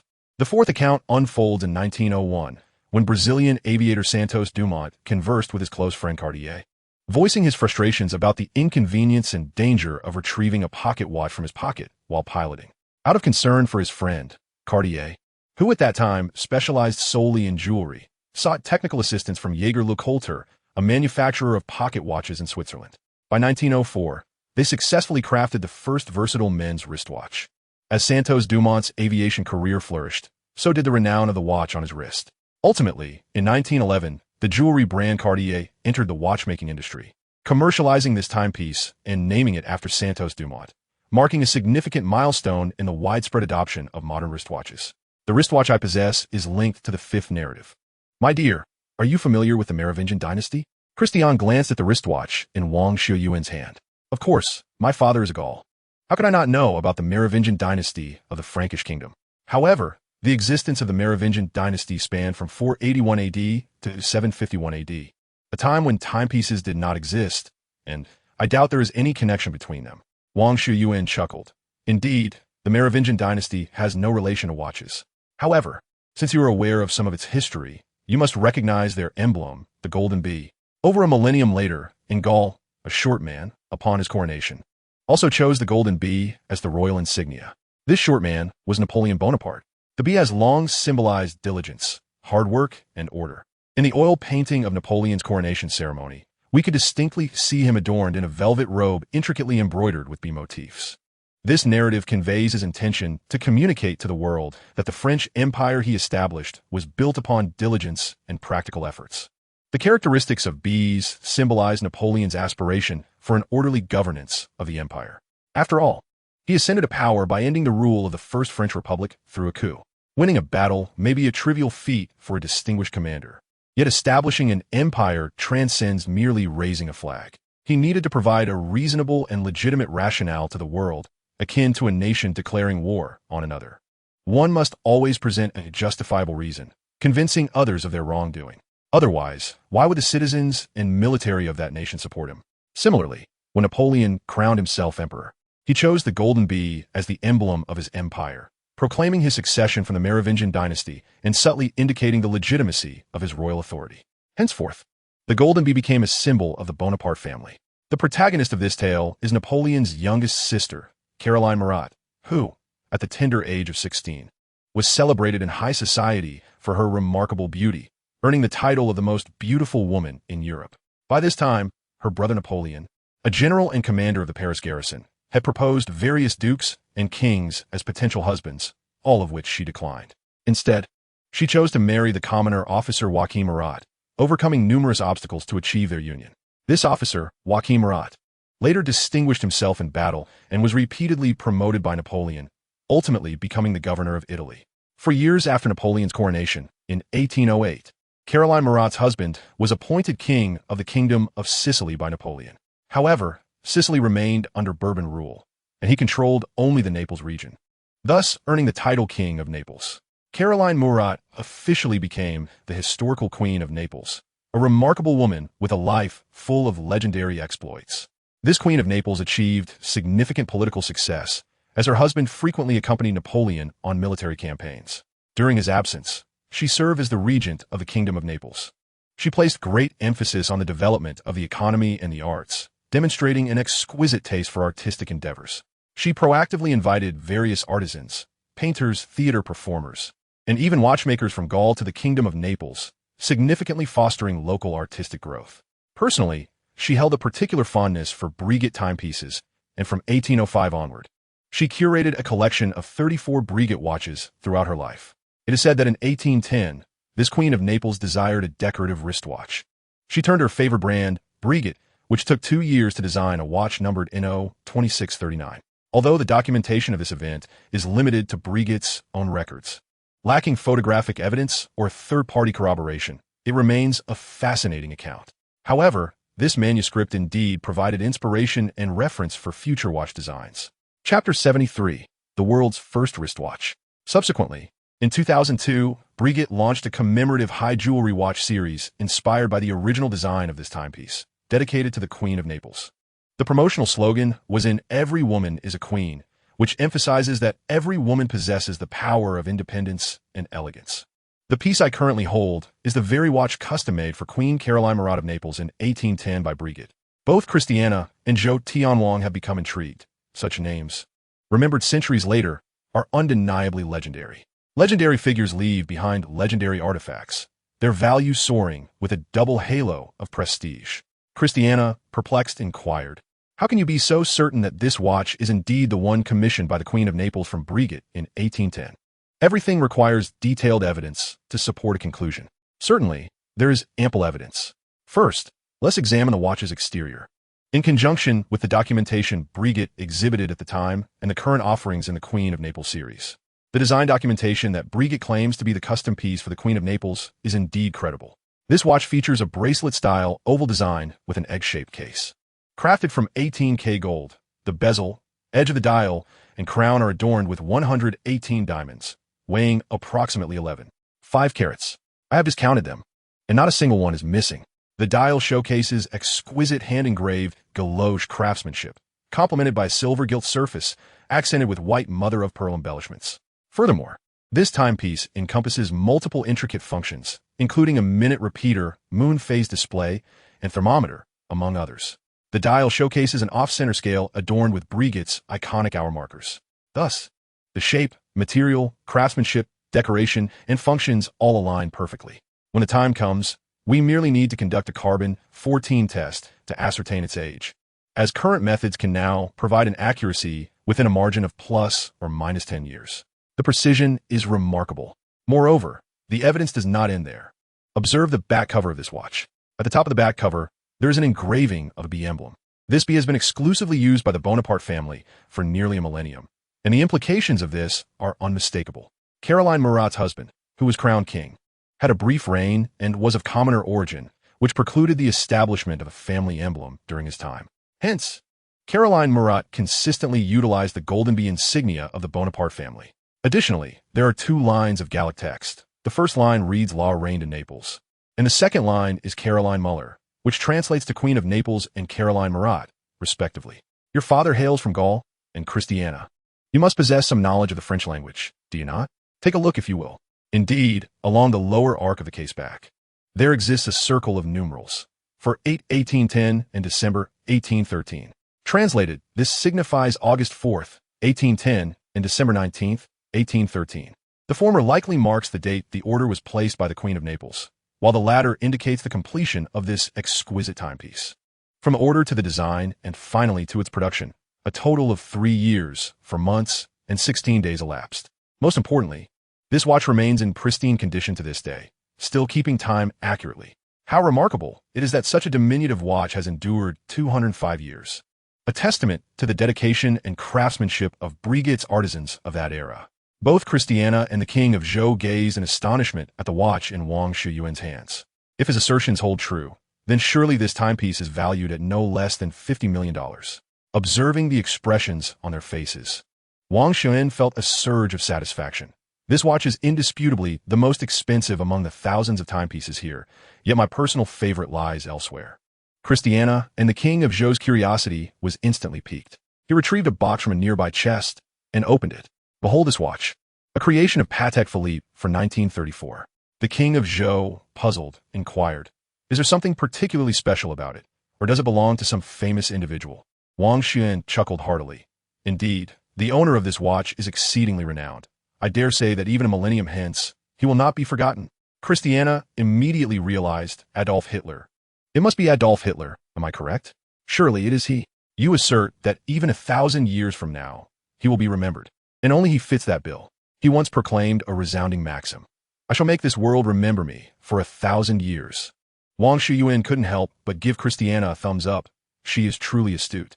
Merely from his words, she deduced the identity of the watch's owner. This watch indeed belonged to Adolf Hitler, the Führer of the Third Reich during World War II, and and I can confirm it without a doubt. Observe. This is a Patek Philippe watch from 1934, featuring the Valjoux 23 movement. This movement was unequivocally a high-end caliber in the last century, remaining in use until the late 1970s. Over 90% of watch brands have utilized this model, with Patek Philippe being the most prominent, employing it for over 40 years. Renowned brands such as Vacheron Constantin, Audemars Piguet, Jaeger-LeCoultre, and Rolex have all made use of it. While this is a manual winding movement, automatic winding mechanisms had not yet been developed, as they only became successfully implemented in 1956. We shall not delve into the specifics of this movement's functions. The reason I can ascertain that the owner of this watch is Hitler lies in the clues discovered on its back cover. You see, encircling the back cover are numerous alphanumeric characters. These signify the model of the movement, the watchmaker responsible, and the production date. However, upon meticulous examination, we discern two dates. One sequence of numbers reads 162-1935, while another is 281934. The watch already bears a production date. Why then is there a second date-like sequence? Given that 281934 is distinctly inscribed within the inner circle, it follows that the date represented by 1934, August 2nd, must possess special significance. A watch cannot possibly have two production dates. On January 30th, 1933, Hitler was appointed Chancellor of Germany, yet August 2nd, 1934, is an extraordinarily pivotal date in the annals of World War history. On this day, Hitler transferred the powers of the German presidency into his own hands through the Enabling Act. Thus, from this day forward, he wielded the dual authority of Chancellor and President, becoming the unequivocal Führer of Germany. At the center of the back cover lies a swastika emblem, accompanied by two lines of small German text. The upper line reads, Ich bin entschlossen, den Gipfel der Menschheitsgeschichte zu erreichen und meine Vorgängerblicken zu kennen. Translated, this means, I am determined to reach the pinnacle of human history and gaze down upon my predecessors. The line below states, Ich habe vor, dass die Menschen noch nach 1000 Jahre an mich erinnern können. This translates to, I wish for the world to remember me for 1,000 years. Chapter 74, The Man's Watch. In those years, that man wreaked havoc across various European nations. Who would be mad enough to commission a Patek Philippe watch imbued with such profound significance? Is life to be taken so lightly? Only that man, or his most loyal subordinates, would consider bestowing such a commemorative timepiece upon him. The King of the Week took the watch from Wang Xiuyuan's hands, examining it closely, and remarked, in terms of that man's actions, he indeed succeeded in ensuring that the world remembers him for 1,000 years, perhaps even 10 millennia hence. People will recall this terrifying figure, Wang Xiuyuan lamented. From the perspective of those who cherish peace and mutual development, that man brought immense turmoil, unrest, and death to Europe and parts of Africa. Observing from the sidelines, the deeds he performed truly have far-reaching consequences. Prior to this, there were a few great conquerors, Alexander the Great, Julius Caesar, and Emperor Napoleon Bonaparte. They have all brought war and death to this world. Yet, it was Alexander the Great and Julius Caesar who triumphed. One succumbed to illness, while the other fell to assassination. Napoleon and that man faced failure, both defeated by the vastness and bitter cold of the Russian wilderness. The individual whose name cannot be spoken evokes a complex perception among us modern individuals. Although he achieved some commendable political feats before the war, a greater number of people loathed and condemned the immense devastation he wrought upon the nations of Europe following the outbreak of conflict. This divergence of opinion sparked fierce debates among the two factions. Nevertheless, they unanimously agree that his impact on the world was profoundly detrimental. His transgressions lay in conquering other nations through warfare and ruthlessly extracting their resources. Naturally, the victims harbor an intense hatred towards him, in their eyes. He is undoubtedly synonymous with evil. All these conflicting narratives culminate in the creation of an extremely paradoxical figure. Thus, in the eyes of the populace across the globe, his image is starkly polarized. Moreover, there was a media interview conducted in the late 20th century with the German populace, primarily targeting individuals born before 1920. None of the interviewees expressed feelings of hatred or resentment towards that man. They offered objective evaluations of his actions, discerning what should not have been done. No one sought to vilify him, nor did anyone proclaim their hatred for him. Instead, they collectively denounced war as unjust and detrimental, opposing it vehemently. Wang Xiuyuan elaborated on his understanding of World War II and that man, while Christiana and Zhou Tianwang remained silent. It is likely that their thoughts mirrored those of Wang Xiuyuan at that moment. Chuckling, Wang Xiuyuan declared, Enough of that. I adore this watch, and I shall wear it from now on. He expressed his fondness for the two classic quotes inscribed upon it. I am determined to ascend to the pinnacle of human history, gazing down upon those who came before me. I shall ensure that this world remembers me for a millennium. Such audacity. After stating this, Wang Xiuyuan took the Patek Philippe watch, originally belonging to that man, from Zhou Tianwang's hands and adorned it upon his left wrist. Christiana, with a look of concern, inquired, my dear, do you not fear that human rights organizations or Jewish groups would trouble you for wearing this watch that once belonged to that man? These chaotic organizations are quite unscrupulous. Wang Xiuyuan replied nonchalantly, what is there to fear? This watch on my wrist is merely an ordinary Patek Philippe. Who would know if you don't mention it? Who would dare to rudely demand I remove the watch to inspect its back? I will be scandalized by such impertinence. Anyone attempting to forcibly take my watch would be met with dire consequences.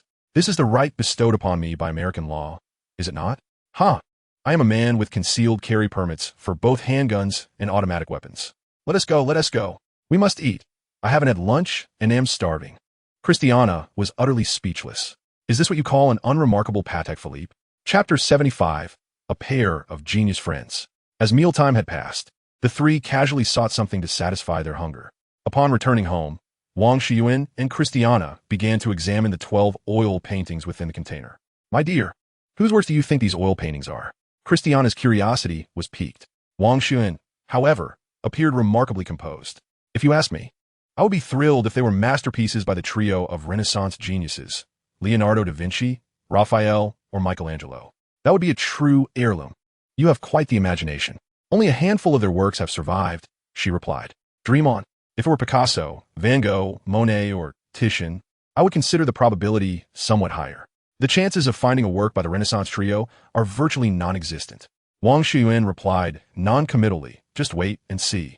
I am confident I will find them. Shall we make a pact? If I manage to gather a few pieces from the Renaissance masters, you shall marry me.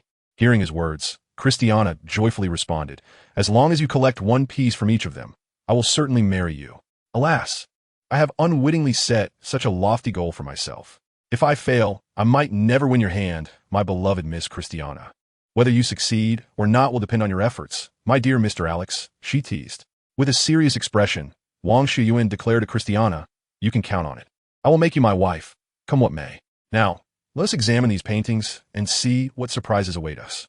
He carefully opened the large box containing the oil paintings, discovering that the 12 pieces were securely fastened inside. Each painting was separated by sponges to prevent damage from collision or friction, and each was individually wrapped in moisture-proof paper, exemplifying meticulous protective measures. He retrieved one painting and placed it on the ground. After untying the ropes, binding the painting, and unveiling the moisture-proof wrapping, he was captivated by the scene depicting women washing clothes by the river. The vibrant colors and unique brushwork immediately caught Wang Xiuyuan's attention. Indeed, this was a work by Paul Gauguin.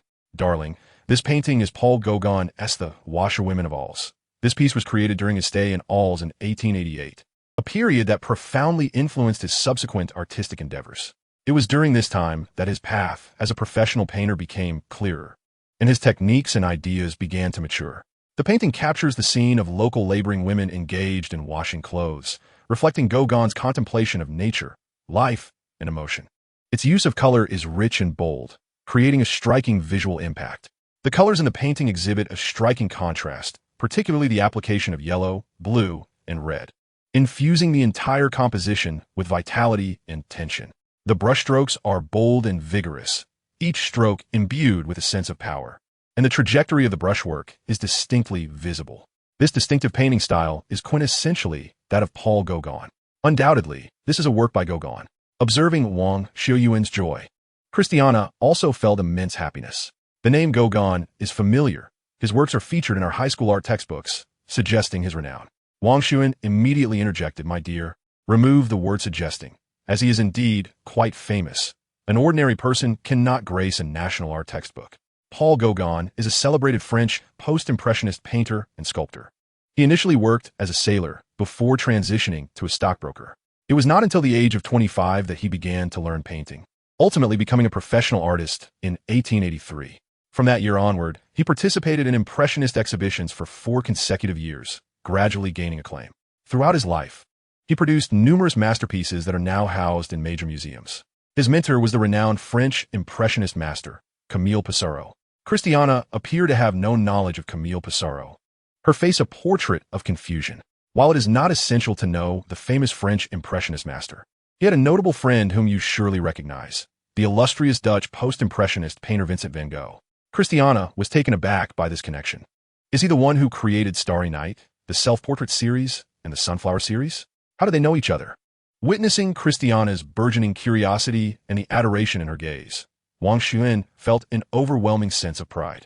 Van Gogh's elder brother, Theo, was an art dealer operating in Paris, and he and Gauguin were good friends. Theo represented the works of both Van Gogh and Gauguin, thus facilitating their acquaintance.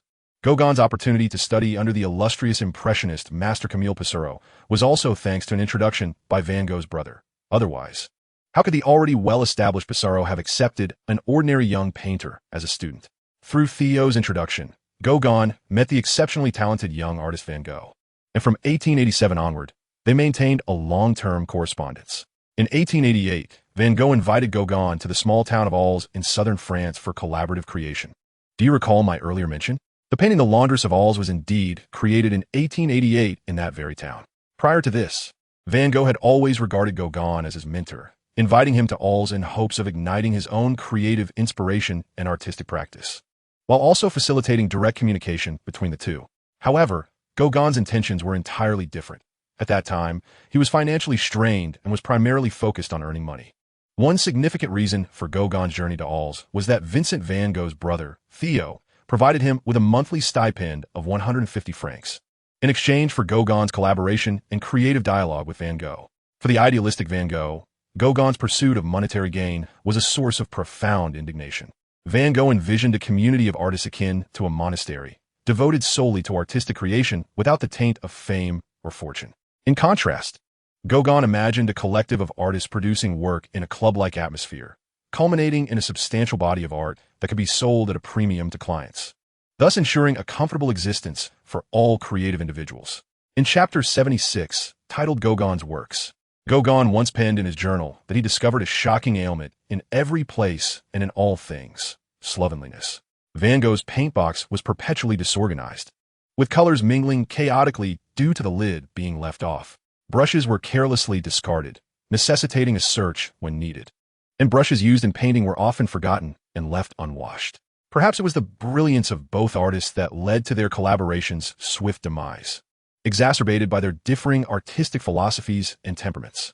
This failure culminated in intense arguments, fracturing a once close friendship. The fallout from their discord ultimately precipitated the infamous incident where Van Gogh severed his ear. Following this, he visited a local brothel in Arles and requested the company of a woman named Rachel, gifting her a handkerchief wrapped around his severed ear as a memento. Remarkably, this tumultuous chapter unfolded within a mere 63 days of Gauguin's stay in Arles. Despite their quarrels, time would reveal the resilience of their friendship, with both artists continuing to admire one another. Theo Van Gogh consistently represented Gauguin's works in the market, advocating for them fervently. Van Gogh harbored hopes of collaborating with Gauguin again until the end of his life. After Van Gogh's death, Gauguin maintained correspondence with Theo until his passing. Subsequently, he gifted all the paintings exchanged with Van Gogh to Theo's widow, Johanna Van Gogh, along with an additional piece from his first voyage to Tahiti. In the twilight of his life, the very year of his demise, Gauguin may have pondered the universal truth that some endeavors bear fruit. During those brief 63 days in Arles, although just 9 weeks, it marked the zenith of creativity for both artists. Van Gogh produced 36 oil paintings, including enduring masterpieces such as Still Life, Vase with 15 Sunflowers, Starry Night, Over the Rhone, and The Yellow House. Meanwhile, Gauguin completed 21 works, including the iconic Laundrywomen of Arles, Landscape near Arles, and the Asylum at Arles. During this period, both artistic geniuses also rendered portraits of one another. Gauguin left behind masterpieces such as Vincent's portrait and the Sunflower Painter. Of course, even among geniuses, there exists a spirit of rivalry, despite Gauguin assuming the role of mentor before Van Gogh. However, Gauguin created several works on subjects akin to those of Van Gogh.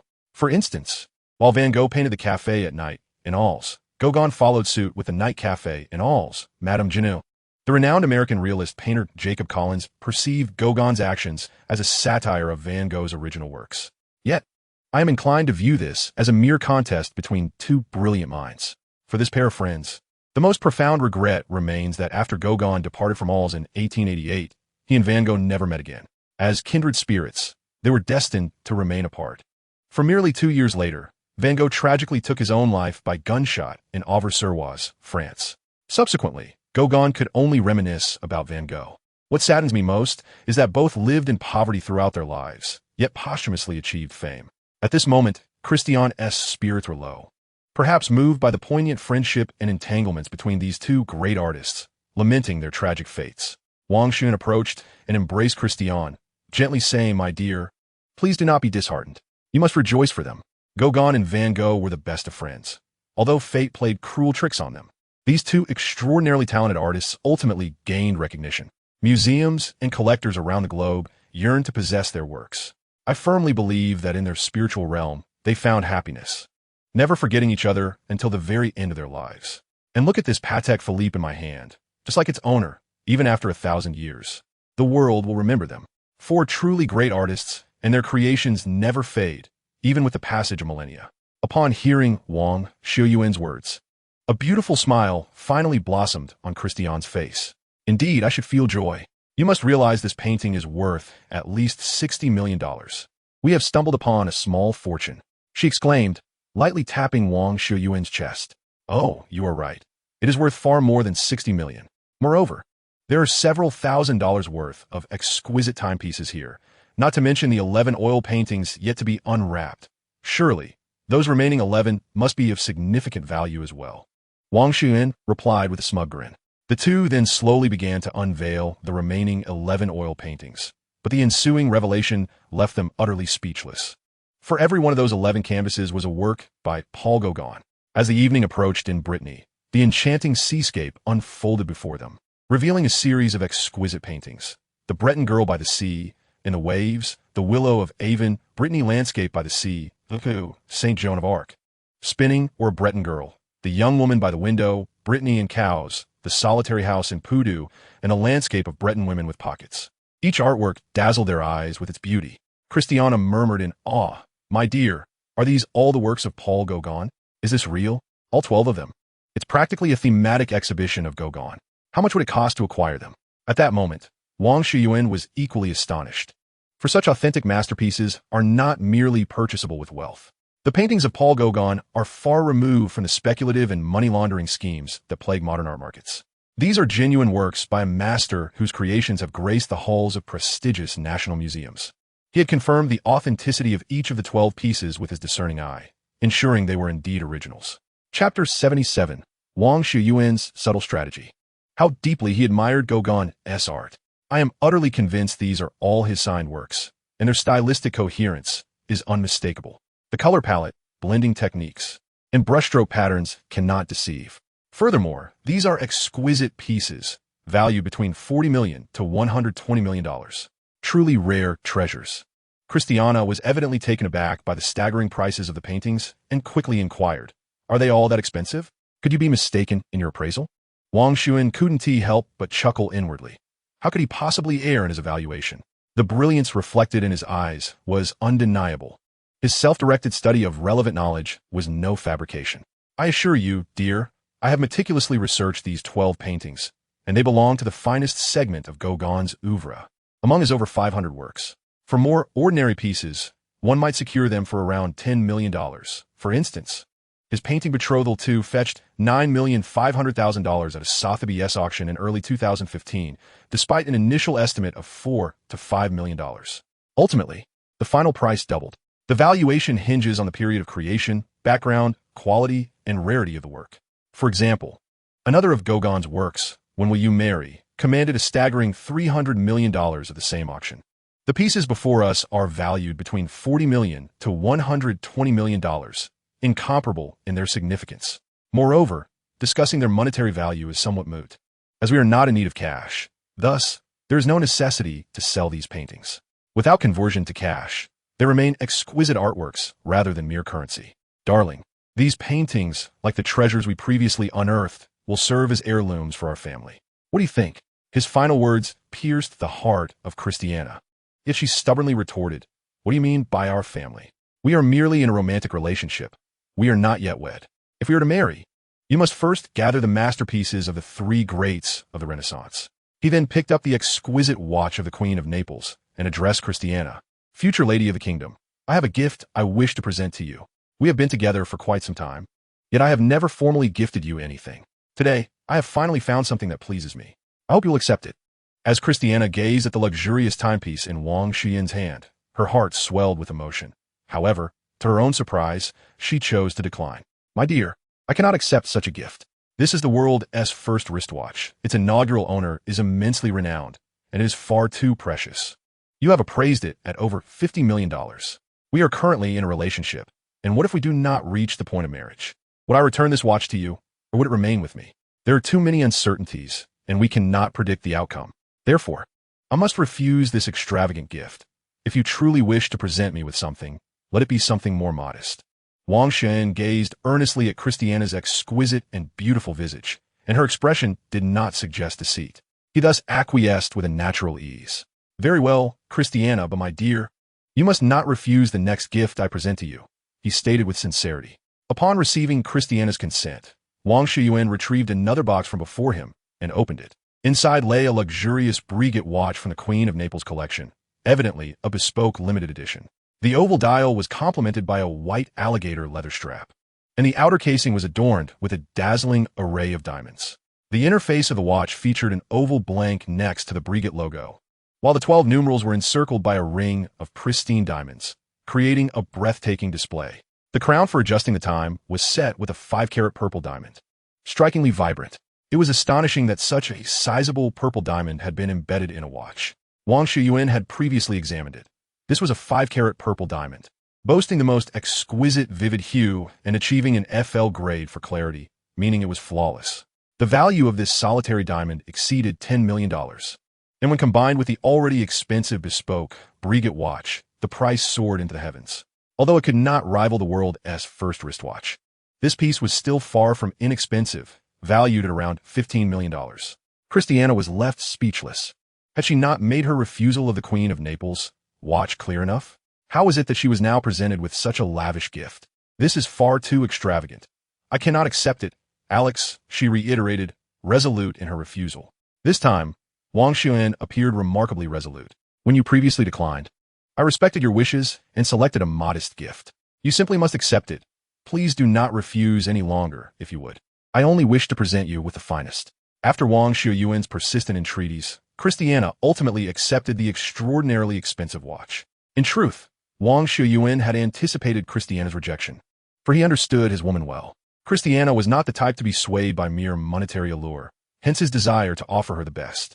Consequently, he deliberately chose a more extravagant gift for her, awaiting her refusal.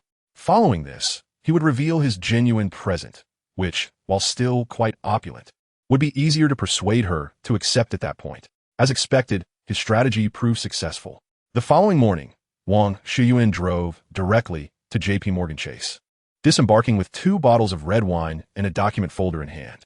The attractive receptionist promptly escorted him to DeSantis' office. Upon entering DeSantis' office and seeing Wang Xiuyuan, DeSantis immediately rose to greet him. Good morning, Alex. You look even more handsome today. What brings you here all of a sudden? Is there something of importance? Would you care for a drink? He warmly welcomed him and gestured for Wang Xiuyuan to take a seat on the sofa. Just a cup of coffee will suffice. DeSantis turned to the receptionist, saying, Please have Shirley bring me 2 cups of coffee, and it must be my private stash of geisha coffee. Chapter 78, Geisha Coffee. The charming receptionist promptly closed the office door. DeSantis, this is the wine I promised to bring you last time. I have brought it today. I wasn't certain of your preference, so I selected 2 bottles from Chateau Aubrion. One is a dry red wine, and the other is a dry white wine. I hope you will enjoy them, he said as he handed over the bag containing the 2 bottles. DeSantis took the bag and carefully extracted 1 bottle, examining it with great interest. One glance at his demeanor revealed that DeSantis was a seasoned wine enthusiast. Oh my goodness, this is a 2005 Aubrion Dry Red. How rare, he exclaimed. Wow, this one is also a 2005 Aubrion Dry White. Ha ha, this is truly exceptional. What a splendid vintage. 13 years have passed, and such top-tier wines from renowned estates are not easily acquired. Wang Xiuyuan, however, felt no particular concern. He possessed over 20,000 bottles of the 2005 Aubryon vintage in his collection and was utterly indifferent. As long as you enjoy it, don't hesitate to drink. I have plenty more, so feel free to ask if you wish. I have amassed quite a collection. Thank you, Alex, I shall accept them. I truly appreciate these 2 bottles of wine. DeSantis solemnly placed the 2 bottles into his cabinet. Alex, did you come specifically to deliver wine this time? The foreigners, he mused, lacked an understanding of social niceties. A simple exchange of pleasantries upon meeting would foster camaraderie, making subsequent discussions much easier. However, Wang Xiuyuan candidly inquired, have you managed to secure the NVIDIA stocks I mentioned last time? He continued, I have acquired them for you at an average price of 332 per share, including the previous 12 billion you invested. Currently, you possess approximately 45,200,000 shares of NVIDIA, which constitutes about 1/84 of the total shares. After speaking, he handed Wang Xiuyuan a tablet, the interface already adjusted to display his private stock account. At that moment, DeSantis' secretary entered, carrying coffee. Alex, come and savor the exquisite Ethiopian Yirgacheffe coffee. This is authentic Yirgacheffe coffee sourced from the Ethiopian mountains. I procured the beans at an auction. I spent over $10,000 for a pound, and it truly pained me. DeSantis warmly encouraged Wang Xiuyuan to relish this luxurious coffee. Such individuals are always eager to share fine goods with others, which can be seen as a form of boasting. Yet, Wang Xiuyuan found this manner of ostentation quite delightful. He lifted the coffee cup to his lips, and a delicate floral fragrance wafted forth, an elegant aroma reminiscent of roses and jasmine. The scent was immensely pleasant, intertwined with a subtle hint of fruity freshness, evoking flavors of pomelo and citrus. This flavor was so gentle that one might not notice it without careful attention. Even before tasting, the aroma alone was enchanting. After taking a gentle sip, the rich coffee unfurled in his mouth, initially sweet, followed by a slight bitterness. This sweetness was not derived from sugar, but was a natural essence inherent to the coffee. Truly remarkable. Soon, the entire nasal cavity was filled with the fragrant essence of roses. It was indeed a superior blend. This Yirgacheffe coffee is cultivated in Kenya, Tanzania, and South America, including Colombia, Panama, Guatemala, and Costa Rica, all producing high-quality beans. However, only the Yirgacheffe from Ethiopia is of the utmost caliber. The 2 remained silent, savoring this exquisite coffee in tranquility. It is indeed exceptional coffee. I believe I must procure some in the future, Wang Xiuyuan mused. You truly should acquire some top-tier coffee to relish.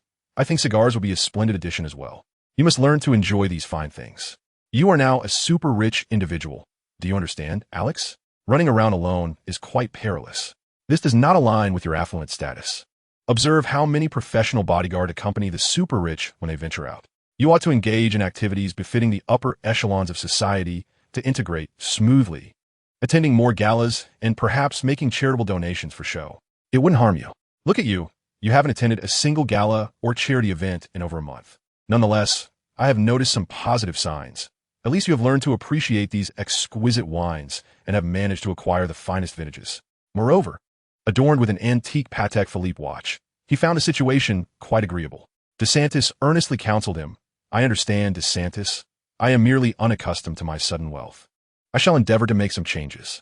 Wang Xiuyuan did not contest DeSantis' words, for he discerned that they bore no malice.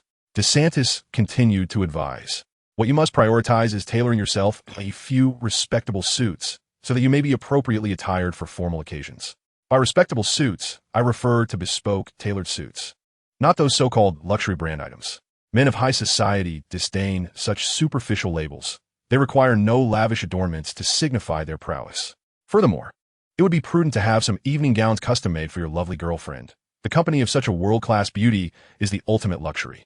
He then addressed the matter of automobiles, noting, the customs of the West differ greatly from those of your Eastern culture. While any luxury car suffices for picking someone up or attending significant events in your homeland, in America and Europe, only sedans are deemed appropriate. Do you comprehend? Otherwise, it may appear as though you are not taking the occasion seriously, which could offend. Upon hearing DeSantis' sermon, Wang Xiuyuan immediately capitulated, realizing that presenting him with a couple of fine bottles of wine had earned him the role of a trusted friend.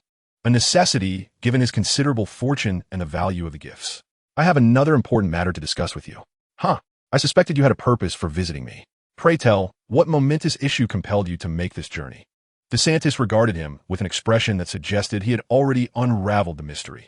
Upon entering DeSantis' office, Wang Xiuyuan had employed his ocular abilities to scan the room, confirming the absence of surveillance or listening devices. Without uttering a word, he handed over a document pouch to DeSantis. DeSantis, perplexed, accepted the pouch and opened it, extracting a substantial stack of papers. Chapter 79, Unregistered Bonds. As his hand delved into the folder, his countenance grew serious. Upon reviewing the contents, he confirmed his suspicions. It was a significant quantity of unregistered American Treasury bonds. Curiosity piqued, he inquired, "Where did you acquire these? And in such abundance?" He continued to scrutinize the unregistered bonds. Wang Xiuyuan replied in a hushed tone, "I discovered a safe while treasure hunting in the warehouse, along with some other valuable items. However, the most significant and valuable finds are these high-denomination unregistered bonds, all American Treasury bonds. I have counted them. There's a total of $3.4 billion here, with the majority being $10 million and $20 million denominations, along with a few $50 million and $100 million notes. What I wish to know is whether you have the means to liquidate them, preferably in the most tax-efficient and legal manner." DeSantis chuckled lightly and remarked, "Alex, what you possess is an unregistered bond, and moreover, it is the most reliable American Treasury. This instrument boasts the highest creditworthiness in the market and is exceedingly liquid, easily convertible into cash at trading venues. What I seek is a pristine transformation into cash, the kind I can utilize directly, not something that turns into illicit funds relegated to untraceable accounts." Wang Xiuyuan voiced his concerns. "What sort of tax will be incurred on the processing you mentioned? Won't transacting directly in the market turn it into illicit money? Rest assured, what do you understand by unregistered bonds? It means these instruments can be freely bought and sold, with no means to trace their origin. Do you comprehend? They can be traded boldly and without reservation. As long as you refrain from cash transactions, it will not morph into illicit funds. A direct transfer suffices, bypassing any national borders. Furthermore, the transaction fees for cross-border transfers of such instruments typically range from 1,000th to 3,000ths. A modicum of precaution suffices. There are 3 methods for trading unregistered bonds. The first method involves transactions through banks, brokers, or financial institutions. For instance, if you entrust these unregistered bonds to us at JP Chase, we will locate a buyer, negotiate a price, and transfer the funds directly to your designated account.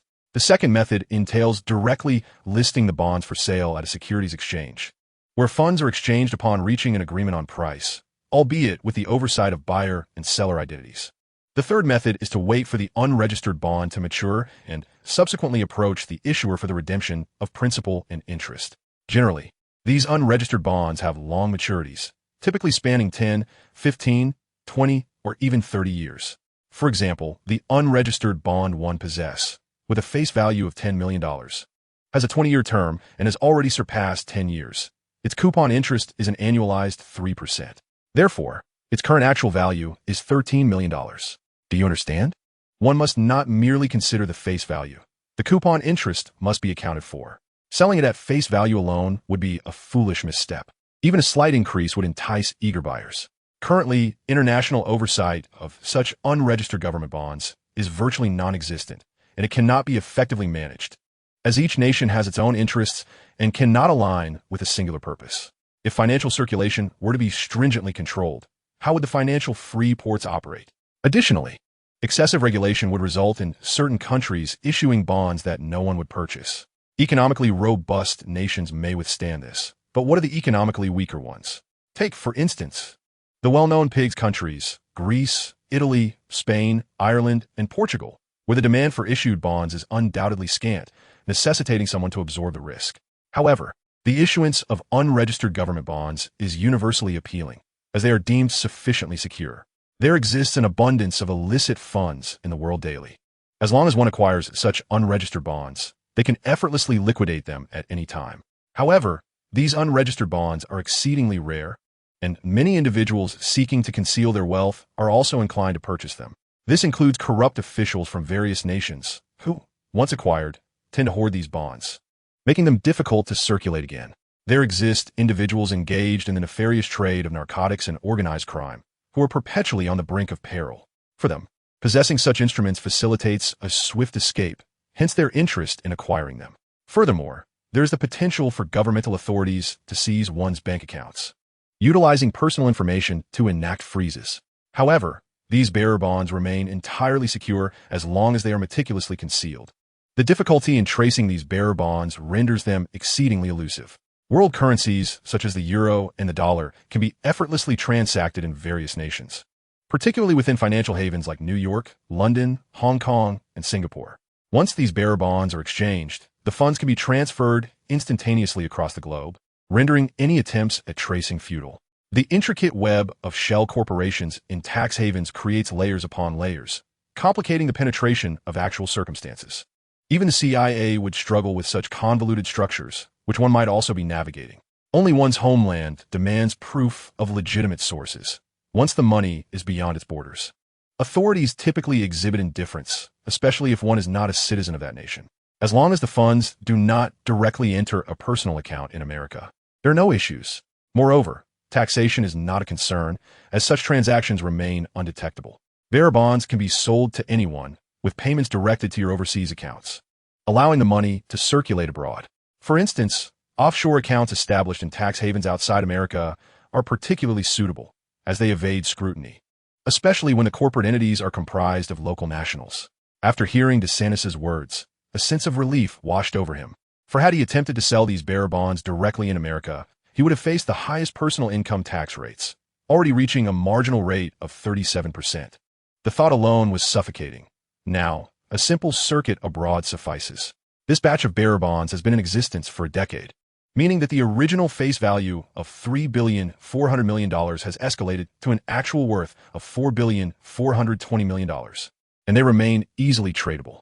Thus, some matters necessitate consultation with professionals to avoid losses. Observing Wang Xiuyuan deep in thought, DeSantis presumed he hesitated to liquidate the bearer bonds and quickly offered an enticing proposal. Alex, allow me to handle this batch of bearer bonds, and I assure the safety of your funds. I have reviewed this batch. They were issued by the American government during the 2008 financial crisis, bearing an annual interest rate of 3%. Having elapsed a decade, the actual value of these bonds has appreciated by 30%, and I will facilitate their disposal accordingly. Chapter 80. Christmas. You need not concern yourself with transfer fees incurred during the transaction. Our institution, JP Chase, will manage them. Additionally, we will waive your management fees for the next 3 years. What do you think? Will you consider this? What is there to contemplate? An affirmative response is inevitable. Although the bank is covering the transaction fees and this year's management fees for the bearer bonds, it ostensibly appears to be a substantial concession. However, JP Chase has indeed profited immensely. These bearer bonds are highly sought after in the market, with an overwhelming demand for them. Thus, even with a premium of 3 to 5% above their actual value, they could be sold with remarkable ease. Consequently, from this single transaction, JP Chase stands to gain approximately $200 million from Wang Xiuyuan. However, Wang Xiuyuan does not feel envious, for others possess the capability to thrive in this realm. Wang Xiuyuan hesitantly inquired, "All right, no problem, but DeSantis, your bank will not disclose my information, will it?" The relationship between Huaxia and America is exceedingly tense at the moment, and I'm concerned that issues may arise. Rest assured, your investment account merely entrusts us with the account password for transaction operations. After you made the request, we communicated internally and provided you with special handling. This is quite common. In fact, for individuals like you, our internal records merely indicate the names of cooperating offshore companies. Therefore, no one will know who you are. I took care of everything during your first visit, with no room for error. Moreover, this batch of bearer bonds will remain confidential, as they will be processed directly by major clients purchasing from overseas, without involving American domestic banks. In essence, we serve as intermediaries, allowing you to transact without direct contact. The individuals purchasing these bonds will transfer funds directly after receiving the bearer bonds from us. It is akin to you and me being confined in a pitch-black room where we cannot see one another. I buy the lollipop you possess with money, and upon completing the transaction, we exit separately. For the authorities to ascertain who holds the candy and the money, they must apprehend us simultaneously and strip us bare. Yet, no one in the world would permit the police to undress 2 children. Do you understand, Alex? Our bank staff can only recognize you as one of our elite VIP clients, and apart from myself, no one knows you are the account holder. Have you contemplated how to invest the funds from this batch of bearer bonds after the transaction? That amounts to a staggering $4.422 billion. Wang Xiuyuan pondered carefully, NVIDIA's market capitalization is projected to surge from $81.4 billion this year to a pinnacle of $343 trillion by 2024, representing an increase of over 42 times. However, based on the current total market capitalization of $81.4 billion, it would be prudent for him not to hold more than 5% of the shares, as exceeding this threshold necessitates public announcements for any increase or decrease, which is quite inconvenient. This implies that he can increase his holdings by a maximum of 3.15%, amounting to approximately $25.64 billion. With the remaining $18.56 billion, he intends to purchase shares of Tesla, a company that has not yet grown into a colossal entity, currently valued at $30 billion. However, he can only acquire $15 billion worth of shares before reaching the announcement threshold. By the time Tesla reaches its peak market capitalization of $123 trillion in 2024, it will have experienced a remarkable growth of 41 times, making it one of only 2 companies in the world to achieve such heights. The remaining companies achieving a stable growth of 3 to 5 times would be remarkable. However, the stock prices of Tesla and NVIDIA have exhibited astonishing trends over these past 6 years. Please prioritize the acquisition of NVIDIA and Tesla stocks for me, ensuring that the notification threshold does not exceed 5%. With any remaining funds, kindly procure shares of Apple. DeSantis recognizes that Wang Xiuyuan possesses a strong sense of autonomy. Thus, he refrains from offering any counsel, sharing Wang's optimistic outlook on the chosen stocks. Very well, proceed as you suggest. Simply retain these bearer bonds for me. The funds will be transferred to your overseas account within a maximum of 3 days. As for the stock acquisition, it will take a bit longer. As you understand the necessity of discretion, purchasing too many shares in a short time frame could lead to significant complications. This may result in a substantial appreciation of these 2 company stocks, attracting unwarranted attention, likely within a span of 2 months. DeSantis elucidated the specifics, and Wang Xiuyuan expressed his satisfaction with the entire process before taking his leave. He has amassed extensive knowledge about various antiques, historical cultures, and the lives of renowned figures, particularly in the realm of foreign languages. Currently, he has attained proficiency in multiple foreign languages, enabling him to converse and read with fluency.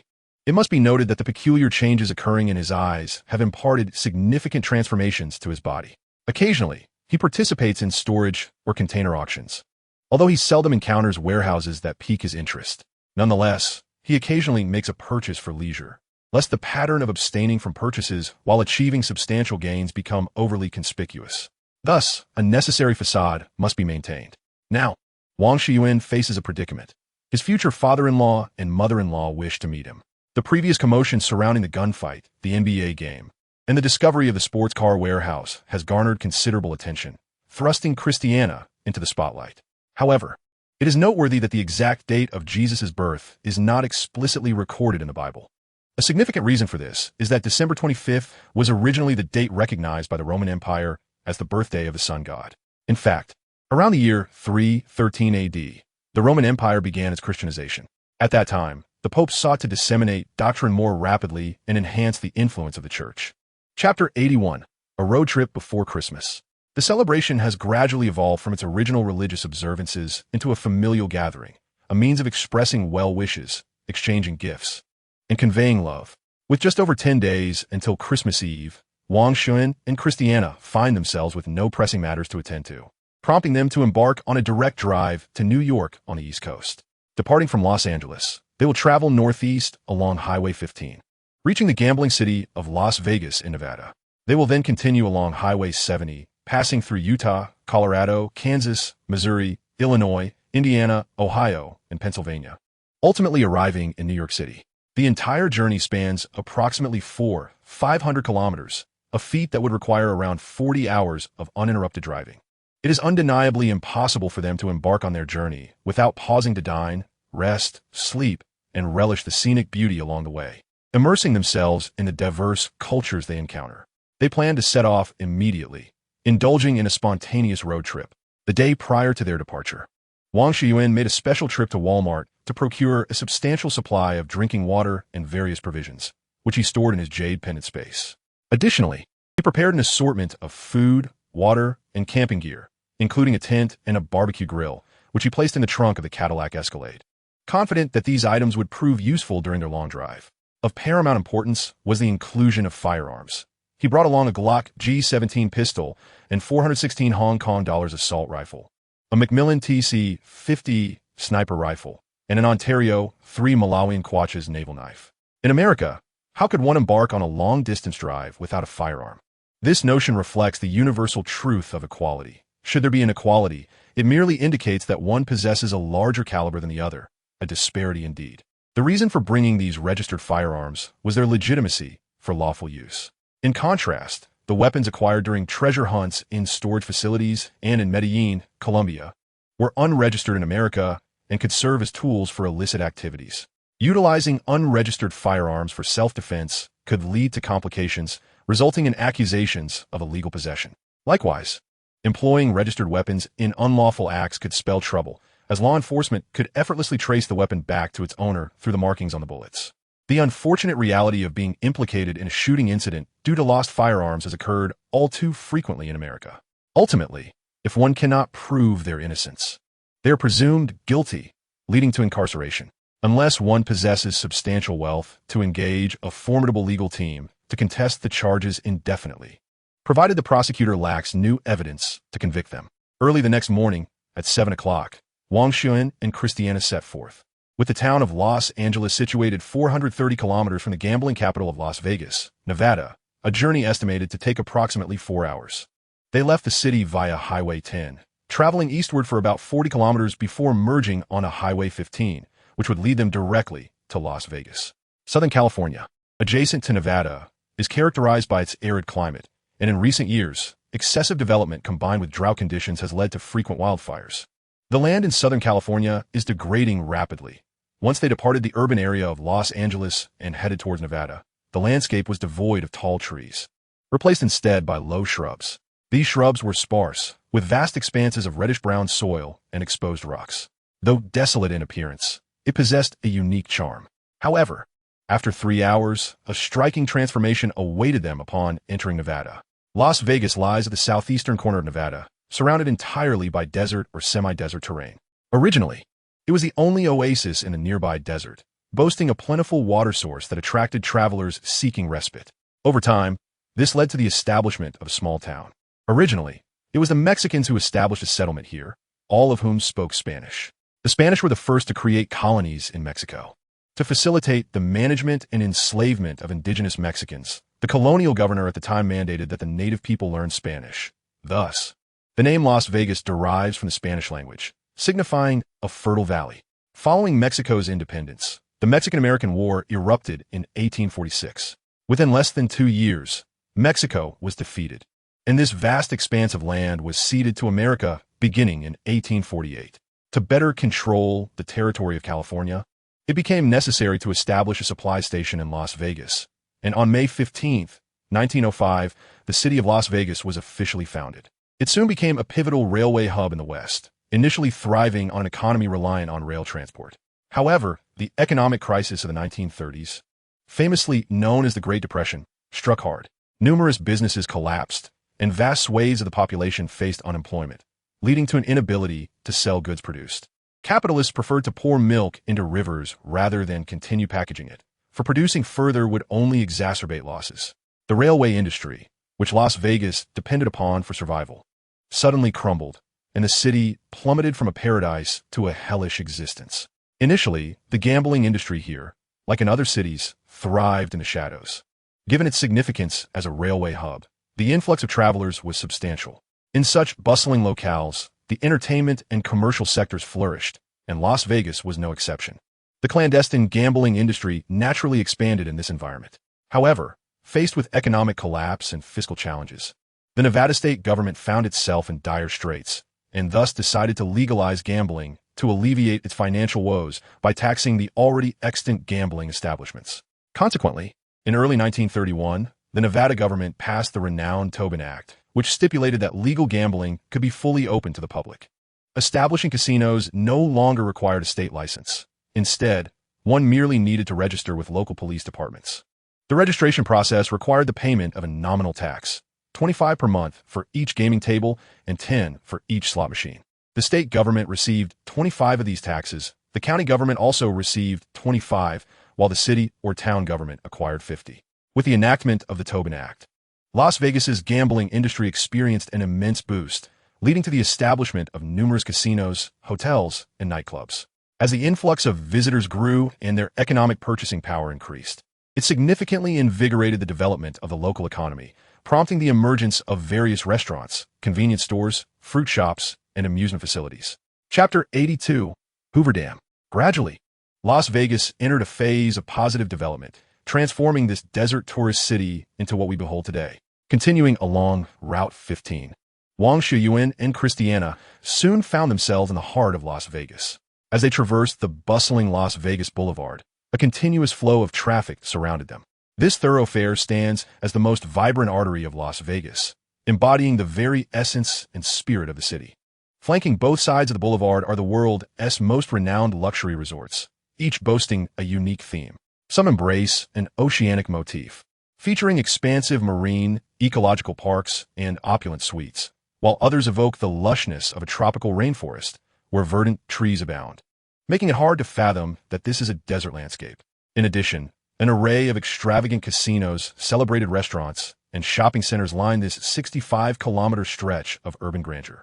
Here, one can encounter miniature replicas of iconic landmarks such as the Statue of Liberty, the Egyptian pyramids, and the Eiffel Tower. Visitors to this locale can effortlessly check off a multitude of world-famous sites in one visit.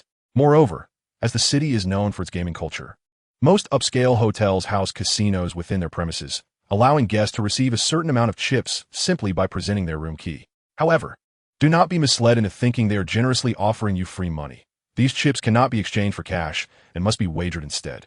Yet, once you engage in gambling, the establishments stand to gain even more from you. The only concern for casinos is your absence. They're not fearful of you winning. If that were the case, why would they employ a multitude of mathematical prodigies and actuaries? Their purpose is to calculate various odds. The average person is invariably at a disadvantage. If you wish to win, it might be best to reconsider your ambitions. To date, there have been no reports of any casino being bankrupted by a patron's winnings. Even if someone is fortunate enough to win at a casino, they should not expect to revel in their fortune, as the establishments are unlikely to take any adverse actions against them. If they did, the reputation of Las Vegas would be irrevocably tarnished, deterring visitors from returning. Instead, they will ensure that you're well taken care of, devising every means to entice you back into their gaming halls. As long as you are willing to gamble, losing is merely a matter of time. When Wang Xiuyuan and Christiana arrived at the Bellagio Hotel, it was nearing midnight. Established in 1998, this hotel was once the most expensive and luxurious in the area. The main building is among the most beautiful and grandiose structures in Las Vegas, and it has earned the prestigious 3A5 Diamond Award, the highest accolade in the hospitality industry worldwide. Inspired by the picturesque Lake Como in Italy, the hotel is flanked by a vast artificial lake, measuring an impressive 32,000 square feet. Mimicking the charm of Italy's Lake Como, this lake hosts numerous musical fountain performances daily, dancing in harmony with music and lights. Additionally, each evening, the renowned Cirque du Soleil showcases breathtaking performances here, which was a significant factor in Wang Xiuyuan and Christiana's choice of this hotel. Upon arriving at the hotel front desk, Wang Xiuyuan had already secured a reservation for a lake view room, the most luxurious accommodation the hotel offered, with even the most basic option priced at $3,000 per night. The allure of the room would undoubtedly be enhanced in the evening, illuminated by vibrant lights. By the time they ventured out again, it was already 2 in the afternoon, and they planned to set off to visit the renowned Hoover Dam. This iconic American landmark has been portrayed in countless Hollywood blockbusters, often depicted as being sabotaged in various conspiracies. Alternatively, the Hoover Dam is sometimes presented as a secret military installation of the American Armed Forces in films. Situated approximately 40 kilometers southeast of Las Vegas, the dam rises to a height of 214 meters, with a base width of 200 meters and a crest width of 14 meters, extending 792 meters in length. The construction of this monumental structure, which utilized 36 million cubic meters of concrete, commenced in April 1931 and was completed in March 1936 after 5 years of labor. It is difficult to fathom that the United States was capable of such an extraordinary feat of engineering during that era, a stark contrast to the present day, where the nation appears to be mired in financial pursuits, leading to the deterioration of the once impressive infrastructure built over the past decades. After parking their vehicle atop the Hoover Dam, Wang Xiuyuan and Christiana disembarked. One side of the dam revealed the expansive mead reservoir, brimming with water, evoking the memory of a certain poem, though the specifics of which must remain unspoken. It seems a visit to the Three Gorges Dam is in order, for it holds the title of the largest dam in the world, bar none. The opposite side presented a breathtaking view of the canyon floor, instilling a sense of awe that was almost indescribable.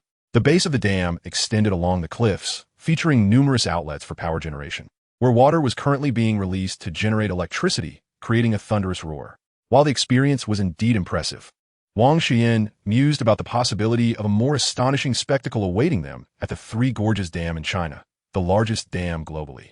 As he accompanied Christiana in exploring the dam, including a glimpse of the generator units within, a mischievous thought crossed his mind. Should he consider demolishing it?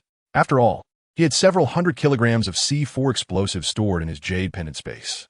However, he quickly dismissed the notion, realizing that such a quantity would likely prove ineffective against a concrete gravity dam of this magnitude.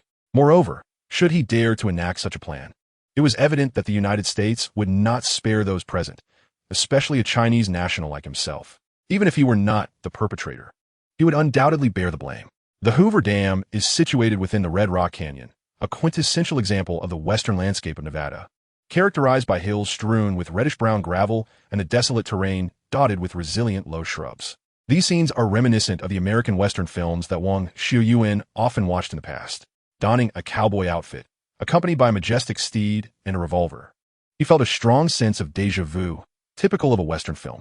Accompanying Christiana, he eagerly captured beautiful moments, finally grasping the essence of an ethereal beauty. Chapter 83. The Slot Machine. After dining at the hotel, Wang Xiuyuan and Christiana enjoyed a splendid performance by the Cirque du Soleil. As he observed the actresses performing their unconventional poses, a singular question filled his mind. Could Christiana achieve such movements? Summoning his courage, he posed the question to her.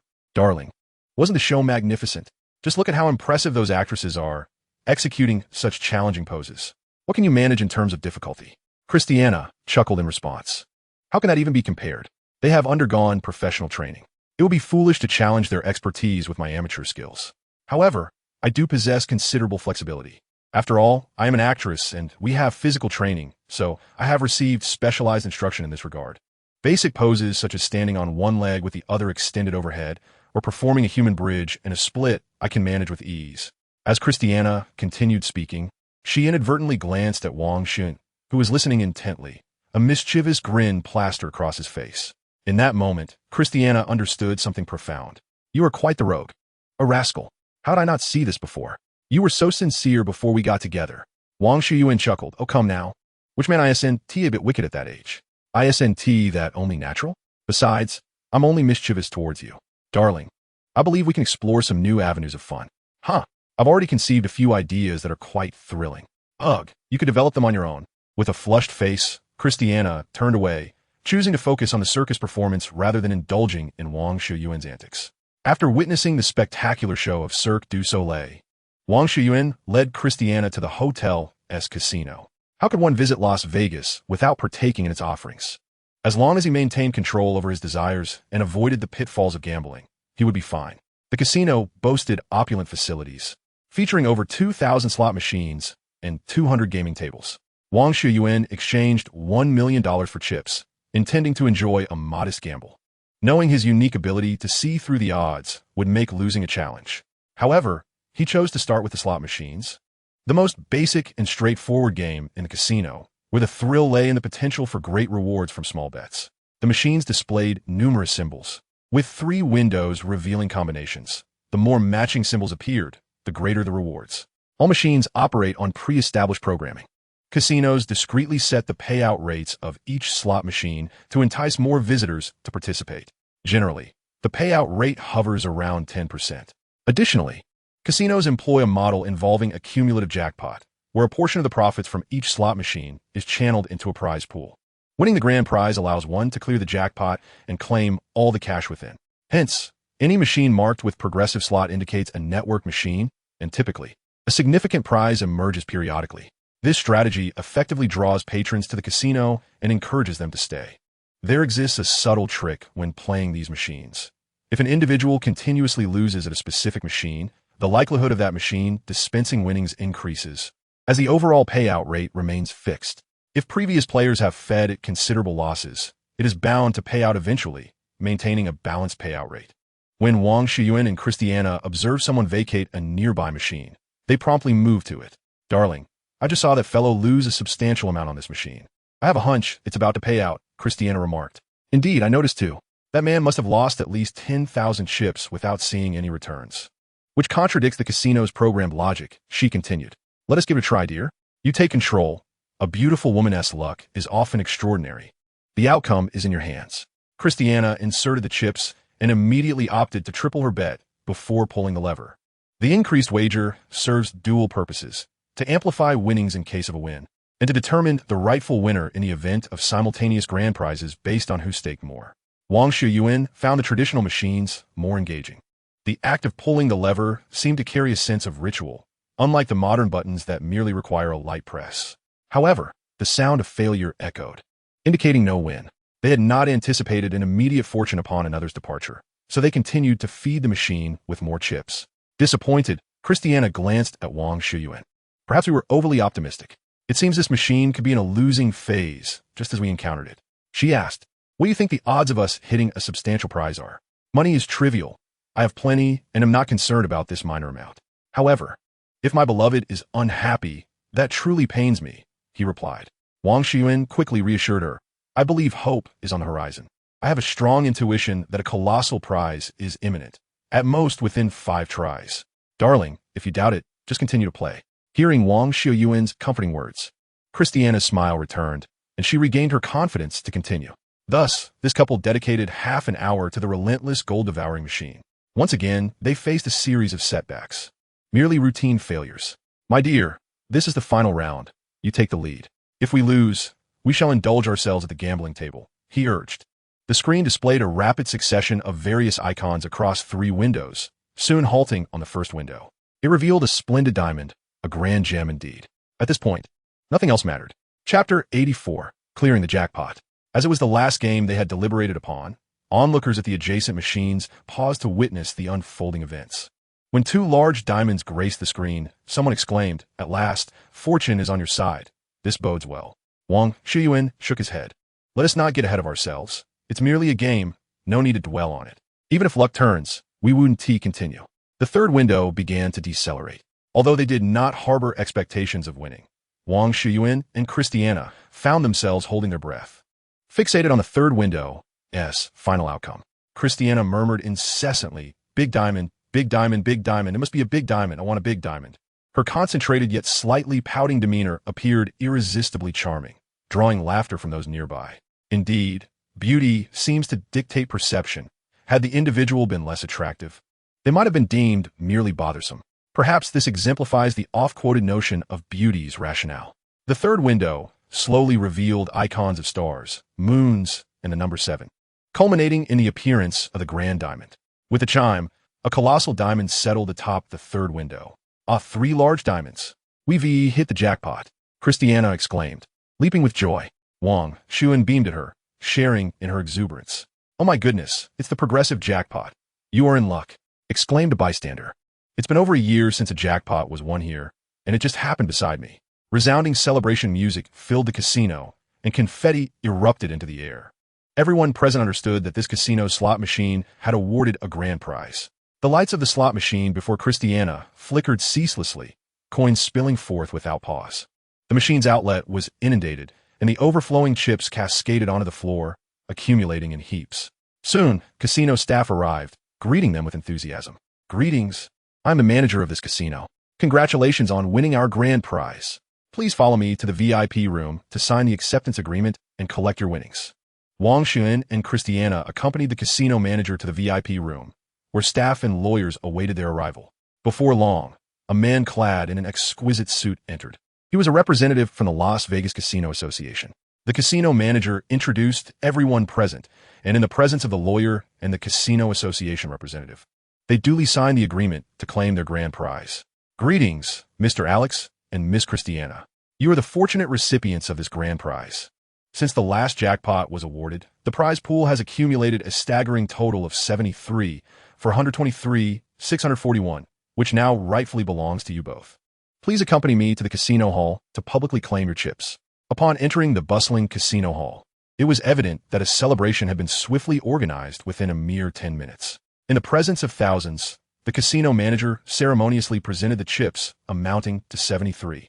423, 641 to Wang Xiuyuan and Christiana. The entire process of the jackpot presentation was meticulously recorded by the casino staff, who would later create posters of their photographs for display within the establishment upon obtaining their consent. Please feel free to share this bounty with all the casino staff. I appreciate your efforts, Wang Xiuyuan generously remarked.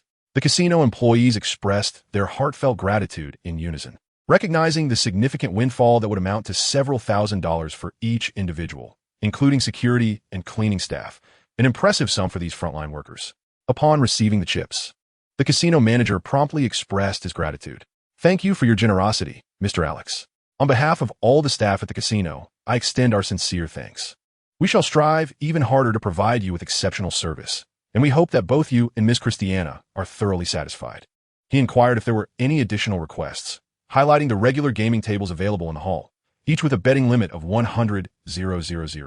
If you seek a more exhilarating experience with higher stakes, we have a private VIP room available. I can arrange everything for you. Very well, Mr. Alex and Miss Christiana.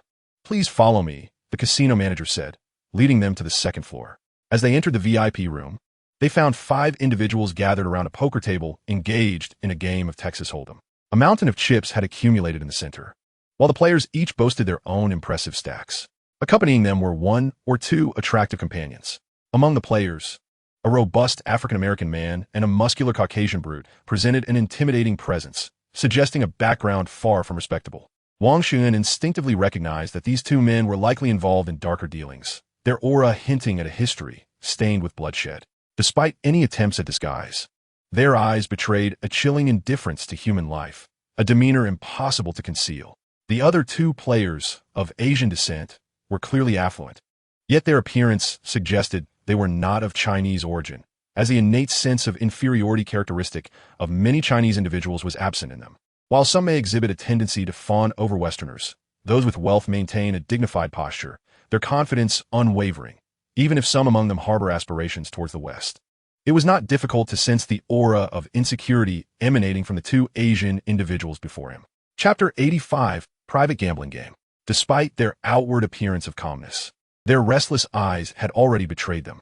There was also a young Caucasian man, whose well-proportioned frame exuded an air of sophistication, clearly a wealthy heir. Upon the arrival of Wang Xiuyuan and Christiana, the existing players paid them little heed, continuing their game. However, their attention was inevitably drawn to Christiana, who stood beside Wang Xiuyuan, stealing glances at her. After a round concluded, the casino manager approached the group to greet them and provide a brief introduction, subsequently arranging for Wang Xiuyuan to join the game. Once the manager exited the gaming area, a hefty black man immediately began to deride them. What kind of day is it today?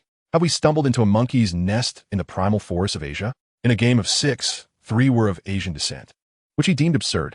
What do you think, Bonanno? The burly white man shot a glance at the black man and coldly retorted, What business is it of yours? If you wish to gamble, do so properly.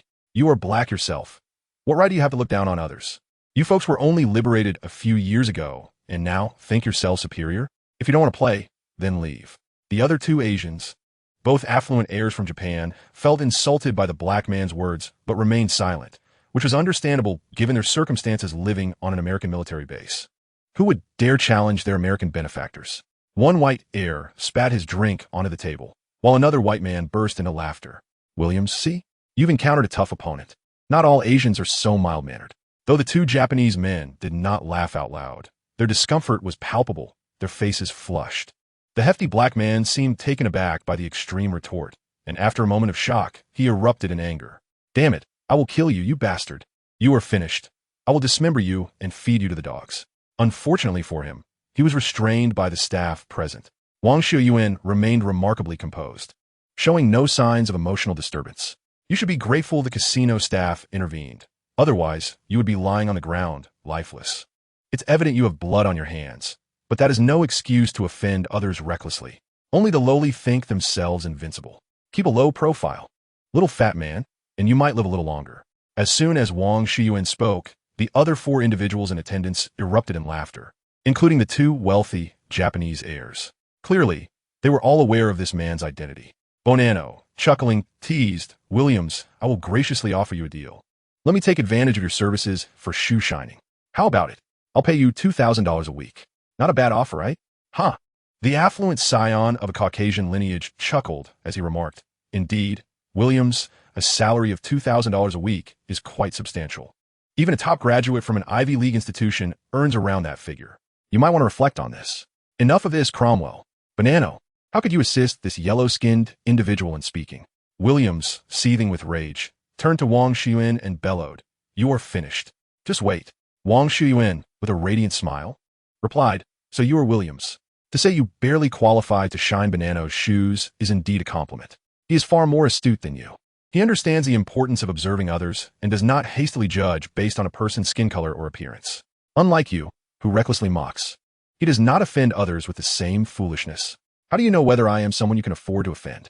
To lose your composure and threaten violence over a few jibes reveals your lack of emotional control. Were it not for your family's influence, you would have met your demise long ago.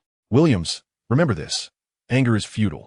It merely serves as an emotional outpouring of an inept individual who feels powerless in the face of a situation.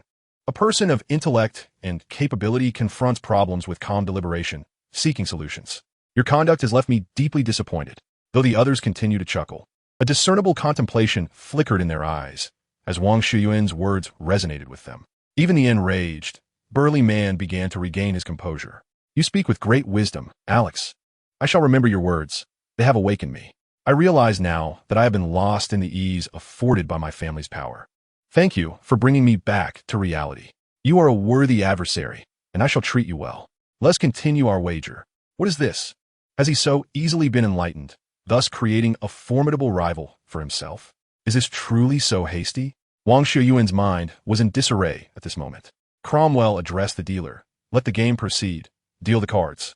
The dealer began distributing cards, and upon receiving them, the players instinctively checked their whole cards. Wang Xiuyuan's initial hand was quite promising, consisting of the ace and queen of spades. He immediately used his keen perception to gauge the whole cards of the others. Williams held a pair of jacks, Bonanno a pair of eights, Cromwell an ace and a 10, while the 2 Japanese players possessed a pair of 9s and a queen, respectively. Everyone's hand was quite decent, particularly Williams, with the strongest hole cards. It was Cromwell's turn to speak. He tossed a chip worth 1 million into the main pot. However, it was evident that he had a strong hand, yet in this round, everyone seemed to hold a decent hand. The 2 Japanese players followed suit, certainly unwilling to fold. Wang Xiuyuan had already glimpsed the 3 community cards about to be revealed, a queen, an ace, and a 9. This meant that after the first round of community cards, he would have 2 pairs. In the subsequent rounds, another jack and a queen would be dealt, confirming that his hand would be the strongest. Thus, he opted to raise the stakes, increasing the bet by 5 million and pushing his chips into the main pot. Chapter 86. A bountiful victory in the first round. The stakes were high, for if no aces were dealt subsequently, the heavy bet on a pair of aces would face a dire fate. The players brimmed with confidence in their fortune, eagerly opting to call. As the community cards were revealed, an ace, a queen, and a 9 lay before them. Elation and despair mingled in the air. For instance, the Japanese player holding a trio of 9s surely felt jubilant, having quickly formed 3 of a kind. Then there was Cromwell, who, lacking a pair, nonetheless held a promising straight draw. His hand was formidable enough to warrant a gamble. Seizing the opportunity, Wang Xiuyuan subtly set a trap, his expression betraying his dissatisfaction with his whole cards. The seasoned gamblers present picked up on this nuance. As expected, during the second round of betting, Cromwell boldly wagered 3 million. The young Japanese player, holding a pair of 9s, predictably raised, and quite substantially at that, pushing his bet to 10 million. He tossed his chips into the pot, perhaps hoping that a hefty bet would intimidate some players into folding. After careful consideration, the others ultimately chose to call, for their hands were commendable. With 2 community cards yet to be revealed, each could potentially turn the tide. When a 4th card, a jack, was dealt, Wang Xiuyuan perceptibly sensed the quickening heartbeat of the hefty player, though he masked his own reactions. Cromwell, in good spirits, realized that he had indeed completed a straight based on the community cards. Yet, he kept this to himself and opted to bet 3 million. The young Japanese player, for reasons unknown, continued to play aggressively, raising once more by 10 million. Naturally, Wang Xiuyuan called, confident of victory in this round. Even Williams silently matched the bet. However, Bonanno chose to fold, a prudent decision given that, while his pair of eights was respectable, it had yet to form three of kind. And every community card surpassed an 8, making a potential 3 of a kind lethal. As the final river card, a queen, was revealed, tension mounted as players calculated their hands and chances of winning. The 5 cards on the table were 9, J, Q, Q, A. Cromwell breathed a sigh of relief, albeit with a hint of resignation, as his whole cards formed a straight from 10 to ace. The community cards were of varied suits, rendering a flush impossible. Yet, he felt a twinge of unease, despite his strong straight, with only 2 queens on the table and the presence of 9, J, and any player holding a pair of those could potentially best him. In most scenarios, only 2 pairs would suffice, yet they would be utterly eclipsed by his straight. While the risk was non-negligible, his hand was substantial, prompting him to place a hefty wager of $10 million. To his astonishment, both young players called the bet, as they had compelling hands of their own. One had a full house with 3 nines and a pair of queens, while the other boasted a full house with 3 queens and a pair of jacks. Not only that, but the young Japanese player with 3 nines boldly opted for an all-in. What truly shattered Cromwell's composure was the fact that another young Japanese player chose to call. It was evident to everyone present that these two were holding full houses, otherwise they would not have acted so decisively. The audacity of these 2 young players was astonishing. Were they not concerned that someone might possess a full house with a pair of aces or 3 aces?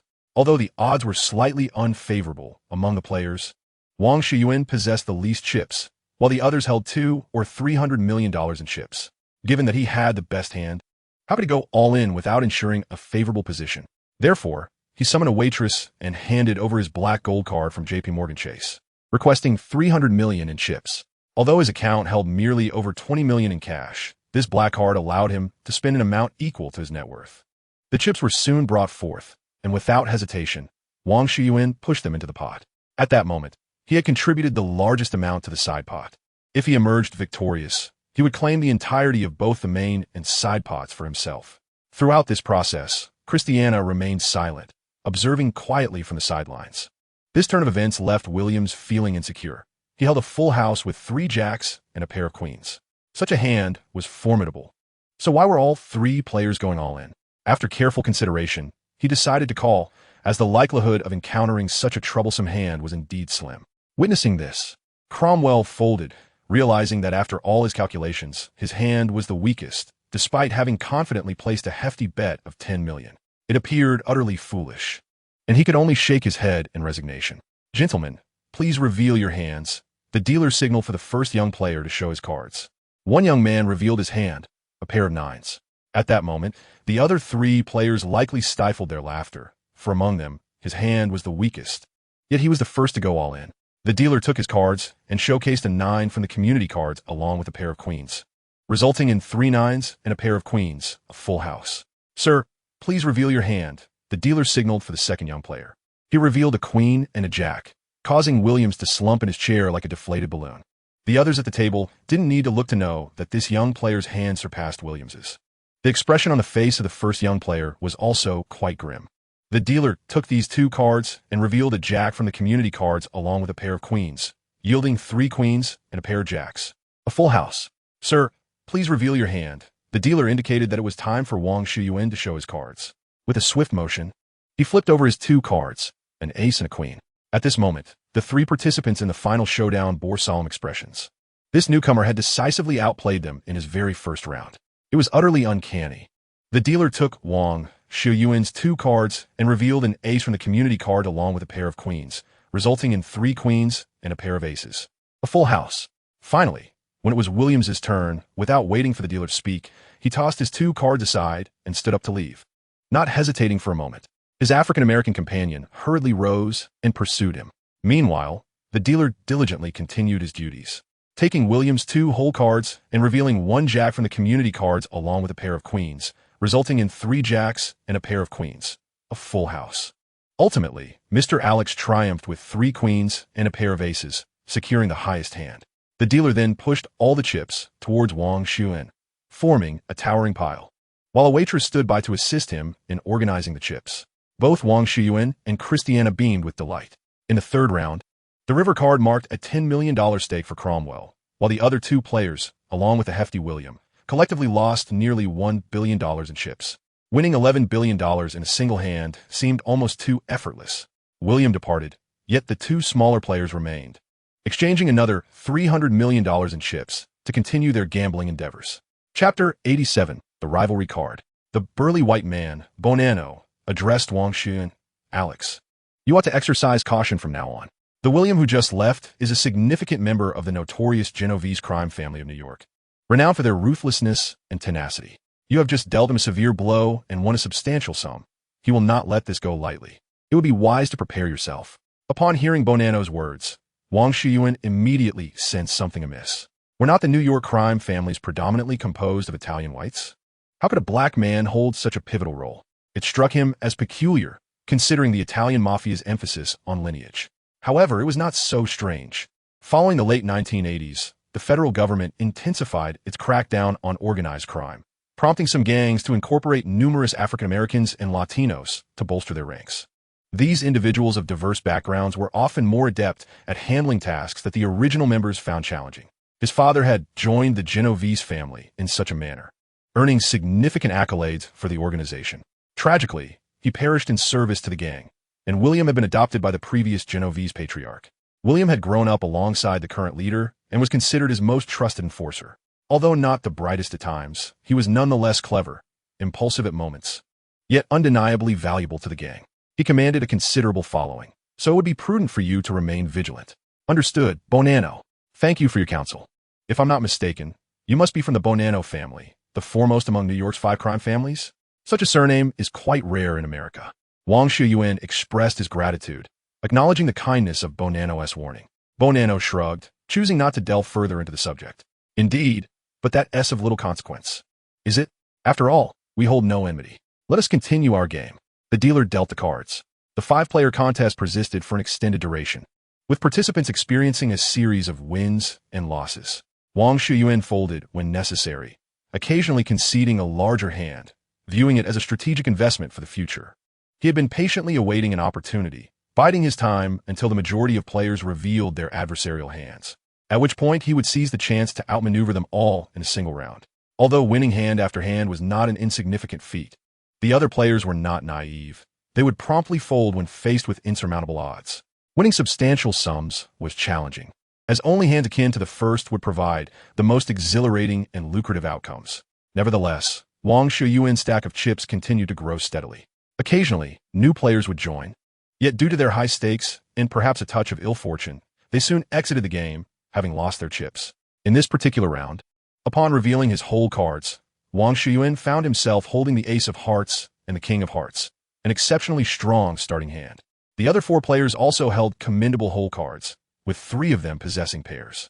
Crowell had a pair of queens, Bonanno held a pair of jacks, while one player had a pair of sevens, and another possessed the 8 and 9 of hearts. Wang Xiuyuan then examined the 5 community cards, with the first 3 revealed being the Jack of Hearts, the Queen of Hearts, and a 7. In this initial round, 3 players could form 3 of a kind, while one could potentially achieve a flush. This meant that the 3 community cards had the allure to draw all 4 players in, with a high likelihood of them staying until the end. The second round introduced another 7, which would allow one of the players to achieve 4 of a kind. He would likely be the boldest and most audacious at the table, probably going all in. The final community card revealed was the 10 of Hearts, enabling another player to complete a straight flush with an 8, 9, 10, Jack, and Queen.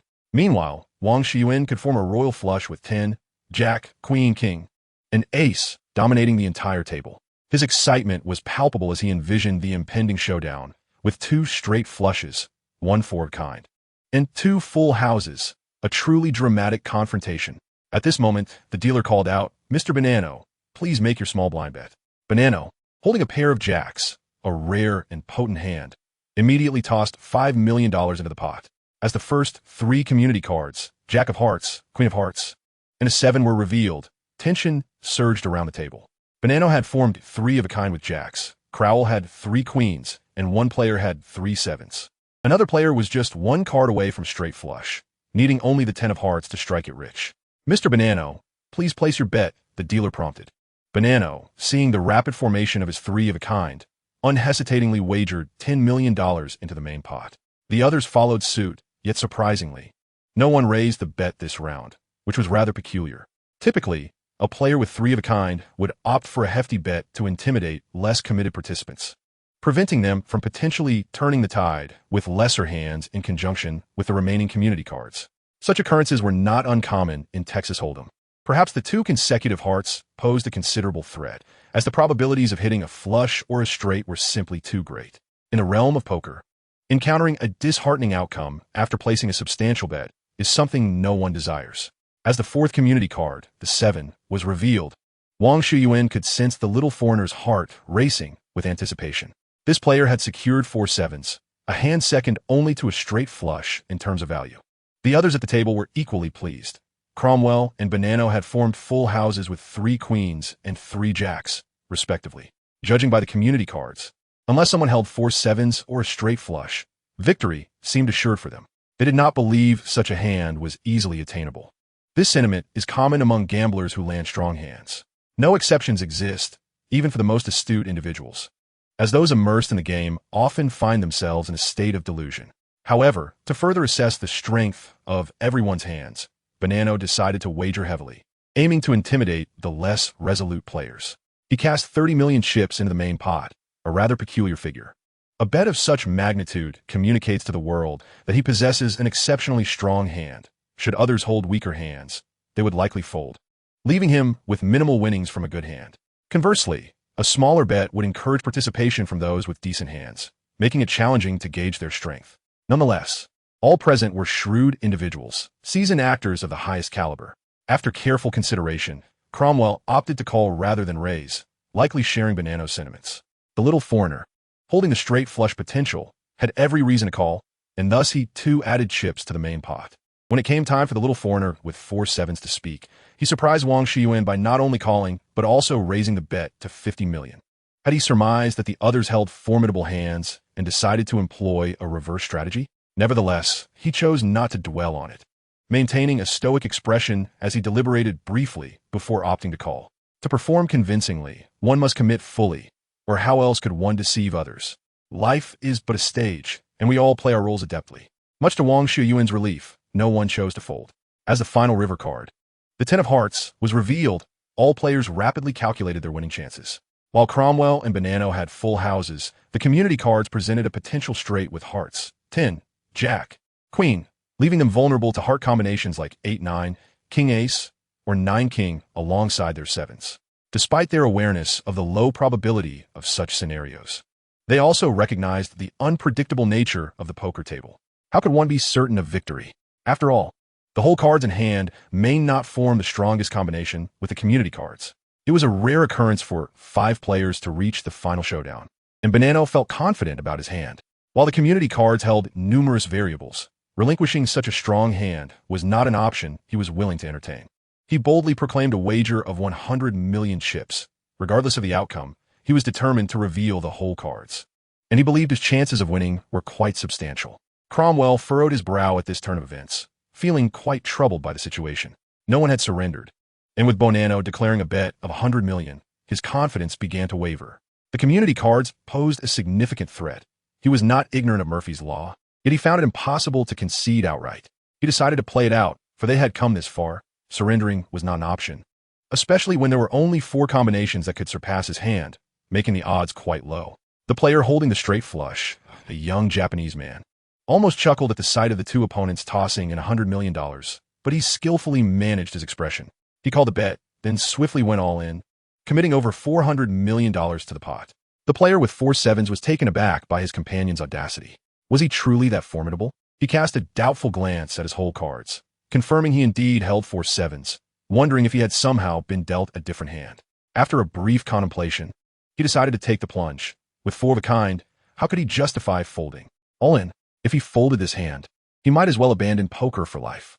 He pushed 100 million into the main pot, while the remainder went into the side pot. Wang Xiuyuan was elated.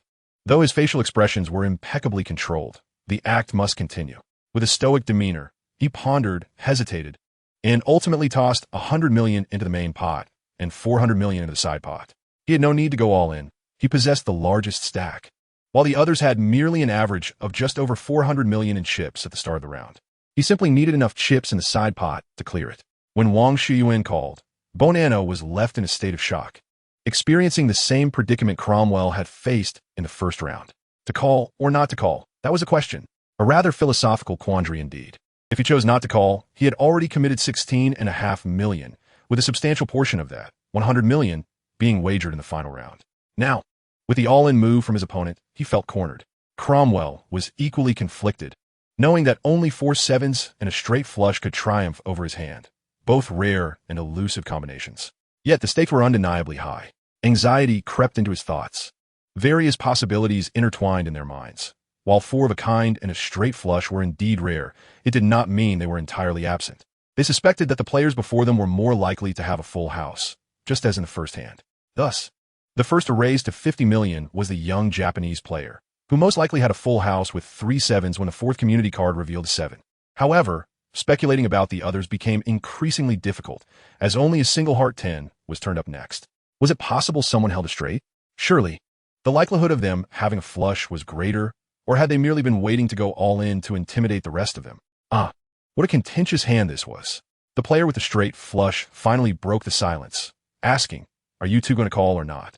"I've been pondering this for quite some time." Another player holding 4 sevens interjected, "Indeed, make your decision swiftly. If you choose not to participate, then discard your cards. We are eager to determine the victor." At that moment, the mere mention of discarding became the pivotal weight on the scale of fate. Most gamblers, when in possession of a strong hand, are secretly inclined to wager further. Yet, they often find themselves paralyzed by the fear of loss or overwhelmed by the stakes involved, rendering them incapable of making a swift decision. Consequently, the more an opponent raises the issue of folding, the more resolute the gambler becomes in opting to call. For them, their odds of victory appear exceedingly high, and such remarks from their adversary seem intended to coax them into surrendering. Indeed, they are deceiving themselves, all contemplating a crafty play. In an instant, Bonanno resolved, all in. He pushed the remaining 300 million chips into the side pot. Cromwell followed suit, declaring all in as he too pushed all his chips forward. Just as the dealer was preparing to reveal the cards, the player with the straight flush spoke up. "Hold on, I wish to raise." At this utterance, the others furrowed their brows, perceiving the breach of etiquette, typical of those from Japan, a nation seemingly characterized by such behavior. When weak, they behave like docile pups, yet when they gain an advantage, they turn into feral dogs, daring to bite anyone, even their masters. Bonanno and Cromwell, who had hesitated before finally deciding to call, were now visibly displeased. What are we waiting for? Is there no sense of decorum? Everyone is called, and according to the rules, we should reveal our cards. Cromwell added, "Is this how you Japanese conduct yourselves?" This is not within the bounds of Texas Hold'em rules. The player with 4 sevens stared in bewilderment at his compatriot, seemingly awaiting a reasonable explanation. No, I would never contravene the rules of the game," he clarified. "What I meant was that I wish to make a wager outside the game. Hence I seek to delay the opening of the cards, and I hope you can understand." Upon hearing this, Wang Xiuyuan grasped the intent. He was the sole player with remaining chips, having already amassed over $10 billion that night. Excluding the current stakes, he still possessed nearly $1.5 billion. Chapter 89. The Outside Bet of the Japanese Player. Just say it already. Stop prolonging the suspense. We've already halted. Just tell me who you wish to bet against. Don't waste time. Hurry up. The Japanese player chuckled. "I wish to bet against you. I have roughly estimated that you possess about 15 billion in chips. Let us consider a round sum of 15 billion, and I propose an outside wager with you. What do you say? Do you dare?" As anticipated, the player was indeed targeting him. This insolent fool dared not confront his American counterparts and instead sought to challenge him. How infuriating. Was he not aware that his own weapon would not cause harm? Seething with anger, Wang Xiuyuan contemplated how to outmaneuver these 2 Japanese players, his eyes fixed intently on the one who had initiated the outside bet, outwardly appearing quite indignant. "So you wish to bet outside the game? Who do you think you are? I do not engage in ventures devoid of benefit. Do you possess such confidence even when holding a poor hand? Do you consider me a fool? Moreover, what chips do you have? If you lose, where shall I go to collect my debts?" Wang Xiuyuan scolded, his bravado merely a facade. The young Japanese man chuckled and continued, "Let us amend the terms. I shall add $400 million, bringing the total to $1.9 billion, a wager lower than your $1.5 billion. You will not incur any loss. Furthermore, It shall solely hinge on the superiority of our respective hands. What say you? I own shares in the Toyota Group valued at nearly $2,100,000,000. Should you emerge victorious, they shall be yours. If you prefer not to take the shares, I can directly secure $19 billion as collateral for the casino, and they will provide you with cash without issue. Wang Xiuyuan swiftly contemplated the young man's words. This young Japanese seemed exceedingly self-assured, perhaps emboldened by a flush straight. After much deliberation, he concluded that the stakes were insufficient. His opponent's hand must be formidable, and the risk was too great. However, he proposed, perhaps you could involve that individual beside you. If he can similarly provide $19 billion, I shall agree to the wager. I will gamble against both of you. Should I win $38 billion, it shall be mine. If I lose, all my chips before me will belong to you. The young Japanese, holding 4 sevens, brimmed with confidence at this lucrative opportunity. Yet a lingering doubt plagued him. What if they indeed held a flush straight? Such a scenario was not beyond the realm of possibility. As he hesitated, the young Japanese with the flush straight spoke up. Mr. Liu, do you lack confidence in your hand? If so, we could join forces. You could stake $19 billion, and we can engage in an additional wager against him, splitting the winnings evenly. What do you think? The individual named Liu was now devoid of any reservations. Very well, I shall wager. Mr. Toyota, I entrust everything to you. I possess shares in Tokyo Electric Power Company worth $2,400,000,000. I shall put forth $2 billion as collateral to participate in this game. Should you win, it shall be yours, or I could use it to exchange for $19 billion in chips to partake in the wager. Is everything satisfactory now? Are our three-way stakes established? Wang Xiuyuan remained silent, his gaze fixed intently upon the two young Japanese men, perhaps attempting to gauge their likelihood of victory. Then, he turned to Bonanno and Cromwell, but before he could speak, Cromwell interjected, "You may wager as you please. I shall only concern myself with our own stakes. The rest is of no consequence to me. Feel free." Following suit, Bonanno added, "I do not possess such wealth. I cannot afford such high stakes. And this matter lies between you. Do as you wish." What a pity it would have been to lure both of them into the game. Wang Xiuyuan mused whimsically. Moments later, he declared, "Very well, you may secure collateral with the casino. I require cash chips." Immediately, the staff set off to notify the casino manager. Such a significant matter could not be settled by the manager alone. Thus, the casino's principal owner was summoned. The casino's proprietor summoned lawyers and appraisers to evaluate the shares of the two Japanese gentlemen.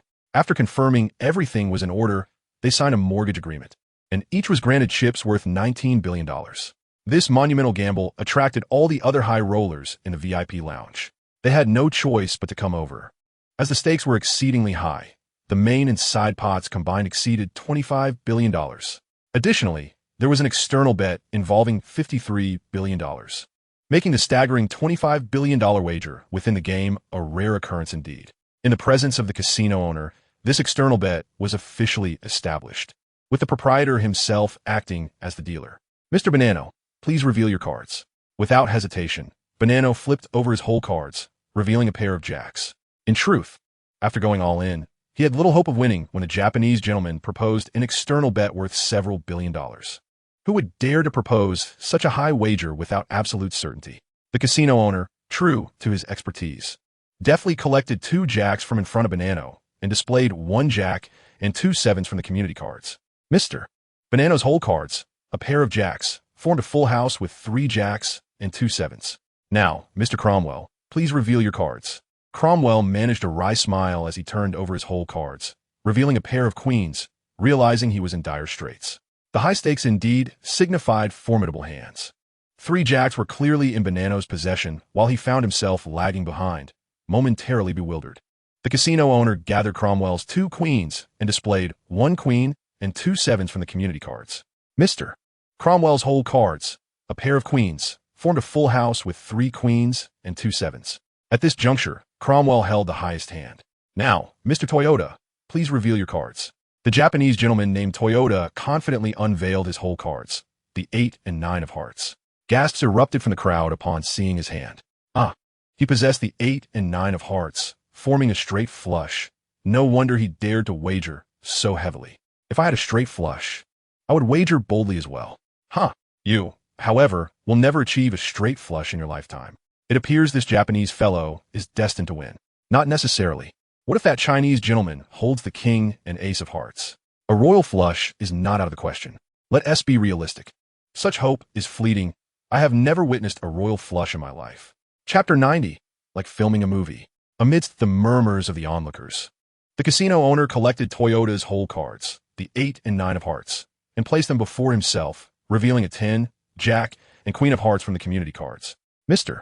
Toyota's whole cards, the 8 and 9 of hearts, form the highest hand, a straight flush of 8, 9, 10, Jack, and Queen of hearts. As it stands, Mr. Toyota holds the highest hand. Now, let us have Mr. Yanai reveal his cards. The gentleman bearing the surname Yanai shook his head in resignation. Who would have thought that he would encounter such a rare straight flush? Losing this round feels unjust. A fateful hand indeed. Having lost 2 substantial rounds tonight, a staggering $600 million has vanished. This outcome is not entirely unfavorable. The young man, named Yanai, reveled in his thoughts, but alas, he was overly optimistic. As he turned over his whole cards, it revealed a pair of 7s. The audience erupted into a cacophony of murmurs upon seeing his cards. My goodness. 4-of-a-kind 7s against a straight flush. What a stroke of misfortune. Both 4-of-a-kind and straight flush are exceedingly rare hands. Yet to witness them in the same round is indeed remarkable. Yes, such occurrences are few and far between, but once they do manifest, it transforms into a bloody gamble. As no one would concede easily, only escalating the stakes higher, or perhaps going all in. Were they not already all in? The pot alone contained over $2.5 billion in chips. Heaven forbid, how glorious it would be if all those chips belonged to me.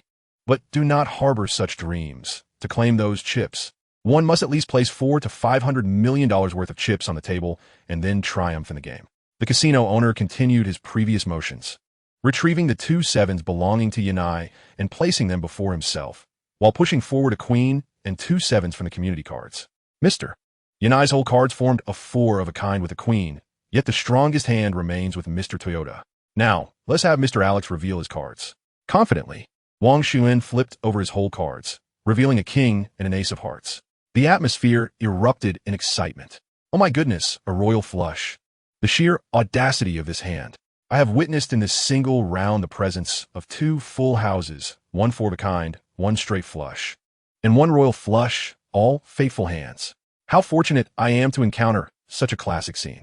I feel my heart may not withstand this. The convergence of so many fateful hands. Oh dear, my sympathy lies with those 2 full house brothers. Their hands are vastly overshadowed, and they have staked several $100 million. However, I believe we should extend our sympathy to those 2 Japanese gentlemen. One obtained a rare 4-of-a-kind, and the other a rarer straight flush, only to lose a staggering $1.9 billion.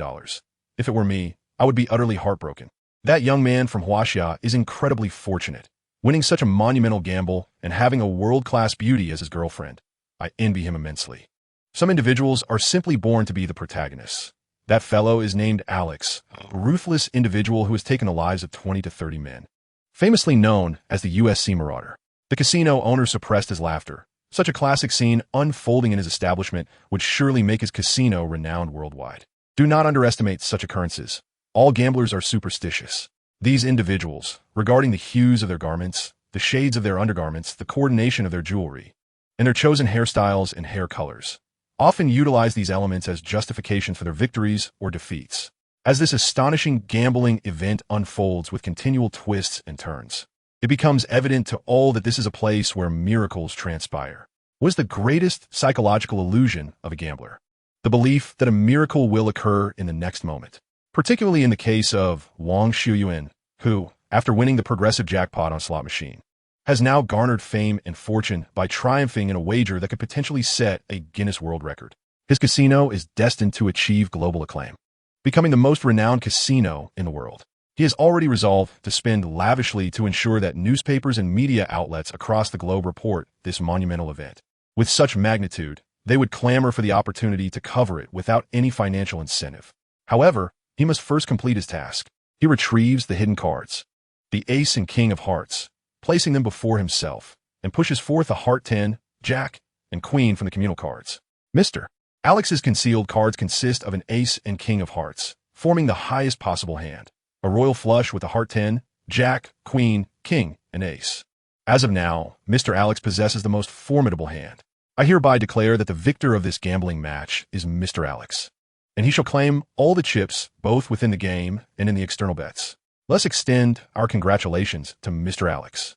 As the casino owner announces this, a thunderous applause erupts, for such a breathtaking gambling event may not be witnessed again for many years. To bear witness to this moment is, in itself, a stroke of fortune. Cromwell and Bonanno also join in the applause. They had long anticipated their inevitable defeat and had mentally prepared themselves for it. Thus, when the outcome was revealed, they accepted the reality with grace, for they are no ordinary individuals. Naturally, they must exhibit the decorum befitting the occasion, especially with so many eyes upon them. However, the two Japanese individuals reacted differently. They were utterly unable to accept the reality of their loss. Slumping in their chairs with vacant stares, their lips incessantly murmured phrases of disbelief, repeating notions of impossibility. Such reactions are all too common in a casino. The casino owner approached Wang Xiuyuan, extending his hand in congratulations. Congratulations, Mr. Alex. Your gains tonight are substantial. Would you like us to assist you in counting and converting your winnings into cash? Wang Xiuyuan eagerly accepted, requesting that all his winnings be converted into cash and deposited into his JP Chase account. He then handed his card to the nearby casino manager and presented two 1 million chips from the stack on the table. One for you, and the other to share with the staff of this gaming hall. The faces of the casino manager and the staff in the VIP room instantly beamed with smiles that could not be contained. The casino manager, brimming with excitement, expressed, "Thank you so much, Mr. Alex. Your generosity is truly remarkable, and on behalf of my colleagues, I extend our heartfelt gratitude. We shall soon tally your chips and transfer the cash to your account." Chapter 91, The Malevolent IRS. Although the casino manager's income is substantial, amounting to several million annually, opportunities to receive a tip of $1 million are exceedingly rare, occurring perhaps once every few years. A generous patron might bestow the tip of 100,000, which is considered quite remarkable, yet it must be from a particularly affluent client who has enjoyed a fortunate streak. As for the dealers and attendants in the VIP room, their annual base salary barely exceeds $100,000, with the remainder reliant on the gratuities from guests. The attendants, who are undeniably of the highest caliber, might earn a weekly salary of just over $1,000, with their primary income still stemming from tips. It is not uncommon for guests to take advantage of their position. In a VIP room, with 4 or 5 staff members, including dealers, each could easily share tens of thousands of dollars. Who wouldn't be elated? Until their departure, the two Japanese patrons remained in a state of shock, unable to comprehend the staggering defeat they had just endured. Wang Xiuyuan estimated that the total in the betting pool exceeded $2.5 billion, while he himself had won nearly $3.8 billion from the two patrons, with approximately $1.5 billion of his chips being his own. This implies that, including the progressive jackpot from slot machines, he had won approximately $7.5 billion that night. What a bountiful harvest! Regrettably, however, the IRS in America is notoriously ruthless. Earnings obtained legally at the casino are subject to taxation. You heard that correctly. Taxes must be paid. He had already reached a marginal tax rate of 37% from previous lottery winnings. Therefore, following this gambling victory, the federal tax rate would be applied at the highest bracket. The federal tax rate in Nevada stands at 24%. Moreover, since this was gambling income, the state government of Nevada imposes an additional California state tax. Gambling winnings in Nevada are not tax-exempt. They are indeed taxable. As a state in America, Nevada levies personal income tax separately, with the top rate soaring to 6.85%. The cumulative effect of the federal tax and Nevada state tax reaches an astonishing 30.85%. After toiling hard at the tables to win some money, a third of it would be directly seized by the IRS and the California state government. Wang Xiuyuan could not help but unleash a torrent of expletives in his mind. In contrast, in Macau within China, individuals are only required to pay a flat tax of 20% on gambling winnings, regardless of the amount. Such absurdity is characteristic of America. Damn it, the wretched IRS and the greedy California state government. These parasitic entities. I curse you, you accursed vampires, to meet a dreadful fate. Wang Xiuyuan muttered these words under his breath. Christiana, hearing his quiet curses, curiously inquired, "What is it, dear?" Winning such a substantial sum of money should be a cause for celebration. Why do you seem so unhappy? Wang Xiuyuan's face was etched with exasperation. Was it not apparent? Indeed, it was a cause for celebration. Yet the mere thought that nearly half of the $75 billion would be claimed by the wretched American Internal Revenue Service and the state government of California filled me with profound sorrow. Have you calculated the sum? They are set to seize nearly $2,314,000,000. The fruits of my relentless gambling efforts. Snatched away effortlessly by these bloodsuckers. How can I possibly feel joyous? Christiana erupted into laughter, as though she had heard an extraordinary jest. Dear Alex, you are now a super rich individual. Do you comprehend your current status? How many wealthy individuals dutifully pay taxes to the American IRS? Surely, you are not that naive. Upon hearing Christiana's words, Wang Xiuyuan sensed a glimmer of hope and quickly inquired, You must have a solution, right? How does one proceed? Please, dear, do not keep me in suspense. It is quite simple, she replied. Establish a charitable foundation and donate the funds therein. Remember, you're not a citizen of America, and you do not even possess a green card, so you need not worry about estate taxes. In America, individual donations are eligible for a tax exemption. The $183 million you previously won in the lottery was only subject to a 25% tax rate, which is negligible. However, the $75 billion acquired through this gambling venture can indeed be maneuvered. For instance, your prior donation of $15 million to the Los Angeles Police Department qualified you for a 60% tax exemption on that amount. This means $9 million of your income this year would be tax-free, with the excess taxed at the applicable rate. Assuming that the $75 billion would normally incur a tax deduction of 30.85%, approximately $23,114,000,000, you could directly donate $4 billion, thus securing a tax exemption of $24 billion. From the remaining $35 billion, only $11 billion would be subject to tax, resulting in a mere $339 million in taxes owed. Of course, you may donate more to obtain additional exemptions. However, considering your Chinese identity and the currently fraught relations between America and China, I would advise that you pay a portion of this gambling windfall to the IRS and the state government of Nevada. It is prudent to avoid attracting their scrutiny, as subsequent complications with the IRS would be undesirable. Wang Xiuyuan felt somewhat disenchanted. He had expected a more appealing suggestion, but the money donated is meant for charity. It will no longer belong to me. Christiana, ever clever, replied, Of course it is intended for charity, yet that does not negate its benefits. Moreover, the American government does not stipulate which charitable organization must receive the funds. Why not establish your own charity? Once the foundation is created, who serves within it is entirely at your discretion. Those who work for the charitable foundation can receive salaries, the amount of which is also determined by you. Although it is mandated that 5% of the donations received by charitable foundations must be allocated to philanthropic endeavors each year, your charitable organization can engage in investments. American law does not prohibit charitable foundations from investing their funds. In other words, even if the $4 billion in charitable funds were to yield profits and grow to $10 billion, it would still be perfectly legal. However, this presents two distinct options. The first option allows for the profits to be utilized for charity, adhering to the 5% rule based on the foundation's total funds annually, thus enjoying complete tax exemption on investment gains. The second option requires that the profits from investments be taxed according to American law, thereby exempting the profit portion from mandatory charitable contributions. The choice ultimately lies with the leader of the charitable foundation. You could simply allocate 5% of the initial $4 billion, which equates to $200 million annually for charitable purposes. After 20 years, theoretically, the original $4 billion will be fully expended. Chapter 92 reveals the true nature of American philanthropy. During this period, the leader of the charitable foundation may freely manage the investment returns within the foundation, provided that the profits are taxed in accordance with American law. Naturally, the vast majority of charitable foundations opt for the first choice, given the exorbitant tax rates in America. Allocating merely 5% of the total fund for charity annually hardly seems substantial. While these funds cannot be withdrawn into personal accounts, it is entirely reasonable to offer slightly higher salaries to employees given the critical responsibilities of the foundation. Purchasing luxury vehicles for staff transportation or acquiring a residence for employees of the foundation is also quite justifiable. The foundation can cover utilities, fuel costs, insurance, and property taxes. These are all part of employee benefits, are they not? And what if the employees are friends or relatives of the donors? Who can intervene? Is it anyone's place to dictate the hiring of a few ordinary employees? It is quite normal for others to have part-time roles. If I establish a charitable foundation and donate substantial sums for good causes, am I not entitled to select who should be employed? Who would dare contest that? The numerous charitable endeavors undertaken each year, with significant financial contributions, are genuine, are they not?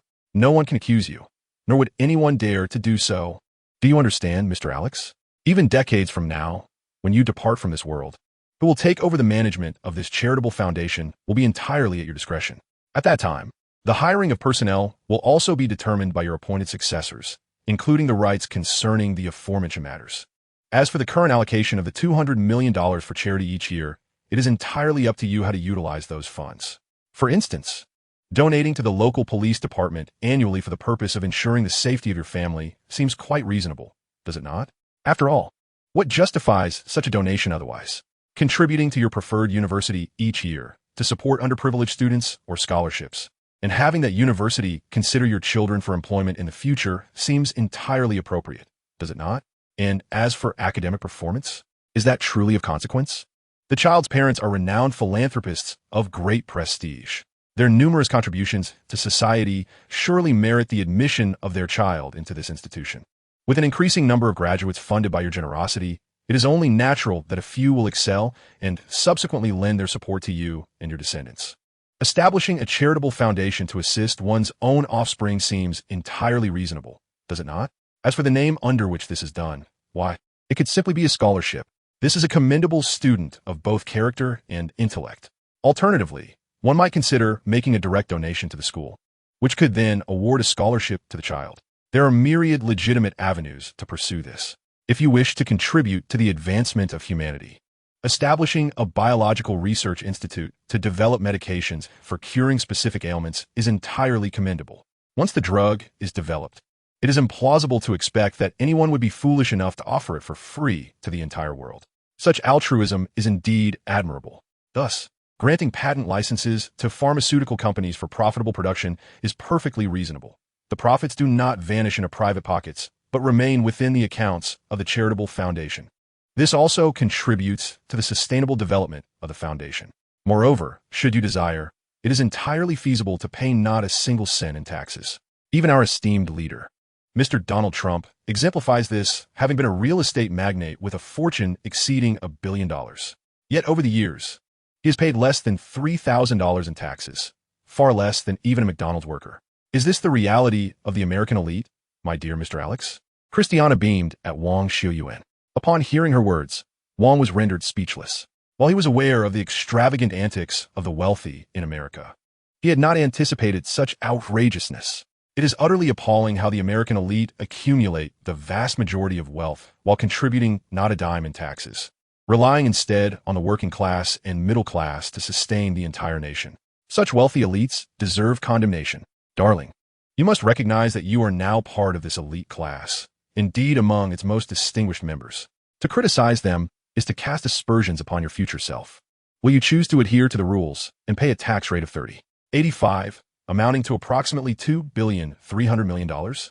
In truth, not being a citizen of America has its advantages, as you are not engaged in business operations. Thus, American citizenship holds little significance for you. Conversely, joining the ranks of American citizens may prove disadvantageous, given your substantial personal income, and you need not worry about estate taxes. Those super-rich individuals acquire American citizenship for business convenience, often establishing charitable foundations to mitigate estate tax concerns as they age. It is best to initiate such foundations sooner rather than later to save on taxes. Who would engage in philanthropy without cause? In your situation, my advice would be to establish a modest charitable foundation and utilize the funds to navigate various departments and organizations within America. The remaining funds should be dutifully allocated for tax purposes. After all, there is no inheritance tax in Huaxia, and possessing the money oneself is undeniably the most desirable option. Wouldn't you agree? Oh, I almost forgot to mention that my parents have no affiliation with the common or middle classes, although they're not tycoons. They're considered part of the affluent strata. Be cautious, for I might relay your words to them and observe how they would respond. Upon hearing this, Wang Xiuyuan felt a chill run down his spine. Has no one ever contemplated altering this situation? How could one possibly instigate change? This nation was originally founded by a cadre of wealthy individuals. Would they willingly jeopardize their own interests? It is not that politicians have not attempted to change the status quo, but they have invariably failed. You must acknowledge a certain reality. A quarter of American presidents have faced assassination attempts, with 4 ultimately succumbing to such fates. Do you not wonder why? Those who dare to challenge the established elite either meet their demise or become compliant. Furthermore, those who ascend to such positions are, by default, part of the affluent class. Truly ordinary citizens or middle-class individuals. Let's not be naive. America has long utilized education as a means to stratify its population. How could someone from the lowest rungs ascend to such heights? Any such narratives are merely concocted stories crafted during their campaigns to garner votes. Believing in them is the folly of the gullible. Even if someone were to fortuitously infiltrate this echelon through education, entrepreneurship, or other avenues, would they engage in self-destructive actions? No. They would choose to safeguard the interests of this class, for they are now a part of it. Laws and regulations are merely tools devised by the American elite to manage the common populace. Change is impossible unless, akin to Huaxia in the last century, the existing structure is utterly dismantled to forge new rules and order. Otherwise, transformation remains an elusive dream. Christiana lamented that America is currently afflicted with a grave illness. Yet no one stands ready to alter this outcome. Much like the ancient dynasties of Huaxia, the issues are well known. It is the ruling individuals and families who embody the problem. What rationale could compel them to relinquish their vested interests? This contradiction is fundamentally irreconcilable, which is why every dynasty follows a similar trajectory, flourishing for 200 to 300 years, then collapsing under its own weight, only for a new dynasty to rise from the ashes, thriving in its place. This cycle has repeated for millennia in Huaxia. Nevertheless, Wang Xiuyuan suddenly felt a surge of joy. It is America that is in decline, not our illustrious Huaxia. The misfortune lies with the American populace, not the citizens of Huaxia. Let them be. One can simply establish a so-called charitable foundation and contribute a sum of money, thus creating an additional fixed asset portfolio. The profits from this gamble, with the remaining funds, require only a modest tax contribution to maximize benefits. As for the Foundation's funds, isn't it mandated to allocate 5% annually for charitable purposes? So be it. After all, any surplus can still be invested. At this moment, he was utterly convinced that he could command the prestigious universities of America to treat him with utmost reverence. After all, once he made a donation to an American institution, his children and the offspring of his relatives would reap significant benefits. Any student bearing his written recommendation would find their admission application to the benefactor institution utterly irresistible. Would the couple, Pan Shi and his wife, be foolish enough to donate such a substantial sum without foresight? They were shrewd individuals, indeed. Chapter 93, A Legend in Marine Exploration. Today's journey would take them directly across the territory of Utah without pause, heading towards Colorado. The entire route spanned nearly 750 kilometers, approximately a 7-hour drive. Hence they did not set off at dawn. Upon arriving at the hotel parking lot, they encountered an elderly white gentleman, elegantly attired in a meticulously tailored suit, slumbering against their vehicle. Likely, he was a hapless soul, devoid of funds and nowhere to go, who had succumbed to sleep in that very spot. Wang Xiuyuan had no choice but to rouse him. Otherwise, he could not depart. Crouching beside the elderly man, Wang Xiuyuan was immediately greeted by a strong odor of alcohol.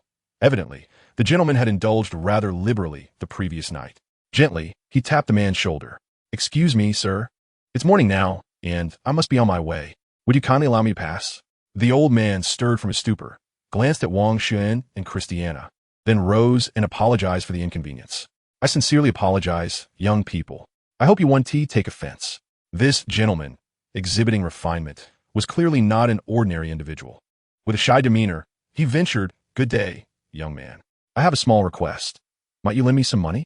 I find myself penniless and wish to purchase some food and secure a modest inn for a shower. If you could provide me with a contact number, I assure you I will repay you once I am able. If not, no matter, consider I never asked." Observing the man's discomfort and the elegance of his handcrafted suit, Wang Xiuyuan did not perceive him as a mere con artist seeking funds for gambling. "How much do you require, sir? Could you share a bit about your current situation?" After a brief hesitation, the elderly gentleman replied, "A few tens of dollars would suffice, but if you could lend me 100, that would be even better. I once owned a marine salvage and treasure hunting company called Odyssey Marine Exploration, renowned for its achievements in marine treasure hunting. Unfortunately, I was deceived by the Spanish government and, after several years of struggle, went bankrupt. I had hoped to attract investment for a revival, yet no one would believe in me." Upon hearing this, Wang Xiuyuan felt a spark of recognition. He greatly valued the field of treasure hunting, as it was his livelihood, dealing in antiques and artworks. Odyssey Marine Exploration from Florida was indeed a legendary name in marine exploration. Faced with the opportunity to converse with the head of such a storied company, he could not let this splendid chance slip away. "How about this, sir? Allow me to book you a room so you can refresh yourself, followed by a hearty meal. I am eager to hear your story in detail. I find myself captivated by the affairs of your marine exploration company and would love to learn from you." After reopening his suite, I had some food delivered to an elderly gentleman. Upon noticing that he had retreated to the bedroom for a shower, Christiana inquired, "My dear, are you truly so intrigued by this gentleman's marine exploration company? Is there something I am unaware of?" At that moment, Wang Xiuyuan, in high spirits, smiled and responded that this elderly man is a legendary figure in the realm of marine exploration. I had previously gathered information about this company. They are pioneers in the field of deep-sea salvage worldwide, and this gentleman, named Reg Sturmer, is the proprietor of Odyssey Marine Exploration. Their company has successfully salvaged numerous shipwrecks and amassed significant wealth. As early as 1998, they successfully recovered an ancient Punic ship, yielding tens of millions of dollars in treasures. In 2004, they uncovered treasures worth $180 million from the sunken American naval ship, USS Republic, in the waters off Savannah, Georgia. In 2007, they salvaged hundreds of thousands of silver coins and other substantial wealth from the high seas between Portugal and Morocco. The number of shipwrecks they have recovered is countless. However, their company faced considerable troubles due to the salvaged wealth from the hundreds of thousands of silver coins in 2007, as the Spanish government claimed it was their naval vessel and subsequently sued them. The legal battle spanned from 2009 to 2014, culminating in their defeat, resulting in the Spanish government seizing treasures valued at $500 million, leaving them with a mere $2,600,000 in compensation. In reality, their salvage expenses far exceeded $2,600,000. Costs for fuel, wages, allowances, information gathering, and exploration expenses totaled well over $100 million. Furthermore, the 5-year litigation incurred substantial legal fees. During this period, their company also faced a stroke of bad luck, failing to recover any valuable shipwreck treasures, thus plunging them into dire straits after their legal defeat. It appears they may be on the verge of bankruptcy. Christiana exclaimed, "The Spanish government is utterly shameless. That treasure was salvaged from international waters. If they have the capability, they should salvage it themselves." Wang Xiuyuan chuckled, acknowledging the audacity of the situation, but noted that there were reasons for the outcome. The Spanish government had indeed proven that the sunken vessel was their warship, the Mercedes. In 1804, the Mercedes was laden with 30 tons of gold and silver coins, alongside 3 other ships filled with treasures, embarking from Peru back to Spain. However, the fleet was sunk by a British warship in the waters near Portugal.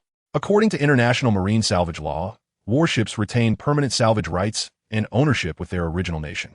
Consequently, upon the recovery of this treasure, the Spanish government, after comparing records, swiftly filed a lawsuit upon realizing it might belong to them.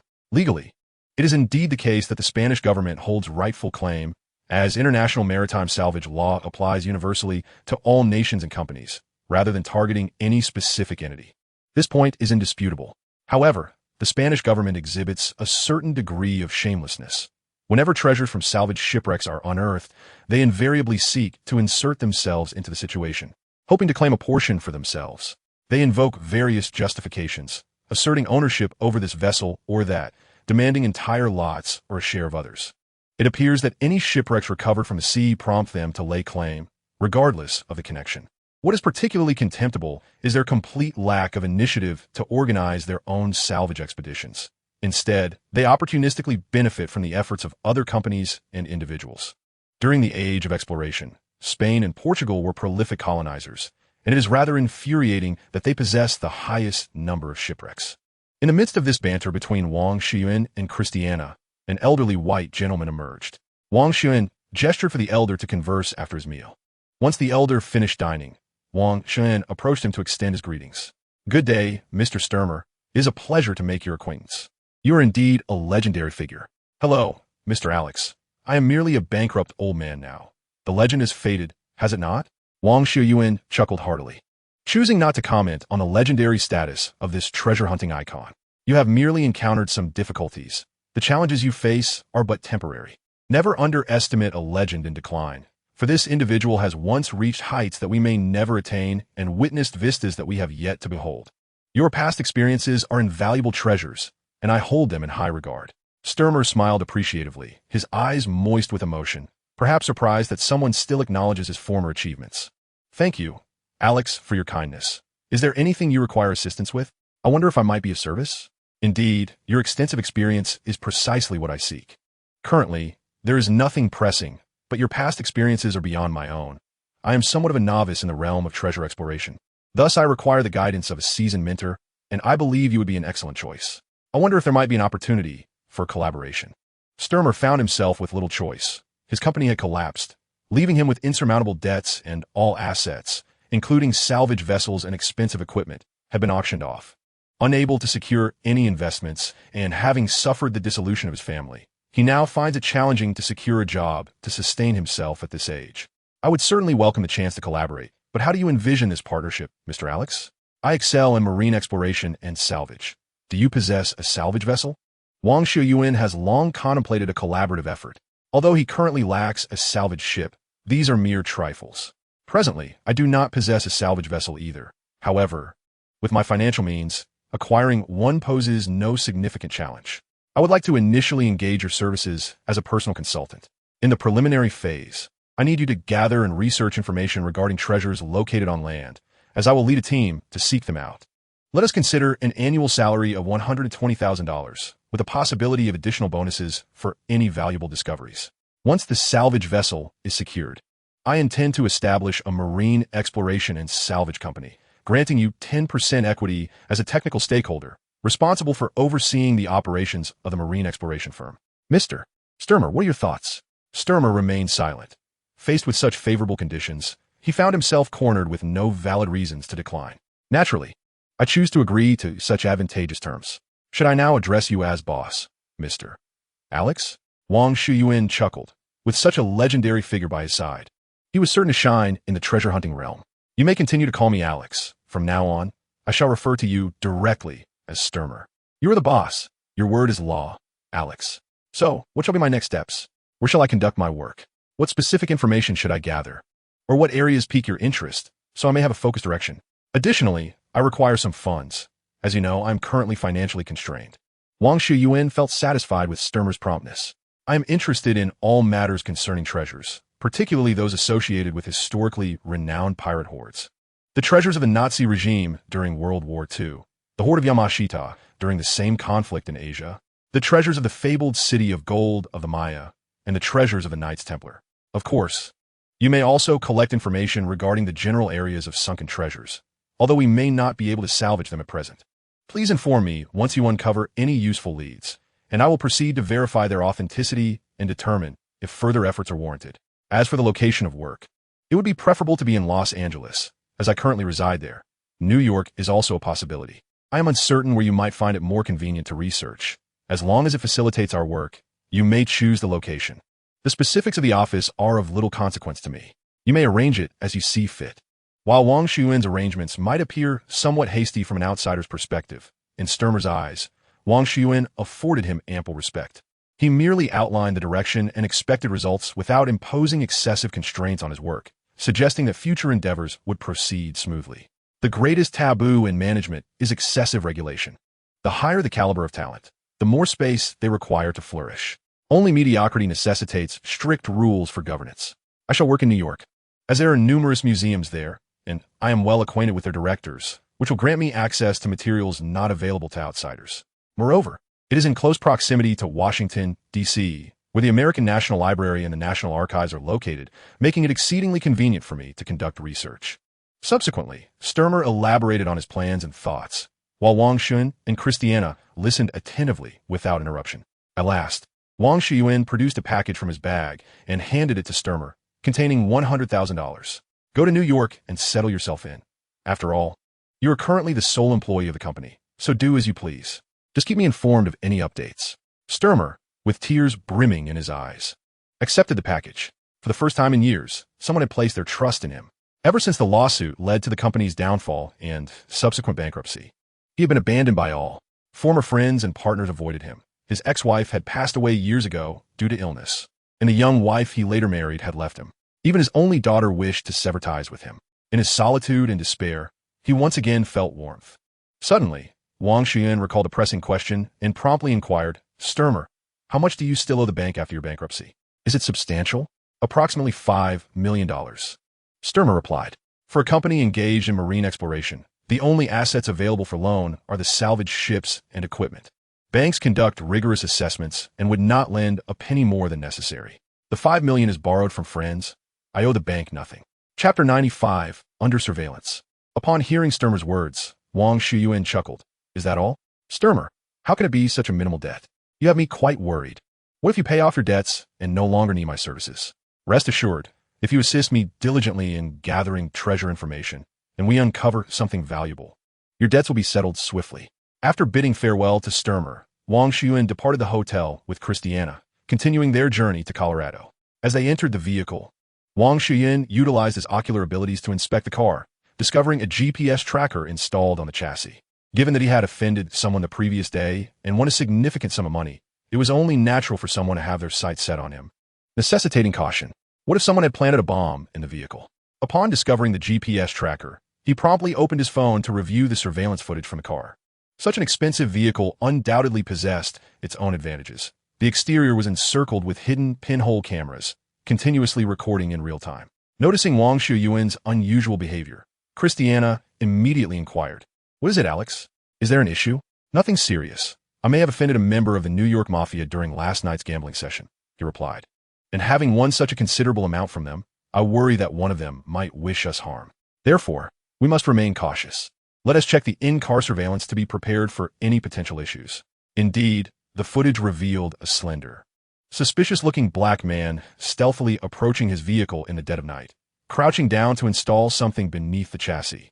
As Christiana observed from the side, he had no choice but to exit the vehicle and feign a pose, capturing a photograph of the GPS tracker affixed to the car's undercarriage. Upon returning to the car, he handed his phone to Christiana. "My dear, it appears my suspicions were not unfounded. Our vehicle has been equipped with a tracking device, and someone is evidently scheming against us." Christiana examined the photograph with a furrowed brow, perplexed. "Is this akin to a GPS? Alex, who do you think could have sent someone to install it?" Such inquiries were beyond Wang Xiuyuan's knowledge. It remained uncertain. However, the individuals from the gambling table last night were all potential suspects, with the greatest suspicion resting upon Williams. The others also bore considerable doubt. Yet Wang Xiuyuan resolved not to alert the authorities or discard the GPS tracker. He intended to keep it, waiting for the hidden rat to reveal itself, at which point he would deal with them. After all, one cannot perpetually evade a thief. Eventually, they must come to light. Christiana's face betrayed her concern, yet she refrained from voicing her apprehensions, choosing instead to trust Wang Xiuyuan's judgment. She had witnessed his journey thus far and believed there must be sound reasoning behind his actions. Thus, the two set off on their drive. As they traveled along the highway, enchanting melodies filled the car, and with her beloved beside her, everything seemed idyllic. Yet, perhaps this was merely the calm before the storm. Though the population was sparse, this very fact rendered the environment exceptionally picturesque, allowing various wildlife to thrive, to the point of becoming a veritable infestation. After savoring the local specialty of wild game barbecue in the urban area, Wang Xiuyuan drove Christiana into the wilderness. They planned to camp here and hunt elk the following day. Before embarking on their camping excursion, Wang Xiuyuan had contacted a local agency to acquire a hunting permit, securing shares for 2 elk and 1 wild boar. He had arranged these credentials while still in California. About an hour later, they found a small lakeside to halt their journey. With a water source, level grassy terrain, and forested protection, it was an ideal camping site. The tire tracks on the ground indicated that others had camped here before. After disembarking, Wang Xiuyuan double-checked that the GPS tracker remained attached to the car's undercarriage. This device was crucial should the group confront them tonight, leading to a potential exchange of fire and casualties. The GPS tracker would serve as direct evidence of the adversary's deliberate actions, reinforcing his right to self-defense. He retrieved the tent from the vehicle and set it up, laying down a mat on the grass. Wang Xiuyuan embraced Christiana as they quietly admired the breathtaking night sky.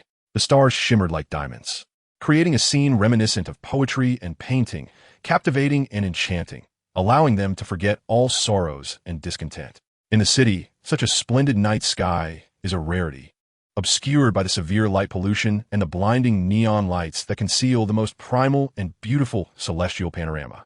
Two souls nestled together on the ground, gazing up at the poetic and resplendent starry sky. In this moment, they could both distinctly feel each other's heartbeat and breath, their hearts brimming with tranquility, sweetness, and contentment. Perhaps this is what happiness truly is, the ability to share cherished moments with a beloved companion, free from worries. Thus, Christiana drifted into slumber in Wang Xiuyuan's embrace, who chose not to awaken her, relishing the warmth of their closeness. After an indeterminate amount of time, Wang Xiuyuan, in a hazy state of awareness, sensed some commotion in the distance. Activating his night vision and enhanced perception, he observed 4 off-road vehicles approaching, each carrying a total of 17 individuals, all of whom were black. Among them was Williams, the man involved in last night's altercation at the card game. Their intentions appear nefarious, each one armed. Wang Xiuyuan promptly whispered to awaken Christiana. "Awaken, my dear, a group of ill-intentioned individuals has arrived. We must hide at once." Upon hearing his urgent yet calm warning, Christiana did not panic, but instead posed a composed inquiry. "My love, what should we do? How can I assist you?" "You need do nothing but quietly conceal yourself in the trunk of the car," he replied. "Our vehicle, a Cadillac Escalade, is armored to level 3. As long as we are not faced with anti-material rifles or heavy weaponry, we shall be safe. Your safety is paramount. Only then can I confront them without hesitation. Is that agreeable?" Uncharacteristically, Christiana hesitated to comply, deeming it too perilous for him to face the situation alone. "They likely have many on their side. I cannot bear the thought of you alone. Let us flee in the vehicle. It is armored and can surely break through." Wang Xiuyuan shook his head. "My dear, have you forgotten? I aim to resolve this issue once and for all. Otherwise, I would have discarded the GPS tracker long ago. My confidence in this endeavor stems from the weaponry and heavy body armor at our disposal." After a gentle kiss on Christiana's forehead, he reassured her. Understanding the gravity of their predicament, Christiana recognized that her best support was to heed Wang Xiuyuan's advice and hide. Thus, she ceased her objections and obediently approached the rear of the car, opening the trunk. Wang Xiuyuan retrieved a heavy bulletproof vest from the trunk, swiftly donning it, and securing a tactical belt equipped with 10 magazines around his waist. He then strapped a Glock G17 pistol and an Ontario 3 Malawian Quatches Navy knife to his thigh. Grasping in 416 Hong Kong dollars assault rifle and a Macmillan TC-50 sniper rifle, he additionally stowed 3 extra magazines for the sniper rifle in his tactical belt. Christiana had already complied, nestling herself within the confines of the trunk. Wang Xiuyuan promptly closed the trunk and locked the car, ensuring that Christiana, hidden within, remained safe. He could now confidently confront those with ill intentions. However, before doing so, he needed to gather more advantageous evidence. This would facilitate a swifter resolution to any legal matters following the unfortunate incident. Wang Xiuyuan retrieved 2 walkie-talkies, tossing one into the tent. Armed, he hastened towards the direction of Williams, intending to ambush them along their route, thereby severing their escape and eliminating them entirely. Following his previous method, he opened his phone and logged into live streaming rooms on YouTube and Douyin, titling the stream provocatively, "Attacked by Armed Thugs While Camping in the Wilderness."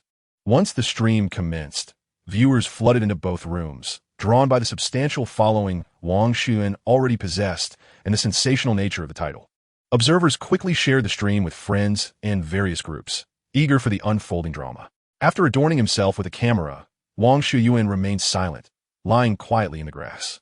This location had been under his scrutiny for some time. It was elevated enough to provide a clear view of a lakeside campsite. Situated over 200 meters away, an ideal distance for a sniper rifle to dominate the scene.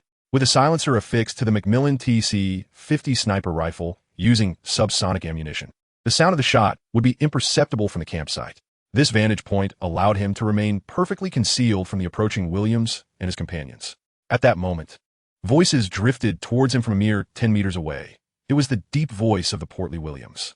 "How much farther until we arrive?" he inquired. Alex, that scoundrel, and his girlfriend were just ahead by the lakeside, likely fast asleep. Though their conversation was subdued, it was close enough for Wang Xiuyuan to hear clearly, sufficient for the audience in the YouTube and Douyin streams to catch every word. Instantly, the live chat erupted with excitement. "Oh my, is someone really attacking Alex and his girlfriend? I thought it was just a sensational title. Didn't expect it to be true. Goodness, is America truly this unsafe? This is Alex's 3rd encounter with thugs in just a few months. To be precise, within 2 months. The last incident was in mid-October. And now it's early December, 3 times in less than 2 months. Welcome to free America, where shootings happen every day. Now, this is the America I recognize. At this juncture, The portly Williams spoke again, advising in a hushed tone, keep your voices down. Try not to kill the two of them, especially Alex. He won a lot of money last night, and I intend to extract every cent from him. His girlfriend is stunning and alluring. I want to toy with her in front of Alex. Afterward, she'll provide you with some fun, and then we'll dispose of them. Just don't shoot and kill them, understood? A group of underlings responded, their words heard by the viewers in the live stream, which served as compelling evidence. How cruel. Such heartlessness. This scum deserves to perish. Quickly call the police. Who knows where they are? Hurry. Report it immediately. How can you call the police if you don't even know the location? It seems Wang Xiuyuan is in peril. May God protect Alex and his beautiful girlfriend. Wang Xiuyuan made no movements. He lay quietly on the ground, observing a band of thugs stealthily approaching the camp. The audience in the live stream found the absurdity of the scene nearly laughable, as Wang Xiuyuan lay concealed in the brush, watching the bandits attempt to ambush his camp, while he himself lay in wait for them at the periphery, a rather convoluted situation. Upon William's arrival at the camp, one of his subordinates prepared to unzip the tent, while a group pointed their guns at the inside. When the zipper was drawn back, the tent was empty, and the group exchanged bewildered glances, scanning their surroundings. Just then, a walkie-talkie inside the tent crackled to life. It was Wang Xiuyuan speaking. Williams, you filthy trash. You are at least a significant member of the Genovese family of the New York Mafia. How have you stooped to such disgraceful acts? A mere verbal dispute prompts you to take lives? After losing at cards, you plot to kidnap me for ransom? Do you plan to torment my girlfriend before my very eyes and then eliminate me? Hearing Wang Xiuyuan's voice through the walkie-talkie, Williams was consumed by rage. You damned fool. No one has ever dared to speak to me in such a manner. You repugnant yellow-skinned monkey. I will skin you alive and then proceed to torture your girlfriend to death before your eyes. Then it will be your turn. I will make you experience hell on earth.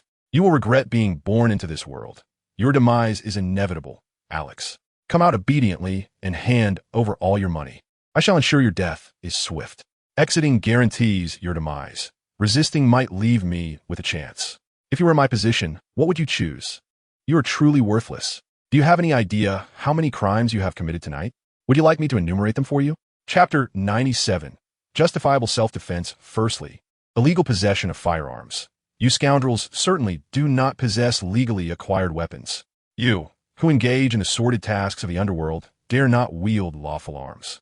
Secondly, your intentions to kidnap, extort, blackmail, assault women, abuse others, and commit murder are all grave felonies.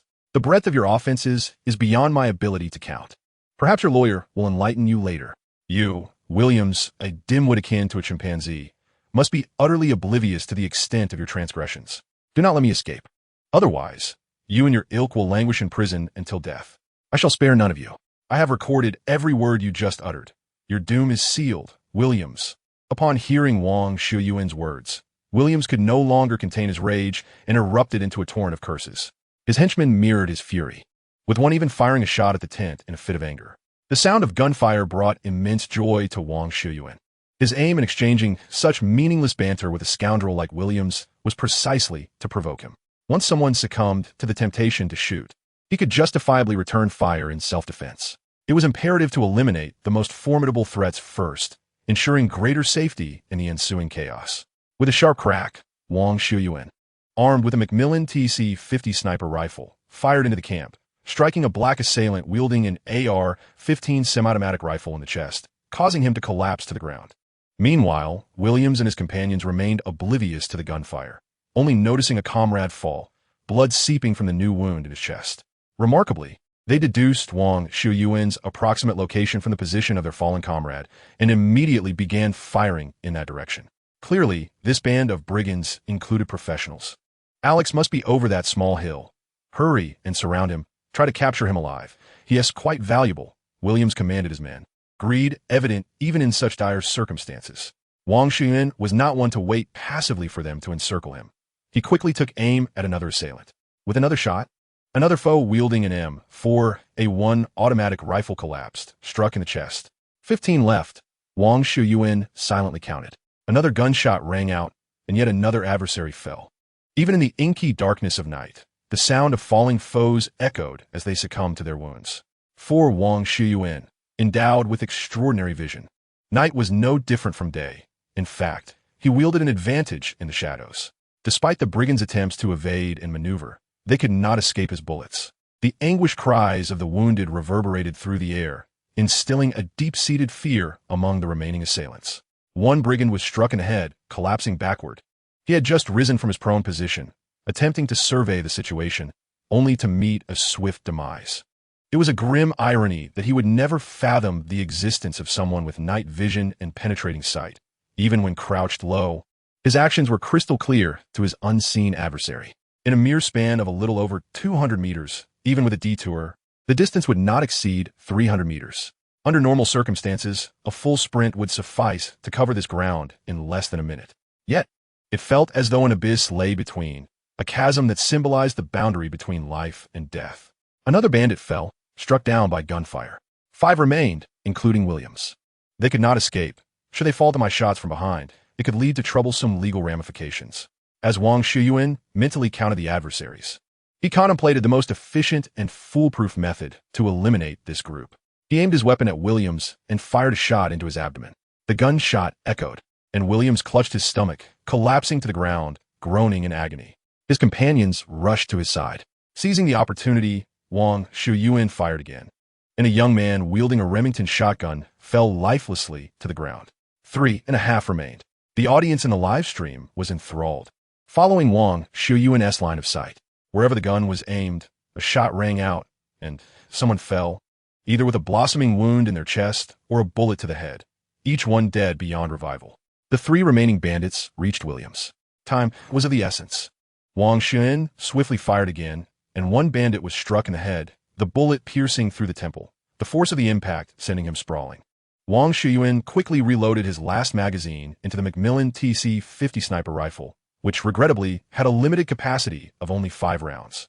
With 15 bullets, he had claimed 14 bandit lives and incapacitated Williams.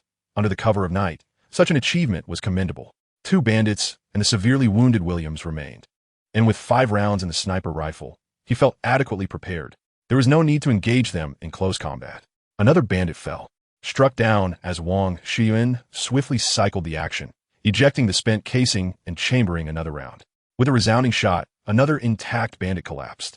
Yet, one bandit and Williams still lay alive, moaning in pain on the ground, obscured by the surrounding grass. Theoretically, Wang Xiuyuan could not see them. Thus, to the viewers in the live stream, it appeared as though he fired 3 shots towards the thicket. One shot struck the earth, while the other 2 hit their intended targets. One struck a corpse, and another found its mark in Williams' head. Wang Xiuyuan intentionally left one bandit alive.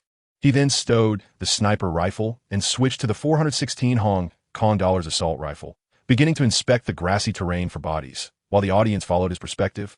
Witnessing the grim aftermath, the YouTube live stream continued unimpeded, but the Douyin stream abruptly cut off upon the sight of the first corpse. The live stream has been banned. Streaming prohibited for duration. Once again, the classic 12 words stirred discontent among the audience in the Douyin live stream. Chapter 98, George comes to rescue me. What does it mean that you have banned the live stream? Are you all hiding while we are denied the chance to watch? It's only a few corpses. Nothing too terrifying. We've seen plenty of that in movies. Indeed, there are so many dead bodies in television shows and films. We've become accustomed to it, and we have never seen them prevented from airing. Hey, isn't your logic implying that no television shows or films should be allowed to air? I want to see. Damn you moderators. In the Douyin live stream, millions of viewers unleashed a torrent of insults through the chat. Yet they understood that they would inevitably miss what was to follow. The number of viewers plummeted dramatically. However, they were fortunate to have witnessed the climax of the battle. Meanwhile, in a YouTube live stream, the whimsical Western audience was reveling in the moment. Their perspective shifted with Wang Xiuyuan as he examined the bodies on the ground.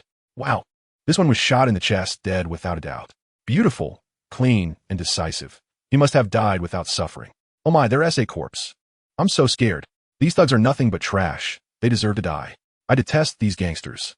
They bring tremendous turmoil to our lives and are a destabilizing force in society that must be eradicated. You should reconsider. Do you not realize that the American gangs are backed by powerful figures? Otherwise, how could they have survived this long? It is well known that organized crime in America has significant support. As Wang Xiuyuan approached Williams, who lay motionless on the ground with his eyes wide open, he noticed the wounds, one bullet in the abdomen and another in the head. Williams's left hand clutched his stomach where he had been shot, while his right hand still held a golden desert eagle. Such flamboyance among these gangsters. Nearby, another thug, shot in the right shoulder, groaned in agony, his cries resonating clearly within the live stream. Wang Xiuyuan addressed the viewers. See, dear audience, this is the reaction after being shot. The pain of shoulder injury manifests like this. Therefore, I implore everyone to refrain from handling firearms and never point a gun at anyone casually. The pain of an accidental injury can be unbearable. A shot to the chest would result in silence, much like those unfortunate souls we just observed. Come on, Alex. Who besides you in this stream has experience with killing? Exactly. No one has killed anyone except you. No one has used a gun to kill except you. Not necessarily. Perhaps someone has killed, but has simply not been caught. Wang Xiuyuan kicked the guns on the ground far away to prevent the injured man from firing back, as that would be unwise. Goodness, a golden desert eagle. He just kicked it aside. Don't give it to me. I want the golden desert eagle. I don't want it. I want it. Disregarding the happenings in the live broadcast, Wang Xiuyuan approached the rear of the car and opened the trunk.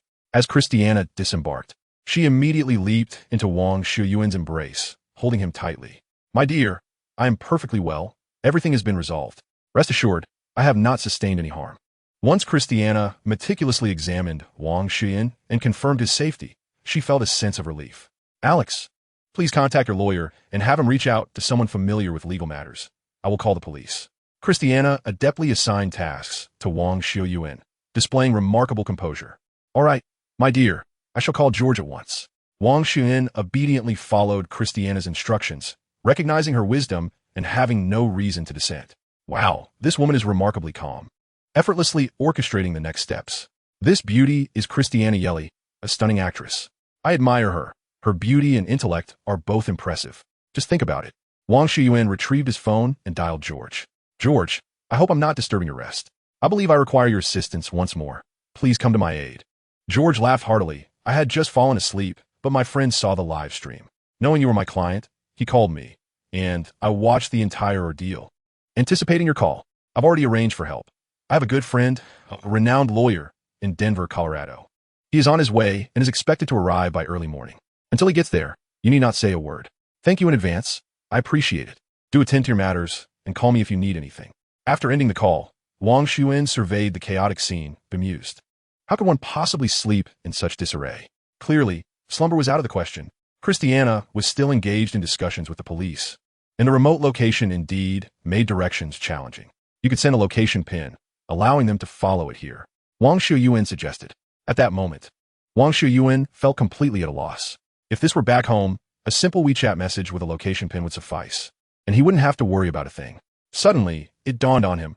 This live stream was taking place in the wilderness, and surely many viewers would be calling the authorities. How did they report it? Wang Xiuyuan pulled out his phone and addressed the live audience on YouTube.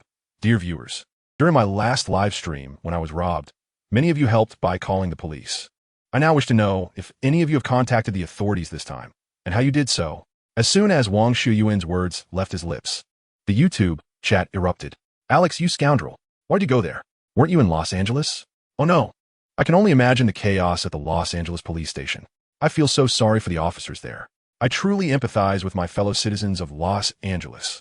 The last unfortunate incident left them in disarray, and now, even after relocating to Colorado, misfortune continues to haunt them. Has anyone else, like me, reported to the authorities? Only to be left in the dark regarding Alex's whereabouts after being cautioned by the police dispatcher? It seems I am not alone, as others have also received warnings.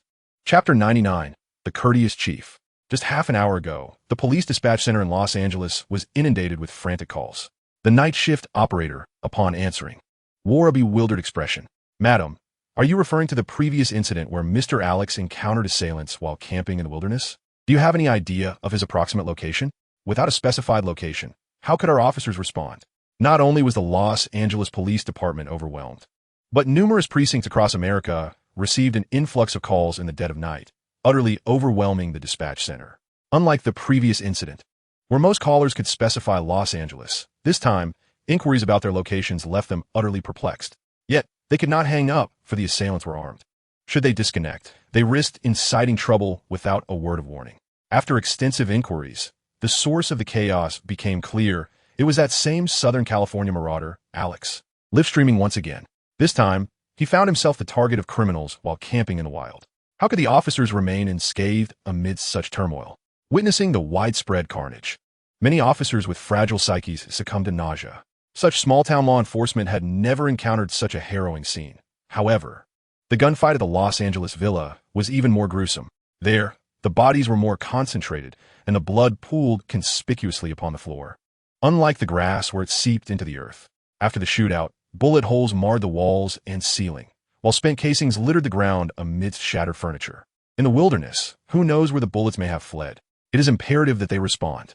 The entire world is aware of the situation, should they fail to act. The irate citizens would demand his resignation by dawn. After all, the last police chief of Los Angeles had made an appearance and garnered substantial donations. Greetings, Mr. Alex. I am Chief William of the police department. It is a pleasure to see you unharmed. The chief's demeanor was quite amiable, a quality that resonated with Wang Xiuyuan. Had he been arrogant from the outset, Wang would have disregarded him entirely. In a strict sense, it was I who brought this chaos here. They belonged to a mafia family from New York City, and a conflict arose during a card game in Las Vegas, which led them to follow me. I will issue a statement online to clarify the situation and assure that it shall not adversely affect this place. Furthermore, I intentionally passed through here to relish the thrill of hunting, as this region is renowned for its hunting grounds. The police chief was naturally pleased with Wang Xiuyuan's empathetic approach. He had done the same in Luoshanji previously, yet he felt something was amiss. We have a lounge where you and your girlfriend can rest comfortably. Once your lawyer arrives, we can take a statement, and you can submit any videos you have. This will not interfere with your plans for tomorrow. What do you think? With the police chief present, the officers swiftly arranged a resting area for them. Showing no inclination to interrogate, Wang Xiuyuan felt somewhat embarrassed. Shortly after 6 in the morning, Wang Xiuyuan received a call informing him that the lawyer arranged by George had arrived. The lawyer, a tall and slender Caucasian man with thinning hair, exuded the aura of an elite attorney. Such sparse hair often lends an air of reliability, which was rather peculiar. Hello, Mr. Alex. George has informed me of your situation. I am Jerry, a practicing attorney, and my expertise is more than sufficient to address your concerns. Please rest assured. His words resonated with a trustworthy tone. Hello, Jerry. George has spoken highly of you, stating that you are reliable. I will leave the remaining matters in your capable hands. Please send the bill to me later. He disclosed that the entire process was recorded on video and revealed that a GPS tracker had been installed on his vehicle's undercarriage, which was how they had located him. This was a premeditated assault, and he intended to take Jerry and the officers to remove the GPS tracker from his car. Accompanied by Jerry, Wang Xiuyuan and Christiana recorded their statements regarding the attack. Naturally, they refrained from mentioning the GPS tracker. After completing the statements, Police Chief William personally escorted Wang Xiuyuan and Christiana out of the precinct, which only deepened Wang Xiuyuan's embarrassment. However, it was evident that the funding and donations received by this relatively remote town could not compare to those of larger cities like Luoshanji and New York. Some police vehicles appeared quite outdated and in need of replacement. He felt compelled to contribute something to this community. Although his charitable foundation had yet to be established, it would soon be operational. He intended to donate a fleet of police cars along with some financial assistance, suggesting they exchange contact information for future correspondence. Rest assured, the donations will be in place before the tax season in April. Police Chief William hesitated to speak up, but Wang Xiuyuan took the initiative, mentioning both the donation of police cars and funds. A fleet of police cars. This was a small city with a population of just over 50,000. A fleet. Chapter 100. Hunting elk. A good person indeed. A truly benevolent soul. Anyone who dares to claim that Wang Xiuyuan is not a good person would find Police Chief William ready to draw his weapon and empty the magazine in protest. The reason being, this individual exhibited dangerous behavior. Even if he were holding a banana, it could easily be mistaken for a gun. The pressures of police work can lead to such misjudgments. Indeed, there is no need for further investigation into last night's events. For the presence of GPS trackers and live-streamed footage renders any inquiry superfluous. This constitutes lawful self-defense. Upon departing from the police station, Wang Xiuyuan and Christiana proceeded directly to the gun shop. There was no alternative, as the sole sniper rifle suitable for hunting had been confiscated by the authorities following the previous night's incident. It would be rather conspicuous for him to extract the sniper rifle obtained from Colombian drug lords from the J pendant space for hunting purposes. After a thorough selection process, they ultimately acquired a Winchester M70 and a Winchester M1894 hunting rifle. Both of these firearms are iconic hunting rifles, with cumulative sales exceeding 100 million units in the annals of American history. They represent a timeless design, particularly the M1894, renowned for its classic lever action mechanism, allowing for a stylish one-handed reload reminiscent of scenes from cinematic masterpieces like The Terminator. The only modification was that the barrel had been shortened, transforming it into a shotgun variant. Having procured their weapons, they set off for the wilderness to hunt. However, Wang Xiuyuan and Christiana did not overlook the most crucial aspect. They began a live broadcast. As a small-time streamer and a budding actress with a modicum of fame, the previous night's occurrences had bestowed upon them a significant influx of viewers, and they could not afford to miss this opportunity. Naturally, they were eager to showcase their presence and elevate their visibility. For Wang Xiuyuan, garnering substantial fame was essential for establishing a protective shield. Should he uncover treasures akin to the Holy Grail or the Ark of the Covenant, he would need to negotiate terms for their exchange. Those without renown would either be compelled to keep such discoveries secret or relinquish them entirely. He had no intention of altruistically aiding others, nor did he perceive himself as a benevolent figure. Why should he afford advantages to foreigners? Upon logging into YouTube and Douyin for their livestream, a tremendous surge of viewers flooded in. In this era, viewership equates to monetary gain. Wang Xiuyuan and Christiana enthusiastically greeted their online audience. Good morning, dear viewers. I have completed my statement, and the relevant evidence has been submitted to the police. My lawyer will handle all subsequent matters, relieving me of concern. Today, I invite you to join me for an immersive hunting experience. With that, Wang Xiuyuan drove beyond the city limits, while Christiana engaged with the audience via her mobile device. It must be noted that female streamers often outshine their male counterparts in terms of engagement.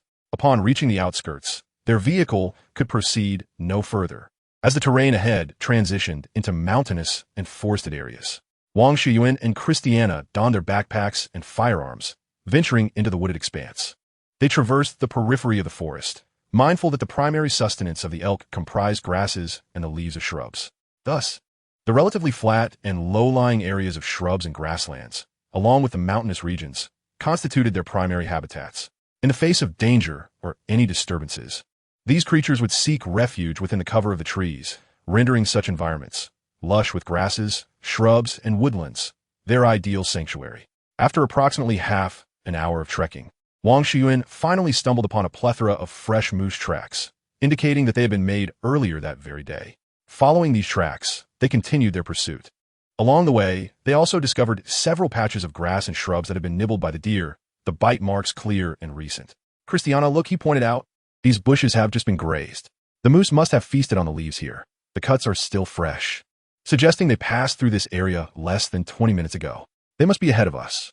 As they followed the trail, they eventually reached a stream where Christiana was the first to spot the shadow of the moose herd. They crept forward cautiously, fearful of startling the moose that were drinking and resting by the water. The two of them carefully positioned themselves on the ground, guns at the ready. My dear, which one will you shoot? Wang Xiuyuan whispered. You choose first, and we'll count down and fire together. This plan sounded admirable, yet the execution proved challenging. Given that Christiana's marksmanship was rather rudimentary, indeed, quite amateurish, it would be more feasible if they were two seasoned hunters or sharpshooters. Nonetheless, Christiana made her choice first. I intend to shoot the moose on the far left, the one grazing at the edge. What about you? Am indifferent. Just let me know when you're ready to aim, and I'll count down and we'll fire together, all right? Christiana nodded, then focused on her target. However, being a novice, she had to readjust her aim every time the moose took a few steps. Although the distance was less than 300 meters, it still posed a considerable challenge for a beginner. Wang Xiuyuan, having taken aim, patiently awaited Christiana's signal, refraining from any urging. He understood that now was not the time to rush her, akin to a new driver taking to the road for the first time. The more one pressured, the more bewildered they became, especially a female novice, who might only falter further under duress. Finally, Christiana quietly indicated her readiness. On the count of 3, we fire together. Wang Xiuyuan began the countdown. Shortly thereafter, 2 shots rang out in succession, remarkably close in timing. The moose that Wang Xiuyuan had targeted collapsed immediately upon being struck, twitching slightly before falling still. In contrast, the moose that Christiana aimed for bolted away with the rest of the herd, albeit with a peculiar gait. Likely hit, but not gravely wounded.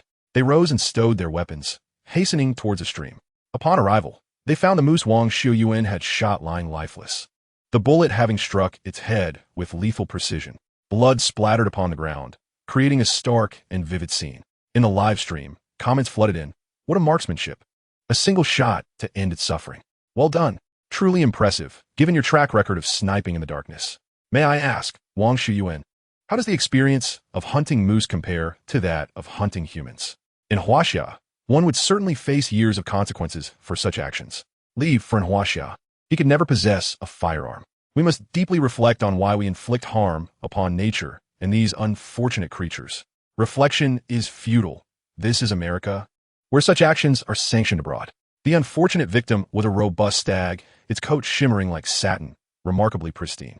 My dear, let's venture to the spot you just aimed at. We may discover something. The manner in which that elk sprinted seemed peculiar. Christiana followed Wang Xiuyuan to the location of the elk she had previously targeted. Chapter 101, Dissecting the Venison. Upon arrival, they meticulously searched the ground, initially finding nothing amiss. However, after tracking the fleeing herd for about 20 meters, they stumbled upon scattered bloodstains. Darling, you struck that elk, but the shot did not hit a vital area, which is why it managed to escape. It appears that poor creature's fortune has run out. It is likely to endure great suffering. Wang Xiuyuan consoled Christiana. Yet, it is not just that little one who will suffer. We too must bear the burden. An injured animal cannot survive in the wild, and we must pursue it to deliver a final shot to alleviate its pain. Christiana, feeling helpless, replied, Let us go then. We shall assist that poor soul, as I do not wish to face legal repercussions. In America, there exists a peculiar law. Once you acquire a hunting license, you may legally hunt the game permitted by law. However, most states have regulations stipulating that one must not intentionally wound their prey. The animal must be killed during the hunt. Should you injure it, you are obligated to track it down and end its suffering, lest you face legal penalties. Of course, unless you are unable to catch up, then the matter is different. The issue is that they were live streaming, and should they choose not to pursue, animal protection organizations would undoubtedly seek them out. With no other option, Wang Xiuyuan marked the spot and led Christiana in the direction the herd had fled. By observing the hoof prints in the direction of the bent grass, it was quite easy to ascertain their path. There was no need for time-consuming identification. They could swiftly locate them. Wang Xiuyuan and Christiana ran with haste. Before long, they found the injured elk 5 kilometers away. At this point, the elk had begun to lag behind. The gunshot wound had inflicted severe damage, compounded by its earlier exertions. It was losing blood rapidly, its body unsteady, and from a distance, one could see the elk gasping for air. Darling, shall it be you who delivers the final shot to free it, or shall I? Wang Xiuyuan inquired of Christiana. Without further ado, he lifted the Winchester M1894, taking aim at the elk. Moments later, the gunfire erupted, and the elk collapsed to the ground, struggling symbolically for a few seconds before falling still, utterly devoid of life. As they approached, they discovered that the moose had been struck by a bullet at an angle near the abdomen of its right hind leg, exiting from the opposite side. The injury was not immediately fatal. This resilient moose endured the gunshot wound and ran for 5 kilometers, ultimately losing a significant amount of blood due to the leg injury. Thus, catching up to this wounded creature and delivering a finishing shot represented a form of relief for it. Dear, you should rest for a moment.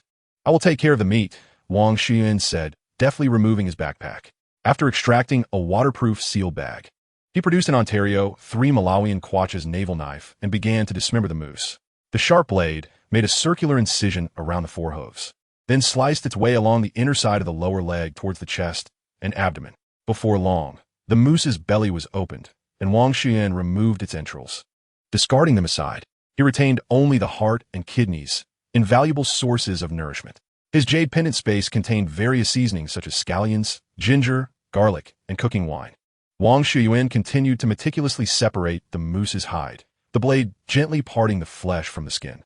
Where the knife passed, skin and meat separated, providing an oddly satisfying sight. Soon, a complete moose hide was peeled away, though regrettably, a bullet hole marred its right hind leg. Had it been like the other moose he shot, which bore no wounds to the head, the hide's value would have been considerably enhanced. With the aid of his ocular penetration ability, Wang Xiuyuan skillfully removed all 4 legs of the deer. The entire process flowed seamlessly, exuding a remarkable aesthetic that left Christiana and the viewers in the live stream captivated. Dear, your movements are so adept. Have you worked in a slaughterhouse before? How do you possess such impressive skinning techniques? Wang Xiuyuan paused, nearly betraying his true background.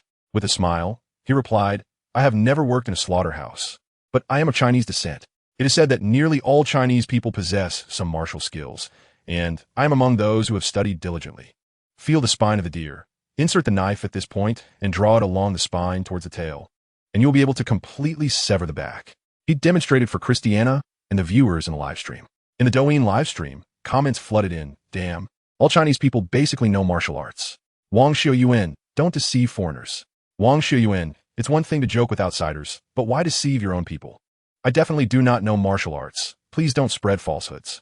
Ever since I arrived in England for my studies, my classmates have insisted I teach them martial arts once they learned I am Chinese.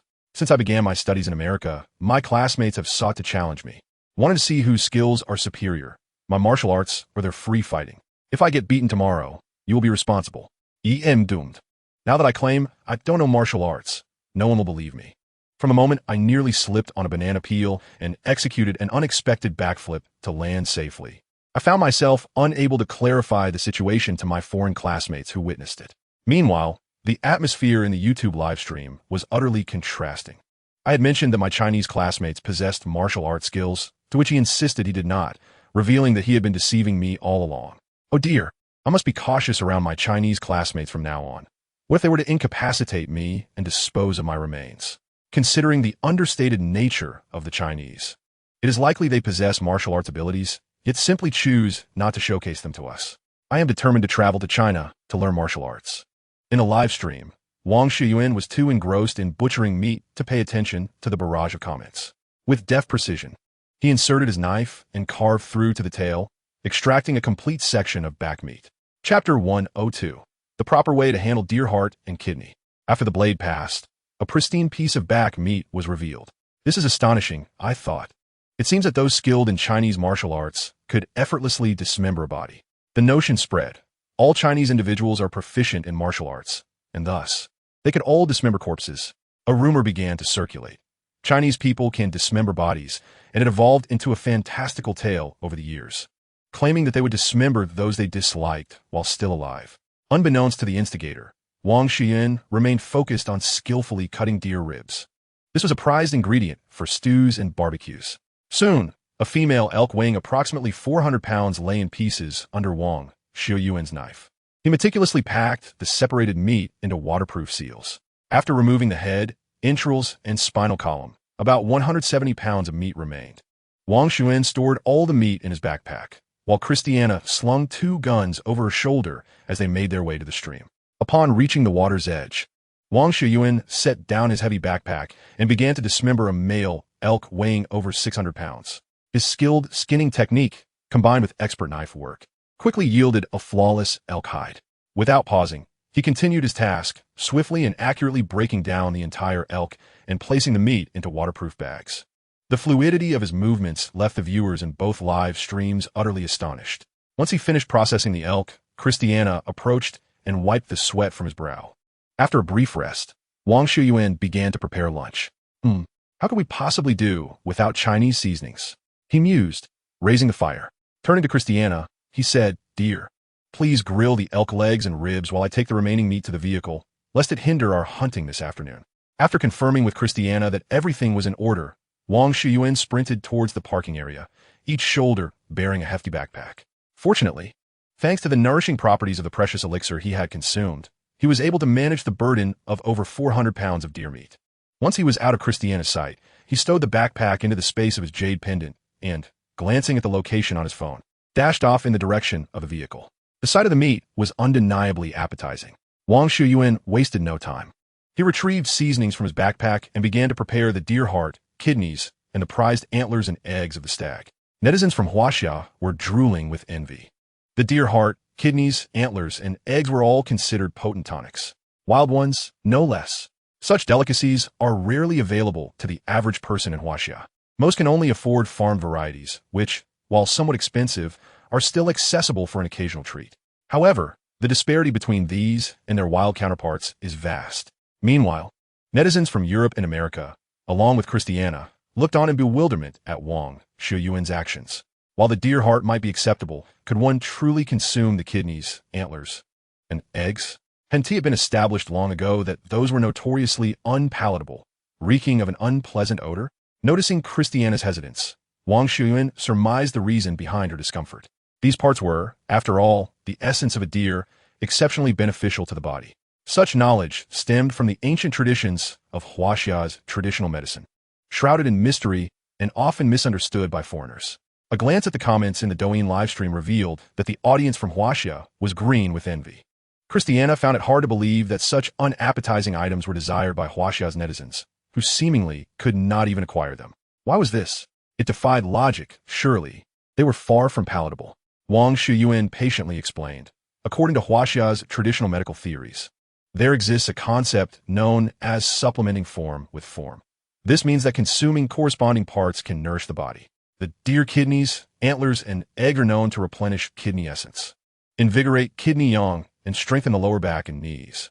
They are commonly used to treat conditions such as kidney deficiency, lower back pain, hearing loss, impotence, and infertility due to coldness in the womb. The principles of traditional Chinese medicine are entirely beyond the comprehension of what is termed Western medicine or modern medical practices. In the realm of traditional Chinese medicine, the concept of cancer does not exist. Its efficacy in treating chronic diseases and complex ailments is remarkably pronounced, and upon closer examination, one may discover that many patients, once deemed terminal by Western doctors, have found healing through traditional Chinese methods or have not succumbed as predicted. One can only say that both systems have their merits. As for the issue of taste, that purely stems from a lack of culinary skill. The understanding of ingredients within Huaxia's culinary system far surpasses that of any other country's cuisine. In our nation, delicious food is termed ingredients, unpalatable items are called medicinal materials, and inedible substances are referred to as wood. Only airplanes possess wings and are inedible. Only submarines and boats swim in water and cannot be consumed, and only tables and chairs possess legs and are not for eating. If you come across something that we, the people of Huaxia, do not consume, it can only suggest one thing. That particular item is indeed unpalatable. Once I have prepared the dish, I invite you to taste it. To my viewers from Europe and America in the live stream, please save my video and attempt to recreate this dish yourselves. Should it fail to please your palate, you may come seeking me with your grievances. Oh, as if one could confront you only to find themselves justified in self-defense. Alex seems to be playing tricks regarding the legitimacy of self-defense. Haha, I had intended to give it a try, but now I have lost my enthusiasm. I once held great faith in your words, yet after hearing your last statement, my confidence has begun to wane. After meticulously washing the ingredients and accompaniments, Wang Xiuyuan sliced the deer heart into slender strips, removed the white membrane from the deer kidney before slicing it into thin pieces, and then, after preparing the deer whip and eggs, placed them into a dish. He proceeded to add scallions, ginger, garlic, soy sauce, cooking wine, and Sichuan pepper for a 10-minute marinade before commencing the stir-frying process. The deer heart and kidney pieces danced in the pan, sizzling under Wang Xiuyuan's deft movements, producing a sound that resonated with a unique charm. The aroma wafted through the air, igniting one's appetite as he garnished it with chopped scallions before serving. Presenting the stir-fried deer kidney, heart, and whip before Christiana, he urged her to indulge, proclaiming that this dish is something only the elite of Huaxia are privileged to savor. Wang Xiuyuan's words piqued not only Christiana's curiosity, but also that of the foreign viewers in the live stream regarding the dish's flavor. Wang Xiuyuan delicately picked a piece of deer heart and savored it. Its crisp tenderness and spicy zest were undeniably delightful. Christiana, clearly appreciative of the taste, took a bite and inquired, "The deer heart is chewy and springy, while the kidney is fresh, flavorful, and utterly delicious. How can this be? We have previously ventured into consuming animal entrails, which were said to be overwhelmingly pungent and inedible. This is entirely different from our expectations. Henceforth, we relegated these animal innards to animal feed, fertilizer, or even bury them outright.